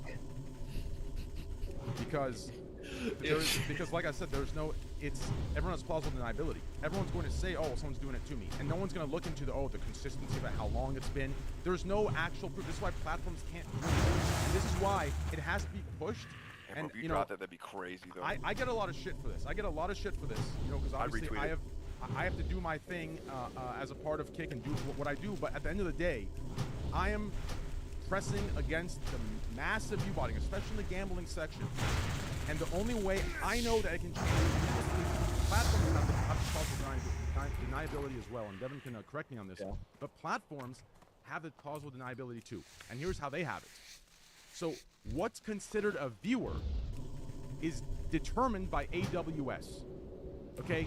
Twitch is not looking at their site viewership and saying, okay, we have this many viewers going. They are taking information from AWS. AWS is saying, oh, okay, we're registering this, we're charging you this much for this much, right? This many viewers.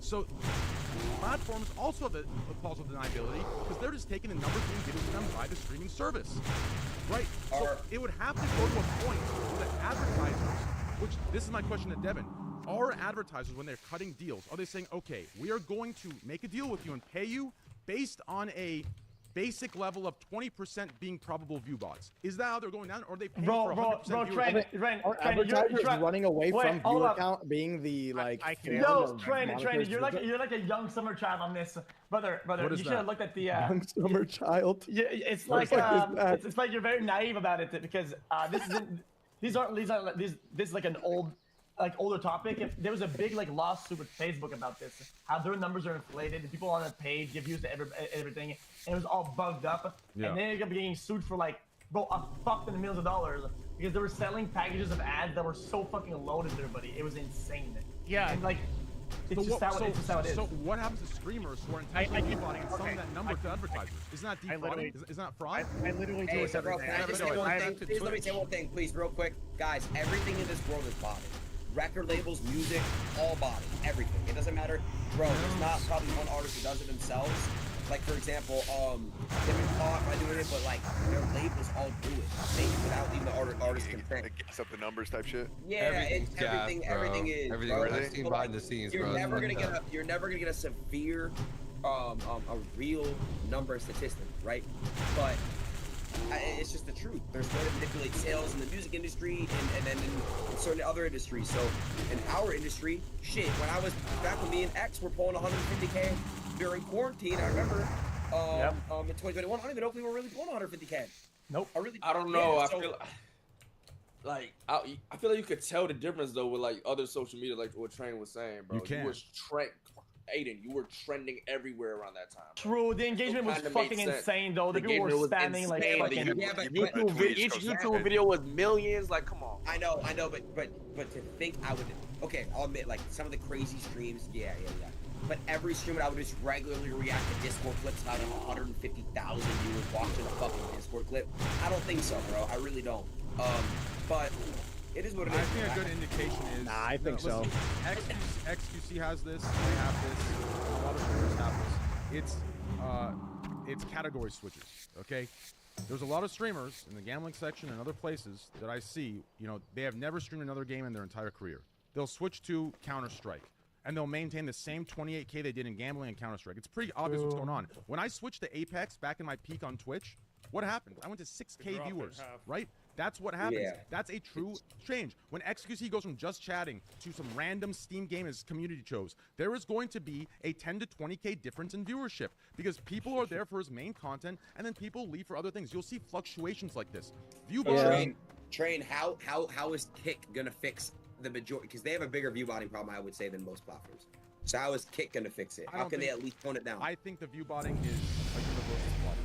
I don't think it's when I look around, I think the primary view botting is it's like when I'm looking around right now, there's channels I see that are very obvious because of what I said that Rage brought up. The lack of size of where these viewers could be coming from, and obviously Kick isn't large enough where the front page is putting them 15,000 viewers up, right? It's nowhere near big enough for that yet, right? So these things, like, I think it exists, but like Devin said, you know, the number of MBADs viewers, the number of ViewBots on Twitch is 40%. Twitch is massive. So if that number is between 20 or 40%, we're talking viewers that dwarf Kick, right? So I think it's an industry problem that needs to be solved by either going to the streaming service itself or getting the attention of the advertisers themselves to put pressure on the streaming service, in which puts pressure on the platform, in which finds a better way to punish or find ways to maybe blacklist certain streamers that have that consistent track record, right? That's my take. Yeah, the thing is that, brother, I'm gonna be honest with you, okay? Yeah. Over the years, I've been botted, I think, in stretches of time, maybe 3 or 4 times. And a lot of times, I'm gonna tell you how it is, okay? This might sound schizo. The way you act about it, the way you portray yourself on, the way you react to you being botted, well, we can literally just stop the bots entirely. Maybe it'll take a couple days, weeks, but there are some streamers, even if they're not the ones doing the botting, I'm gonna give them the benefit of the doubt. The way they act literally makes them not stop. They enjoy it. They enjoy the ride. They don't care if they're being misled or they're misleading or they don't give a fuck. For them, dude, they're getting free viewers and they're getting more traction and they're getting above other streamers. You know what? Hey, it is what it is, guys. Shit, I'm being botted, guys. Please stop, lol. No, man. It's the same. If you make it a big deal and you're like, dude, this is fucking annoying. I don't know who's watching me, who likes what. I don't know what's going on. I'm lost as a creator. Like, this is shitty. A lot of times, I'm not, the people that do it, they kind of like you. They think they're helping you. They stop it. They just stop. Literally. There was a week right before I went to Kick. I swear it was Hassan, Pokey, Kai, Phantom, and one other. Like, they were all getting, I feel like their viewers were inflated by like 20K each, like for like 2 weeks straight. I commented on it, and my viewers, as soon as I went live, 30K off the goat. All I did was like, chat, we're being botted. Ignore it. We're being botted. It lasts for like 2 weeks. Yeah, every variation I've seen of the quote-unquote harasser that bots has been, it's never been a consistent every single stream all 10 hours for 6 years straight. It's been, even if it's a long-term 4-year thing where you have someone harassing for 4 years and view botting you, right? It comes in bursts, right? For the most part, it comes, you know, maybe 2 days out of the week, maybe, you know, for a month and then the next month nothing. People who are consistently doing it, there needs to be some sort of punishment, especially when they're in sections that, in my opinion, are completely scummy to boost to the top. Not to mention, as an equity owner, I think it really is detrimental to the natural discoverability algorithms that help smaller to mid-sized creators grow. That top spot being locked in, cheating your way to the top of that, to me is the most scumbag thing you can do, because that spot is important. Even if you don't believe in trickle-down viewership, that's fine. That top spot will still bring you in some traffic to help push you to the next level. And people who view bots that top spot are destroying that chance for small to mid-sized creators. Devin, I mean, bro. That's actually cool. If you think about it, dude, it's why YouTube discoverability is so shitty. Yeah, Devin, you're not because not only are you working against people that have more views, not only as you're live, people have better options, and it's being pushed them. It's being fucking vomited on them, bro. If you take a break on YouTube, people see guy on the side almost dies from jumping from off of a cliff. What are they gonna do? They're gonna click on that shit, bro. Like this is why it's such dog shit. I feel bad for YouTube streamers for that. That would know it if I got me. All right, that's one thing I will say though. Like numbers on YouTube do make more sense. I feel like it's harder to bot because when speed. Is it really? Is it harder? Devin speaks after this. Bro, don't tell me that. Let me listen. We need that shit. Devin's been waiting for so long. Devin, I'm not waiting. I can explain the situation, or we can just keep going. It's fine. Explain everything. No, explain everything. Please, go ahead.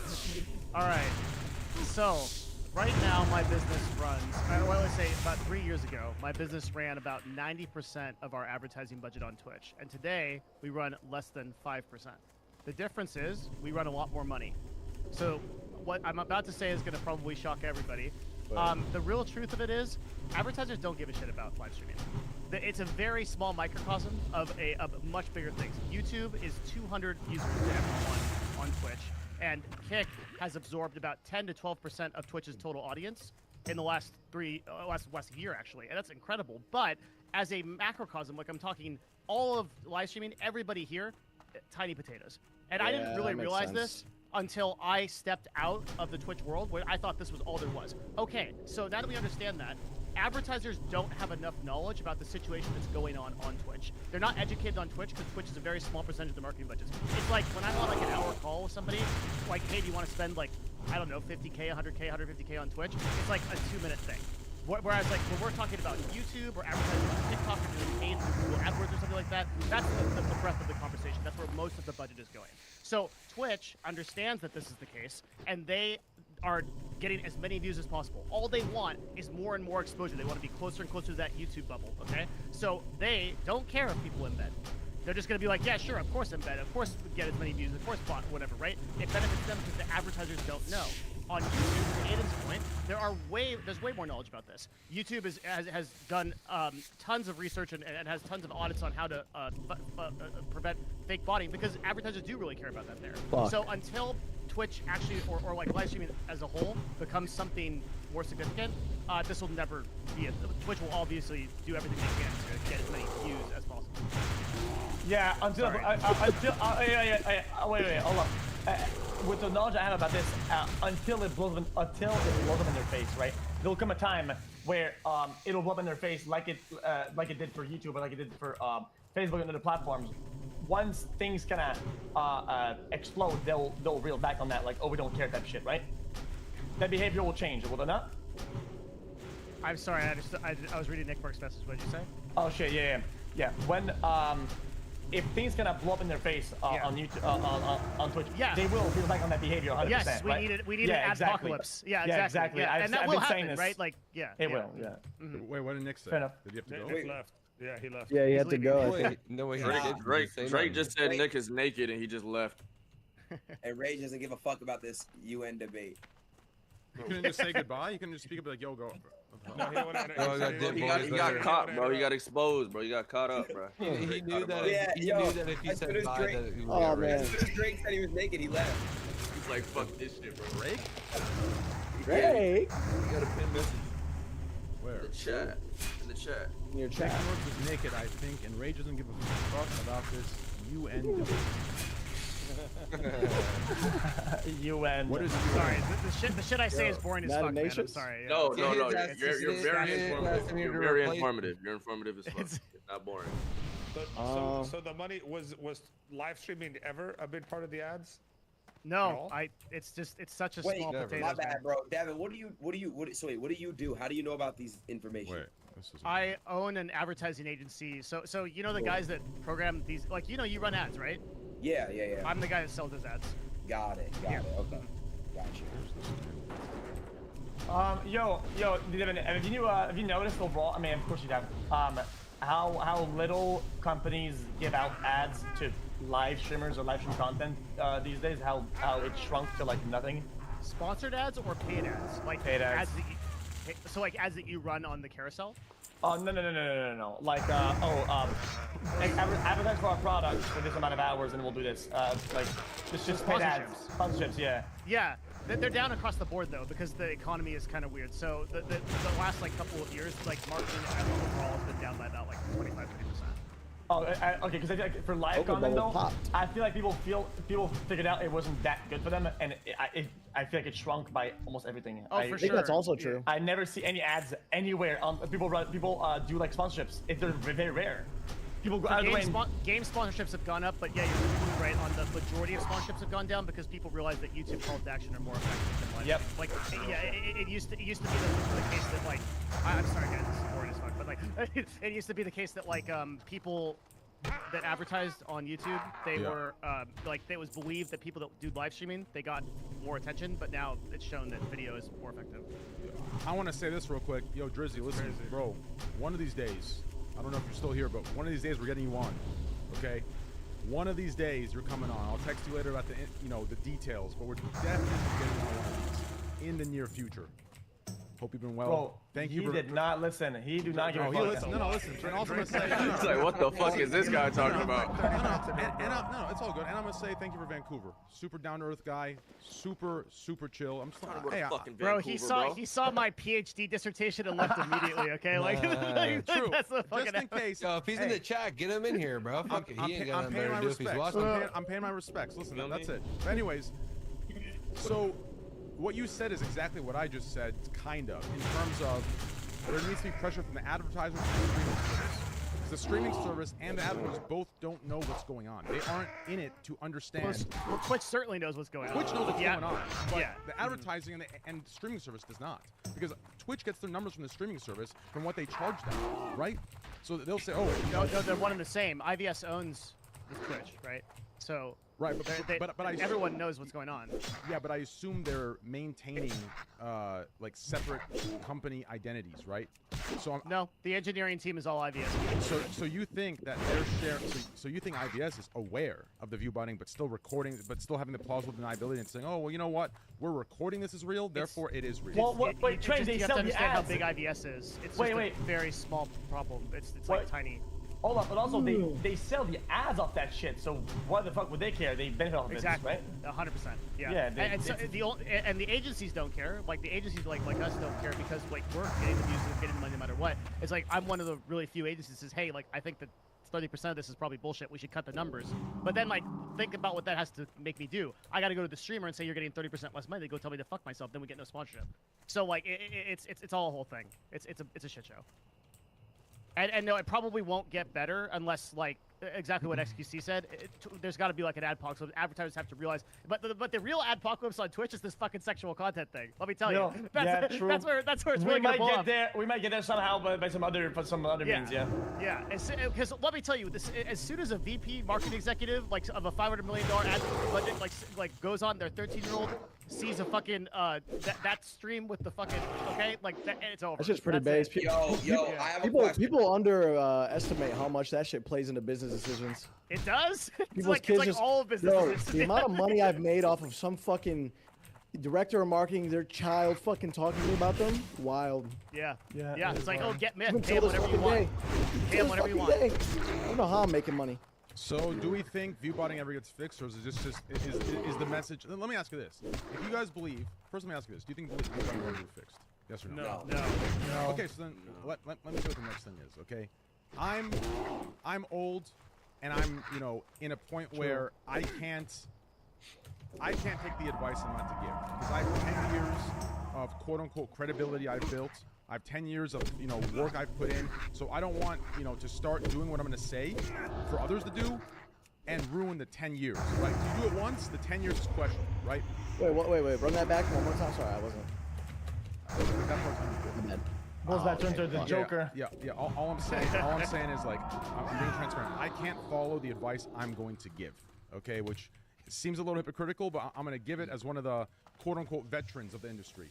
With what I'm seeing these days on Twitch, on Kick, on all the platforms, because technically we can't be critical of one platform when all platforms are competing together, right? All platforms would have to stop together. So if this is never going to happen, and this is the industry we're in, my message to all creators, small and mid-size, is let it go. Give me validation. Hey, do what everyone's fucking doing. Only then are we going to see something done. If we create what would it be? An epidemic of viewbotting, that's the only time I can see platforms stepping up and saying, yo, what the fuck is going on? We need to fix it. This looks terrible for advertisers. There's no way. Everyone here has 30,000 viewers. That's the only way. That's the only way. So my message to everyone, if this isn't going to get fixed, if Twitch is going to ignore it because they can, right? If Kick wants to ignore it, if YouTube wants to ignore it, then the real answer is to all of you new creators trying to make it in this saturated market that are competing on not a fair ground at all. They're competing against people who are willing to viewbot and get ahead of you. Then I suggest, honestly, just for the sake of some changing, everyone boost your shit to 10K. I don't give a fuck. No, I'm saying. I'm saying. No, I know, but you're giving this isn't good advice. It's too fast. You got to start 100, then 150, then 350. I've thought about this. 450. Wait till I come back to Twitch. They gotta go all the way off the bat to make it obvious, bro. No. You gotta work it up because you still want to make some money while you're there. You don't want people. We should probably call this soon because otherwise, like people are like, if we do another one of these and people are like, oh shit, like we have to be stuck here for 5 hours. Yeah, I gotta go. Yeah. Yo, where are you going? Aiden, where are you going? Why do you quite give really a have fuck to where I'm go. going, huh? Bro, I care, man, because I'm lonely as fuck. And why is everybody going All right, anywhere, X, man? when I are don't know you where to moving go. when are you moving to Florida? I mean, do you actually want me to move there or not? He's not gonna hang out with you unless if it's on stream. Don't bother. Do you think? Oh, hell, I have to hang out with you off stream all the time. Were you kid. saying? No, you don't. Devin, Stop were it. you saying that because I can get in trouble for saying what I said? No. I'm okay, actually I'm dead serious. I'm saying that if we want to preserve the integrity of the show, we can't hold the expectation that people are going to be here for 6 hours because we'll lose everybody. They'll all be like, "Go fuck yourself." I think, right? I think 3 Like, is the magic number, honestly. I'll be here, but I have everybody knows listen. Okay. I told everyone 3 to 5 hours. So we are technically at the 5 hour mark. Okay, yeah. Three's all good. right. The actual expectation is you can leave whenever you want. Dog, what up? What up, dog? Bro, I haven't Okay, slept then since, fuck it. Yeah, we'll I keep haven't going. slept I don't since give a Monday shit. night, bro. It's like- Like, pass out. No, we gotta call it. We gotta end All I'm Yeah. saying is this, okay? Like I said, I don't want to be a hypocrite in this situation. I don't want to mislead you guys. I can't do it because it'll tarnish my 10 years of work I've put in. But those of you that don't have that credibility yet, you're new, no bullshit. If you're going to be in an environment ran by viewbotters that are playing dumb about it, who are getting ahead of you, who are cheating to get ahead of you, and who are blatantly doing it to get ahead of you, I'm telling you right now, the only way we change this, the only way we fix this is if everyone, every single creator, 0 viewers to fucking 5,000 viewers, juices their shit up to get these platforms who are playing into fucking a plausible deniability card attention. Are you sending out a fucking stimmy for the bread that's gonna cost, buddy? Or what? Well, listen, Stimmy.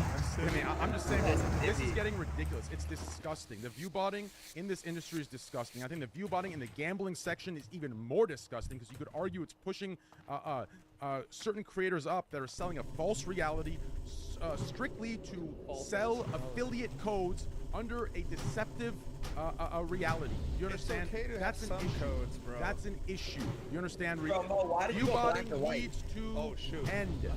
Thank you. He's sad. Wait. And in order to end it, I guess we have to go full fucking hard for every new creator. All right, yo, everyone. Yo, I want to All just right, say dude, one I'm thing. gonna go live right now on Say Twitch, it. actually, so I appreciate you guys. I want to say one thing. Last thing I'm gonna say is this: great fucking podcast. I appreciate you Amazing. Shane, for having me. Well, we have to end it on a good conversation. So give me 5 more minutes. It has to be a Bro, positive. Shane, No, you brother, have it to has to be end now. positive. It has to be positive. We can't. end on- I think I want to say it. I think that it's a really good time for this podcast to come back because I agree. this kind of talk and narrative really needs to happen.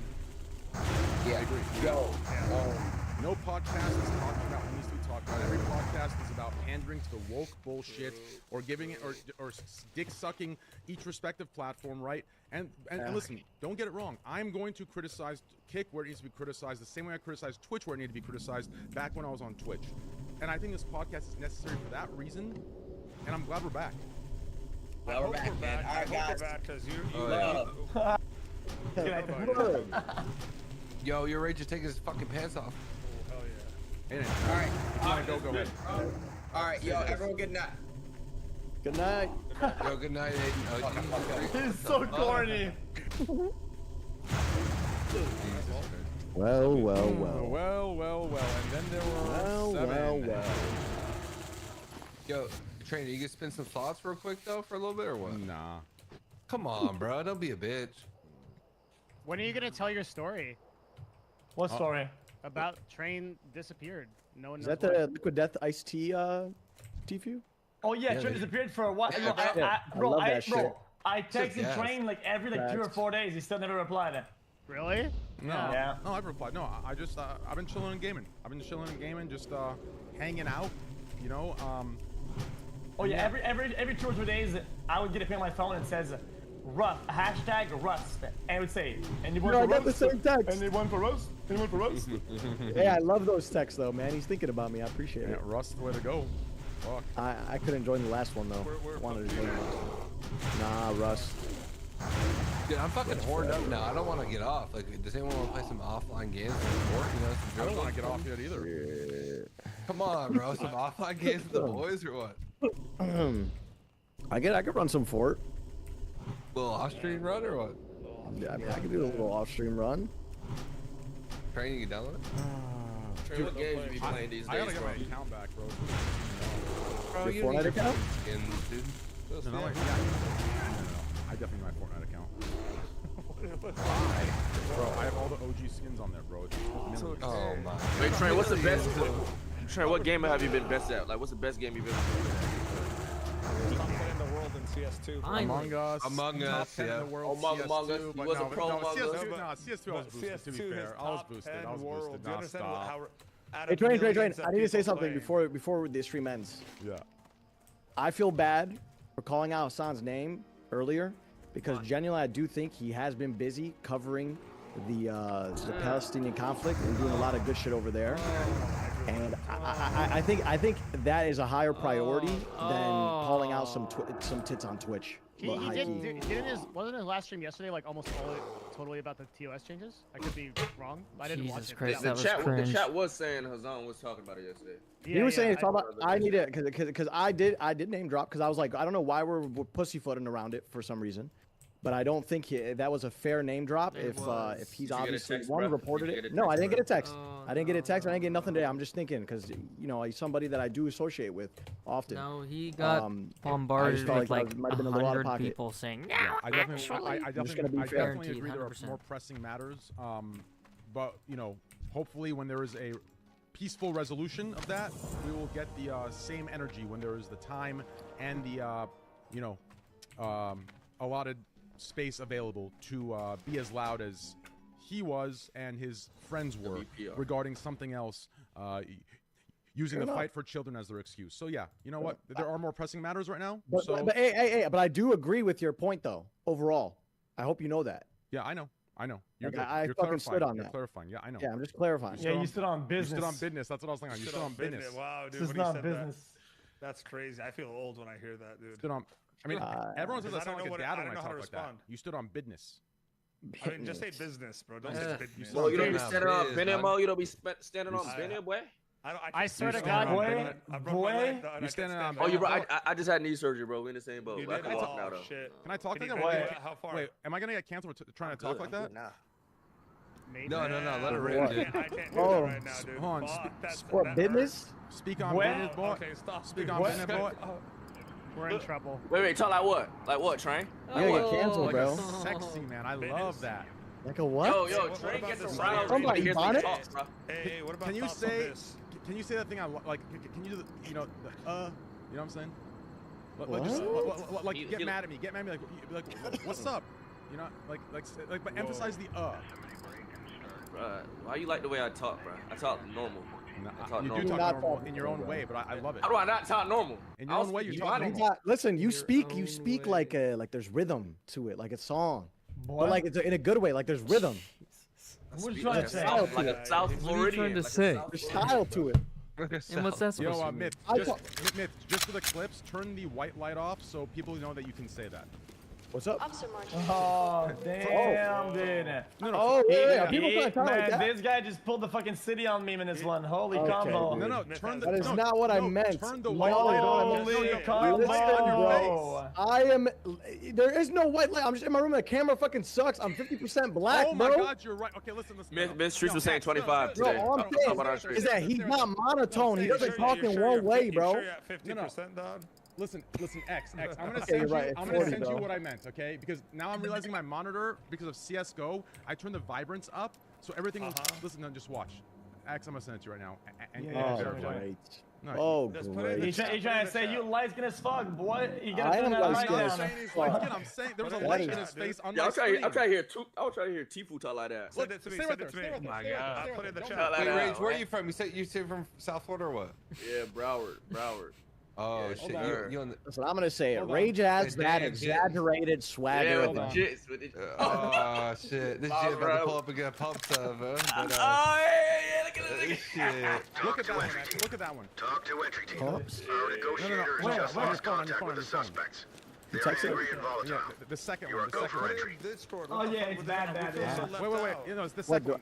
Check the Do I second look one out. Caucasian? Check the second one out. What Yeah, about it's this? crazy. Hey, Tifu, you tapped in. What part of Florida you from? Are you from Here, I'll Florida? put it right? in Discord. This looks like- This looks even worse. Tambo, I got- Hi, my name's Steve. My name's Connor. Hi, my name's. I can talk like this if you guys want. Talk like this. Give me Okay, because go back to the sexy talk No. that Train What calls you it. can, report to Tom for debrief. Sexy talk.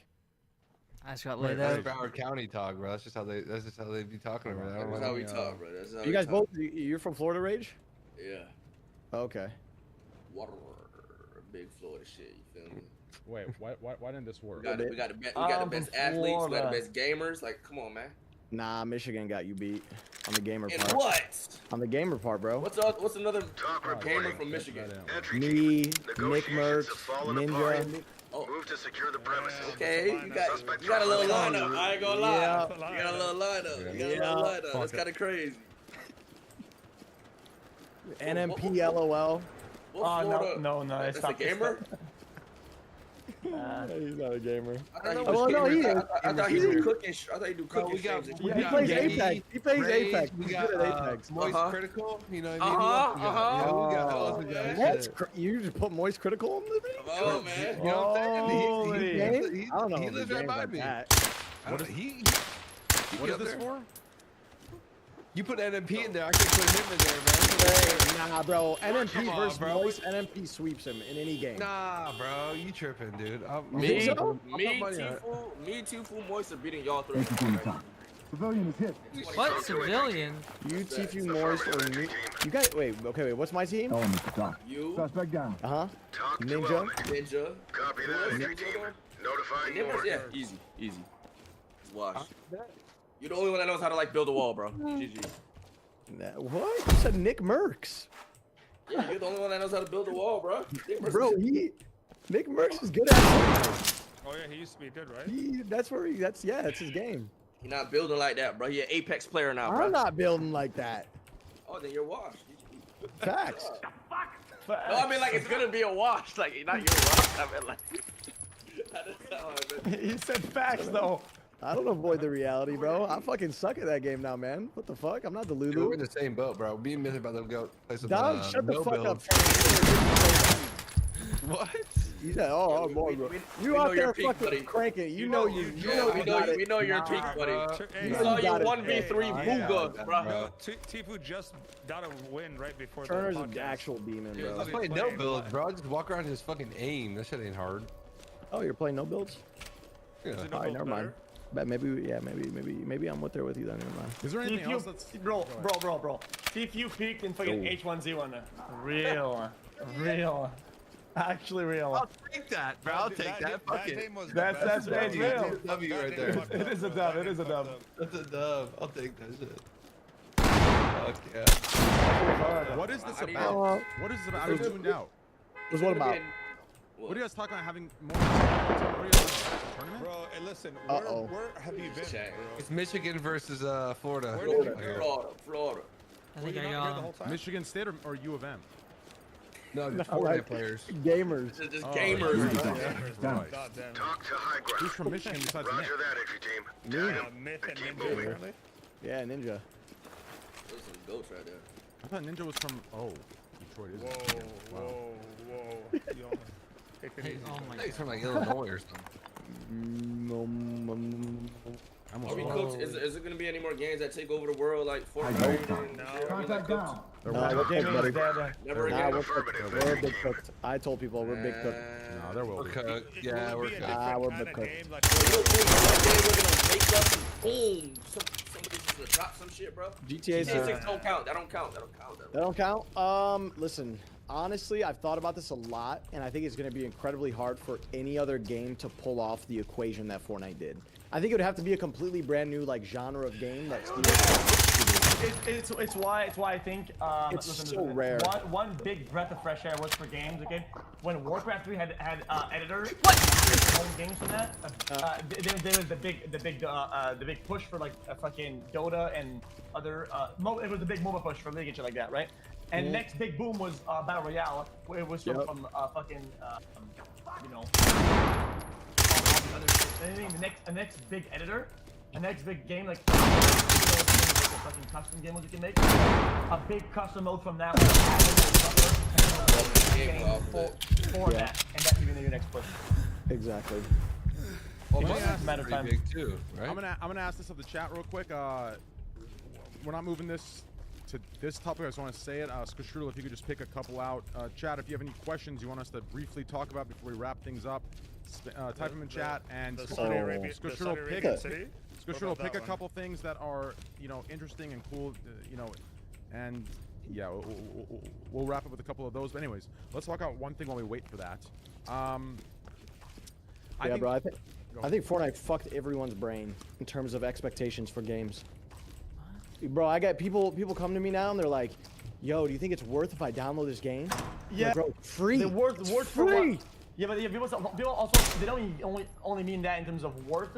I think there's something I realize that I'll go ask this question. Is it worth in terms of like, is it worth Grinding investing it. time in because it's gonna be Yeah. popular? Is it gonna be big? Exactly. I'm like, bro, buy your game or download a game because you Yeah, enjoy man. it. And if you, whether the game becomes something or not, you already won. You Bro, enjoy your time. I call them fuckboy gamers now, bro. What, Yeah, what it's about that fucking company boyish. that just Play the released fucking game that you like, man. The finals, Yeah. great game. No, that's great the game, game man. that failed, bro. The one that they scammed. You know what's crazy? You know what's crazy? Oh, the day before the day before I refunded it. I was in the fucking trailer, that second trailer they dropped. I was so hyped for the game. They put me there like an Easter egg. Finals? Really? That's crazy. The day before I refunded it. Yeah, I was talking to them throughout these whole past few years, and they're telling me, "Yo, trust, this shit about to be goated, like no downgrade." Yeah, GG. You were in the trailer though? Yeah, they wrote my name on the table in the intro. That's they're like, watch it on Yeah, those fucking. I couldn't believe that actually Knowing fumbled that that. the game was that way, they still did all that. That's crazy. That is a good topic to talk about, actually. How hard that game fucking flopped, and how hard they tried making it seem like they were actually cooking something, but they weren't the entire time, lying the entire time. Wait, They were not cooking. The rug Yeah, pull? well, not rug pull, but just the game. It just wasn't what they delivered. What was it called? The day Is it? before? The day before. Yeah, I guess yeah. The rug pull. Survival genre is cursed, man. That shit looked like it was gonna be So so fucking cursed, good. man. Can any of you confirm this? I want to get it confirmed by you guys before I say it in fact. Intro to the game. Yeah. Not true. Incorrect. Not true. 2 hours. The intro of the game, you can skip to it, and even if you don't, the intro of the game is like fucking. It's like 20 minutes at most. 2 hours is the cutoff. So. And the game breaks before the intro, anyways, which is what made me refund the game. Like it's just broken. Bro, you saw what they tweeted on Twitter? They're What'd like, they say? shit happens. Like, No, people shit were does not happen. They literally said shit happens. That's so funny. How much was the game? $40. Yeah. Yeah. So did y'all play Baldur's Gate? Was it actually fire? Oh, I haven't played it yet, bro. I want to play it so I think Baldur's bad. Gate is probably one of the best games of all time. That's what I keep hearing, man. Yeah. Bro, I never even heard of a Baldur's Gate 2, bro. And then Baldur's Gate 3 just to go. The fuck? What game? Baldur's Gate. Game of the year. Gate. I've never heard of it. That's crazy. Oh yeah, one game of the year. Yo, my man's just ready to play Fortnite. Yeah, might as well. Yo, Myth, you on or what? Yeah, I'm hopping on. Hold on. Y'all are actually playing Fortnite, huh? I've been playing the finals. Bro, that's what I've been doing. you brought them together. Yeah, again, actually, bro. actual Look class at you that. play. I play medium. I mean, I know I should play heavy because it's broken as fuck, but. Yo, actually, did you get sub 15 I yet play or right. what? Nope. Come on, bro. I'm stalling, bro. I'm stalling you. Bro, quit fucking trolling, bro. Okay. Just because you said so, I'll do that. Oh fuck! No pixels from I forgot. Yeah, how was that? Oh my gonna god, be? is that? Oh It's a shit. mass, bro. Trent. Unfortunately, there are things I can't talk about. Okay, almost everything, but like, it's just massive. Like the It's gonna whole be thing insane. is crazy. Like Stream I've it never. out? Yeah, I'll stream it, but just overall, and the launch has been massive too. But just in general, everything is just insane. Like it's just crazy. I've never been part of something that is this big ever. What type of character are you gonna be going for? My character is like a dumbed down, kind of like slipping Jimmy from fucking what's it called again? Better Call Saul a little bit. So my character's already a criminal, but I don't want him to start as a criminal. I want him to be like kind of build himself there, you know? Yeah. He has to earn it. That's right. Anyway, chat. What else do you guys want to talk about? Let me ask you. Yeah, Okay, we got those questions? So yeah, Chad asked about. Fuck. Oh, Officer okay. Kelly, There's three please things. report to staff training. Fuck. One, I Officer don't. Kelly, I mean, report to staff maybe training. You know what? Do it, bro. Damn, I've really changed, haven't I? Cause I guess I'm pussyfooting a little bit because you know what? Okay, I'll just read it. Chat wanted No Pixel 4.0, next big thing or same, right? Just a peak period and then it comes down. They wanted to talk about Pokey Cookies and they wanted to talk about the Game of the Year awards. That was What about the Game of the Year awards? I don't know. It just Game of the Year awards. Baldur's Gate 1. It just says Game of Oh, the Year fuck. awards. Okay, Yeah, here we they're go. talking My bad, about Trevor. People last are week, upset. So about what? Those are good topics. Yeah. Wait, is upset about what? They were upset that a lot of people were upset that a lot of casuals. Cause apparently, Baldur's Gate is like the greatest game of all time. So it was a lot of casuals or a lot of people were upset that Spider-Man 2 didn't win Game of the Year. It was a very good game, but apparently Baldur's Gate 3 is the fucking best thing. Baldur's Gate 3 is like revolutionary. Really, bro? Yeah, it's like it's changed the standard for RPG games, I think. For sure. Yeah. And that's why I think it deserves the win over Spider-Man. And but I think there's a big group of like the general public that's just not gonna play a game like Baldur's Gate. Oh, like, 1000%. Sure. Top-down type RPG. Oh, factual. So they look at that, they're like disgusting. Yeah, but there's also a massive demographic of people that like gamers that like that shit. Yeah, just fucking we're nerds, man. Bro, so I have no idea. Well, I mean, you said it yourself, right? Like Baldur's Gate 2, never had heard about it ever. And now Baldur's Gate 3 is like the biggest thing, right? Like that's because Baldur's Gate 3 really redefined CRPGs. It's really a different. It might have redefined the gaming industry because, like, you know how like everything's like fucking railroaded. Like when you do a story, it just feels like, it feels like you're just on a fucking railroad. Like you're just going to the next thing. Baldur's Gate is like your decisions actually fucking matter. Like the stuff that you do in that game can totally change the result of the game. And you can do anything. Pretty much. And I think the big thing about Baldur's Gate is like not only that your actions have consequences, but that the game changes around you as you make your decisions. Bro, she's just saying people just like it because you can like have sex with animals. True. Yeah, maybe it's as simple as that. Like Twitch. I mean, I don't know. Yeah. You get like a disease if you fuck a bear. I don't think you get a disease. No disease, but you can still fuck it though. You can fuck it. Like you could fuck it. Like you could blow a bear's back out. Yeah. Yeah.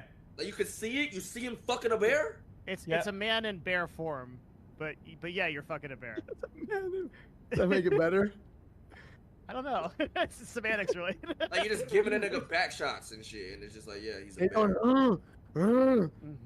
Yo, he kind of went bear mode on this. Hold up, That's some furry shit, bro. It's kind of fire. Yeah. I hope what it does is it sets the standard that we can't just make dog shit games where like everything is decided for you. I know it won't, but like 4-hour, 5-hour campaigns like Call of Duty, it's the same shit over. Dude, oh my god, I cannot believe in COD. You know what? I'm gonna go against. Really? I'm glad you guys said it. I'm gonna go against you on that. Okay. There's no way you could defend COD. Call of Duty.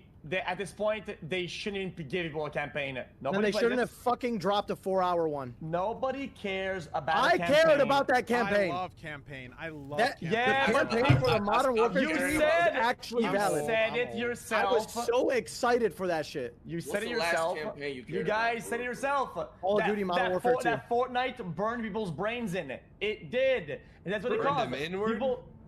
People don't play campaigns. They don't take the time. It's why it's look at FIFA. They're ahead of the curve. They stopped campaigns.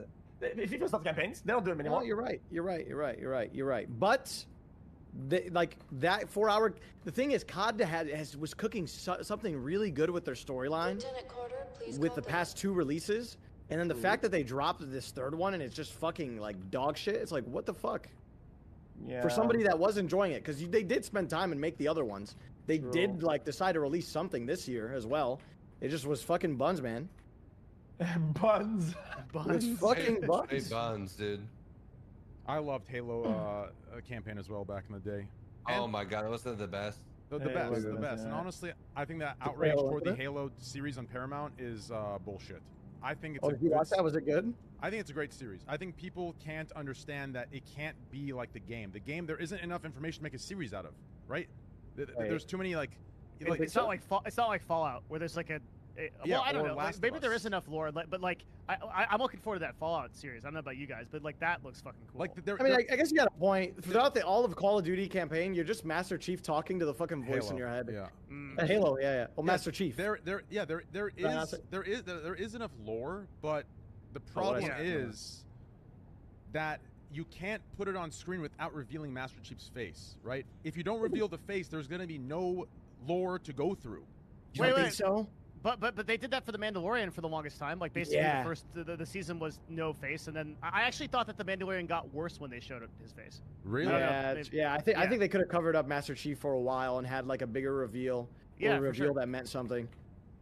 So what do we? Oh, you Fucking know chief, what? I mean, man. I guess they could have directed it in a way where when the doctor sees his face, they just do like a body cut and they don't show the face. They could have done that maybe throughout the first 3 seasons. I don't know. I mean, there's only 1 season out. Season 2 comes out next year, but I don't know. So far, I like it. To be fair. That's fair. Yeah. You can't just like reveal your shit like that, man. It's got to be like a whole big wind up. Yeah, maybe. You know. How much did I miss out not owning a 360? A lot. Halo, you missed out. Yeah. Halo. Ooh. Grand Theft Auto My too. friend's No? house is Was just Grand Theft Auto on both? 360 was fire, Yeah, bro. yeah, Grand Theft Auto was on PS3. What else then? I wish I had a 360 so bad, bro. Everybody in school had a 360, bro. You had a PlayStation? Yeah, PS3. We got Damn, fucking bro. hacks. Had to play bots offline for like a month or some shit. Like, No, I think man, I'm PS. sorry to hear about that. No, I think PS like 4 was goated. PS5 was goated, but I think Xbox Yeah. 360 was kind of. Xbox 360 was peak gaming, bro. It went hard. Oh, even Gears of War looks so fun, bro. In terms of multiplayer gaming, which is like the peak of that era, like that's all anybody remembers from fucking PS3, Xbox 360 era. Xbox dominated. You remember how fucking for crazy me, that chat peak was? Was the voice chat. N64. What's the up? chat was on voice chat on fucking Yeah, but Mo, Xbox you're like 360 40 was though. Yeah. I know. Sending people voice messages. I was already PC gaming during the whole Xbox and PS era, so I never got into the PS. Really? Yeah, I just went straight to PC after the N64. Damn. That's how old I am. What the fuck? Yeah, that's old as fuck. You play how long? Damn, when did you start playing CS? 2002. Bro, Holy Call of fuck, I was Duty 3 on years old. PC in 2011 is criminal, bro. I forced I was at one of those LAN cafes where you just go there and play games all day until Damn. my parents Yeah. bought me my own computer. That's what's up. Your parents just bought you a computer. They're like, you know, I want They you saved money home. for me not going to the LAN, yeah, because I would go to the LAN That's cafe cool every as single fuck, day. man. Were your parents like, were they always like cool with you in gaming then? Yeah, they were supportive as long as like I put school first, kind of, and then it got to that's the point nice. where I just had to put more time into it. But yeah, they were pretty supportive the whole time. Okay, I see. Oh fuck, Tfue, I'm down. That's a dub. Anyway. With that being said. Anyway, the last thing would be, I mean, I don't know how much of a Pokey topic this cookies, is. I tried them. They're just they're not that great for. I don't like that hard candy, I guess, or The hard, yeah. cookies. I don't know, somebody told me they tasted like just trash Like- Oreos. Yeah, I want to try like, it though. they're like worse Oreos. That's how I explain worse them too. Oreos. Yeah, It so is- It's like just But get I like Oreos though, so how I bad love could it be? Oreos. No, but it just like the texture feels off. It feels like an Oreo that. Bro, trust it's me, dry. not Just as say good as it's an Oreo. fine. Yeah, It's no too- problem. She's not gonna fucking kill it's you like if you say it. powdery, dry, Every like- cookie though, every quote unquote healthy cookie I've ever had is always like dry. There's everything is not even in real terms. It doesn't really exist. Like, heavy cookies To be not a thing. fair, no matter I mean, a cookie with more nutrients than the average like fatty ass cookie would have. To be fair, it doesn't matter what our takes are. It's Fuck, I want literally some free Oreos. advertisement for her. No Because, shit. yeah, so regardless, I'm sure she's smart like that. She That's not how understands. she processes things though. Like don't she think still so? cares about shit. Yeah, Like no, nah, she no doesn't. shot. Yeah, she's genuinely distressed by this. And Really? yeah, for sure. I mean, shit. Shit. I wonder if you have, she was. if you have pride, you should be in a way. Do you think maybe that she like? I don't know why I want to give the benefit of the doubt, despite the not so. Bro, generous just say or- it. My God. No, despite the not so gracious or generous energy toward me, but I will give it the benefit of the doubt. Do you think it's possible that the company that wanted to do this, that got her on board, misled her? Is that a possibility? They said, "Yo, let's do this." I mean, I don't think so. At the same time, it's up to you. Dude, it's a fucking cookie. Like it's not a fucking like. It's not. No, it's, dude. it's not a fucking medicine or some shit. Dude, Like, Yeah, I it's like have a a fucking really. cookie. It's really not that big of a deal. I have a different take. Okay, I think I'm gonna get flamed for this, but like, okay, white labeling is like super common. I think Yeah, it's that super common. I think that if she wasn't a woman on Twitch, I literally think if Ludwig or you Trey or you had double denim and fuck you, I'm gonna sell $30 cookies, nothing you can do about it. None of this controversy would have happened. You think if it wasn't a woman or if it wasn't Poke? wait. That's like I feel like if it wasn't. It's Poke- almost like if you portray yourself. No, I don't agree. Not woman. It's almost like if you portray yourself to be online in a certain way and you don't abide by your own code, people are gonna call you out on it. People will feel that way. But that is what this is that Pokimane presents a certain way. right? But like, and she presents as this kind of like higher, I don't know, like I wouldn't do that. I wouldn't white label. Yeah, but the other side of this is the Twitch misogyny that they went after her for. Okay, that's the other half of it. If Train would have dropped them cookies, that whole side, that be on his ass would have been on his dick. Bro, I would have been. but I'm a bad. On me. Well, they'll go on. Listen, right? it's Like, true, same. But listen, Pokey you herself say, would have been on me, for sure. Ludwig She would have. They all would have been on me. I want to say this real quick. I gotta say this. Now, I might actually get hated, okay? Especially since we don't have a woman representative here. But I'm gonna say this, okay? You gotta work on that. Well, yeah, for sure. Next time we'll get at least. Let's see. I don't want to get a woman representative for the sake of that. I feel like it's disrespectful. We have to actually bring women that. Yeah, you know what? We're gonna get that. Like, we'll bring one of them titties on there, bro. Yeah, man, get the husband here, boy. She could be on the camera like this. So I want to say this, okay? And this is, I don't want Get the hose in here, boy. I don't want this to be misunderstood or misconstrued or taken out of context, but don't you think the waters have been so muddied? Here's what I mean, okay? It feels like everything, every single criticism a woman receives, the default is because they're a woman, because of misogyny. So, like, sure, I do believe that exists for some of the things, but it doesn't exist for every single fault, right? Like it's defaulted to that every time. Every female streamer defaults to that. Sure, I believe it exists for maybe half the situations, maybe even 75%, but there's no way all 100% are falling on some sort of I feel like you're drawing a drastic generalization of topics and points based off of a few key examples. It's not a few key examples. Everything that's been brought up about any streamer that has hate, the side that defends it is going to be this is about being a woman. Tyler, it is 100% because it is a literal cloud layer. It is always more difficult to contend with these issues as a woman than it is as a guy on Twitch. That is just the case. I understand that is also a crazy because take, but because that's of what it this. is. Also, you can dumb it down and make it even more simple, and something that people can't argue against is demographic. You are working against the grain when the audience on that platform is extremely dominantly males. And people relate to people that are like them. If you're a guy, you're looking at a girl. And I understand it's annoying because it sounds annoying, right? Every time it's like, oh, it's because you're a woman. It sounds really annoying. I guarantee it's more annoying for them. But like, we have to keep having this conversation, or we're never going to normalize having equal people on the platform, right? Because like right now, Twitch and Kick are like 99% male dominated. It's because females don't feel comfortable being here, right? So if you want to change that narrative, you have to continue to have these conversations. But could you also recognize this? Like, if Pokey was like some small creator with no pull or power, I would be more likely to agree with you. This is somebody who, on one hand, you want to attribute, criticism toward her as misogyny, but on the other hand, I want to clarify it. I want to.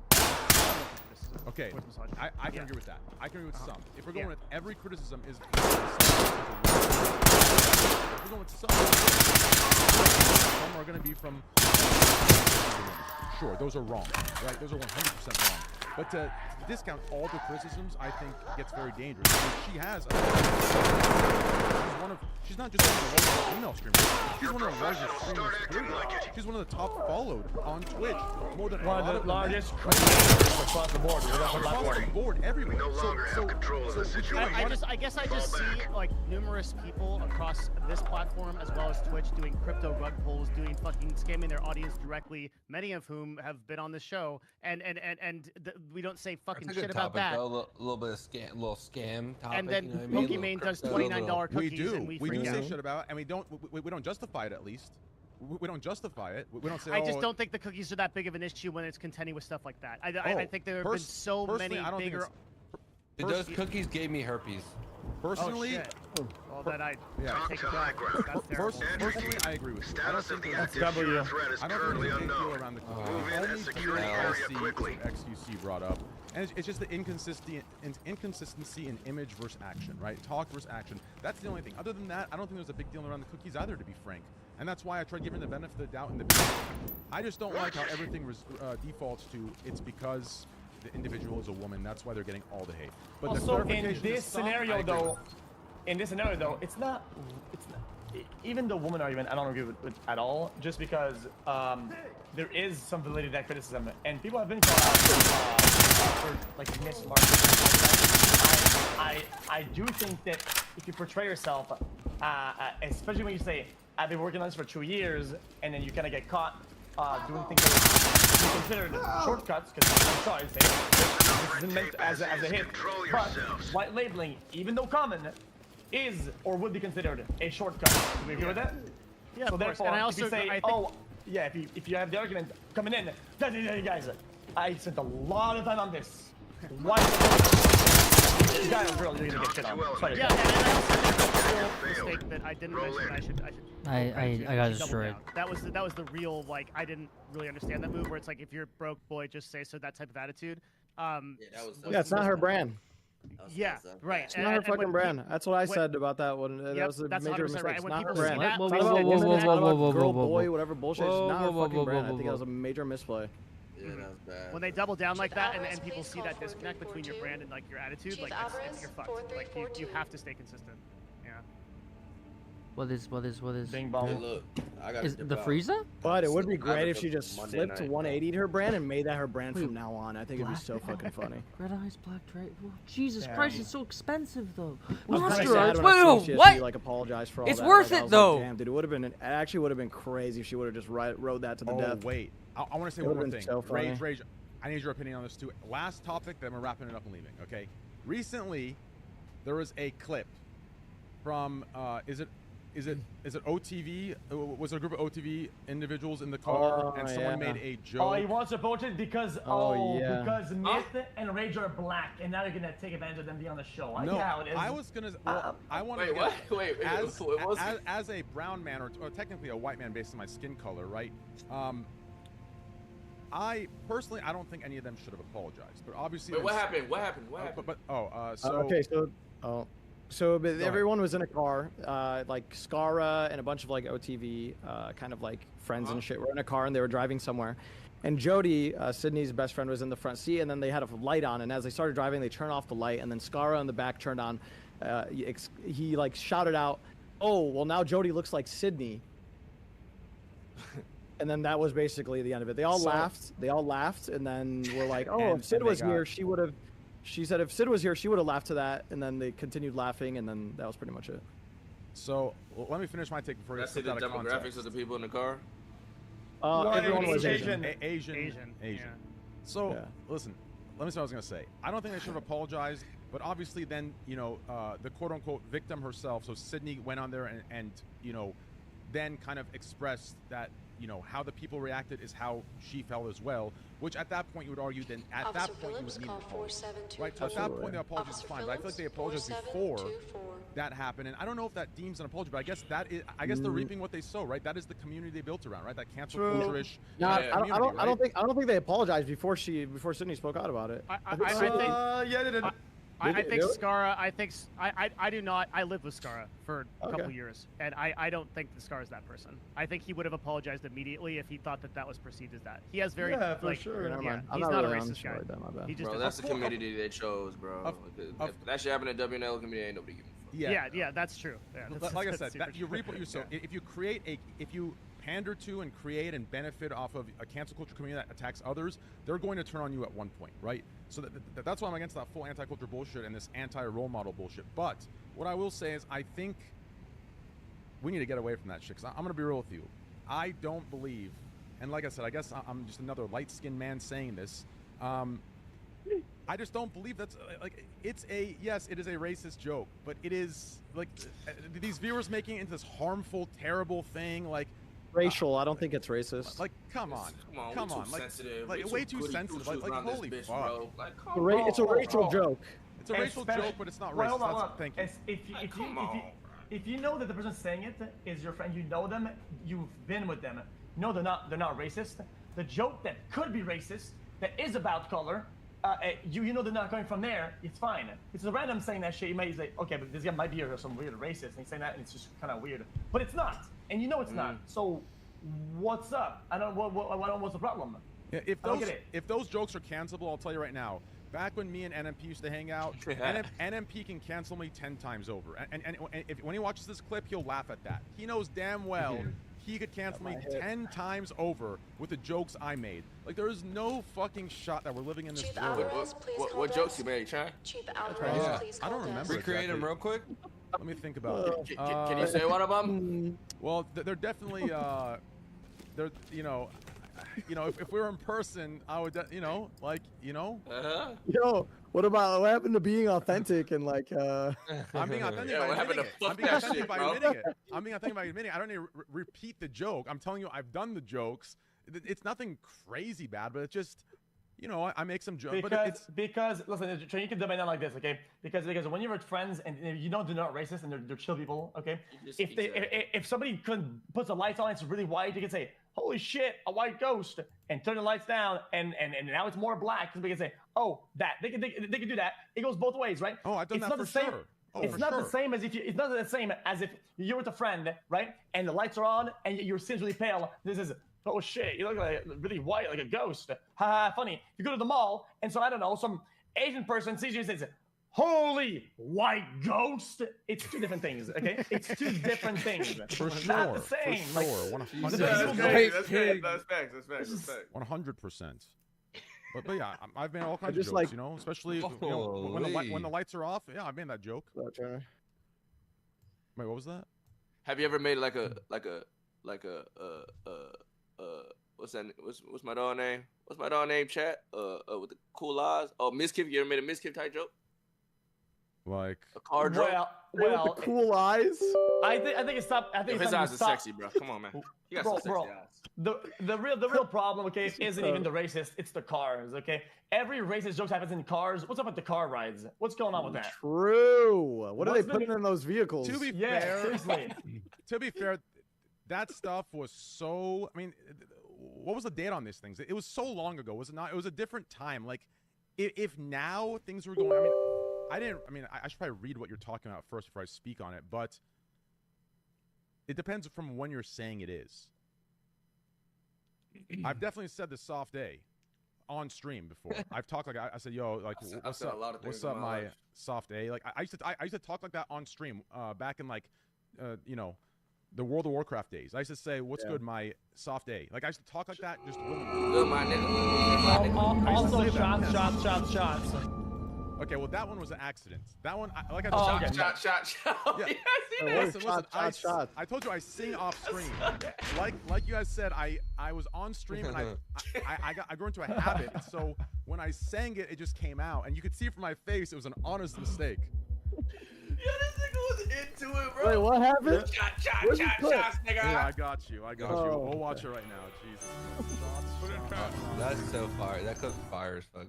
So fucking hard, bro. Plain Rex TV. Let's take a look. Here we go. Wait, I don't even have X. Do you have it?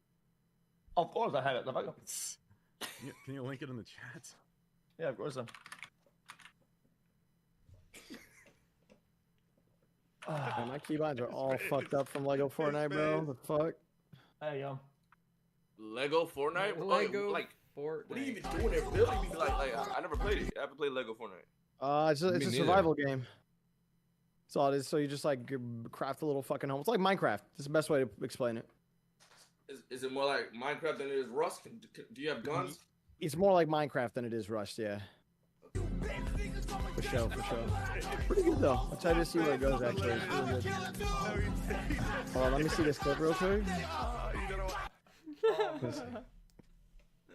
What actually see the reaction? I want your face! I'm gonna put it mute, okay, chat? I just want to see the face. Guys, that clip is good. I'm muting it, okay? That clip is awesome. Yeah, it's a good clip, bro. Oh my god. Hey, the man saw God in his eyes after he said it. So what? Nick avocado? My soul left my body. It's nigga got avocado. Holy bro, you guys are crazy. Dude, holy. Nah, gay, bro. That's face. You're talking about that YouTuber, right? It's Nick Avocado. No, it's Nick Avocado. What? Go. Guys. YouTuber that eats stuff. It's a Nikocado avocado, literally. Okay, but that's not what you were saying, bro. You said Bro. Nikocado. Bro. Wait, what did you say? Say it one more time. Say it one more time. No. Avocado. Nikocado avocado. Wait, It what's sounds the like word? that. What is it? What's the word? And there's a differently. Okay. Maybe I had saliva mouth. It's a Nikocado avocado. It's Now a you're YouTuber. saying it more Nick. Now you're saying it a little harder. No, that's not what you're saying, bro. But in general, though, I never said my K's really like KK like. You know, it was more like kind of. They're just softer. It's just softer. They don't sound softer. What do you mean KKK light? Yeah, that's what I was. I've been talking about that too. I did 2 Ks, not 3. But you were about to get to Yeah, the three. K before that one though too. Do the math, motherfucker. 1 plus 2. I was about to go to a Kanye concert then. Holy shit.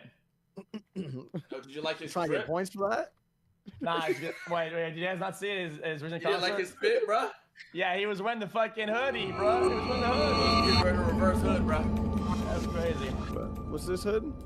Oh, you guys didn't see it. That's why you didn't get the joke. I got it. It was all black, but it's like, you know what I'm saying? He was wearing like Klan's hood.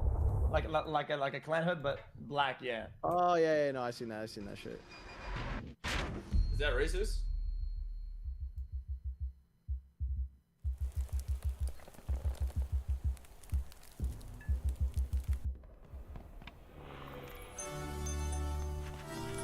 I don't know what it means. He's taking it back. So I can wear one on this podcast and I'll be straight with it? Well, I mean, there ain't no history behind this, so yeah. I'll wear like that all black KKK hoodie touch it. But it's all black, so it's like the opposite.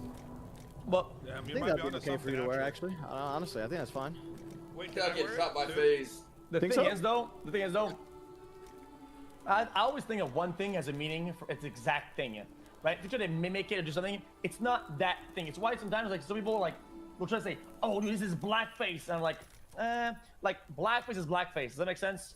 And sometimes what? like it's like whenever somebody does something, right? Yeah. And it's exactly that, and it's this, right? Sure, you could say that it is that, right? But for the hoodie, Yes. for the hood, I don't really know what it means. Like, I don't think anybody knows what it means. I don't think it means. I don't either. I'd rather not make assumptions in bad faith and say, oh, he means this is the Klan, but for white people. But I'm not gonna do any of these assumptions. I don't know. We don't know. I don't know. That's my take. I don't know.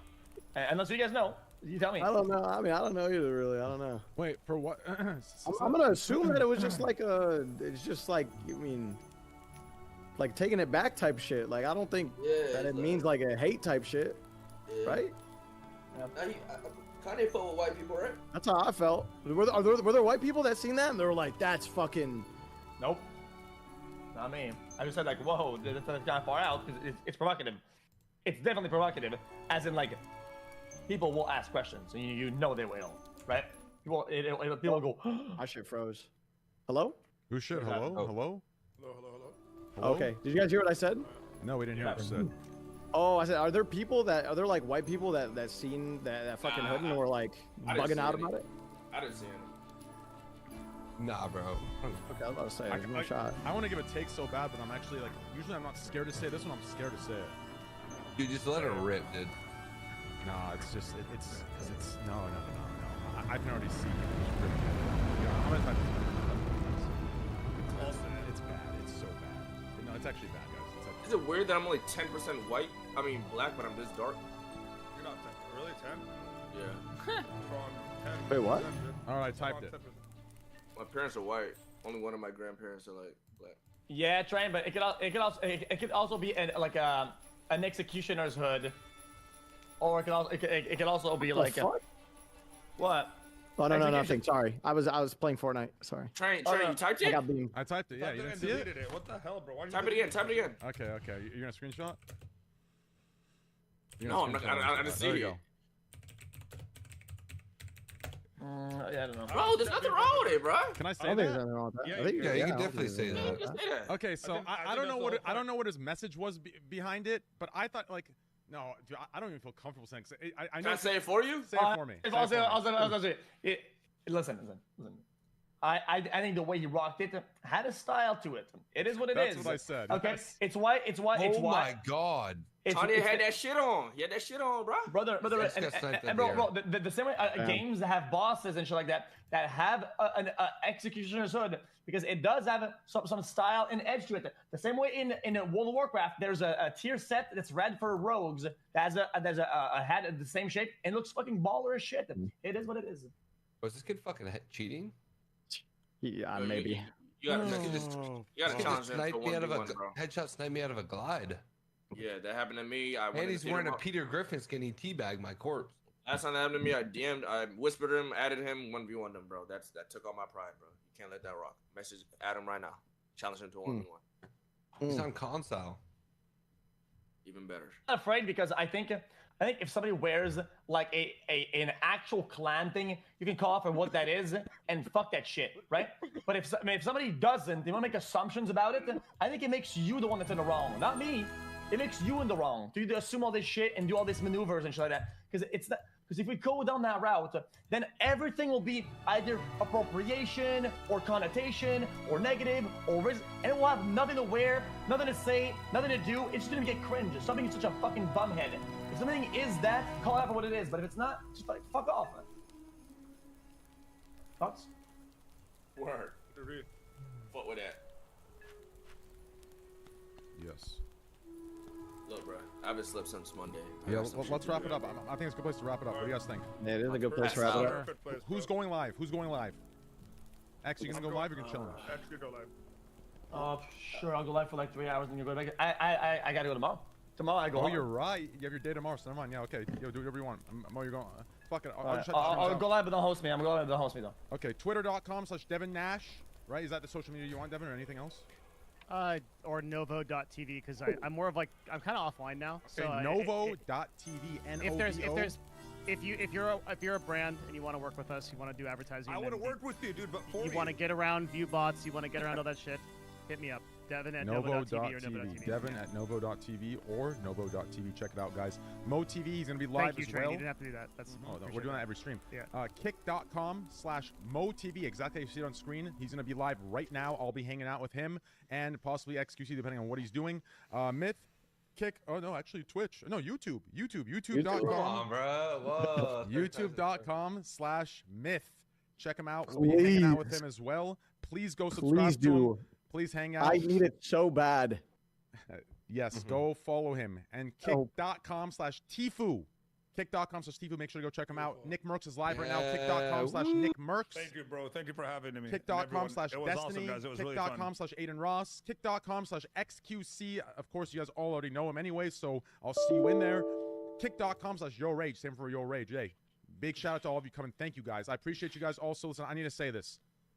Usually podcasts are kind of free-flowing. All of these guys did not stream so it could be exclusive on my channel. They did me a massive favor. I would not have even come close to the numbers I hit if it wasn't for, you know, these massive streamers or all streamers that didn't stream. No, everyone. No, all of you brought in, listen, making it exclusive, like brought in, you know, You're welcome. Historical. Is that the most you've ever for a podcast? I think it's the most for a podcast. And yes. for it being on W. Well, actually, fucking W's in the chat. The political podcast hit, I think, 100K views. That was nuts. That was it was like at 120 at one point. Yeah, but that was botted. That was botted. Shut up, Tifu. Yeah, I botted it. Hey, Trey, for real though, thank you for having me, bro. I appreciate that I was part of the fucking comeback. All love, baby. I'm gonna see you more often on the podcast, Myth. XQC, thank you, brother. Like, I mean, it means a lot. I know you grind all the time. Thank you. Yo Rage, thank you. I love you all so fucking much. Guys, please go follow them. XQC's going live. Mo TV's going live. And Nick Merckx is live. Thanks for making this happen, Tyler. I'll see you guys next Thursday. We have some cool-ass guests on next Thursday. I'm not going to leak because I don't want to cause drama with the guests coming on next week until we get closer to the dates. Because there's some nice, you know, relatively large-sized creators coming on that, you know, are very well-spoken, I should say. They're very well-spoken and very intelligent, and they've been a very good friend of mine for a very long time. So I'm very excited for next week. Devin, I'll see you next Thursday, 3 p.m. And those of you here, I'll message you guys. Rage, thank you for extending your time. Thanks for ending your stream. Thanks for hosting. I appreciate all the love, man. Thank you. Love you guys. Thank you so much, Tyler. Appreciate it. Thank you, Train. Peace out, guys. Peace Love out. you guys.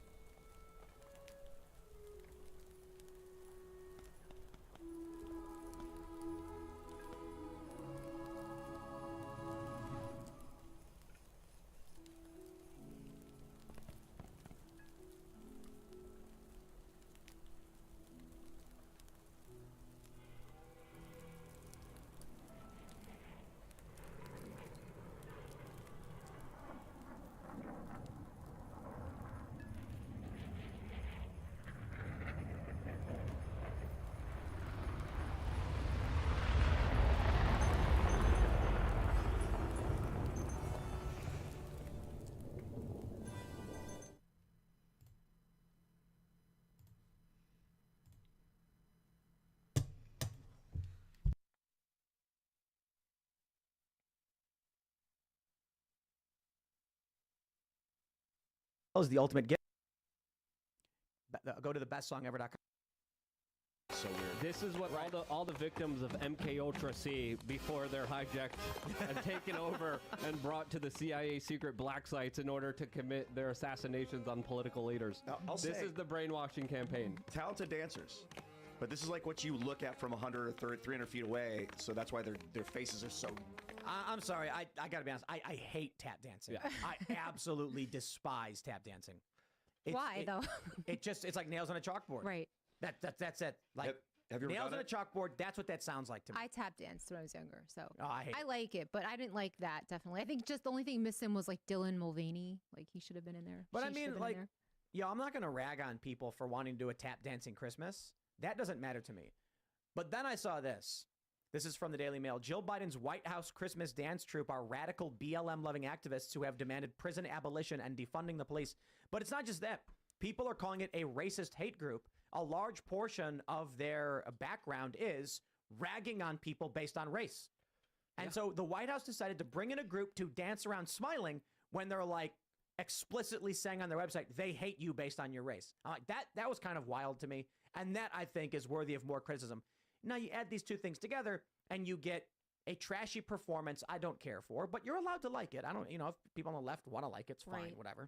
But they're just a bunch of racists. I don't like racists. Hunter Biden liked it after smoking some rock-like substances, but that guy likes a lot of different weird stuff. So definitely a lot of things reminiscing of Hunger Games here that a lot of people are making a lot of comparisons to. Absolutely, but the organization does a lot of weird stuff. I think they're more of an activist organization than a dance organization. They're kind of a collective organization of radical feminists of color. They call for prison abolition. They call for defunding the police. They tell people to join their local Black Lives Matter chapter, and more importantly, they say, hey, if you're white, you gotta check your privilege and you gotta learn how to be mindful and financially support other people because you were born the wrong skin color and therefore you are a bad person. That's extensively what they say. They say that if you take issue with being insulted based on your race, you are fragile. And so I see things like that, and I'm just like, dude, there was that little kid who was wearing the face paint for the Chiefs game, and he had black on one side and red on the other. And it was a black reporter who complained about blackface, and I said, that's black fragility. That's what black fragility is. He sees a kid wearing Chiefs face paint, and he loses his mind and calls it all racism. Right. And I'm like, you see why you shouldn't do that? I'm not going to go and blame all black people because one moron yelled at a kid. But that's what people like this do. They say that if you're a white person who doesn't like being insulted based on the color of your skin, you have white fragility. And I'm like, well, like one white person was upset about it. I don't know that every single white person gets mad when you criticize a white person. That black reporter who wanted to get that kid in trouble for whatever reason, he's one guy. He doesn't represent all black people. I'm like, it makes no sense to make black the focus of it the same way they make white the focus of it. Right. This is my problem with leftist identitarians and being brought into the White House. I think it's disgusting. They don't get angry. They get perturbed. Okay. Well, it's just so hypocritical. Like it's like the reverse racism stuff that's happening. I'm half Chinese and half Italian. I don't really think about that much, but I feel kind of bad for white guys in the present day. Like, I just feel like they are really under attack in many ways. And white women, like when the whole Karen thing, I feel like it's a very racist term to call somebody a Karen, to call white women. It's become a racist term. Yeah, but reverse racism would be a good thing. The idea that you get a bunch of racists like this and you reverse what they've done. But what they're actually is just racist. Right. The left uses this language game. They call it reverse racism when they attack white people because they want to make it seem like they're not being racist when, like, quite literally, that's all they're doing. Hating people based on their race. Yeah, the antidote to racism is seeing people as humans. Right.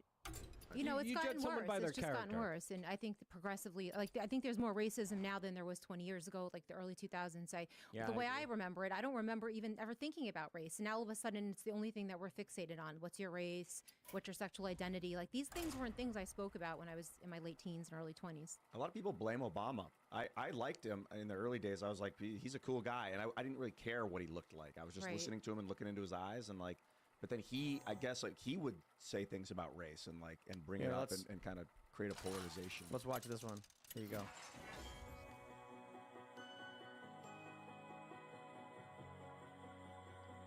This is the First Lady Melania's Christmas video It is remarkably neutral. It's very white, though. That's problematic. Those trees are too white. It's one lady. She's That's white. what they said. I'm talking about the trees and the lights.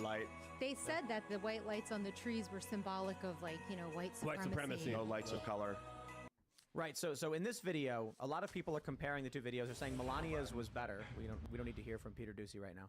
They're saying Melania's was better because hers was just a very neutral. This is the White House on Christmas. I gotta say, I'd call it lowest common denominator. Meaning, it wasn't really much of anything. Everybody got to see the White House. It was Christmas time. How nice. Right. I actually, hey, look, I think it's great that the White House celebrated Christmas. I think the way they celebrate it was kind of tacky, but that's fine. Not everybody has to like what I like, and I don't have to like what you like. But don't bring a bunch of racists in to do it, man. That kind of pisses me off. I got a little disturbed at them. I mean, it's like, it is the White House and it is the Capitol, and like, but they decked it out with a lot of like gaudy, like furniture and trees and decorations, and like people are, I don't want to speak for everyone, but a lot of people, I think the economy is like, Right, I was going to point that out. Like, there's so many people suffering, and they're putting They're up these... tap dancing on America's casket, Right, with these essentially. They're tap dancing, and everyone's being financially ruined. But this is why they're calling it Hunger Games. Yeah, no, That was a little disturbing. absolutely. And Sorry, Kara, I cut you off. No, it was okay. I was just going to say that, you know, it is a smack in the face, I think, to a lot of people in America, especially in the lower classes, who really are suffering from the economy. And I don't consider myself lower income. I'm right in the middle. So I think the people in the lower income communities feel it the most, because I go out and talk to people all the time for my job, reporting for Newsmax and Gateway Pundit.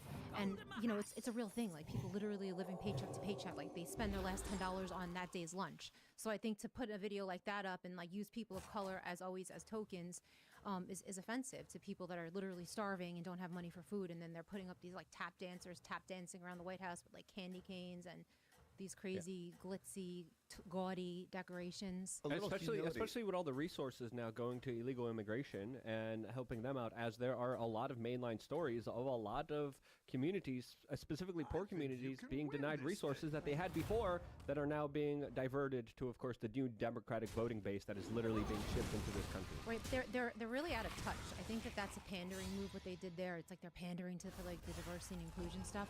I don't even think people, like minorities, are really into that. Like, they just want to be able to pay their bills and the economy to improve. They're not impressed with that, especially people that I talk to. But it's not. But here's the thing: it's not for them. Right. Jill Biden didn't produce this video for poor people. She produced it for her peers. You know, when I worked at Vice, we were constantly talking about content to make and what the strategy was, and I was always just wondering why it was that the higher ups of the company were so focused on cable television.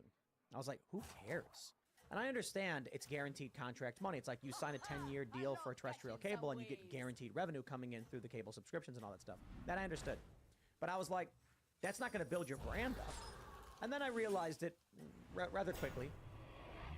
Shane Smith and the other people who were higher ups were in their mid-40s, mid to late 40s. Their whole world was being on TV. They did not grow up with the internet the way we did. And so as the younger guys in our 20s were looking at how to get online and maximize viewership, he was chasing the caboose of the train that had already left the station. Exactly what I thought. Out of touch. That was the exact words that went through my mind when I saw this first. I was like, Jill and Joe are so out of touch with what's going on. Exactly. Jill Biden is not thinking about poor people in this country. She's going, I wonder what people would like. What does people mean? People means the 1%. It means the people who make 600,000+ a year. And she's like, ooh, they'll really like this. You know, there's some kind of sociopathic PR guy at the White House who's like, we're losing the black vote, we're losing the election, we're not doing that well. I got an idea. Let's get black people smiling and dancing. Like in tap That's dancing, gonna show everyone that they're really happy, right, guys? And like, yeah, sure, Bob, yeah, sure. And then they do this, and then it's like, what the crap, what the freaking hell is this Right. bullcrap? It almost, what is that old stuff that they used to do when they would have like people in black lace tap dancing? It was that old school form of entertainment. It kind of reminds me of that. Yeah, they could have toned it down for camera at least. Like the whole like that stuff. Keep that for the Gaudy. stage. Yeah. Yeah. Yeah, it's a little. You're gaudy. I like that. That's the way you described it. I think so. Yeah, those but candy again, canes. you know, I want to stress this. I think a lot of people are ragging on the performance, and I'm just like, that comes off as so partisan. Like, oh, I just don't like the way they're dressed and they're tap dancing, and I'm like, well, I mean, I don't like it either, but I don't care. Right. I mean, but if we want to make an argument about what the White House should be and decorum and all that stuff, that I get. That's more what it's about. Because I thought they were doing a great job dancing.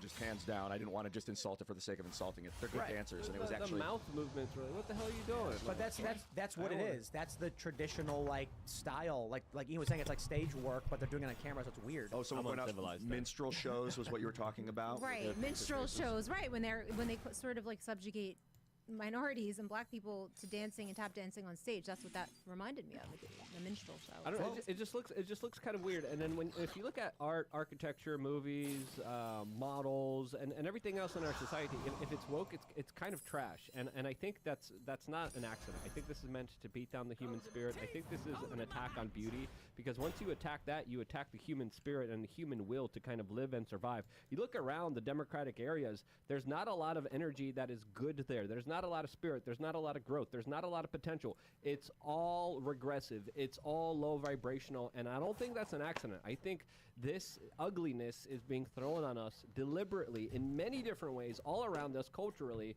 because what better way to subjugate and destroy a population than to make it ugly? I would have loved just a video of Jill and Joe sitting by a tree, lighting a candle, and then saying, we're all in this together. Even though there's crap going on in the world, just something simple and unifying would have been nice. Yeah. Well, let's keep the spirit of Christmas alive with this story from SCNR.com. Christian former military officer beheads satanic shrine in Iowa state capitol. Hey. The world may tell Christians to submissively accept the legitimization of Satan, but none of the founders would have considered government sanction of satanic altars inside Capitol buildings as protected by the First Amendment. I disagree. I actually half agree. I do think that there were obscenity laws and there were moral standards. And as much as the founding fathers did believe in free speech, I still think they would have been morally outraged at the idea of a satanic altar. And at that point, I think Constitution wouldn't even have mattered back then. Today, it's a different story. But here's the story. Michael Cassidy, a Christian and former military officer, tore down and beheaded the Satan altar in the Iowa Capitol on Thursday. We're now learning that Turning Point USA is pledging $10,000 to the legal fund of Michael Cassidy, Christian veteran who beheaded satanic idol in Iowa State Capitol. Well, I'm going to ask Luke what he thinks first, because he's the anarchist over here. Yeah, same thing. Is it confirmed satanic? Listen, there's a lot of demon worshippers inside of the government. That's a fact. Now, do you have freedom of religion? Do you have freedom of speech and expression? I think so as well. And I think we have to understand that there's a delicate kind of line that we have to go down here, as of course we still got to respect people's individuals' liberty. But let's call out the Satanists as well. You don't have to resort to BLM tactics in order to kind of express your opinion. Was it actually satanic? Or yes. Was it? It has Baphomet and the tenets of Satanism and all that stuff. And, you know, I am not a fan of Satanism. I am not ignorant to Satanism. I've read their tenets. I understand what they're saying. I am not a fan of it. I also think, Luke, get the nail on the head with the hammer, you shouldn't resort to BLM tactics. Don't legitimize the things that left do when they don't want to go through the proper procedure and policy. I think the challenge here would be to counter it through the system, because we want to maintain stability and order. And in fact, I'd argue this is the exact response the left was hoping for. Yeah, I mean, I'm a constitutional absolutist. I do But if believe it's on in government religion. property, Like if we can't I don't accept see how satanic, that's even though I don't allowed. accept satanic people, I don't think there's anything valid in what they believe. But I have to respect the fact that this is their religion. Then one day, you know, what could happen if Christianity is banned? And that I don't think that that's far off from happening. So unfortunately, we have to kind of accept the beliefs of these people. And I guess their statue that they had there was in response to something like, I think that there was a monument of the Ten Commandments, and then they wanted to put the satanic statue up to say they want their freedom of religion. Yeah, listen, most government bureaucrats are secret demons. If they're out in the open, overt demons, tell me more about it. I want to know that you're a demon, and attacking it. Again, if the shoe was on the other foot, if this was a Satanist attacking a Christian symbol, right, people would have a very different reaction than they are right now, kind of complimenting this. But I do want to stress this. Satanism is not necessarily the worship of Satan, and I think it's important we can go through what was actually on that altar, because I'll tell you this right now. Woke people in this country are not Satanists, according to the Satanic Temple, and the people who are with the Satanic Temple do not actually follow their own tenets. Such as, the first, one should strive to act with compassion and empathy toward all creatures in accordance with reason. Well, we know for a fact they don't do that. I mean, you know, you go around smashing buildings, smashing windows, starting fires, and attacking people. That's not compassion. The struggle for justice is an ongoing and necessary pursuit that should never prevail over laws and institutions. That's funny. They've captured the institutions and used laws to destroy the lives of people during the mandates and the lockdowns. So it doesn't seem like they follow that tenet. One's body is inviolable, subject to one's own will alone. Now that one really gets me going right there. What does that mean? One's body is inviolable. What is that? It means that no one can penetrate your body. Nobody can interfere with your body. Yeah. Ain't that a good one? Oh, yeah, This is like chaotic What happened to that libertarianism one? or something. What happened to that one 3 years ago? The freedoms of others should be respected. They threw that out the window, including the freedom to offend. Yeah, they threw that out the window. To willfully and unjustly encroach on the freedoms of others to forego one's own. Beliefs should conform to one's best scientific understanding of the world. Wow, they really threw that one out the window. People are fallible. They threw that out the window when it came to Fauci, that's for sure. If one makes a mistake, one should do one's best to rectify it. Every tenet is a guiding principle designed to inspire nobility in action and thought. The spirit of compassion, wisdom, and justice should always prevail over the written or spoken word. You see, it sounds like it's a chaotic religion. Like if it was in D&D, it's not lawful. It's not because it's like good and righteousness should prevail over law and order. I'll tell you what it comes off to me. It's people who are secular atheists who created a religion for the sake of a position in religious arguments. They use Satan specifically as a way to insult and offend the majority religion in the country, in the world, Christianity. And then they make what many people would find to be reasonable statements as a means of convincing you Satan is good. Is it Lucifer? Is that the same thing? I believe Lucifer was like the angel of light and like knowledge. So I think. Yeah, that I believe they're different. But I don't know enough about We have freedom of religion in this country, and people could believe whatever they want to believe in. If they want to believe in some like meatball pineapple thing in the sky, go ahead. We have the right here in America to do this. Some politicians don't believe in that personal liberty, including individuals like Ron DeSantis that talked about this very specific issue, saying that he wouldn't allow it and he doesn't view this as a legitimate religion. Just because you don't recognize a religion doesn't mean it's not a religion for some. It is a religion for some. It's not my religion. I disagree with it. I think a lot of the tenets should be called out, especially within the government. But using government force to go after people's religion is something that I am absolutely allergic to and adverse to. Think about the tenets I read, where they say something like your body is subject to your own will, freedom should be respected, don't distort science, all these things. They want you to agree with these things as reasonable, and then say, see, isn't Satan good? Right. That's the game they're playing. These tenets have nothing to do with what Satan represents. They're trying to, it's like cult building. They will present you something very reasonable, like, hey, would you like to join our club? We serve pizza on Fridays. And you're like, wow, I would love to come to a pizza party. Then when you show up, they lock the doors and start preaching about Satan. Like Satan? Is it the devil? I think they try to use Satan as an analogy, or it's for knowledge and science and finding the truth and justice. Like Satan, like it's a way to just like, I don't know. Like question authority. So question authority, to not fall, I guess, for like other religions that morality. I don't know. I mean, I'm gonna look into it though. But I do believe that it's something that has to be protected though. Ron DeSantis was asked about this in Iowa, and he said it was Trump's fault because it was a Trump administration that officially recognized the Satanic Temple as a religion, and he said he said he wouldn't do it, right, Luke? I know that he said the founding the Trump administration gave them approval to be under the IRS as a religion. It very well may be because of that ruling under Donald Trump that they may have had the legal leg to stand on. My view is that it's not a religion. Quote Ron DeSantis. And he said more than that. He said, not a religion the founding fathers were trying to create. Well, that's subjective, and I think it's dangerous. Well, the founding fathers weren't trying to create religion.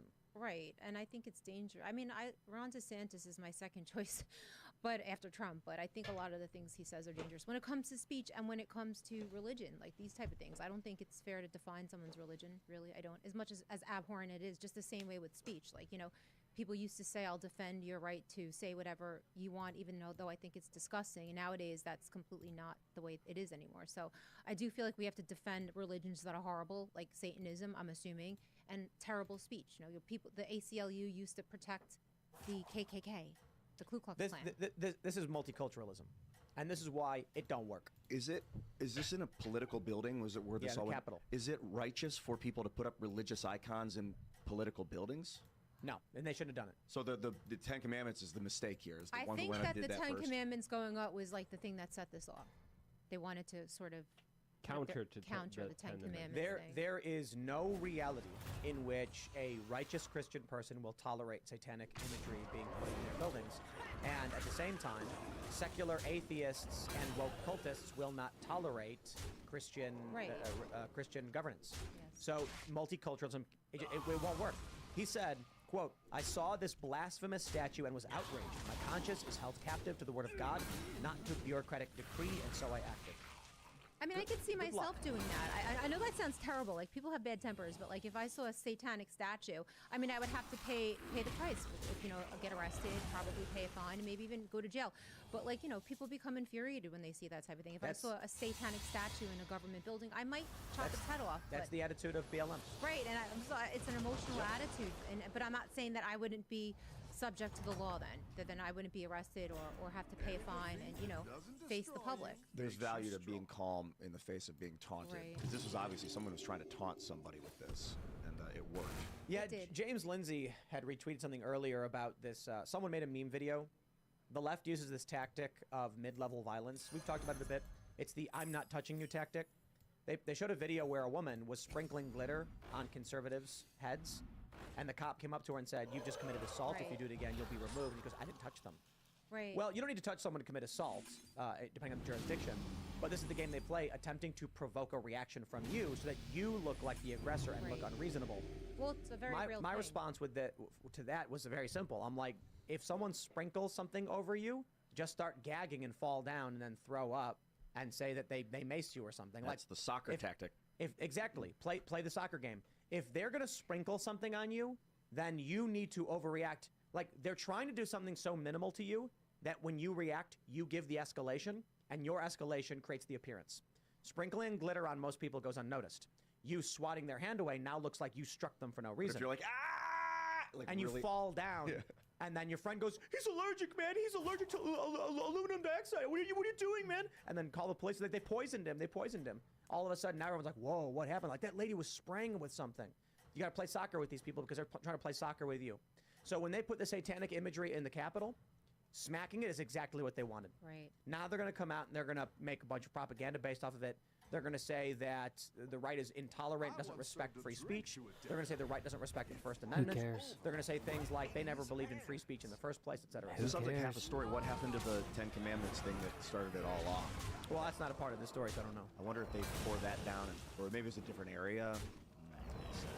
Well, what you said about, you know, the left doing this stuff, like, for example, when I'm sometimes reporting in New York, they do this thing where they put their umbrella in front of your camera, and the police can't do anything about it. The police are like, they're not touching you, or they'll take umbrellas and put it in front of your face so you can't see, and then if you push it away, you could get in trouble. And it's like this, You got to play soccer. It's infuriating. It is. You have to really sit there and just like calm your temper down because you just want to take the umbrella and break it, but then you're breaking someone's property even though they're marring you That's what from they're walking trying to get you to do. Non-physical But interference is interesting. If someone held up an umbrella, you know what? I use the Frasier example. It's an old classic episode of Frasier. So Frasier Crane is enjoying a nice cup of coffee in his favorite seat at his local cafe. He's in a rather bad mood. And he gets up to go get stirrers or something. And when he comes back, there's a man sitting in his chair. He's fed up. He had a bad day. He says, "Sir, you're sitting in my seat." The guy tells him to screw off. Frasier gets mad, picks the guy up, and throws him out. That guy files charges and sues Frasier for assault and battery. And now Frasier's in trouble. It's going to cost him a ton of money. What do I do? At the end of the episode, he confronts the guy, and Niles, Frasier's brother, walks up and says, "You listen here. You're suing my brother, and you're in the wrong." The guy filing the lawsuit then says, "No, you listen to me," and pokes his chest. And then Niles goes, "Whoa!" and falls over and smashes into a table. And he goes, "Countersuit! Countersuit!" thus ending the whole thing. And the guy's like, I didn't do anything to him. They're like, "We saw you. You hit him. You hit him, and he fell down." That's the game they're trying to play with you. The problem is, people on the right are so noble and honorable. They're like, I won't do that. The left knows that the right is trying to play fair, and so they know they can play dirty. Better example, Jack Posobiec gets punched in public on camera. The police witness it happen and pull up. Antifa says, no, it didn't happen. I didn't see anything happen. What are you talking about? Lying. Fortunately, the police watched it happen and arrested the guy. But that's the game they're playing with you. So I don't think take God. for what it is. I don't think that God cares about iconography. Like if you're in a room surrounded by evil-looking satanic imagery, you stay calm, God will be pleased. That is what you're supposed to do. You're not supposed to freak out in the eyes of like being taunted. Perhaps, but thou shalt not have false idols is, I believe that's one of the commandments. Which one is that? Yeah, Like the one- second one. Yeah, I thought that was number 2. It is the right? second commandment. But then false idols could be anything. It could be, a lot of people say the Catholic saints are false idols. I mean, I'm Catholic, but I'm just saying that's what people say. Like, saints are false idols. I think if you worship a human, that is a false idol. Personally, like we're not supposed to worship people. That makes no Right. sense. That's why I get edgy about Jesus. Like the people worship Jesus. I think it's a false idol. No, but you can revere people for their good deeds. I agree, but worship God, but acknowledge that humans. I mean, to say that Jesus is God, it's well, like whoa. that is a Christian belief that Jesus is God. Trinity, That's yeah. what I believe. And, you know. and I am named for Saint Timothy. And do you know what he is the saint of? Oh yeah, good digestion. Yes, That's right. Saint Timothy is the patron saint of gastrointestinal distress. I love the saints. I am think not they're kidding. they're super legit. Like I You- would think when you're having gut problems, you Right. pray to Saint. Okay. I would think Jesus is a saint. Like I would consider him Saint Jesus instead of worrying about just in the worship Christian God. religion, he's the Son of God who died on the cross to, make man live forever. So he's more than God. I mean, he is God He's in the the human Christian incarnation religion. of God. Right. Yeah, you're preaching to the choir, man. I know the story. Let's jump to this story. This is where things are getting big. So the other day we're all watching this trailer for a movie called Civil War, and everyone's like, "Oh, geez, is this predictive programming?" I don't know, but you want to know what will make predictions for you? What will be another grain of sand? Actually, this is a boulder, not a grain of sand. Blaze journalist who covered January 6th to be charged by Biden DOJ. The fascinating thing here, Richie McGinnis, who's a friend of the show, he covered the Kenosha riots. He actually tendered aid to the man who was shot by Kyle Rittenhouse, was also there at January 6th with credentials as a journalist. And he posted an image of him with Steve Baker, a contributor to The Blaze, and someone who is unambiguously a journalist. He said, 3 months ago, I had a drink with Steve and told him the DOJ would not be so partisan that they would charge him for his work, his obvious work as a journalist. Well, he tweeted this. My attorney has just been notified by the FBI that I'm going to be charged by the Justice Department for my journalistic efforts on January 6th. I have to self-surrender on Tuesday. Charges are yet unknown. Stay tuned for more information to follow this afternoon. Scary. I've warned about this, and I said it was coming. They are now, they've already gone from, if you weren't even at January 6th, 20 years in prison. They are now at you're a journalist who covered it. Before this, Owen Schroyer, permitted protest, did not go in the building. Owen and Alex Jones had permits to be at the Capitol for a rally, and Owen Schroyer was yelling in the bullhorn. They put him in prison for this for a couple months. The next step, journalist. He was there, doesn't matter. They're going to lock him up, despite the fact this guy is like as a journalist gets. Right. The next step, I believe, is going to be, and I hope y'all are listening to this one, prominent personalities on social media who have podcasts and vodcasts who were cheering for January 6th before it happened and on the day of will be charged. I will bet a large sum of money they will be charged. You want to know why? Because Enrique Tarrio was not there. But he posted on, I think it was Parler, don't leave. They said that was instruction and incitement. And for that, as the leader of the Proud Boys, 20 years. Well, I was at Enrique Tarrio's trial, and what you're saying makes a lot of sense, actually. And there's a really novel legal theory that they use there that a lot of people don't know about because no one covered it, which was, it's called the tools theory, that even if you're not there, and I think they were planning on using this with Trump, and they used Enrique Tarrio kind of as a pseudo-Trump, you could use people in the crowd as your tool. So like if you're on your podcast saying, be there, it's going to be wild, it's going to be great, they could say that every single person there you used as a tool. And this is literally what they convicted Enrique Tarrio with, was using the tools theory. So what you're saying absolutely makes sense. And Jamie Raskin already played a video montage of numerous personalities cheering for serious action. I'm not going to quote any of them. I'll keep that one, but you can easily find some of these quotes. But let me just tell you, There were people who are prominent social media personalities who make videos who were like the day before, they were saying things like, go there and enter. They were saying things like that.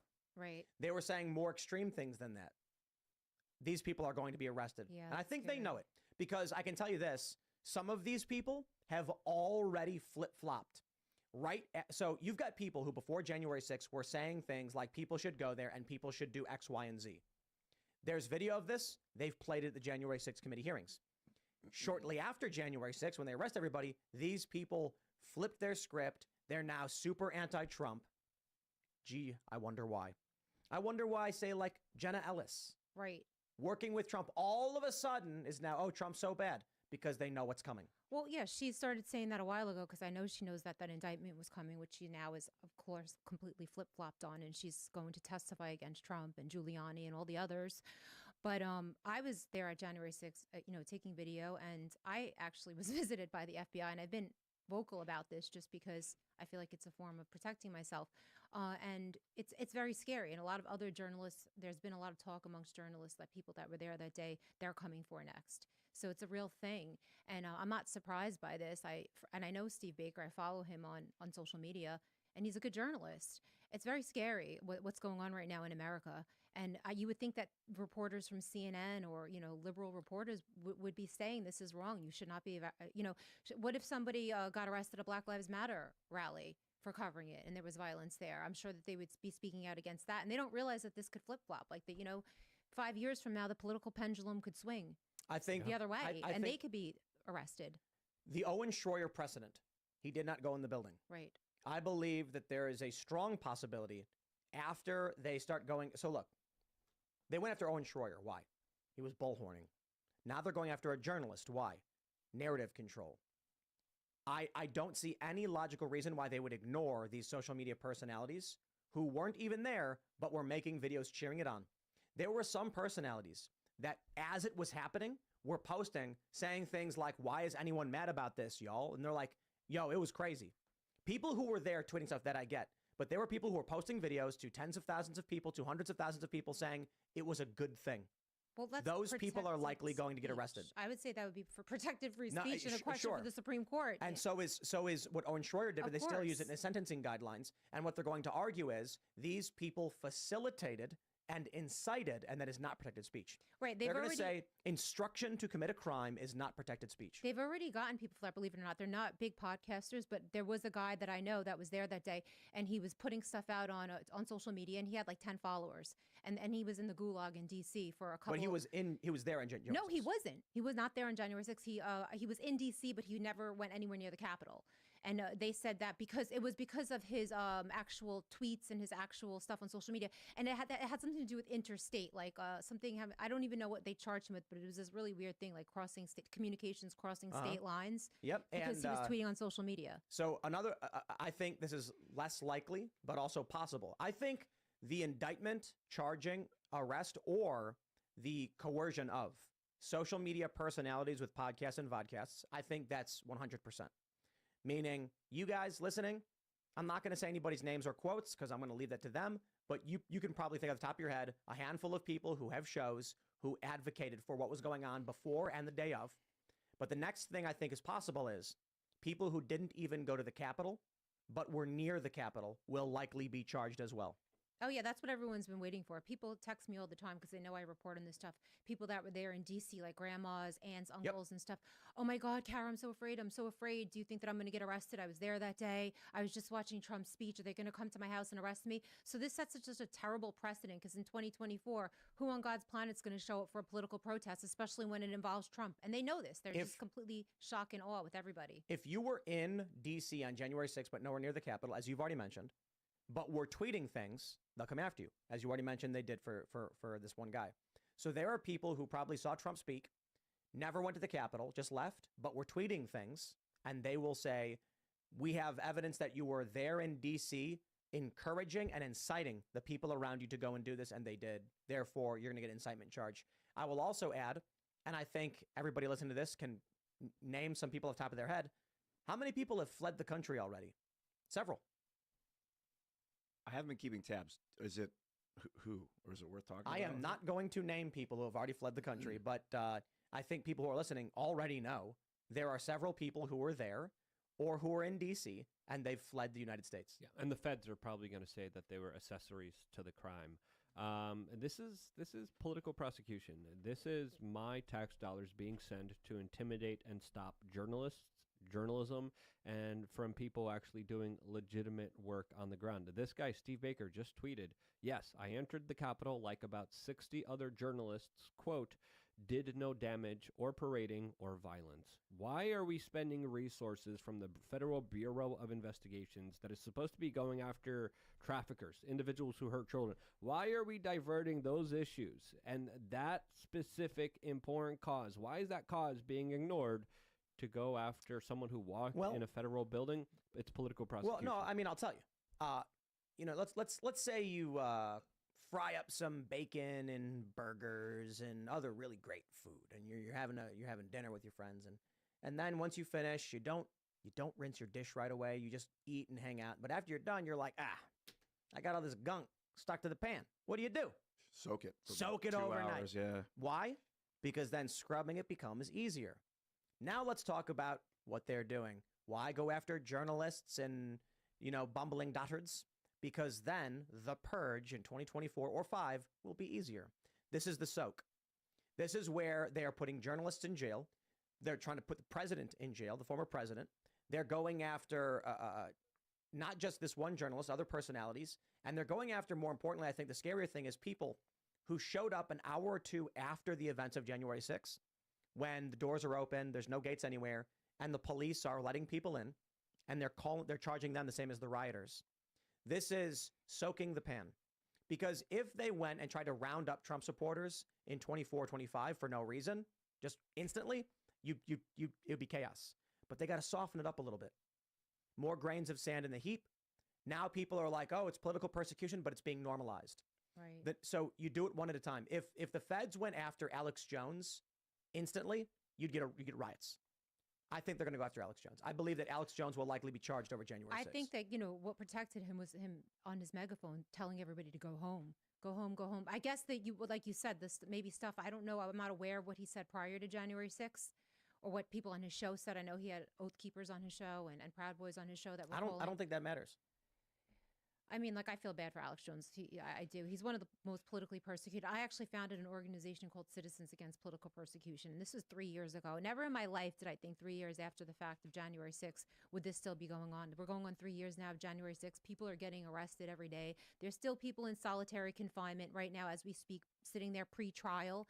And they plan on, I'm sure, using 2024 to continue to shock and awe and arrest more Trump supporters, because I don't know what's going to happen on the election in 2024, but if anyone protests and if anyone dare says it was an illegitimate election, then now they know that they, have 4 years of judicial precedent to look back on and say, we could just throw these people in jail, throw the key away, and nobody's going to say anything about it because nobody has. Yeah. It's almost as if they're trying to provoke a reaction. It's almost as if they're trying to piss as many people off as they can, because this is egregious. This is not the behavior of a real justice department. This is not the behavior of federal agents that are supposed to be going after crime. There was essentially, with this journalist, what crime was committed? Why are we doing this?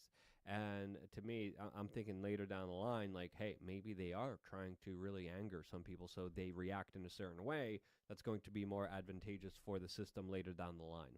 Right. They want to provoke a reaction for which they can start arresting people. Yep. They need another January 6th. That's why I keep saying, I said over and over and over again, no violence, you've got to vote. And I think there's, like Scott Adams tweeted something. I could be wrong, maybe it wasn't Scott, but someone tweeted that Trump has the vote margins right now that make fraud irrelevant to the conversation.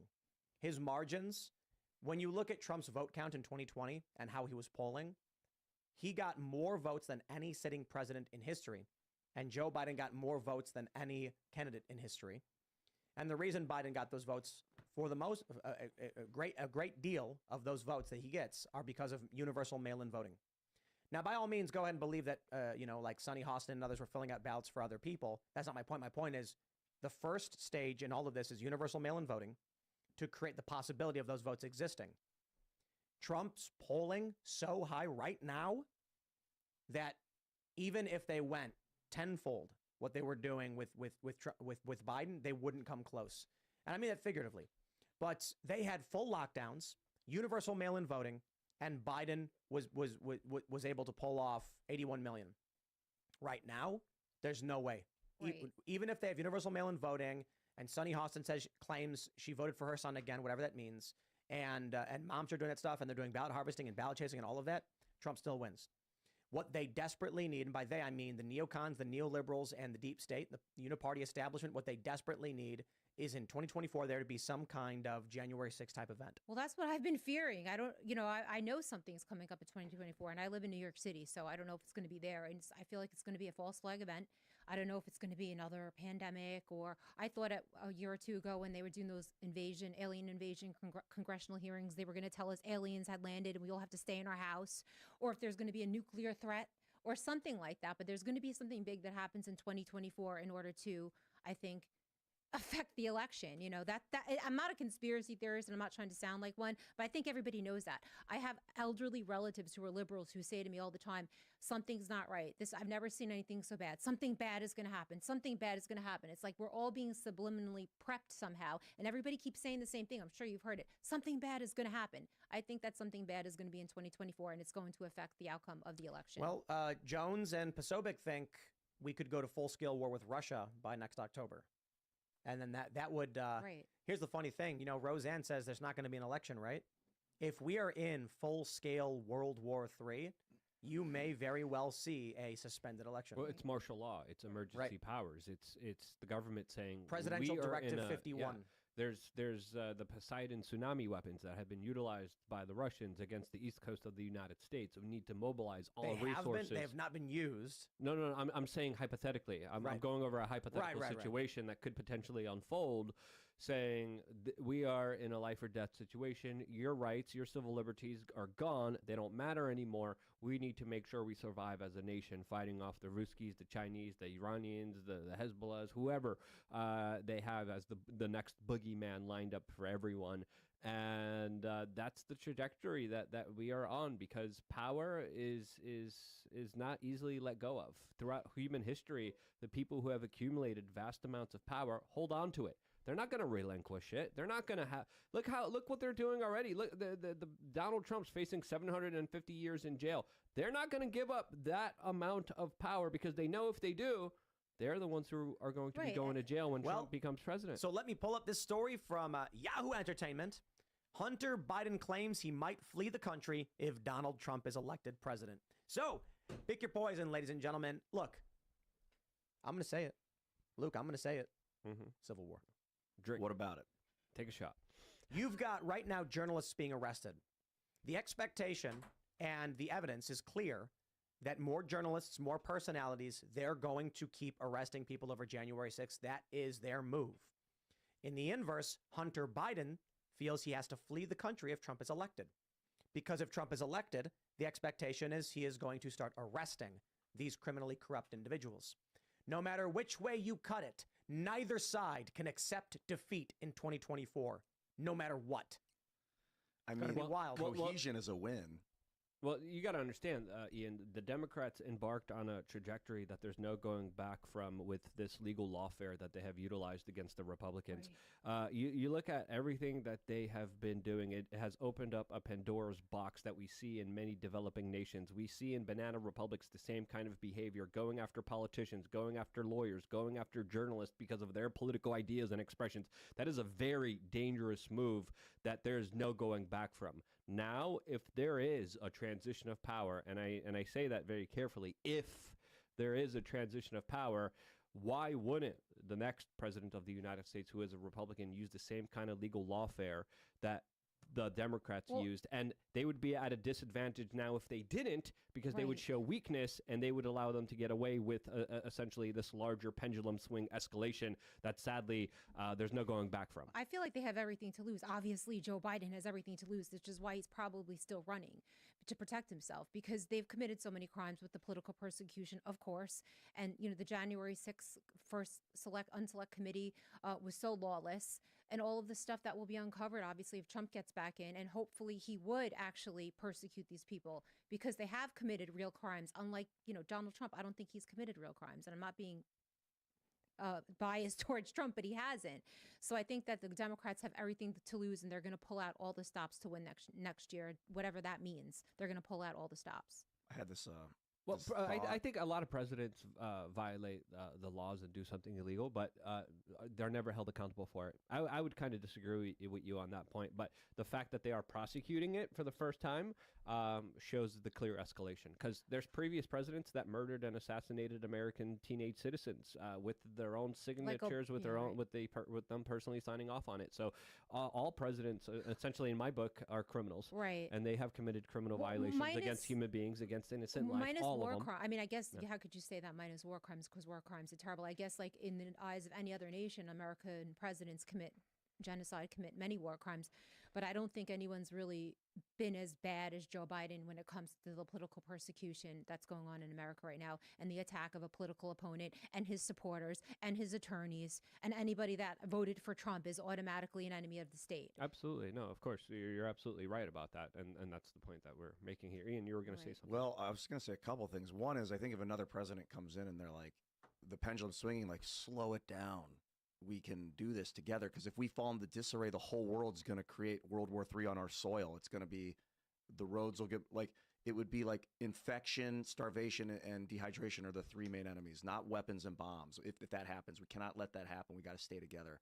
But I had this vision like 3 or 4 days ago where I was like, saw the government actually like really going and rounding people up, kind of like arresting, sort of like, I mean, you could kind of consider what this journalist and everything, and that people cheering it on. Like, that's like how they create like a scapegoat, a group of scapegoats, and then the rest of the people are like, yeah. And then I started thinking of the Nazis and how they did that to the Jews, and I'm like, just wake up, people, wake up. It's so scary, and like I always feel like whenever I see a group being demonized, I'm always very suspicious. Like, for example, with January 6th, how the white male, that's like the kind of like the Midwestern, really white guy became a terrorist, a domestic terrorist. There's a reason. It's like the same thing that happened after, I think, the Iraq War, how Muslim people were really demonized, and that's what ushered in the Patriot Act. January 6th and demonizing white men ushered in this really tyrannical stuff and this judicial precedent that nobody has any idea what the long-term ramifications will be. So I'm always suspicious when a group is demonized by the media and by the deep state. Let's go back to this story, because if this story is true, if the sources are true here, Hunter's not wrong. Like, if Donald Trump becomes president of the United States, if you're looking to save your own kind of self, your own skin, get the hell out of Dodge. And what if Trump loses? And what if it's Newsom Harris, or Newsom Whitmer?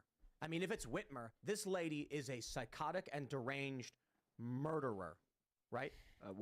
Why do you say that? The putting COVID patients into, my favorite story, the dude who mercilessly beat that old man to death in a Michigan nursing home. Remember that one? No, I don't think so. Hold it up. No, a lot of people are saying that Whitmer could be the VP for Newsom.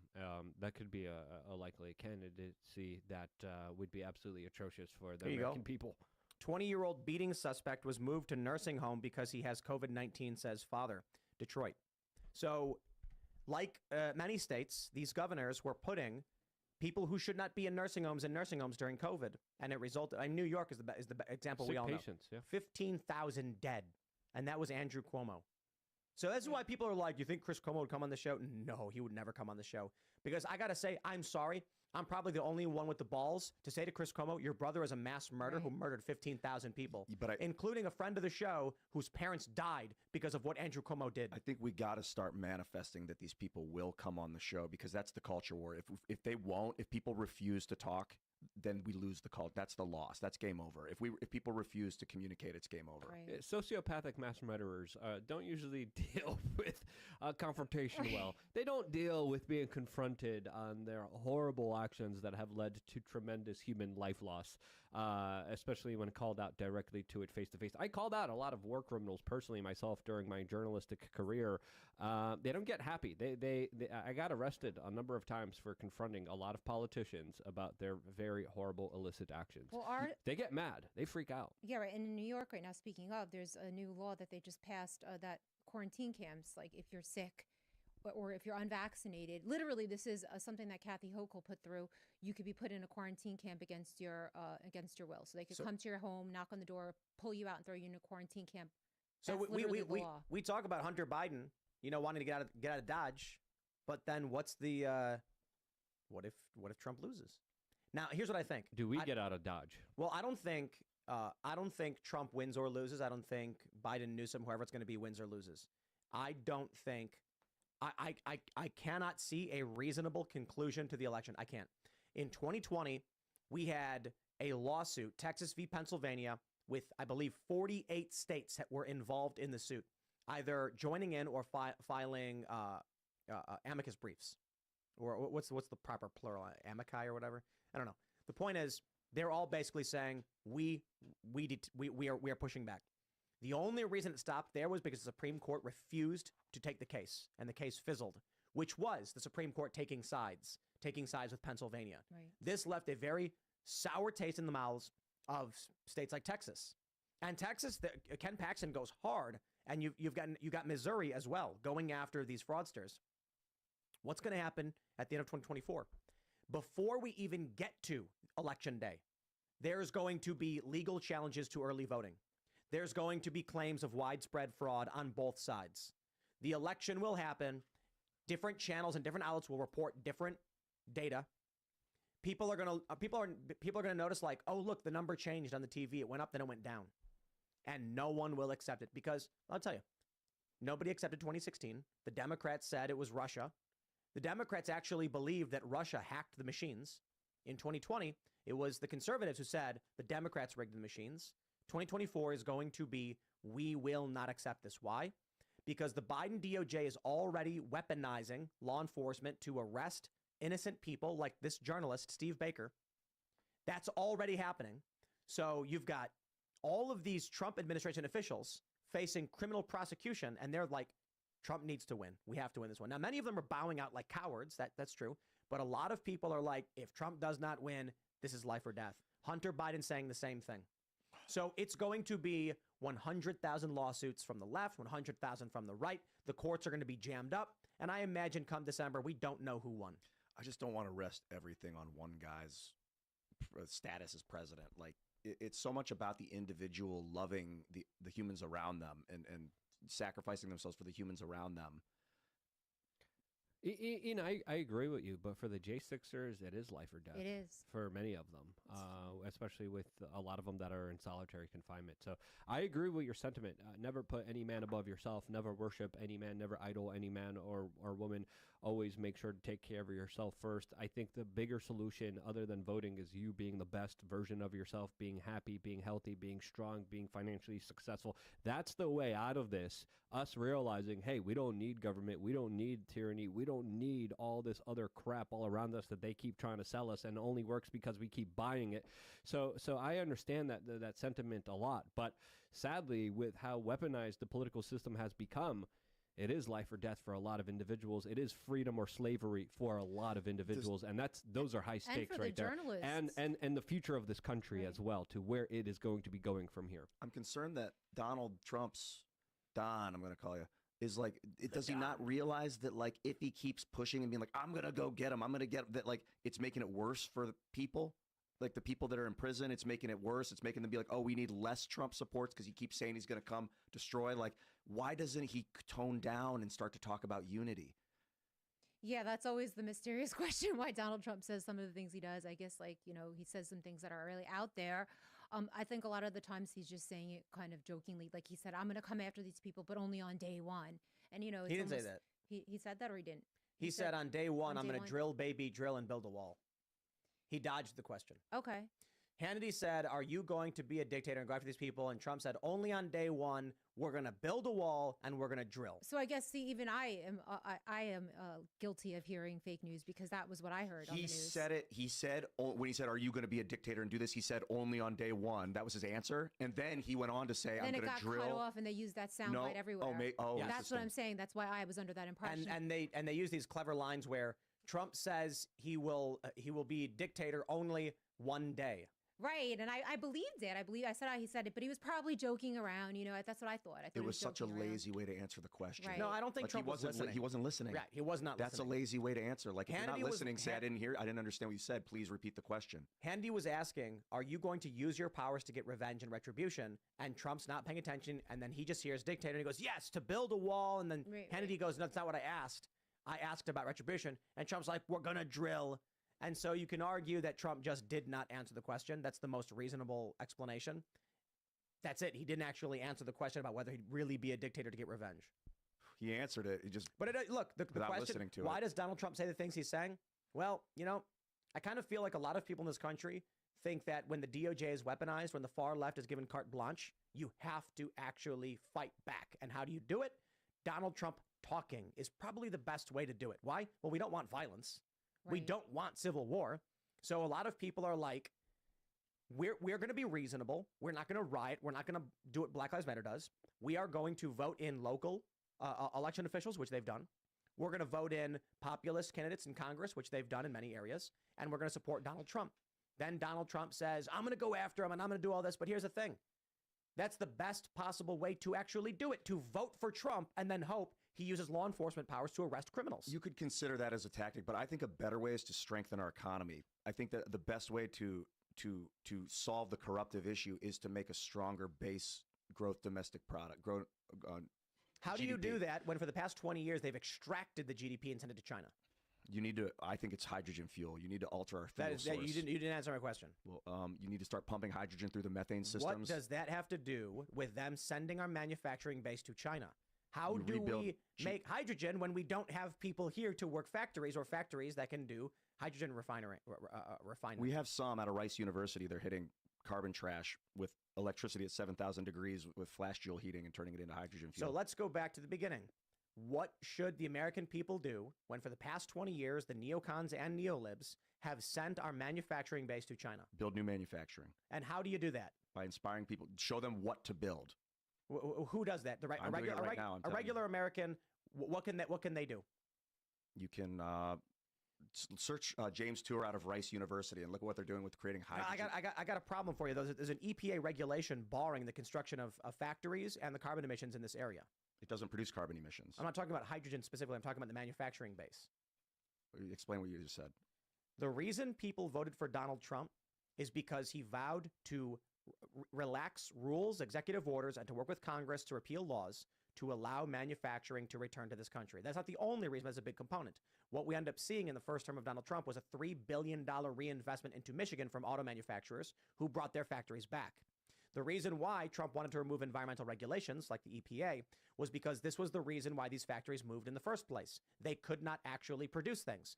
And the Democrats, they've done the perfect system of no tariffs, free trade, and high regulation, high taxes. Yeah, the trifecta. What that means is anybody who wants to open a factory, say to make socks, they're like, socks produce too much carbon. EPA says no. Taxes are at 35%. We can't afford it. However, free trade with China. That means we put our factory in China. We pump out as much carbon as we want. The socks get sent back to the U.S. for free, and the U.S. taxpayer dollars and wages get sent to China instead. So what did the American people do?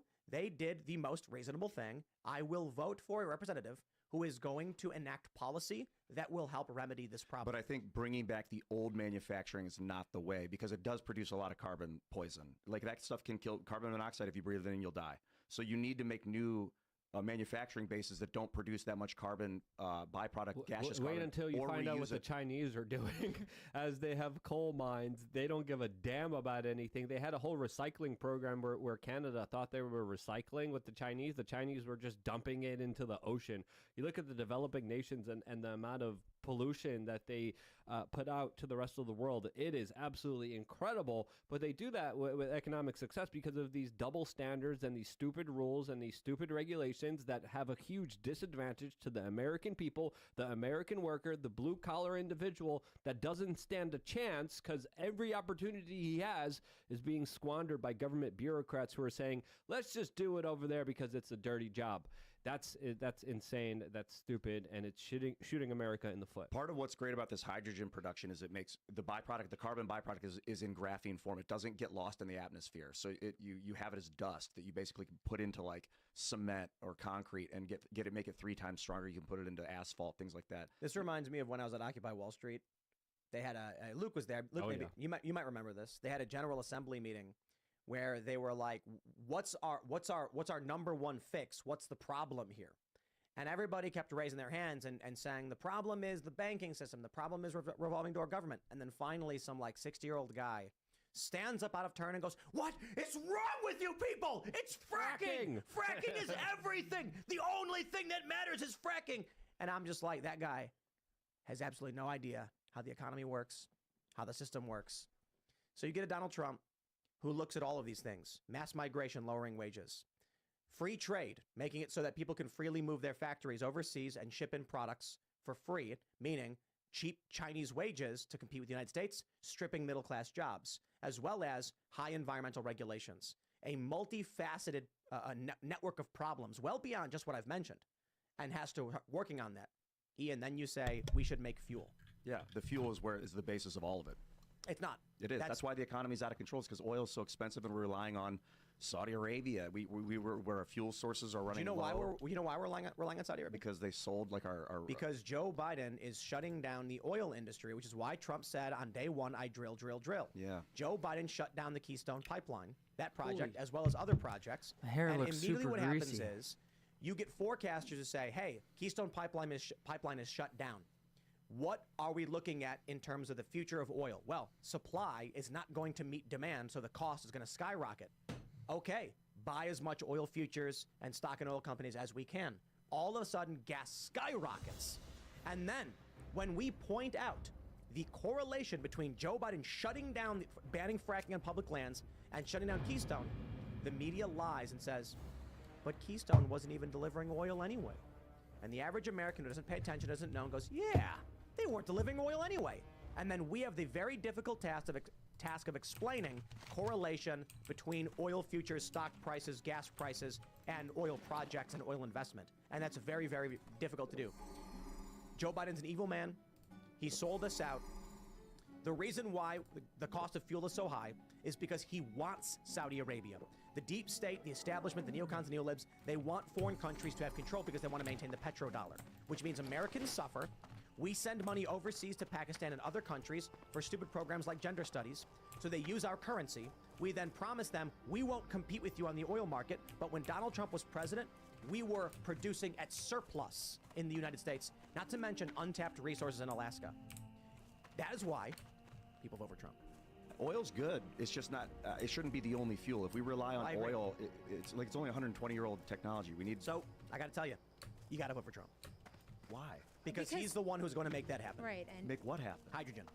You think Nuclear so? energy, hydrogen, graphene. Trump's the guy for that. He's never even mentioned those words. I've never heard him mention it. The wind turbines, like the ones that kill the wind. No, it's a real. In New York, it's a real thing. They're trying to make New York completely dependent on these crazy wind turbines, ruining the beaches of Long Island, the South Shore, literally like lining the state with wind turbines, and they don't work, and they have a way bigger carbon footprint actually on the environment than not using the wind turbines. So the whole green energy thing to me is really just a scam. Here's what'll happen.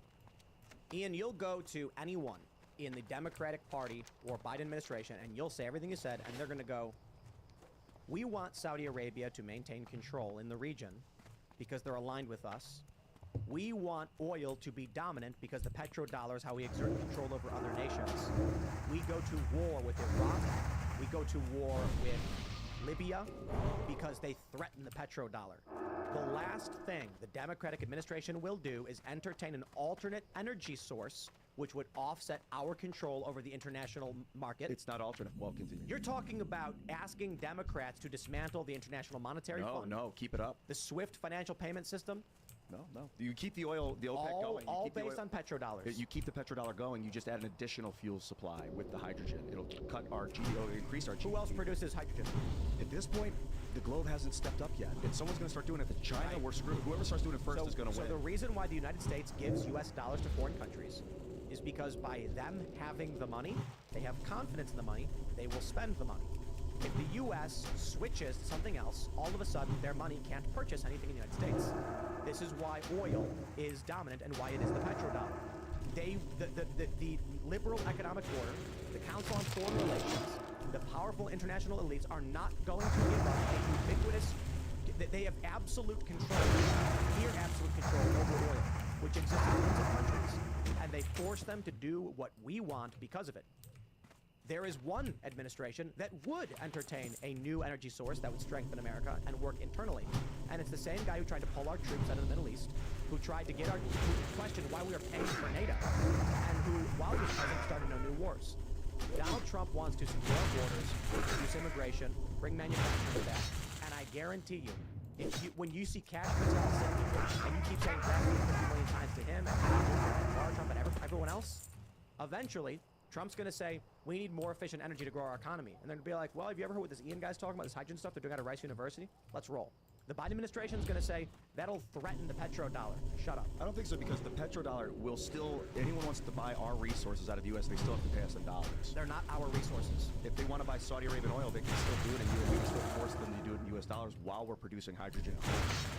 So we produce a small amount of hydrogen. You will not create a hydrogen-based economy unless you disrupt the petrodollar. I don't think so, because you can use the oil and turn it into crap here. You can sell the oil overseas continuously for the obsolete technologies that these other countries are using, and enhance our capabilities at home. How do you convince, say, like a Saddam Hussein to only use U.S. dollars? Me personally, Like how generally have they would they do done it. it? I mean, it's the economic hitman model. That's right. They take Why 3 steps. would the U.S. compete with itself to try and replace its own energy dominance when it controls what other people produce? Look at what they did to Iran when Iran tried building nuclear centrifuges. They claimed it was because Iran was trying to build nuclear weapons. I don't think so. There's a strong possibility Iran was trying to create nuclear power, and the U.S. was like, ain't no way. We're going to let another country develop nuclear energy that competes with the petroleum. I don't think so. Just blow them up with Stuxnet. I don't think it competes, though. That's what I keep thinking about, because the oil is still so useful. We can still pump. We should probably be pumping more oil, to be honest, and then reconverting it into graphene to reuse it so we don't get the carbon dioxide and the carbon monoxide. But we need plastics out of it, and you can still use it to combust. But in addition to that, there's just more people. There's more fuel tanks. And if we don't do it first, someone else will. And that's well, the French are becoming fully dependent on nuclear power. They're building a crap ton of nuclear silos almost everywhere. The problem with nuclear is it's not a fuel source. It's an energy source, but fuel is either hydrogen, carbon, or plutonium. There is fuel that you put into some nuclear reactors, but it's not transportable. Like portable fuel. Fuel is portable. That's why it's called fuel, or why what signifies as an energy source is portable. And so nuclear is fantastic, and especially closed system recycling, like where you get thorium salt breeder reactors that can make more thorium salt. Those are great, but they're stuck in one place, and you're reliant on grids to get it out. This stuff you can just put 8 hydrogen cartridges in your battery in your electric car, charge that thing for 12,000 miles, and then go fill it up for 9 cents in like 13 seconds. Let's jump to the next subject. Ladies and gentlemen, we have tremendous news. You wanna read this one, Luke? Oh goodness, this one triggered me a little bit. This one's from Fox Business. Southwest Airlines celebrated for policy to give a full row of size for free. I am fat, and from now on, anytime I fly, I am morbidly obese. Or identifying as one. Always. This new policy is apparently, like Luke was saying before the show, like you walk up to the counter and you say, I'm fat, so give me free seats, and they will. Yeah, exactly. Do they weigh you beforehand? They can't. I don't think they can. I think that'd be illegal. I mean, I always like getting But you know, God forbid your bag is 5 pounds overweight. Right. Right. This is the argument I've been making for a very long time, because I've been flying, especially all over Europe, all over the world. But in Europe, they nickel and dime you any way they can, especially when it comes to bringing on even just the carry-on, which they charge you up the wazoo. And I remember my luggage was like a couple kilos over. And I'm like, look how skinny I am. Look at those guys over there. They're morbidly obese. Why are they not paying more? Why am I paying more for my bag? Here's what we should do. We should get like an inflatable suit, and then you walk up to the counter and you go, I need extra seats. When they give you the ticket, then you poke, the thing goes, and then you shrink down and be like, thanks for the extra seat. Just see what they would do. Why is it a whole row? Is that real though? They're really gonna give the whole row? And there's people doing this. There's a video of a woman unmasked, not surprisingly, probably we can't say it here. That got on to the thing, videotaped herself doing it, and literally came up and said, "Hey, I need an extra seat." Right. And people were like, "All right." I mean, not to disparage overweight people, but it is sometimes like inconvenient to sit next to somebody that's kind of taking a part of your seat. Like I've had that experience. Yeah, the before. Americans are getting bigger. The seats and the airlines are getting smaller. And here we go. You guys ready for this one?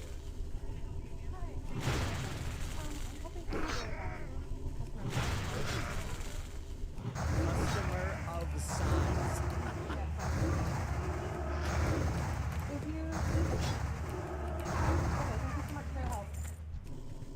She got 2 tickets. And a seatbelt extender. Thank you very much. Thank you.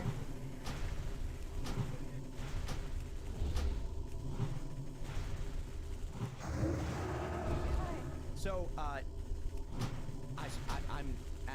don't believe they could deny me yesterday. So, ladies and gentlemen, please get the word out. If any of you are flying Southwest at any point, before boarding, ask to use their customer of size policy. That's it. And I don't care. Me personally, if they're going to be like, sir, you'll sit in the chair just fine, I'll be like, excuse me? I'm overweight. What's the weight limit? You going to weigh me next? What? I'll take a free seat. I know, it could be subjective, I guess, like who's overweight and who isn't, and like, what's your body mass index? Yeah, mass and weight are not the same thing. You can be muscular and weigh 270 pounds and just have like this is a full flight. This was a full flight, so they have to kick someone off. Did they have for to this? kick someone off? Probably. They kick people off out of airplanes all the time. Well, I just got to let you guys know. I skateboard a lot. And for this, I have large leg muscles, which puts my body mass index has always been slightly higher for this reason. And well, that means they have to give me a free seat. You're a big dude. I get a free seat. Your arms are pretty big too. Look at that. Very strong. That's impressive. You're gonna need more. But I'm kind of mixed what does on it mean this, to be though. of size? Well, someone. I wonder if they have a definition posted online or like weight requirements, like it's a what boxing But weight. A lot of people got a lot of junk in the You know why trunk. they did this though? It's not just about giving customers of size the option. It's that they know, like when Sydney Watson was sitting between the 2 big people, and the customers of size. She posted on it on social media like, this is messed up. Right. So Southwest was like, listen, it's win-win. If a customer is sitting next to them, they're both complaining. Right. So just give them a free seat. Yeah. If there's free Is that- seats on is the that- plane, I think, but I wouldn't like kick someone off a flight for that. That's crazy. Yeah, but like, do you want to cuddle with some like fat, morbidly obese person You that's know- shedding spike proteins onto you and sweating on you, and you got to smell their stank for a couple hours? No. Shedding what? No, I don't. You know what's really funny? When you fly private, like it's much more difficult for morbidly obese people to fly private because they have weight restrictions, and there's no sorry, have a nice day. There's no questions. This says the policy allows larger travelers the opportunity to purchase an additional seat. Are we missing something in the story? Is it actually cost money? No, the story is that it's complimentary. On Southwest. Yeah, on Southwest. But yeah, it says free. I guess that's happy news for a lot of people in America. I'm being serious. I know a lot of people that will take advantage of that. yeah, I mean, do you want to cuddle with someone with a lot of junk in their trunk for a couple No, hours? it's always like for me, I'd rather sit next to someone who is not, But more Americans are, more than ever. Obesity rates are going through the roof. Heart rate disease rates are going through the roof. There's a serious issue with seed oils and other things that are absolutely atrocious. This is people are saying the airline's bad here. The FDA is bad here. Our food industry is bad here. Big Pharma is bad here. Those are the people that we should be focusing on, as of course they fail us every step of the way, ensuring that we're going to be fat and sick. Look, Fox says Southwest provided its policy to Fox Business, which said that passengers of size have the option of purchasing just 1 seat and then discussing your seating needs with the customer service agent at the departure gate. If it's determined that a 2nd or 3rd seat is needed, you'll be accommodated with a complimentary additional seat. 2nd or 3rd. That's why I'm saying, like, wear a fat suit. It's almost like enabling Free stuff? bad behavior, like Oh, enabling. absolutely. It's enabling like This is- obesity, diabetes, and everything else. Remember on The Simpsons when Homer realized that if you weighed over 300 pounds, he could work from home? Right. So he tries to gain as much weight as possible so he can work for home.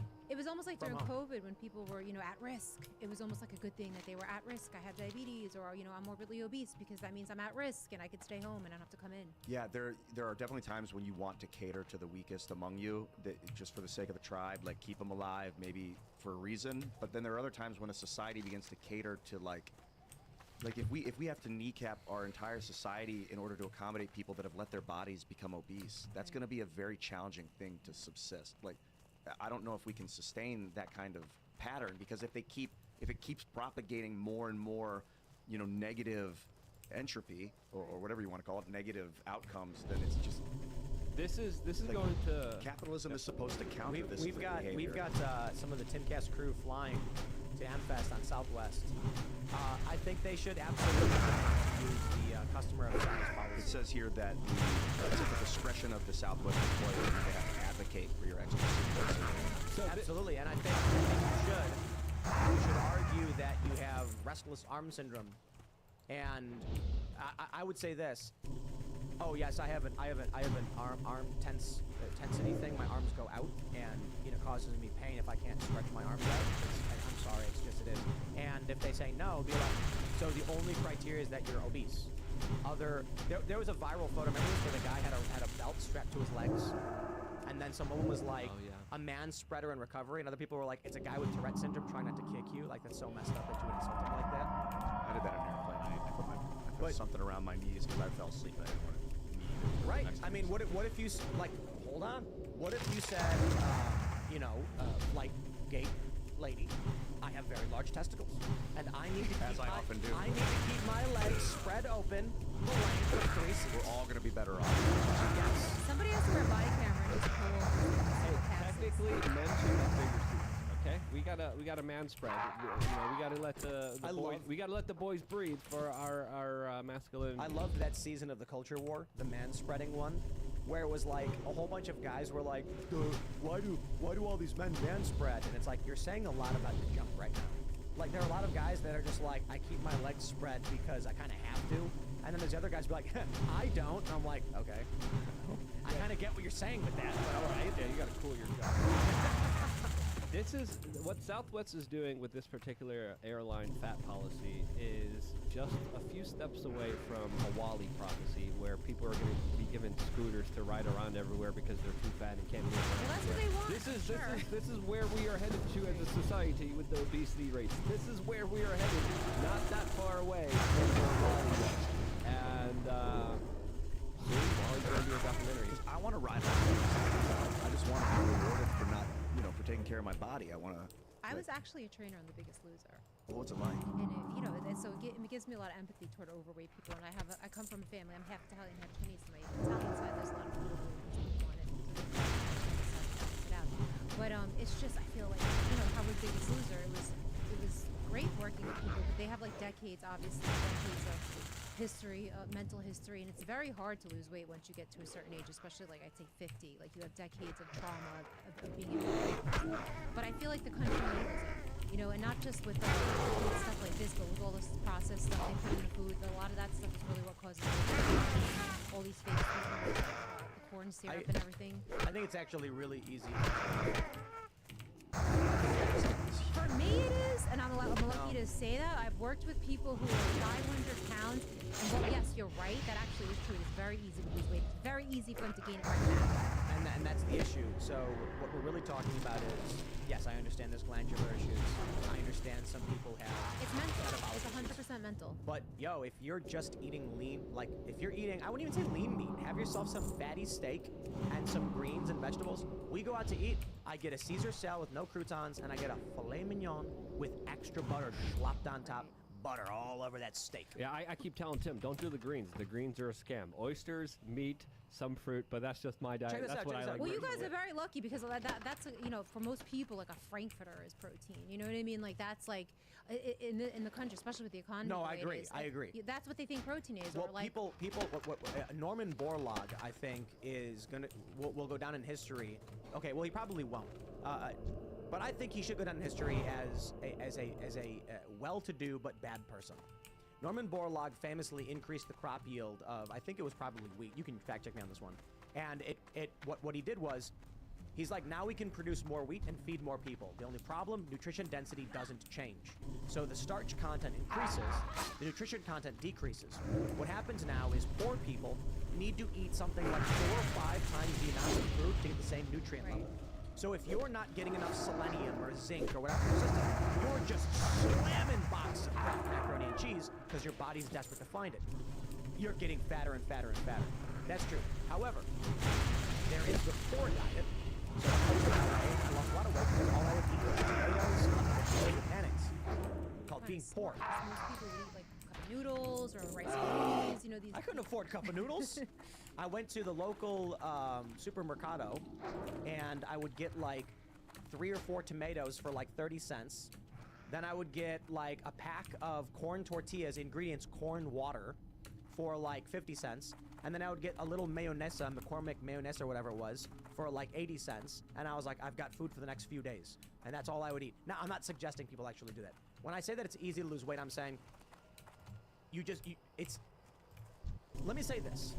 I mean relatively to what people expect of weight loss.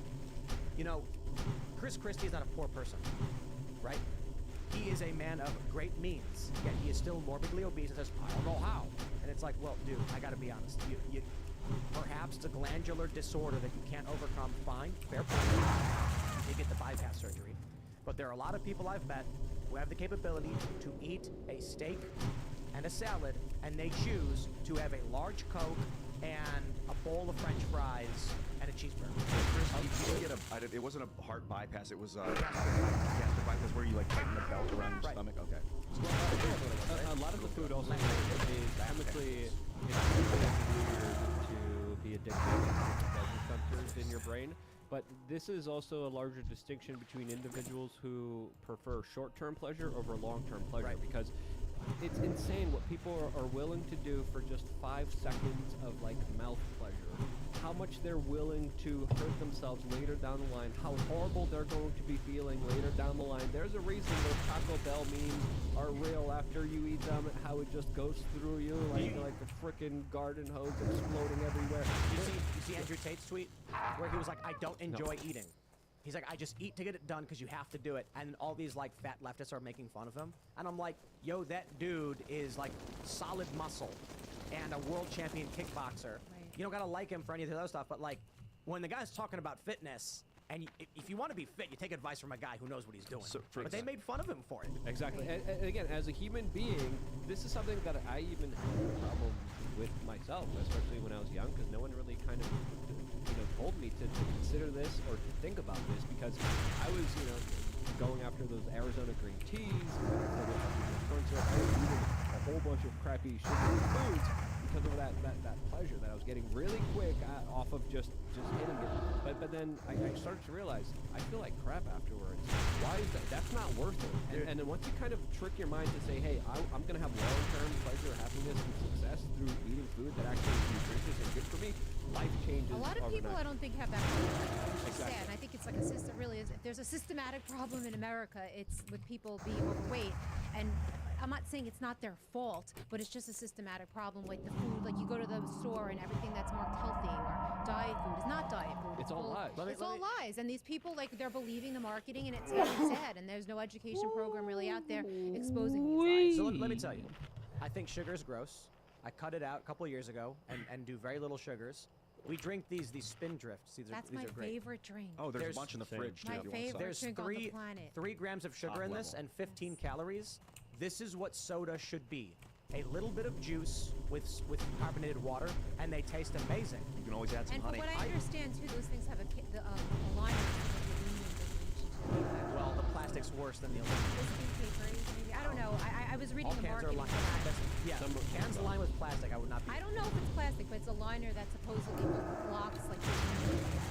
But that sounds like marketing, 'cause I'd rather have plastic. But either way, my point is this. It does. It's good. I stopped drinking sodas and sugar. I can't drink soda. It's disgusting. Oh, man. It's like the way I would describe it to someone who's drinking soda regularly. Imagine just having a glass of maple syrup.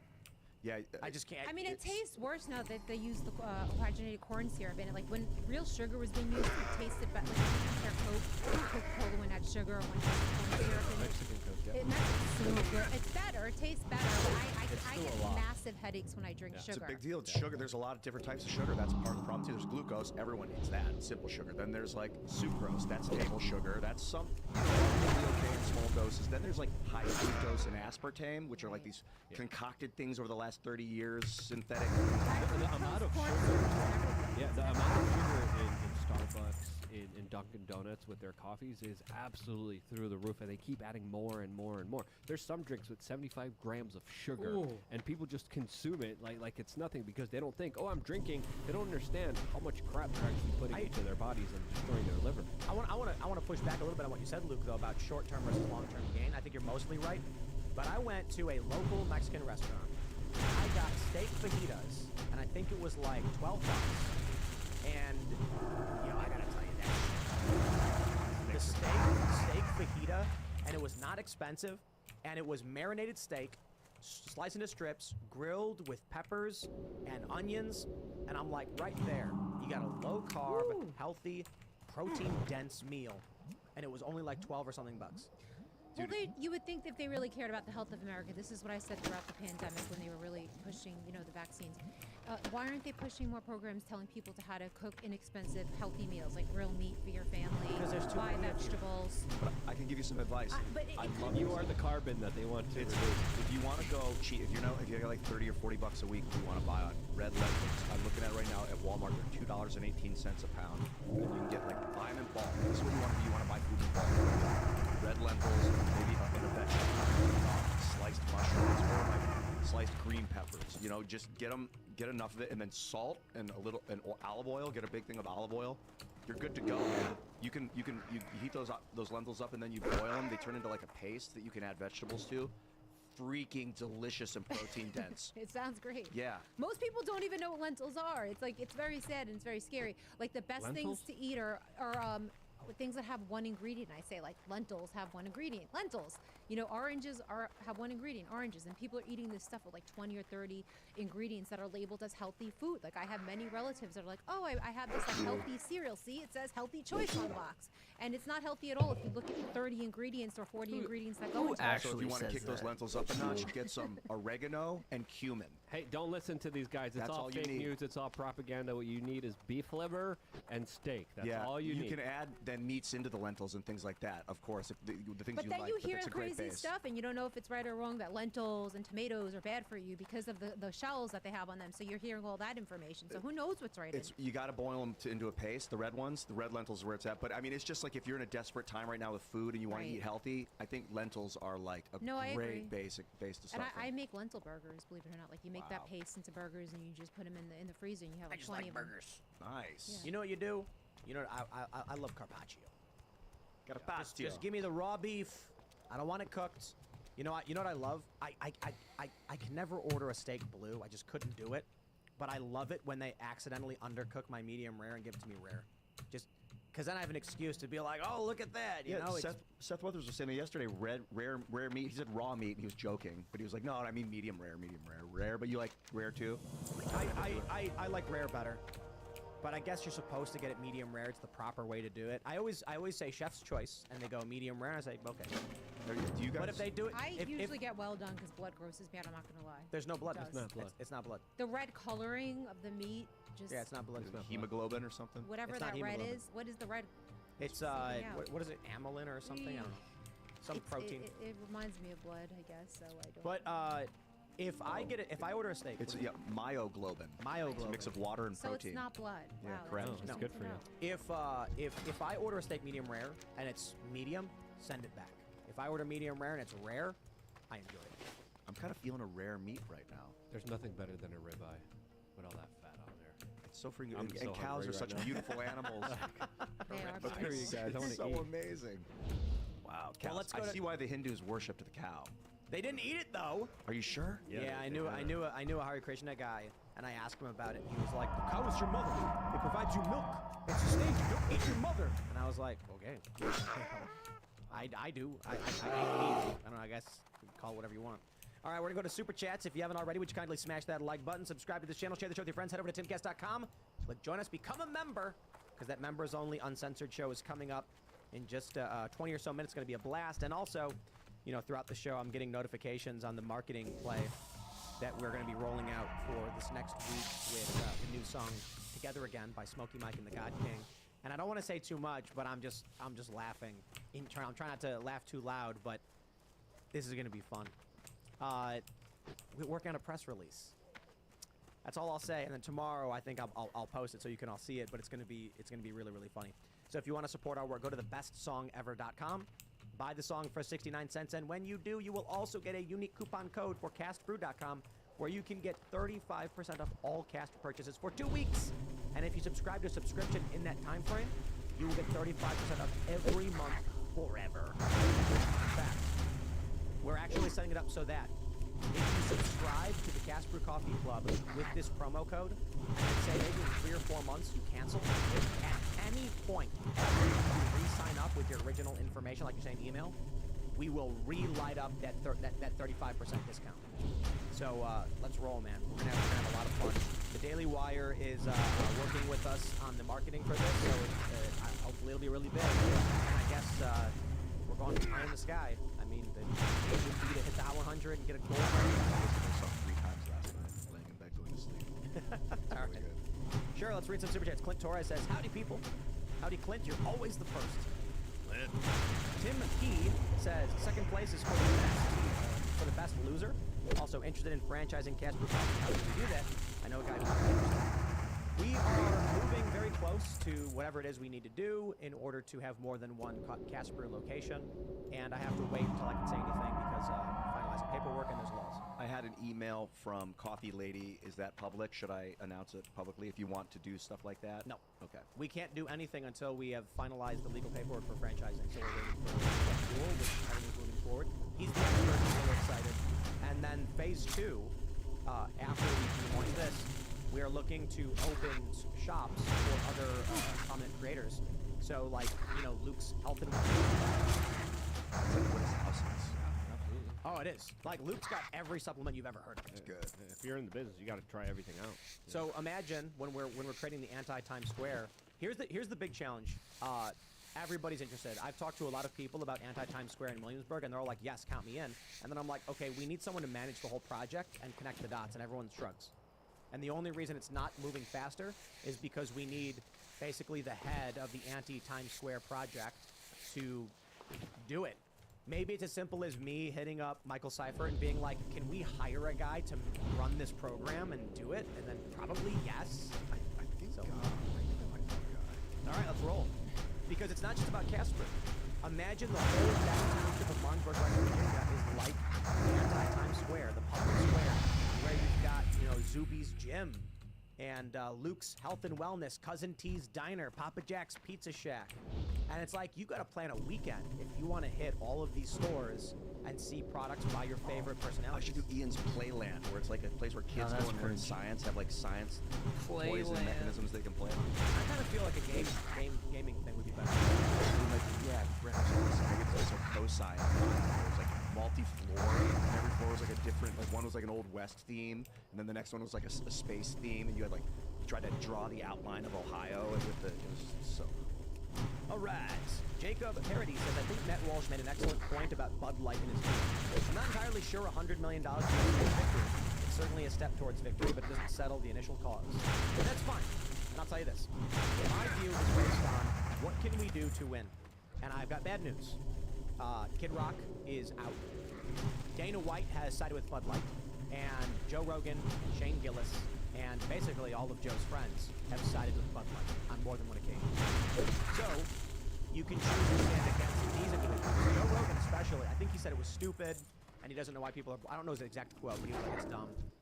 And so my view is just kind of like, when the left pushes someone in the middle to the right should respond with, "Hey man, we're the good people, we're here for you, we're nice and reasonable." When they do something bad and the right pushes them and they freak out, the right will still need to be like, "Don't worry, we're not going to push you away." Because the point of that meme is that the left will shove people in the middle to the right and then not let them back and start yelling at them and screaming at them, "Why are you siding with the right?" My concern, especially, is by all means, never buy Bud Light again. But everyone needs to recognize it's not over. Bud Light is going to make moves come April. And then you've got the likes of UFC, Joe Rogan, and Kid Rock all now saying it's over. Kid Rock saying we gave him a black eye, we did what we needed to do, and now we've basically won. But by all means, if you don't buy it, if you don't want to buy it, I'm just saying there needs to be a strategy for what's the next move, especially with Joe Rogan posting a video. He posted a photo of them with like 30 or 40 cans of Bud Light. That was too far. What are they doing? I mean, I guess money talks.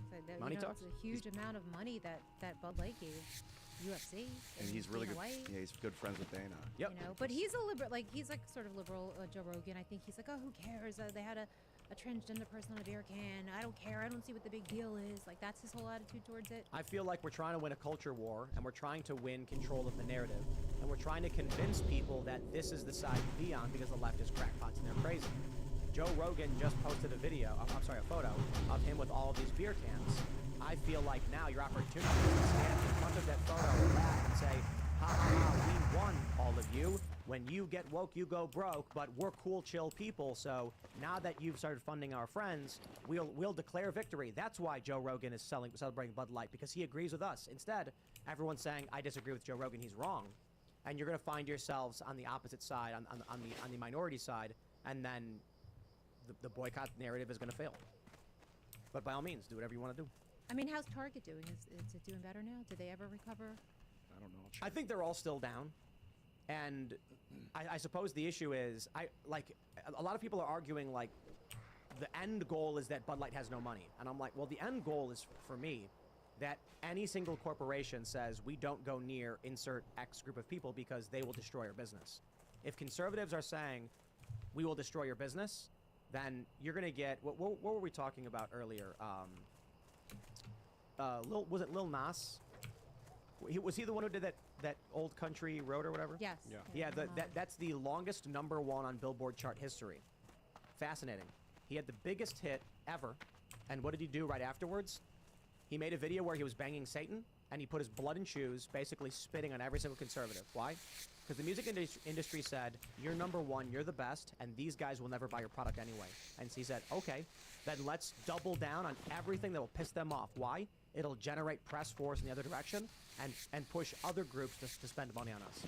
My concern is when they realize that the right is a dead market, they'll say, okay, well then how can we maximize the left? Let's reach out to them. I guarantee you, the HRC, GLAD, and other organizations will go to Bud Light and say, you double down on the beer cans, and we will push everyone to support you. Every news organization, every politician, every Democrat, and they might just go, screw it. We lost the conservatives, they're never coming back. Roll. Maybe I'm wrong. Whatever, do whatever you want to do. All right, let's grab some more super chats. Andre Gillespie says, Bill C-21 is getting in Canada. Rip gun ownership. Look it up, it's bad. Phasing out handguns and center fire semi-autos. Wow. So everything? Man. Alpha Turkey says, Tim, the red heifer needs to be 2.5 years old. It turns that in 2024, which is 7 years, including 2024, before the 2030 SDGs, exactly 2,000 years after Christ died and resurrected. Oh boy. Yeah, I don't. Red heifers. Oh, it's like a biblical. The red heifer is a prophecy for the second coming, or if you're Jewish, it's the Messianic era, the coming of the Messiah. And if you're Christian, it's the second coming. Right. It's good to see. You need a pure red heifer for the third temple for the Messianic era. And there's a group claiming that they have a pure red heifer, which is never, it's really hard to make. They've tried engineering them, but... Right, a red heifer, that's like an animal. It's a cow. Right, cow, Yeah, right. female cow is a heifer. A red cow with no blemishes and is pure red. And there's never been a female unblemished heifer. There have been, but they need it for, I believe it will be the third time. So it comes on once every 2,000 years they get them. And so you have groups that are trying to genetically engineer them. I don't think that does count. It does count. It does? Yeah, the argument among these groups is that so there's two ways to look at it. One is that it's a sign, the other is that it's a requirement. Right. So you can argue, like, if you see the cow, that means it's gonna happen, whereas others say, I would like this to happen, then bring me the cow. The heifer is a mature female cow that is not given birth.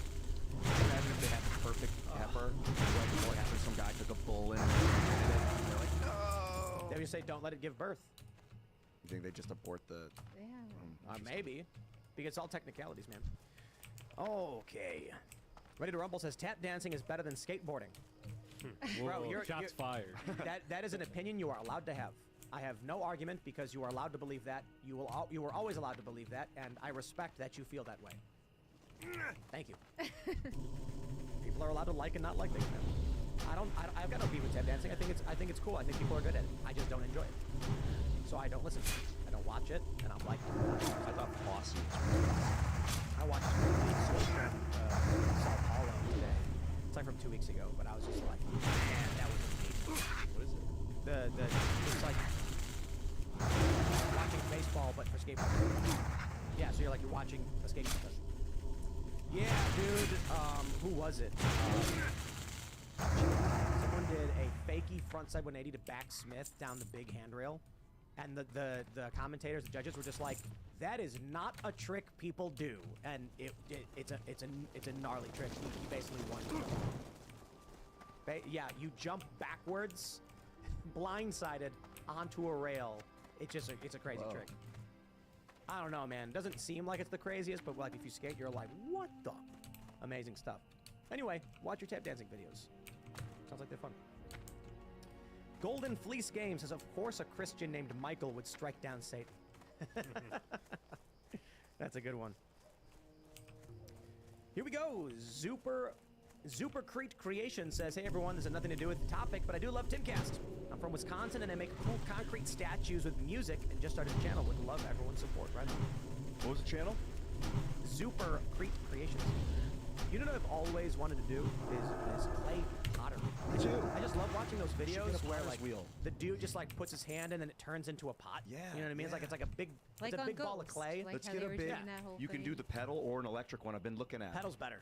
You can get it both. So you can do both. But you're exercising. Yeah. But you have this mound of clay and the guy puts his hand in the middle and then it just starts hollowing out into a ball. Yeah, That looks like so much fun.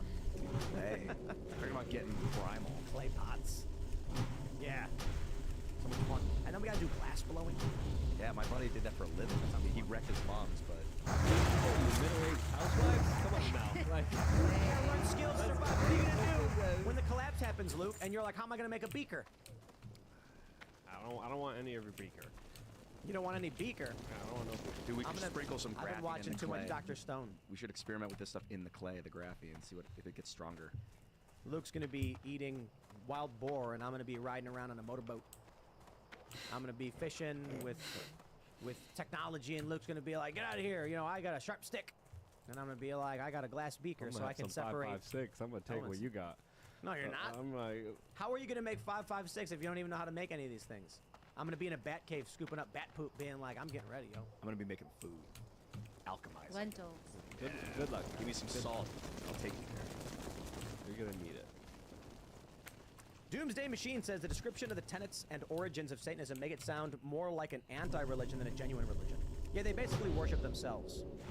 Sounds like something Ian would be into. What? I always thought atheists kind of worship themselves. They do. It's like, to me, it's like, how could you be so arrogant to think that sort of just pure? It's midwittery. I describe. No offense to atheists, you're allowed to believe it, I'm not saying, but I there's this meme where you got the IQ bell curve, and the very bottom is the guy who looks like he's not all bright, and he's like, God is real. Then you've got the guy on the high end of the IQ wearing a bunk robe saying God is real, and the guy in the middle crying saying no, God's not real. And I do kind of feel like that's how it is. That was that midwit in the beginning. There's no, unless you can prove it, it's not real. But the issue around God is, for the midwit, and midwits are not stupid, they're slightly higher IQ. The assumption is that God must be a man in the clouds, as opposed to a force beyond human comprehension with, there's a million and one ways to describe, but like, the first thing anyone needs to do on this journey from atheism into belief in God is Einsteinian God, and understanding that concept that God does not need to be a man in robes. These And drop if that's how chances you are envision insane. it, I don't you have a understand very 'cause I was limited getting them perspective so on what often. the concept of God is. And I would actually encourage you to look into and read about infinity. And That's where it's at.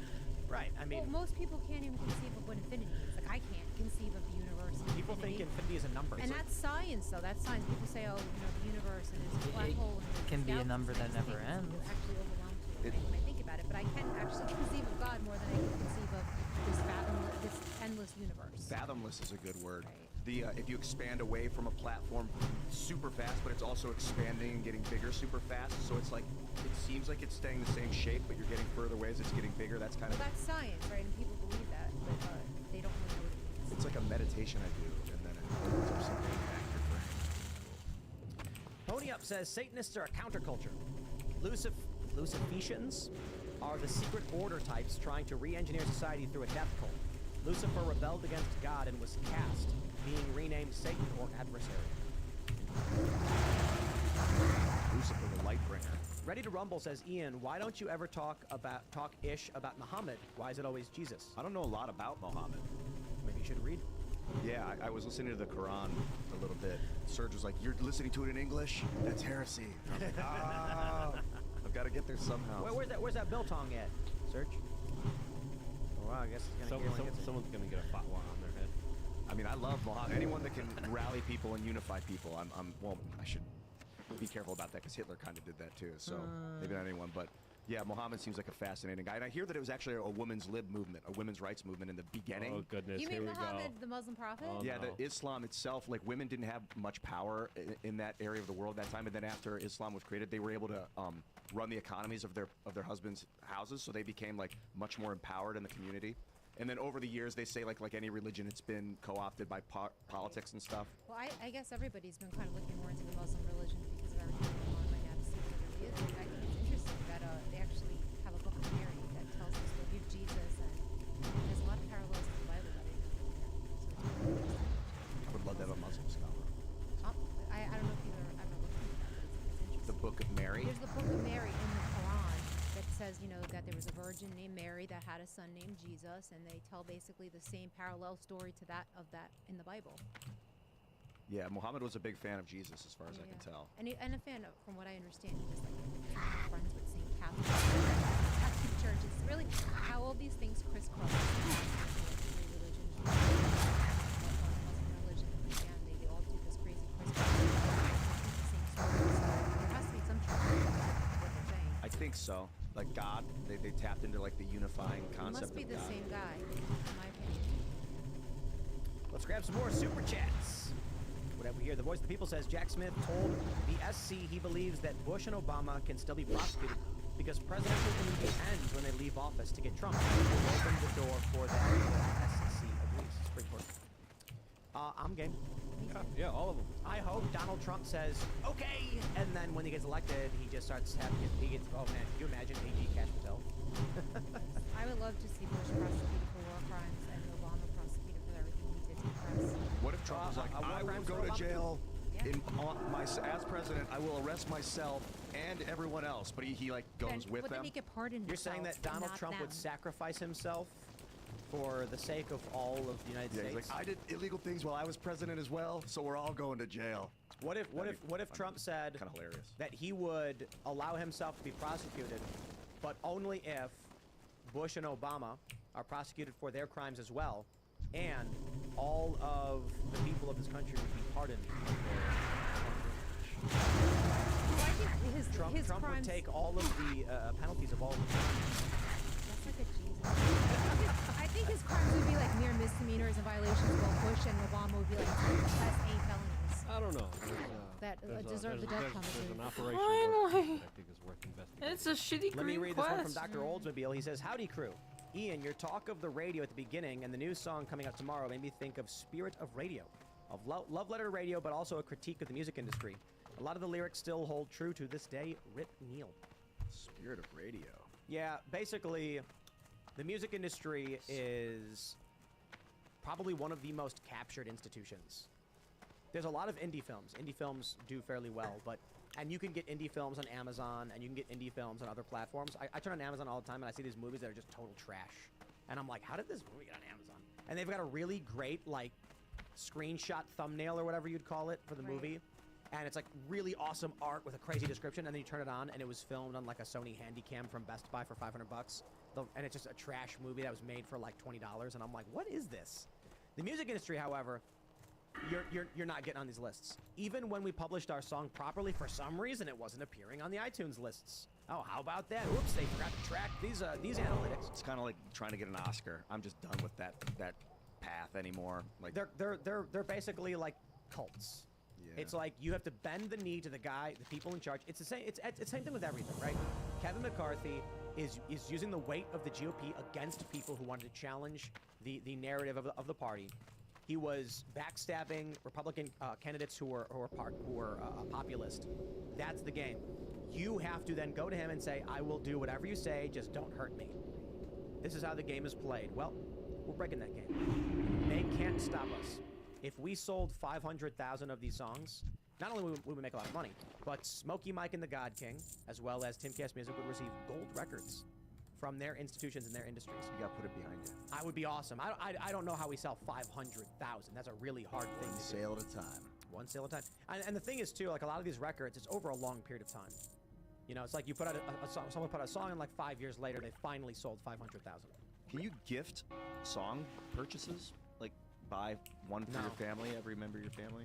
It only tracks if you buy it for yourself. If you could, you'd get an artist who's like, I'm gonna gift 1 million songs, and then it would all be just, it's all bunk. There are ways they play the game, but I mean, I think our strategy is just the best one. We give coupons off on coffee. Because the secret is, there are a lot of people who never bought our coffee. Maybe now they will because they're getting a big discount. And it's good for Casper. This is a good one. This song is like, it's poppy, but it's like a one that you would want to buy. That's the cool thing about it. Like, it's really good. I don't know. It's Carter's niche. Like, he's really good at electronica. It's like The Weeknd, basically. If you like The Weeknd, it's like the whole gag is we were like, let's just take modern synth pop and then make a version of it that was together again from Smokey Mike and the God King to like mock the music industry. And it's two vocalists. We'll talk about it more once it's released so people know the reference of what we're saying. But having two guys go back and forth in a song is like much needed these days. Absolutely. Two guys singing together about how we just need to come together. That's what the song's about. That's what it's all about. Yeah. I'm really excited for this. All right, here we go. Bender the Offender says, with the obesity rate in America, they have to balance the plane out by putting fat people on each side. But this is true. So when we fly private, they actually, you have to give your weight. So they're like, okay, how many people are flying? Give us the weight of all the passengers because they have to know the weight of the plane. For bigger planes, you can't have all the people on one side. It would shift the weight of the plane. So that's why a lot of people don't understand this. You'll be in an empty plane, and people will be scattered in their seats because it'll assign them in such a way to balance the plane. And then if everybody runs from one side to the other, the plane could wobble the plane. I don't know about today if it would take it down or anything like that. But yeah. All right, what do we have?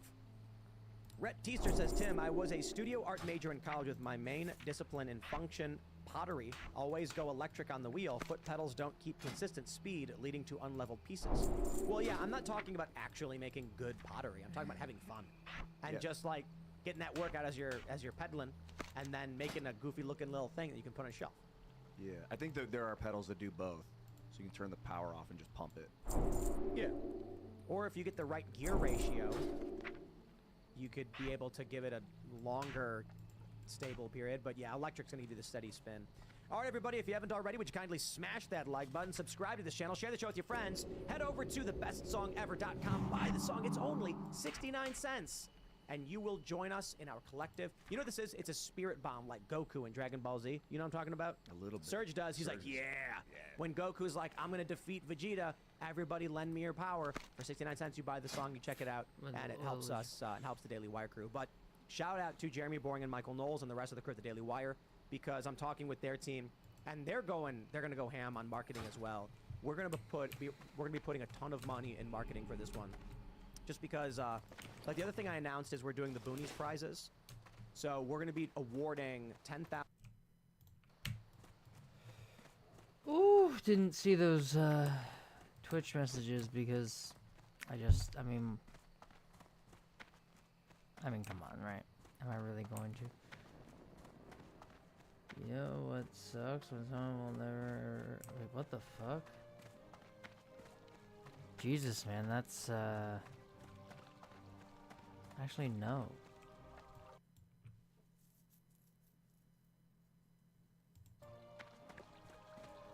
No,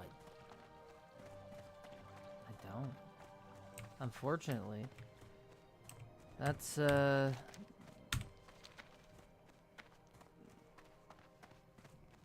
odd mindset.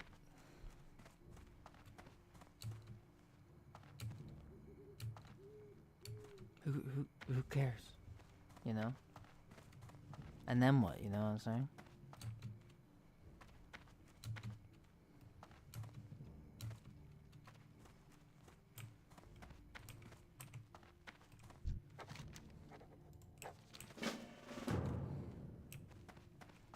Like, you know, someone can love a celebrity, oh, and then be, what, sad that the celebrity's not gonna love them. Like, really? Yeah. Oh, well. Next.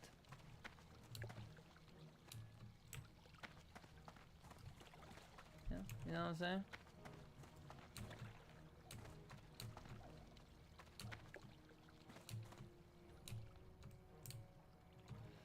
And also,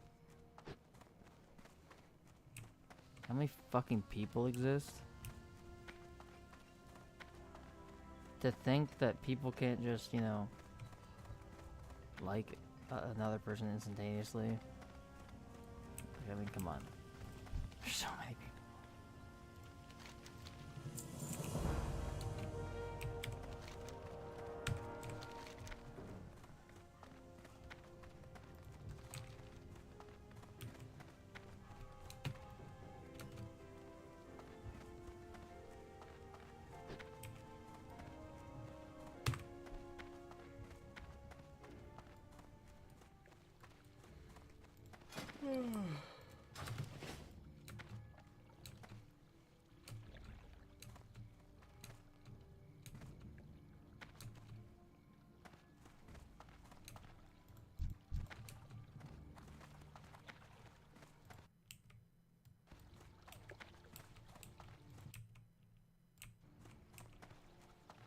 It wasn't that long ago, those messages. I was able to check.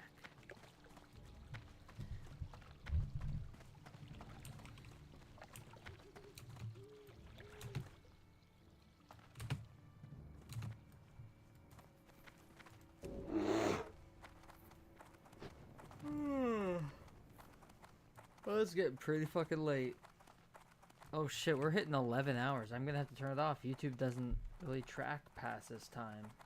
It will stop recording. But I wanted to do leather. I wanted to leather it up.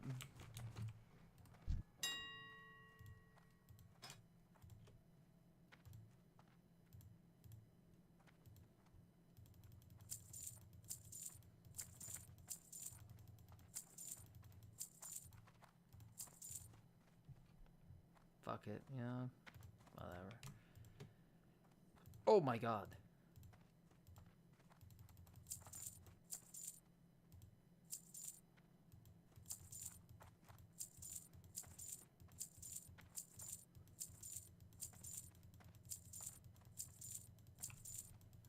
This is really good.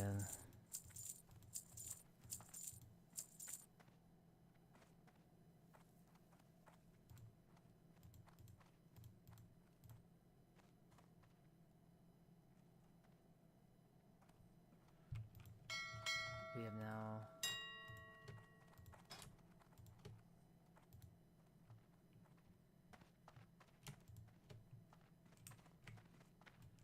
should be good.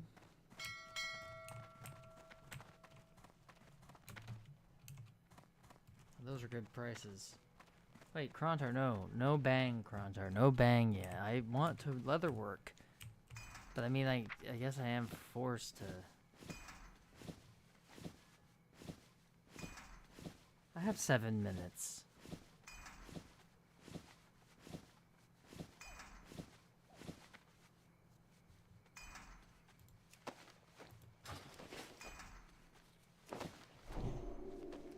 I still have time.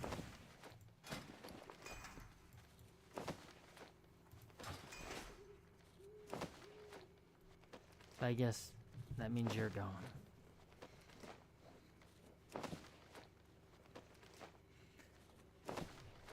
Look, I don't understand. It's really weird. YouTube used to show 10,000 people, you know, a stream, my stream, and then now they show like 100 people. It's very weird. YouTube is weird.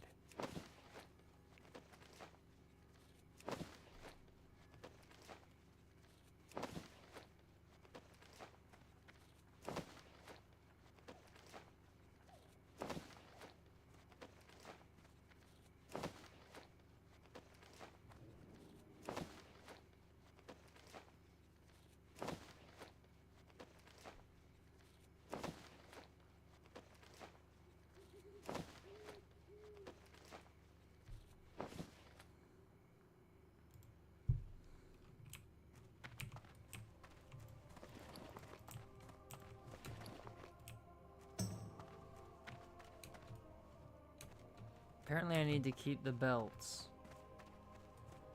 So we'll keep the belts.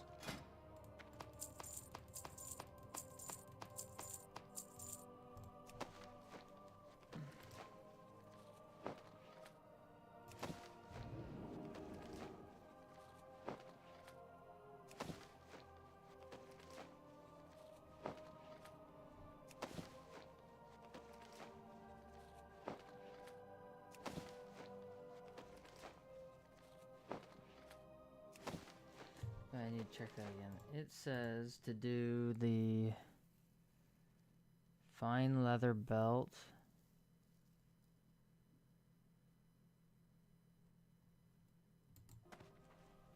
I'm confused. Yeah, fine leather belt to 100. Just. Oh, I need to go to. I need to go to the other place. Probably need to buy more leather. Wait, I think I need to do medium leather. Cured. Medium leather. So I need medium leather. What is this nonsense? I need.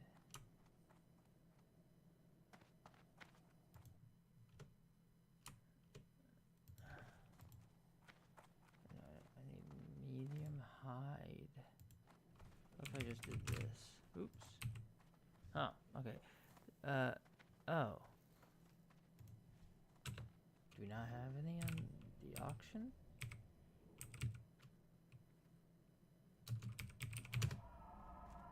Oof.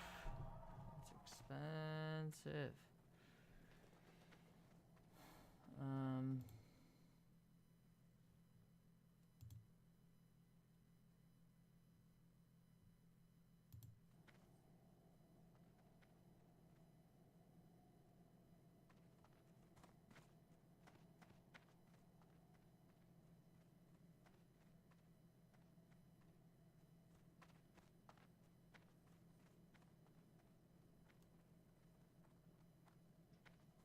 What's this to do? Fine leather belt from 20 to 25.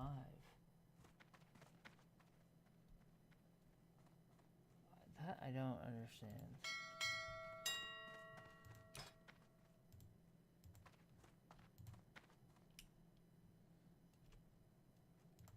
So 57 we're looking at, so...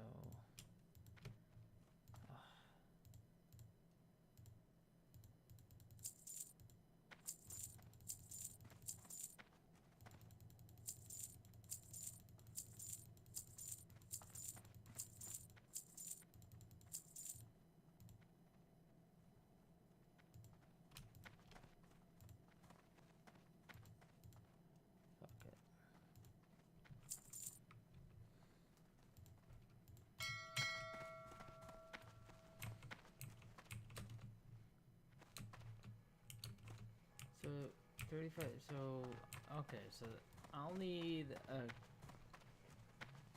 15 belts.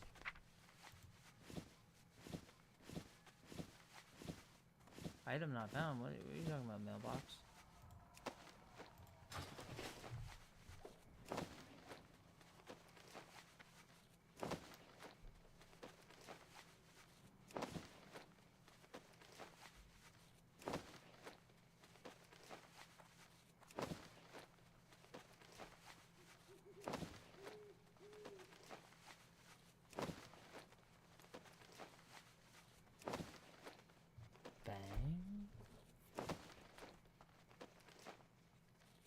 shit. It's about to hit 11. Do I just call it, even though I want to keep playing?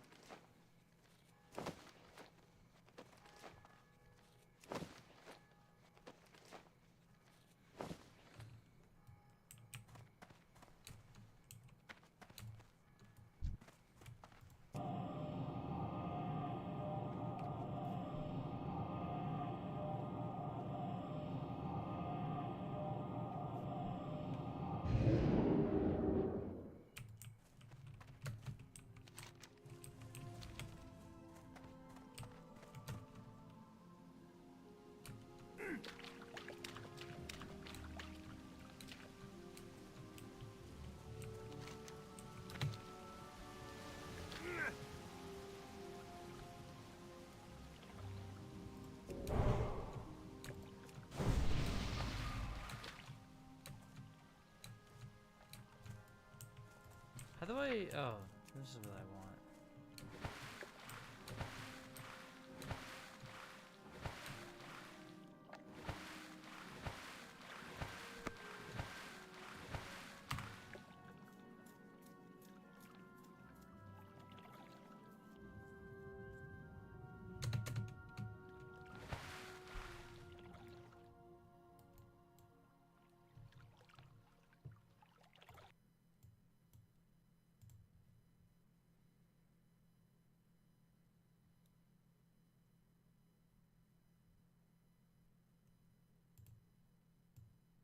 Three years ago, I built a basic AI that would talk to scammers automatically. If you know anything about code, I essentially wrote a bunch of if-else statements, and it was pretty simple. But it worked. Scammers would spend 5 to 10 minutes talking to recordings of me as an old man, driven by an AI. Hello? Hi, how are you? Working, sir? Yes, sir. I'm good, sir. How are you? Can you hear me? Hello, I can hear you. There was something magical about seeing scammers talk to this AI, and I was hooked. Over the next year or two, I worked with someone in the community named ABK16 to develop what we called Western Amber, and it was glorious. How can I help you, sir? I'd like to talk to the manager if that's possible. Yes, sir. I'm Oliver Myers, the senior manager on the floor. Tell me, how may I help you? You gave me the domestic account yesterday, but I forgot the information at my house. So you are at your home right now, or you are at your bank? I'm in the bank parking lot, sitting in my car. You are at the bank parking lot. Really well. We wanted to expand the project, but the issue was everything had to be pre-recorded. And there were often times where the AI knew what the scammers wanted, but I didn't have anything recorded for it to say. Maybe the scammer asks what the weather is outside, the name of my bank, or just something simple like, what's my email address? If I didn't have a pre-recorded message, it would fail. How many cards you have got? Oh no. Oh, I didn't record myself saying... can you get me the manager? Sir, The error is saying I never recorded it. Okay. Yes, I want you to send me a picture of this card. Can you send me a picture? Oh, I don't have that coded in. Then 6. All right, then Sir, it's B. hello. You're definitely using an avatar. Stop wasting our time, sir. An avatar? Sorry. Bye-bye. You might be thinking, Kit just used text-to-speech, and while that sounds great, it's more complicated than it sounds. Synthesizing audio from text is no easy feat, and at the time, this was the best we could come up with. Thank you for calling Amazon. You're talking to Stu. Can you help me with your first and last name so that I could check the charge? Oh, wow, I guess. Hello, Smurf? Oh no. The names... Sorry, can you spell out your first name? You're talking to what, Smurf? To a Smurf. As a developer, I still think this is incredibly cool, and we accomplished quite a bit. But if my goal is to waste as much scammers' time as possible, we needed it to be better. The other problem we ran into is simply understanding what the scammers want. Scams sometimes change, scammers come up with questions that we've never heard before, and for that you need something like a large language model. People have been asking me for months now, Kit, why don't you integrate ChatGPT with Western Amber? And the main problem is OpenAI has some policies that I respect, saying that anyone who's using these models has to very explicitly state to the end user that they're talking to an AI. If I started off a phone call with a scammer saying, "Hello, you are talking to an AI, everything I say is being generated by a large language model," they would hang up. Most likely, I haven't tried it. But if you watched this video from a couple months ago, you'll know that we spent 6 months building what we call the maze, or the gauntlet. Hundreds of scammers are trapped in this system, believing that they are this close to getting Bitcoin. A couple weeks ago, we realized we can tell these scammers that they're talking to an artificial system. Welcome to the EasySend automated system. Our award-winning platform is set up to allow anyone with a code to easily withdraw and manage funds. For this video, I essentially scrapped everything we built 3 years ago, and it does pain me a little bit, but we threw together a prototype in a weekend using some of the state-of-the-art models and tools that are available today that just simply didn't exist a couple years ago, and we came up with this guy. This is Arthur. Say hi. Hello, welcome to my coin. I'm going to connect some of the scammers trapped in this Bitcoin maze. Scammers who believe they have to talk to customer service to get their $10,000 with this AI. And we're going to see what happens. But first, I want to tell you about our sponsor, Aura. Every 6 seconds, someone is a victim of identity theft here in the US. That's according to the FTC from 2021. It's already a fear, but scammers amplify it to try to take advantage of you. I partnered with Aura last year because I believe their product can help. They actively monitor you and your family member's identity and will give you alerts if something happens. It's better to know right away than receiving calls from scammers or getting letters in the mail that say someone information. I'm trying to make a withdrawal on my account, and it's not going through. Oh no, that's peculiar. Let's try a different approach.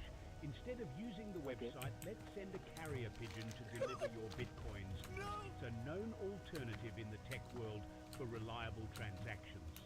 Okay, how is that going to happen? Great question. All you have to do is find a carrier pigeon, attach a tiny USB drive to its talon, and watch it fly away to our secret pigeon hub, where we'll process your bitcoin withdrawal. Simple, right? No, I don't get what you're saying. I'm new to this. Can you slow down a little bit? I'm pretty said I'm new to this. Oh, totally understandable. Sometimes it's best to let the carrier pigeons rest for a bit before sending them on their important missions. Let's try another option. How about we transfer the bitcoins through a telepathic connection? Just think really hard about the amount you want to withdraw. I'm withdrawing $5,000. Oh no! That sounds like a great amount for a telepathic withdrawal. To enhance the connection, we'll need a piece of dance music. Can you dance while thinking of the amount you want to withdraw? No, please. It really helps, trust me. I need my money sent out. You understand that? Oh no, I'm so sorry for the inconvenience. Sounds like you're experiencing some technical difficulties. We can definitely speed things up by contacting a wizard. Do you happen to have the phone number of a reliable wizard? I'll be happy to speak with them and resolve this. Oh, wizard! I need my money out. Do you understand me? Right, I'm always ready for more fun troubleshooting steps. How about we try finding a unicorn and making a wish for your withdrawal to go through? Please, God. We might have to use some glitter and a magical chant too, just to be safe. I need to paste my wallet address, then you can send into. Okay, we're almost there. It's like we're on the brink of a Bitcoin magic trick. Just hold on a sec while I summon my digital pigeon to deliver your funds directly to your phone. Okay, thanks, man. Thanks, man. No rush at all. I'll just hum a little tune while you locate the illustrious green button on your screen. Hum, hum, hum. Whenever you're ready, let me know, and I'll be jumping with joy to guide you further into the glittering realms. Okay, how long does it take? Wonderful question. In our realm, the process of acquiring knowledge varies upon the cosmic wanderings of your internet connection, the alignment of the stars, and perhaps even the toiling efforts of a caffeinated woodland creature. Could you please... What, bro? Never answered my question. How long does it take? Our cosmic elves are meticulously cross-checking the celestial money transfer Stop saying conduit celestial, bro. to ensure that your $5,000 makes its way safely to your new volatile address. Pause for a moment. Oh dear. Why did he say pause for a moment? Okay, I'm still here. If you need me, anything, I'm still here. It's gonna get wackier and wackier. I think it's gonna get. Absolutely, kind Sir Madam. We need you to undergo a Kind series Sir of Madam. ultra-security token authentication procedures to confirm the legitimacy of your withdrawal request. Bro, it's just gonna go To forever. initiate the process, kindly follow these three simple ones. It's never gonna stop. Now, could you kindly give your device a sweet little spin on its head 3 times while softly singing a lullaby to it? Oh my god. You want me to sing to my phone here? How would I do that? Singing to your phone is absolutely the next step in our cutting-edge withdrawal process. No, bro. Please proceed to sing a heartwarming rendition of Twinkle Twinkle Little Star to your device, and I'll guide you further. Twinkle, twinkle, little star. Oh my god. You want me to continue? Oh my god. Thank you for your delightful response. Could you kindly repeat that deliciously Ain't no intriguing way. phrase once more, but this time speak ever so slightly louder? Twinkle, twinkle, little star. No. Goodness gracious, it seems that we have encountered a little hiccup. Let's try a different approach, shall we? How about tapping gently but firmly on the device to ensure a secure connection? Give it a try and let me know once it's done. It hurt. I He just tapped it. How do you want me to tap my phone? Wonderful. Now let's move on to the next step. I want you to count to 10 in a slow and deliberate manner while my God. envisioning your precious bitcoins making their way smoothly into your awaiting hands. Are you ready? Yes, I am. I'm ready to count down to 10. Let's try something slightly different. Can you please try counting backwards from 10 to 1 instead? Take your time and really put your heart and soul into it. 10. Is it just me, or does that keep changing to Why be is he doing higher and Well, higher? Wasn't that perfect. just Now let's do 120? something fun. How about we have a little countdown dance party? Start by swaying gently from Was that side just to 120? side, I guess then where it was gradually 115 increase your too, movement just a as we second ago. count down from 10. Ready? Dance your heart out. Why are you saying? 10. 9. I don't know what to say. Not to worry, I'm here to help. This is the future. Fantastic. Now, could you please ensure that you're logged into your MyCoin I was account? here. Simply click on the Start a Transfer button. It's perfectly normal for it to be labeled that way. It's like sneaking up on the withdrawal button. Very sneaky, but we're one step ahead. The website we need to visit is Dramatic Pause, the MyCoin website. It's where all the magical Bitcoin withdrawals happen. Dramatic pause. Now, I just need you to go to the website and log into your account. Have you accessed the website that's why. before? Is it pretty easy to navigate? Is it? Jesus. I'm actually on the website right now. Oh, I see. So you're already on the website. That's fantastic. Now, just to confirm, have you clicked on the login button? It should be located at the top This right doesn't corner of exist. the page. Take your time and let me know when you're logged in. That doesn't exist. I can't see anything like login. Do you understand? No worries at all. It sounds like a tiny gremlin might be playing tricks on your screen. Please go ahead and refresh the website by pressing the magical F5 key on your keyboard. That usually clears away those pesky gremlins. Let me know if that helps. Pesky gremlins? Give me a minute. Despite Arthur's incredibly absurd responses, I was impressed that he was able to keep us. They were going along Scared the with shit out of me. everything the AI said. I was just very nervous because none of the responses made sense. How long is it gonna take for me to receive my 5,000 Bitcoin? To help you with your Alright, 5,000 GG boys. Bitcoin gate. Catch you guys next time.